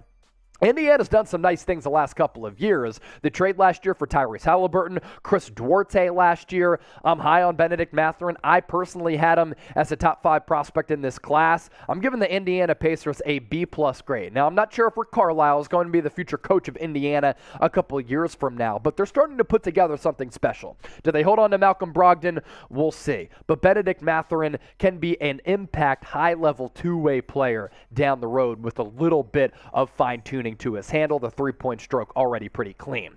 Los Angeles Clippers, 1 pick tonight, Musa Diabate, the forward out of Michigan. This guy has incredible length, can be a really good defender, a lot of unknowns with him, and I'm not all too high on the prospect. I'm going to give the Clippers a C grade here. It's really tough to give these teams higher grades when they only make 1 pick, especially when it's in the second round, like the Clippers and the Boston Celtics. As for the Los Angeles Lakers, what's interesting here, they signed Scottie Pippen Jr. as a UDFA, as well as Shareef O'Neal. Now, that's going to be a 2-way contract for Pippen, and it's going to be a summer league-only deal for Shareef O'Neal. But for Max Christie, down the road, can project to be a 3-and-D player. 35, pretty solid value there. Has to improve that 3-point stroke. I do not expect him to play all that much. As a rookie, it's a C-plus grade for the Los Angeles Lakers. Max Christie really is just solid. As for the Memphis Grizzlies, Jake LaRavia at 19, David Roddy at 23, Kennedy Chandler in the second round, Vince Williams at 47. Vince Williams shot around 40% from distance with VCU. LaRavia is a Kyle Anderson type of player, can do really everything on the floor. Kennedy Chandler at 38 is some of the best value among anybody in this draft. Then David Roddy has a fascinating body at like 260 pounds. But Kennedy Chandler, Tyrese Maxey shades. And the Grizzlies have done a great job of player development.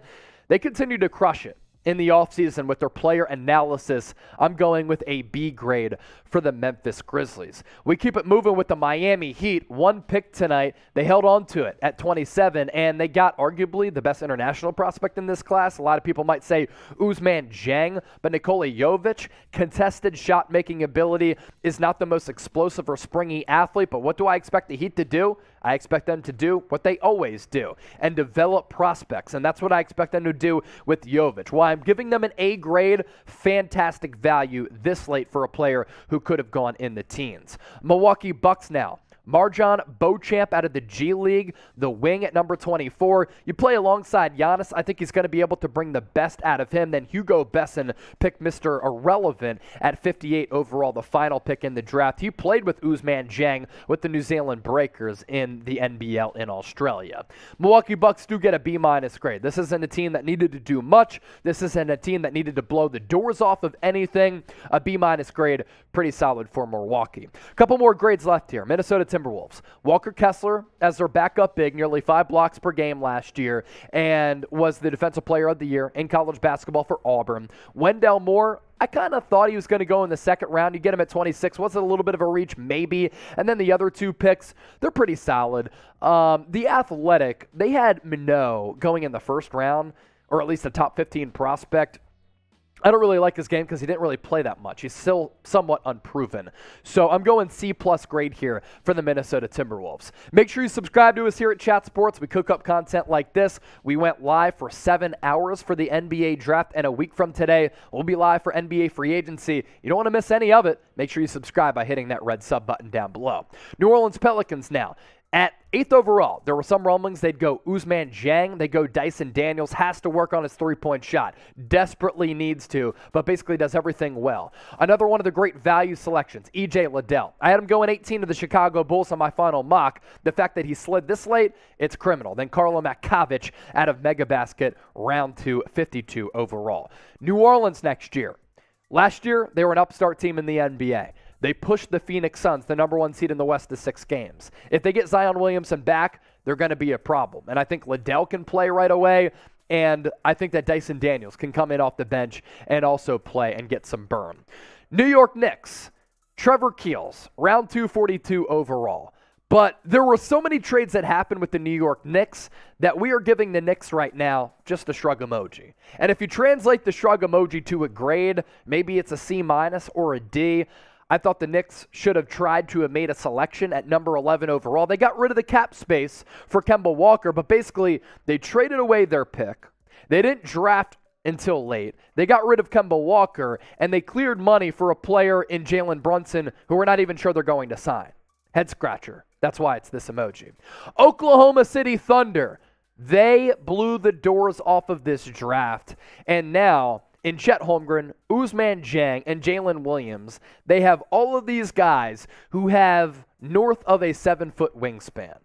What they did and what they're doing right now, and the talent and different bodies and athletes that they are compiling, A grade for OKC. Right up there with Detroit, right up there with the Houston Rockets. These young, burgeoning teams in the NBA doing some really impressive things. As for the Orlando Magic, Paolo Banchero at number 1. I personally would have went with Jabari Smith, but I think that Paolo Banchero, one of the most pro-ready prospects in this draft class. Caleb Houston at number 32, pretty solid pick there. I thought he maybe could have gone mid-30s and the 40s, but the Magic get him there at the start of the second round at 32 overall. Paolo Banchero, I'm giving the Magic a B+ grade because of this.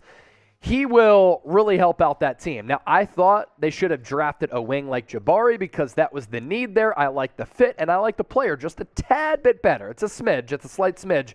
But Paolo Banchero, basketball IQ, versatile game, really can do everything well, and at that forward spot can really score from all 3 levels. Philadelphia 76ers, they didn't do anything. No draft picks. They traded away Danny Green, and they were able to get a nice little acquisition in DeAnthony Melton, who's going to be a scorer off the bench, but they didn't make any picks, so no grade there. Same can be said for the Phoenix Suns. No grade for the Suns because they didn't make any selections either. So you can rip me in the comments. You can let me know what you think about what I did. Let me know what you think I did with these draft grades. Portland Trailblazers here. Shaedon Sharpe at number 7. I love the pick. There are so many unknowns about this kid. He reclassified, was the number 1 high school recruit originally, went to college early, enrolled at Kentucky in January, has Bradley Beal, Jalen Green scoring ability. Jabari Walker, 57, forward out of Colorado. Good player who sometimes got overshadowed last year. Shaedon Sharpe's going to be able to learn from Damian Lillard. I think he's going to be a walking bucket. He's going to be able to put the biscuit in the basket right away because he can really get a shot off from anywhere on the floor. B grade for the Portland Trailblazers. Sacramento Kings. Thought it was a little bit of a reach going Keegan Murray here. I think they drafted for need, instead of best player available. Best player available was Jaden Ivey. Word is he didn't want to get drafted by the Sacramento Kings, and there wasn't much communication there. So they go Keegan Murray, who in my opinion is a more athletic Al Horford. Again, certainly fulfills a need there on that Sacramento Kings roster. It's a C+, though, because I thought it was a little bit of a reach. I do think that he is a polished player. San Antonio Spurs, they did some good stuff here. Jeremy Sohan, I think, factors into being maybe a Draymond Green or a Ben Simmons at the 4 type.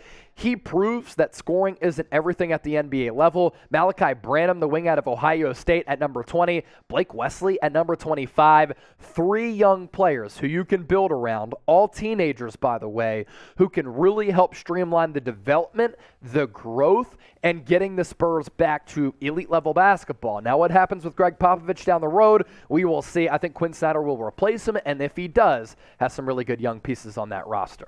Toronto Raptors made 1 pick. It was Christian Koloko, 33rd overall for arguably the best shot blocker in this draft class.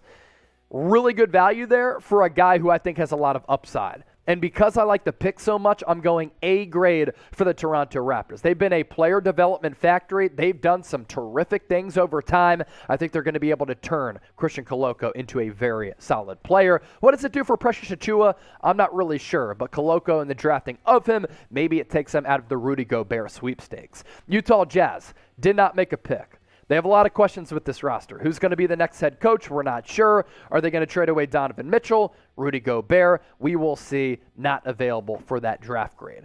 Last one coming in here, Washington Wizards. Johnny Davis, number 10 overall, one of the best scorers in college basketball last year. Then Yannick Nzosa. I think he's going to be a draft and stash.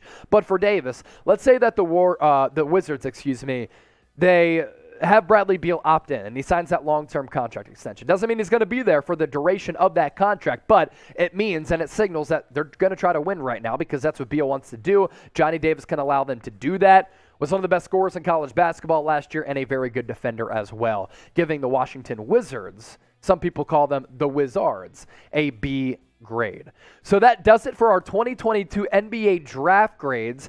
Who will be the best player from this draft class? Let me know. And again, let me know how I did with the draft grades. Some people are going to love me. Some people will hate me, but it's all good. We enjoy the banter.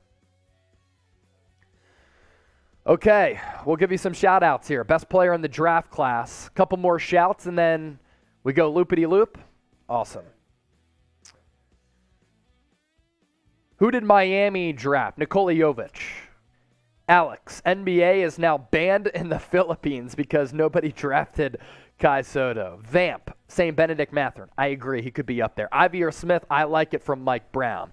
So for those of you just tuning in, 2,500 people watching live. If you haven't subscribed, do so right now. We're going to recap literally every single thing that happened throughout the draft, myself, Harrison Graham. So stay tuned, enjoy, and thank you so much for making our coverage a part of your day. The 2022 NBA Draft is in the books, and I'm Harrison Graham from Chat Sports, ready to break down every single pick that went down. Today's show presented by Aura, an all-in-one digital safety provider that's going to keep you secure online. Stay away from hackers with Aura.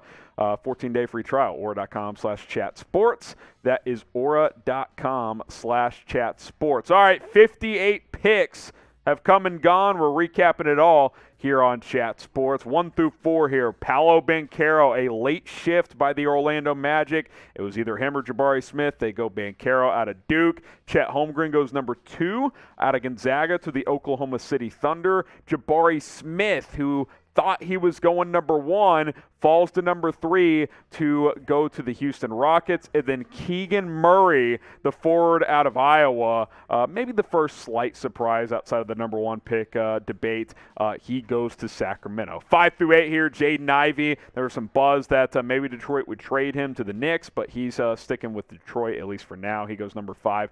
Benedict Mathurin, number 6 overall, the wing out of Arizona, lands with the Indiana Pacers. Shaedon Sharpe, the guard out of Kentucky, number 7 overall pick to the Portland Trailblazers. And then Dyson Daniels, who played with the G League, he lands with the New Orleans Pelicans with the number 8 overall pick.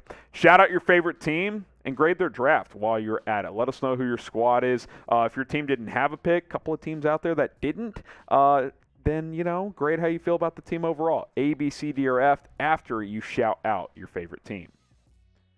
9 through 12 here as we recap the 2022 NBA Draft. Jeremy Sohan, the forward out of Baylor, goes to the San Antonio Spurs. Wisconsin guard Johnny Davis lands with Washington at number 10. Ousmane Dieng goes to the Oklahoma City Thunder in a trade with the number 11 pick with the New York Knicks. He lands in OKC as they go back-to-back here. Jalen Williams, the wing out of Santa Clara, Thunder actually drafted another Jalen Williams. We'll get to that in a moment. Jalen Duren goes to Detroit at number 13. Ochai Agbaji, the Kansas wing, lands with the Cavaliers at number 14. Mark Williams, the big out of Duke, the final pick of the lottery, he goes to the Charlotte Hornets at 15 overall. And then fellow Dookie, A.J. Griffin, the wing, lands with the Atlanta Hawks. 17 through 20 here, Tari Eason, the forward out of LSU, goes to the Houston Rockets. The Bulls select Dalen Terry, should give them some good defense, the guard out of Arizona.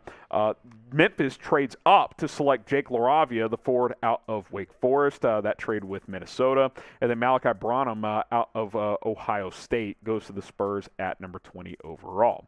Shout out to Aura for sponsoring tonight's show, which is recapping the NBA Draft. They're going to keep you secure online. Financial fraud protection, identity theft protection, overall online and device security. Folks, we do more online than we ever have before, which means hackers are able to steal your stuff. You don't want it to happen. I've had my Twitter stolen. I've had my debit card compromised. It's not fun to deal with. Aura's going to keep you safe from all of that. They'll send you real-time updates if there's any suspicious activity.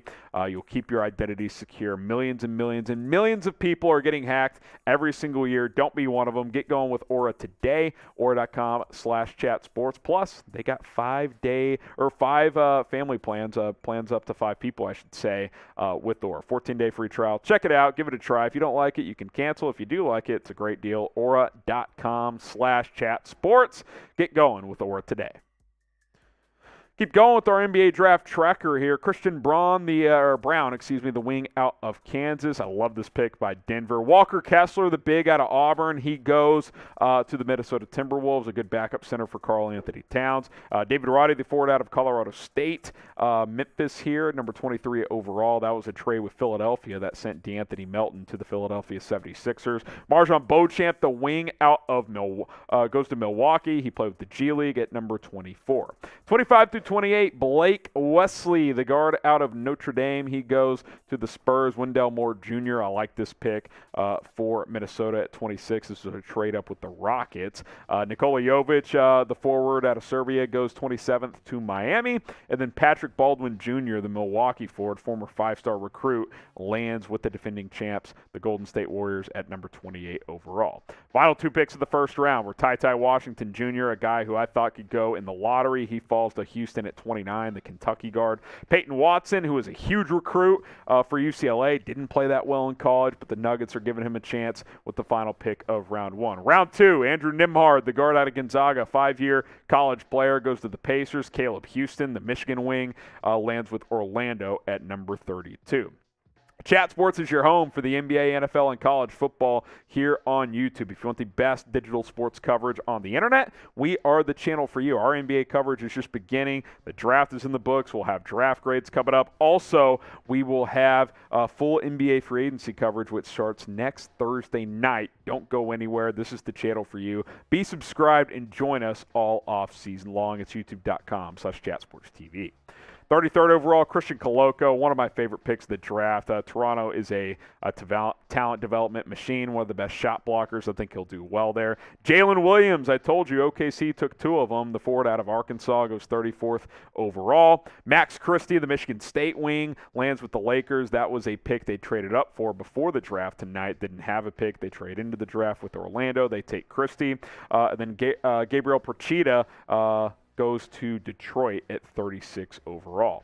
Jaden Hardy, Dallas trades 2 future seconds with Sacramento to go take the G League guard/wing, who is a former 5-star number 4 overall player. I like that pick a lot.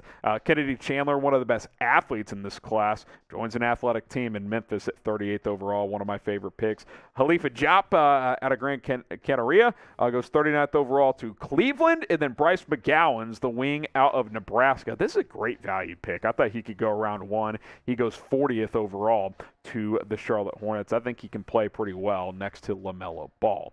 Who was your favorite player in this year's NBA draft class? Doesn't have to be one of the top guys like a Chet or a Banchero or a Jabari Smith. Maybe it's someone later in the draft. Maybe it's a Jaden Ivey. Maybe it's an E.J. Liddell. Let me know in the comments who is your favorite player in this year's draft.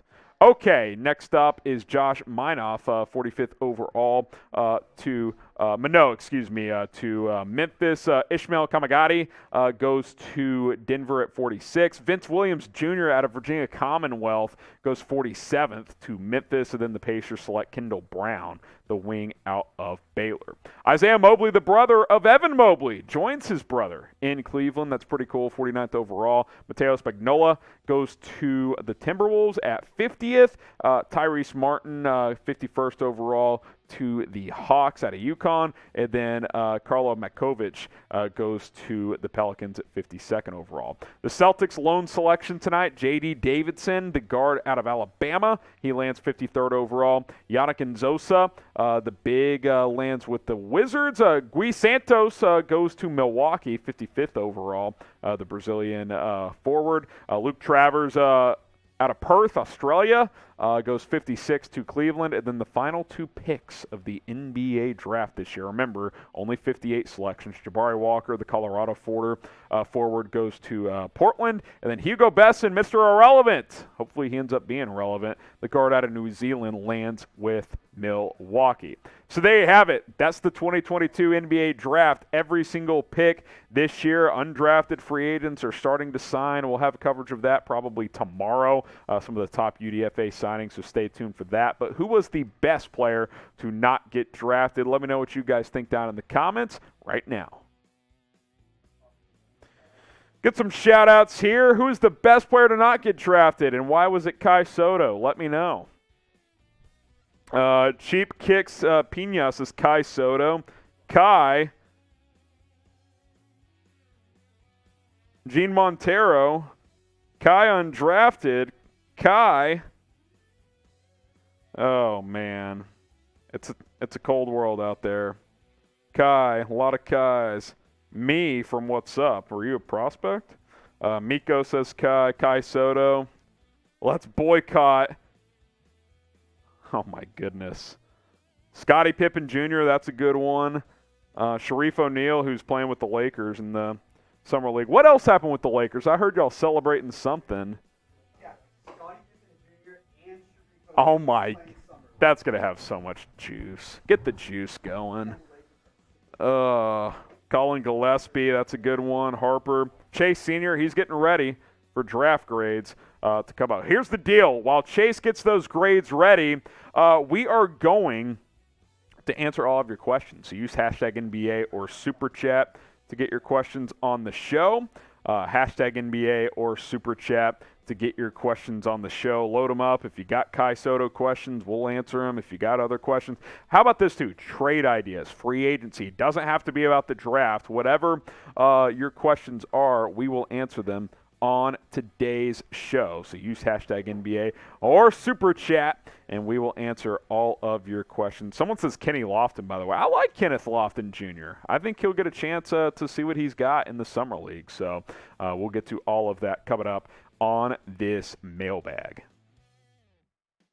It is mailbag time here on NBA Now by Chat Sports. I'm your host, Harrison Graham. Ask me whatever question you want, post-draft questions, free agency, trade ideas, summer league. I'll answer them all here on Chat Sports, so go ahead and load them up. Acreus kicks things off, wasting no time. Kai Soto to the Warriors Summer League. Let's ride. Let's get Kai to Golden State. That'd be lit.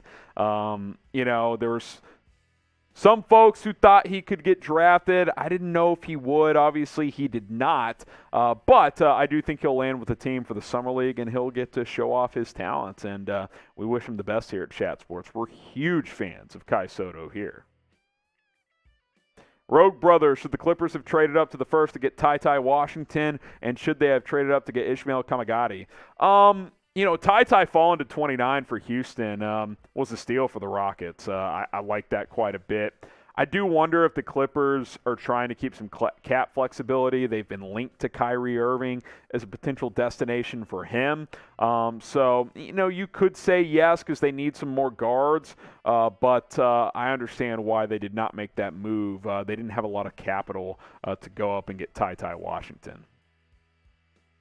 Evan Hinders, Bulls sign UDFA Dominic Barlow and has to re-sign Levine and Thompson, and next week sign Mitchell Robinson. I'll focus on Mitchell Robinson here and Zach LaVine. Bringing back LaVine needs to be a priority for Chicago. I get he's not the perfect player, but you can't let him walk. Mitchell Robinson is a guy that I would be interested in if I was Chicago. Now, I wonder if you would have to move Vucevic to go get him because Robinson's a starting caliber center, and you're not going to play him and Vuce next to each other. But if you can move Vuce, get off from under his contract, and then Robinson comes to town as a defensive anchor and a guy who can score a little bit as well, I'd be very open to that idea. Burner Kingdom, Chance Brunson leaves. So the New York Knicks during the draft, the maneuvers they made, they're clearing cap space. They traded Kemba Walker. They traded down from 11. They're making a run at Brunson, maybe a Kyrie Irving. They're trying to maximize cap space. So keep an eye on them. I'll say this. Jalen Brunson will play for one of two teams next year, the Dallas Mavericks or the New York Knicks. It will not be another organization. Dallas drafted Jaden Hardy. Maybe that's a little insurance if Brunson does leave. But I still think the Mavs are the favorites to keep him. But if the Knicks offer like $30 million a year, then maybe they'll opt to not do that. Who do you guys think was the biggest winner of the NBA draft? Let us know down in the comments section. The biggest winner of this year's draft. Let me know what you guys think down in the comments right now. Biggest winner of the 2022 draft. Mark Jacob Duval, Mavs trade Tim Hardaway, Jalen Brunson, Frank Ntilikina, Josh Green, Jaden Hardy, and a future first-round pick for Zach LaVine. I don't think I'd want to give up that much. And I like LaVine a lot, but, you're giving up Tim and Brunson, who are two heavy rotation players, a future first, a guy in Jaden Hardy, who is a first-round caliber player, and Frank Ntilikina and Josh Green, who are rotation players. So you're giving up 6 pieces that can at least contribute for LaVine. I like LaVine. That's a lot, though. Kerry Lemuel Corpus, what are the best trades that happened during, I think you meant draft night? I like Dallas moving 2 future first to go get Jaden Hardy at 37. What are some notable ones? That Rockets move down to still get Ty Washington at 29 is pretty impressive. I like that move.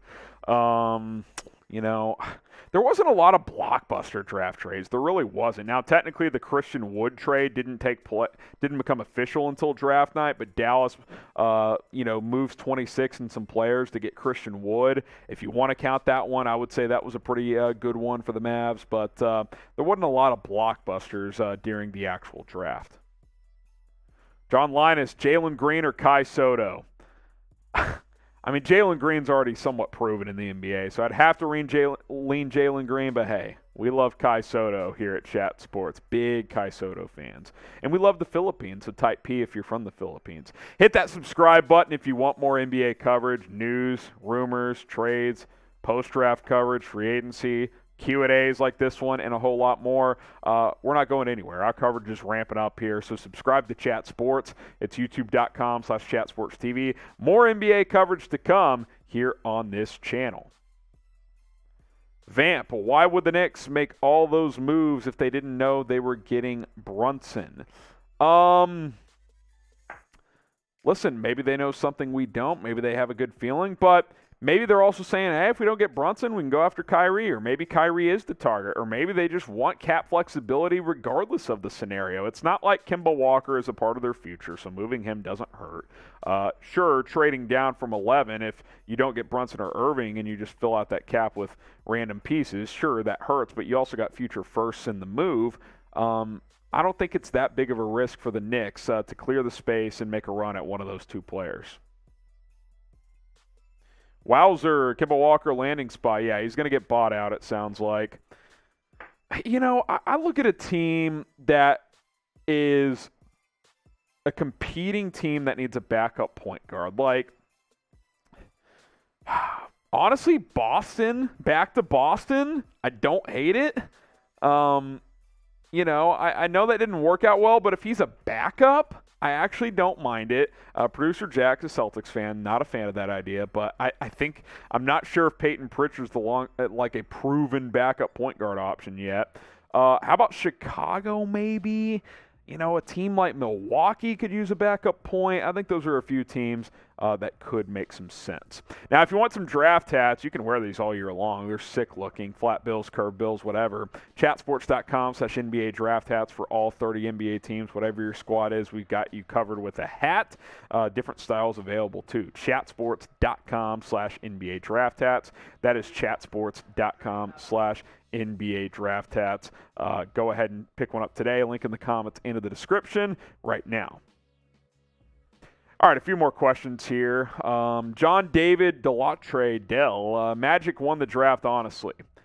I like Banchero. I think they did some good things tonight, but I think some other teams did better. I love the Rockets draft. I think the Thunder had a pretty good night, but Orlando had a good night as well. I think Banchero is going to be a solid player.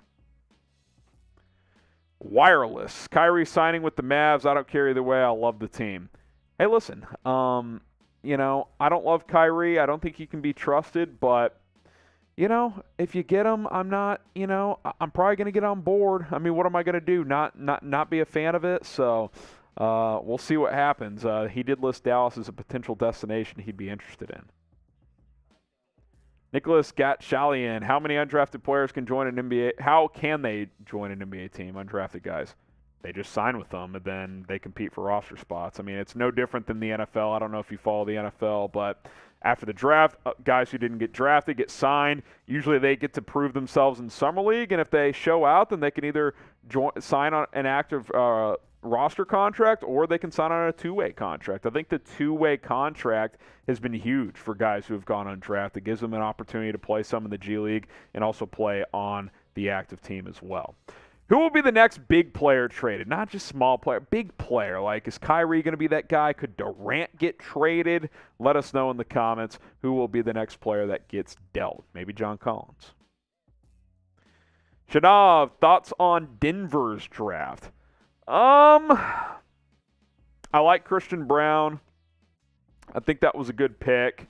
I think he'll help right away. I thought they reached for their second pick, but I think overall, if Brown can come in and contribute, you got to be pretty happy.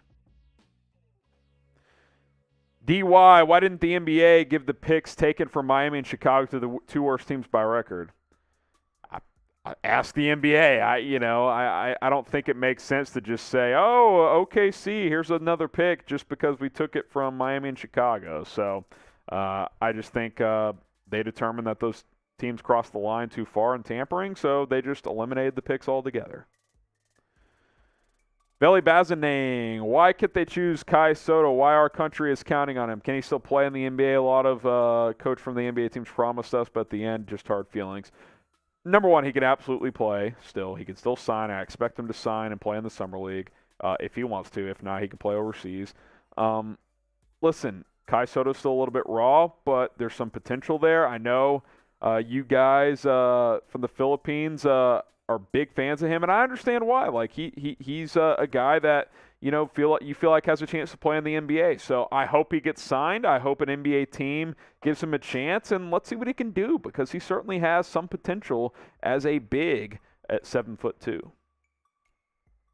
Max's podcast with the super chat. What's your thoughts on who Denver signed the dude from Villanova? Did they sign Colin Gillespie? Yes. Great pickup. I think he's an elite shooter, 41% from three last year. He doesn't do much else, but as a guy that can, maybe fight for a roster spot as just a pure lethal shooter, and it comes from a winning program. So, yeah, I'm a big fan of that for Denver. Did you like your team's draft? Type L for like it. Type H for hate it. Let me know in the comments right now. All right, we'll get some shout-outs here. Am I staying on for grades? Is he going solo for this piece and I'm filming Mavs, or am I staying with them?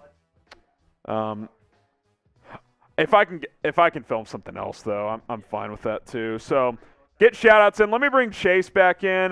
Chase has his draft grades ready. I'm going to hop off. I got to film some other stuff. He's going to run through grades. So Chase will get some shout-outs here, and he'll take you through some grades. So Yeah. I'll see you guys later. Okay. Harrison signing off. Give some shout-outs here. Let me just let my chat get caught up here. Still 3,000 people watching live. You love to see it.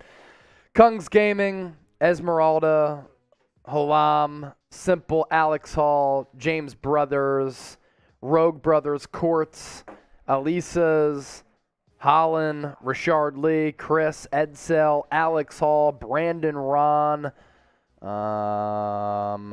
Richard Lee.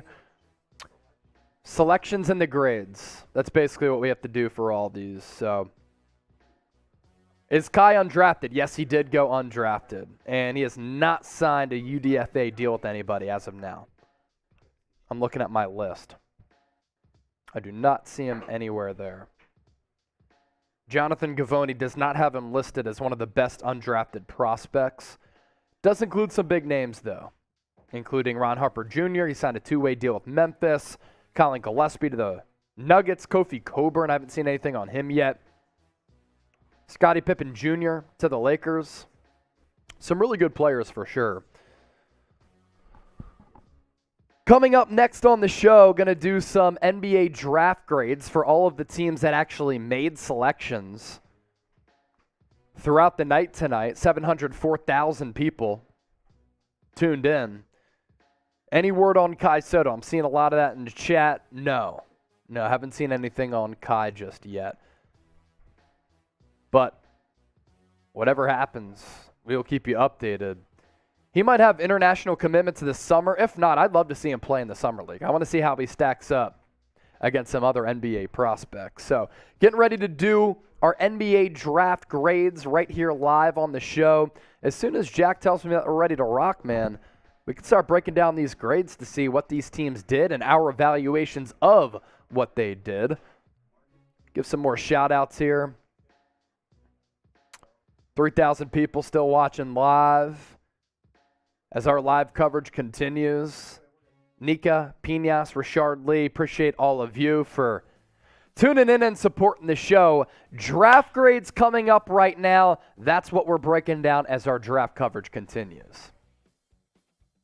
You're watching NBA Now by Chat Sports. I'm Chase Senior. Coming your way on today's show, 2022 NBA draft grades as we evaluate what all these teams who had selections did tonight. But first, want to give a shout out to Aura for making tonight's show possible. The all-in-one digital safety tool that can keep you and your family safe. Let's face it, nowadays everything lives online. Don't be the next person to get your identity stolen or your bank accounts hacked.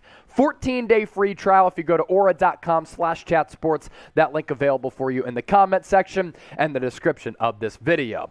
So it's now time for the much anticipated 2022 NBA draft grades. And we start off with the Atlanta Hawks. Two selections tonight. A.J. Griffin at number 16, Tyrese Martin, the forward out of UConn, round 251. I really like the selection of A.J. Griffin. I think over time he can become a very good offensive player. The medicals do concern me, though. Missed 2 years of high school basketball with the ankle and knee injuries, but primarily because of the selection of A.J. Griffin and how I think he figures onto that roster, gonna give the Atlanta Hawks a B- grade. I don't really care about the second round selection. It all comes down to A.J. Griffin for me, B- for Atlanta.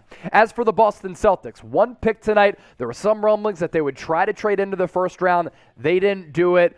Brad Stevens staying put. They draft J.D. Davison, a really good athlete at the guard spot. Going to have to develop over time. Did some nice things at Alabama last year, but certainly does have some unproven aspects to his game.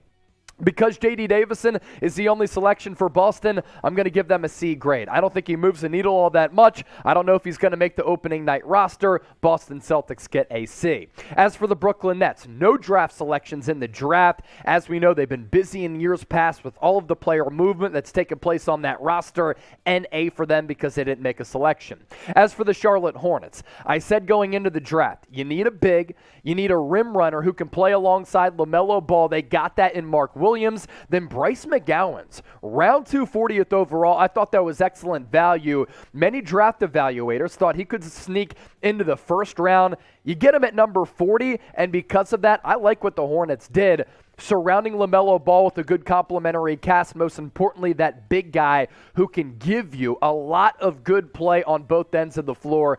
B grade for the Charlotte Hornets. As for the Chicago Bulls, they get a really good wing defender in Dalen Terry, who reminds me a lot of Andre Iguodala. This isn't going to move the needle all that much offensively, but long-term defensively, the Bulls needed to get better in that department. Dalen Terry will help that. I'm not sure how much he plays as a rookie, but I do like the selection somewhat. B- grade, as Arizona had a couple of Wildcats get selected tonight.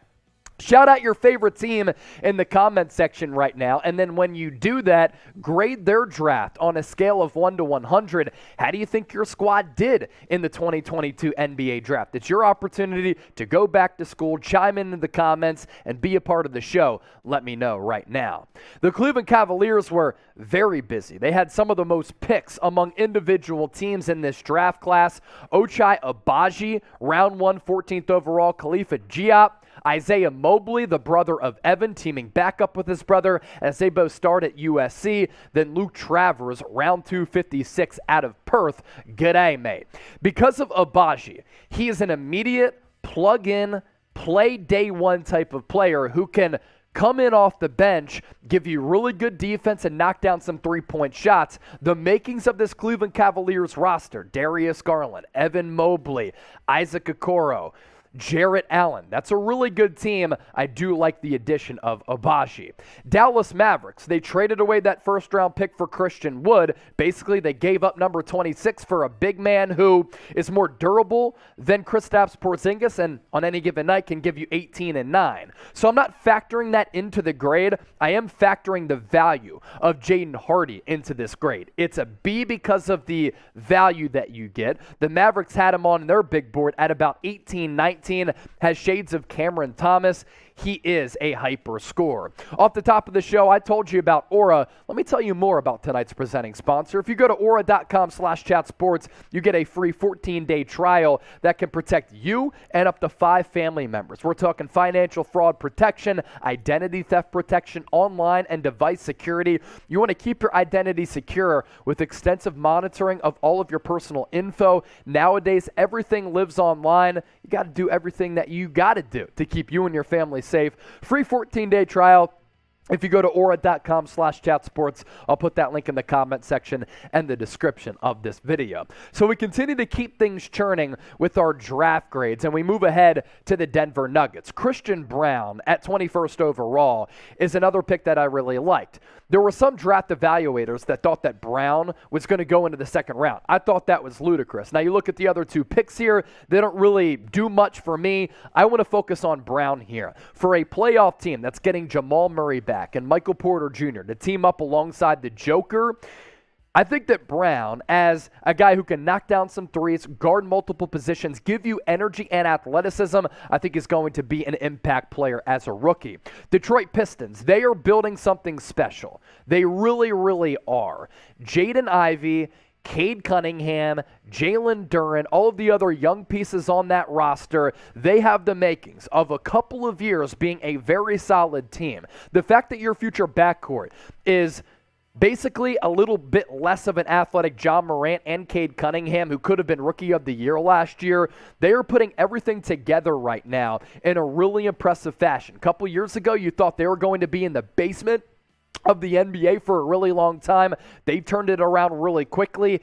A-plus grade. Cannot wait to see Jaden Ivey and Cade Cunningham ball out. As for the Golden State Warriors, they held on to pick number 28, and they got a former 5-star recruit coming out of high school in Patrick Baldwin Jr., who elected to go play for his dad at an HBCU at Milwaukee and didn't have a good complimentary cast. His offensive production was bad. I think a lot of that was because the supporting cast wasn't all that good, dealt with injuries, dealt with COVID, but as a guy who can get a shot off from anywhere and down the road projects to be a very good 3-and-D player with a sweet stroke from anywhere on the floor, I like it. Then Ryan Rollins, another really good pick there, like the value. They weren't as active late in the round in the second round, as we thought they were going to be, the Golden State Warriors get a B grade for the defending champions. Which one do you prefer during the NBA offseason calendar? Is it the draft, type D? Is it free agency, type F in the comment section? Once again, I'm fielding all of your responses down below. Many more draft grades to get to here on the show. We go to the Houston Rockets now. The fact that they got Jabari Smith, the number 1 player on my big board, at number 3 is ridiculous. Now, according to reports, they were content with getting whichever of the trio of Jabari Smith, Paolo, Banchero, Chet, Holmgren. In my opinion, they get the best player in this draft in Jabari Smith. Tari Eason, they thought was the best defender in this draft class. Basically, that's all that he's going to have to do and be a rim rocker and a high flyer and a guy who can knock down some threes. So Smith and Tari Eason, with where they got them, awesome. And really because of Jabari Smith, you team him up alongside Jalen Green, you have 2 elite wings. And in my opinion, in the NBA nowadays, you win with elite level wing play. Now the Rockets have 2 young stars. I think Smith is going to be a stud. He loves getting in the lab. Indiana Pacers, Benedict Mathurin, Andrew Nembhard out of Gonzaga, a 5-year player there, then Kendall Brown, the wing out of Baylor. Indiana's done some nice things the last couple of years. The trade last year for Tyrese Halliburton, Chris Duarte last year. I'm high on Benedict Mathurin. I personally had him as a top 5 prospect in this class. I'm giving the Indiana Pacers a B+ grade. Now, I'm not sure if Rick Carlisle is going to be the future coach of Indiana a couple of years from now, but they're starting to put together something special. Do they hold on to Malcolm Brogdon? We'll see. But Benedict Mathurin can be an impact, high-level 2-way player down the road with a little bit of fine-tuning to his handle. The 3-point stroke already pretty clean. Los Angeles Clippers, 1 pick tonight, Musa Diabate, the forward out of Michigan. This guy has incredible length, can be a really good defender, a lot of unknowns with him, and I'm not all too high on the prospect. I'm going to give the Clippers a C grade here. It's really tough to give these teams higher grades when they only make 1 pick, especially when it's in the second round, like the Clippers and the Boston Celtics. As for the Los Angeles Lakers, what's interesting here, they signed Scottie Pippen Jr. as a UDFA, as well as Shareef O'Neal. Now, that's going to be a 2-way contract for Pippen, and it's going to be a summer league-only deal for Shareef O'Neal. But for Max Christie, down the road, can project to be a 3-and-D player. 35, pretty solid value there. Has to improve that 3-point stroke. I do not expect him to play all that much. As a rookie, it's a C+ grade for the Los Angeles Lakers. Max Christie really is just solid. As for the Memphis Grizzlies, Jake LaRavia at 19, David Roddy at 23, Kennedy Chandler in the second round, Vince Williams at 47. Vince Williams shot around 40% from distance with VCU. LaRavia is a Kyle Anderson type of player, can do really everything on the floor. Kennedy Chandler at 38 is some of the best value among anybody in this draft. Then David Roddy has a fascinating body at like 260 pounds. But Kennedy Chandler, Tyrese Maxey shades. And the Grizzlies have done a great job of player development. They continue to crush it in the offseason with their player analysis. I'm going with a B grade for the Memphis Grizzlies. We keep it moving with the Miami Heat. 1 pick tonight. They held on to it at 27, and they got arguably the best international prospect in this class. A lot of people might say Ousmane Dieng, but Nikola Jovic, contested shot-making ability, is not the most explosive or springy athlete, but what do I expect the Heat to do? I expect them to do what they always do and develop prospects, and that's what I expect them to do with Jovic. Why I'm giving them an A grade, fantastic value this late for a player who could have gone in the teens. Milwaukee Bucks now. Marjon Beauchamp out of the G League, the wing at number 24. You play alongside Giannis. I think he's going to be able to bring the best out of him. Then Hugo Besson picked Mr. Irrelevant at 58 overall, the final pick in the draft. He played with Ousmane Dieng with the New Zealand Breakers in the NBL in Australia.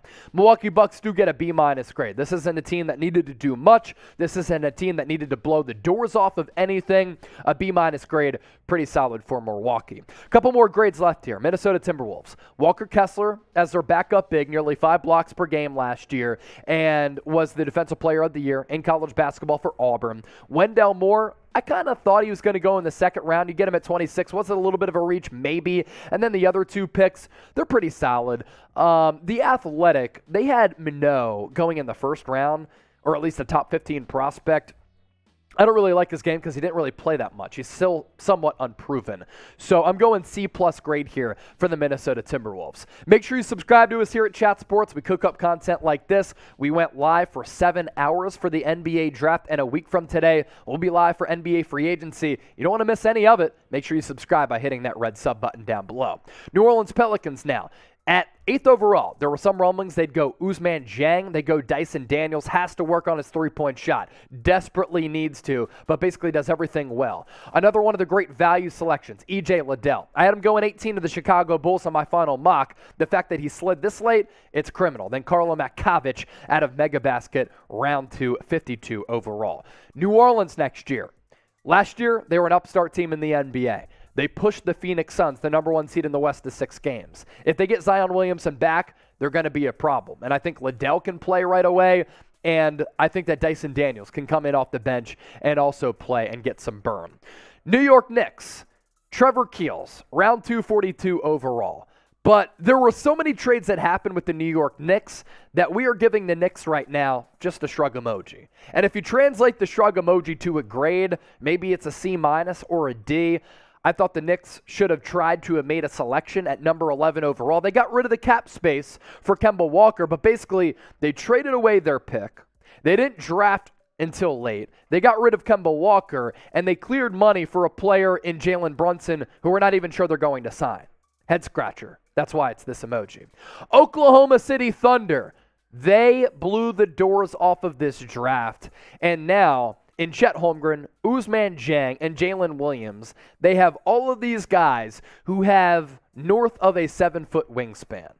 What they did and what they're doing right now, and the talent and different bodies and athletes that they are compiling, A grade for OKC. Right up there with Detroit, right up there with the Houston Rockets. These young, burgeoning teams in the NBA doing some really impressive things. As for the Orlando Magic, Paolo Banchero at number 1. I personally would have went with Jabari Smith, but I think that Paolo Banchero, one of the most pro-ready prospects in this draft class. Caleb Houston at number 32, pretty solid pick there. I thought he maybe could have gone mid-30s and the 40s, but the Magic get him there at the start of the second round at 32 overall. Paolo Banchero, I'm giving the Magic a B+ grade because of this.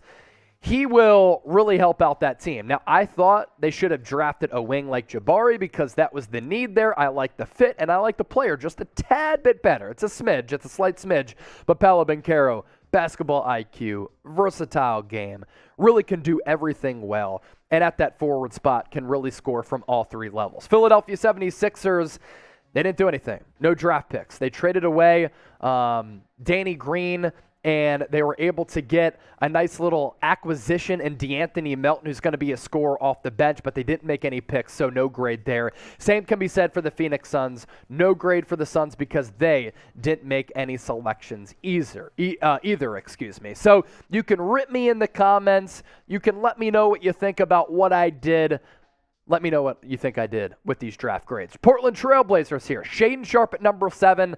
I love the pick. There are so many unknowns about this kid. He reclassified, was the number 1 high school recruit originally, went to college early, enrolled at Kentucky in January, has Bradley Beal, Jalen Green scoring ability. Jabari Walker, 57, forward out of Colorado. Good player who sometimes got overshadowed last year. Shaedon Sharpe's going to be able to learn from Damian Lillard. I think he's going to be a walking bucket. He's going to be able to put the biscuit in the basket right away because he can really get a shot off from anywhere on the floor. B grade for the Portland Trailblazers. Sacramento Kings.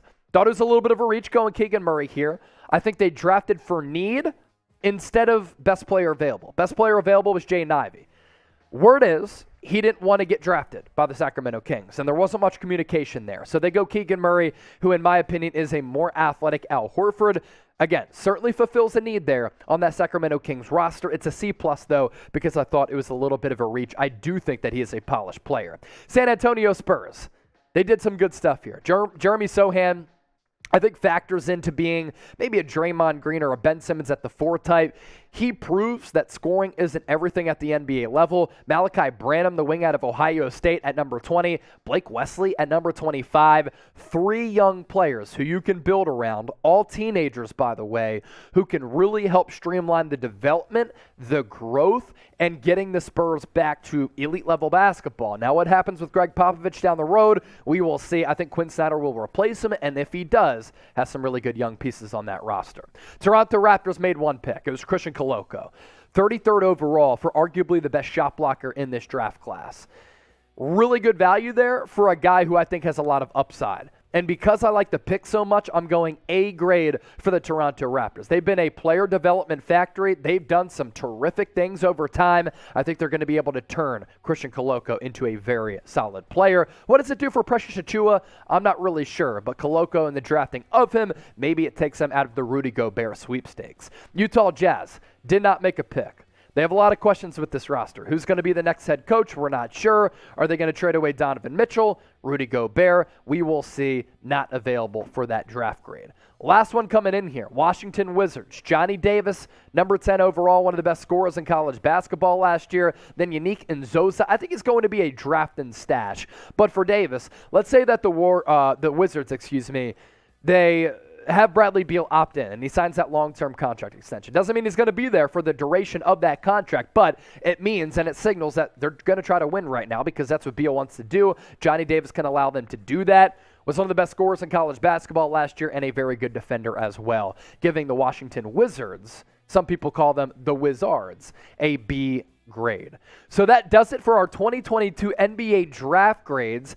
Who will be the best player from this draft class? Let me know. And again, let me know how I did with the draft grades. Some people are going to love me. Some people will hate me, but it's all good. We enjoy the banter. Okay, we'll give you some shout outs here. Best player in the draft class. Couple more shouts and then we go loopity-loop. Awesome. Who did Miami draft? Nikola Jovic. Alex, NBA is now banned in the Philippines because nobody drafted Kai Soto. Vamp, saying Benedict Mathurin. I agree, he could be up there. Ivy or Smith, I like it from Mike Brown. So for those of you just tuning in, 2,500 people watching live. If you haven't subscribed, do so right now. We're going to recap literally every single thing that happened throughout the draft, myself, Harrison Graham. So stay tuned, enjoy, and thank you so much for making our coverage a part of your day.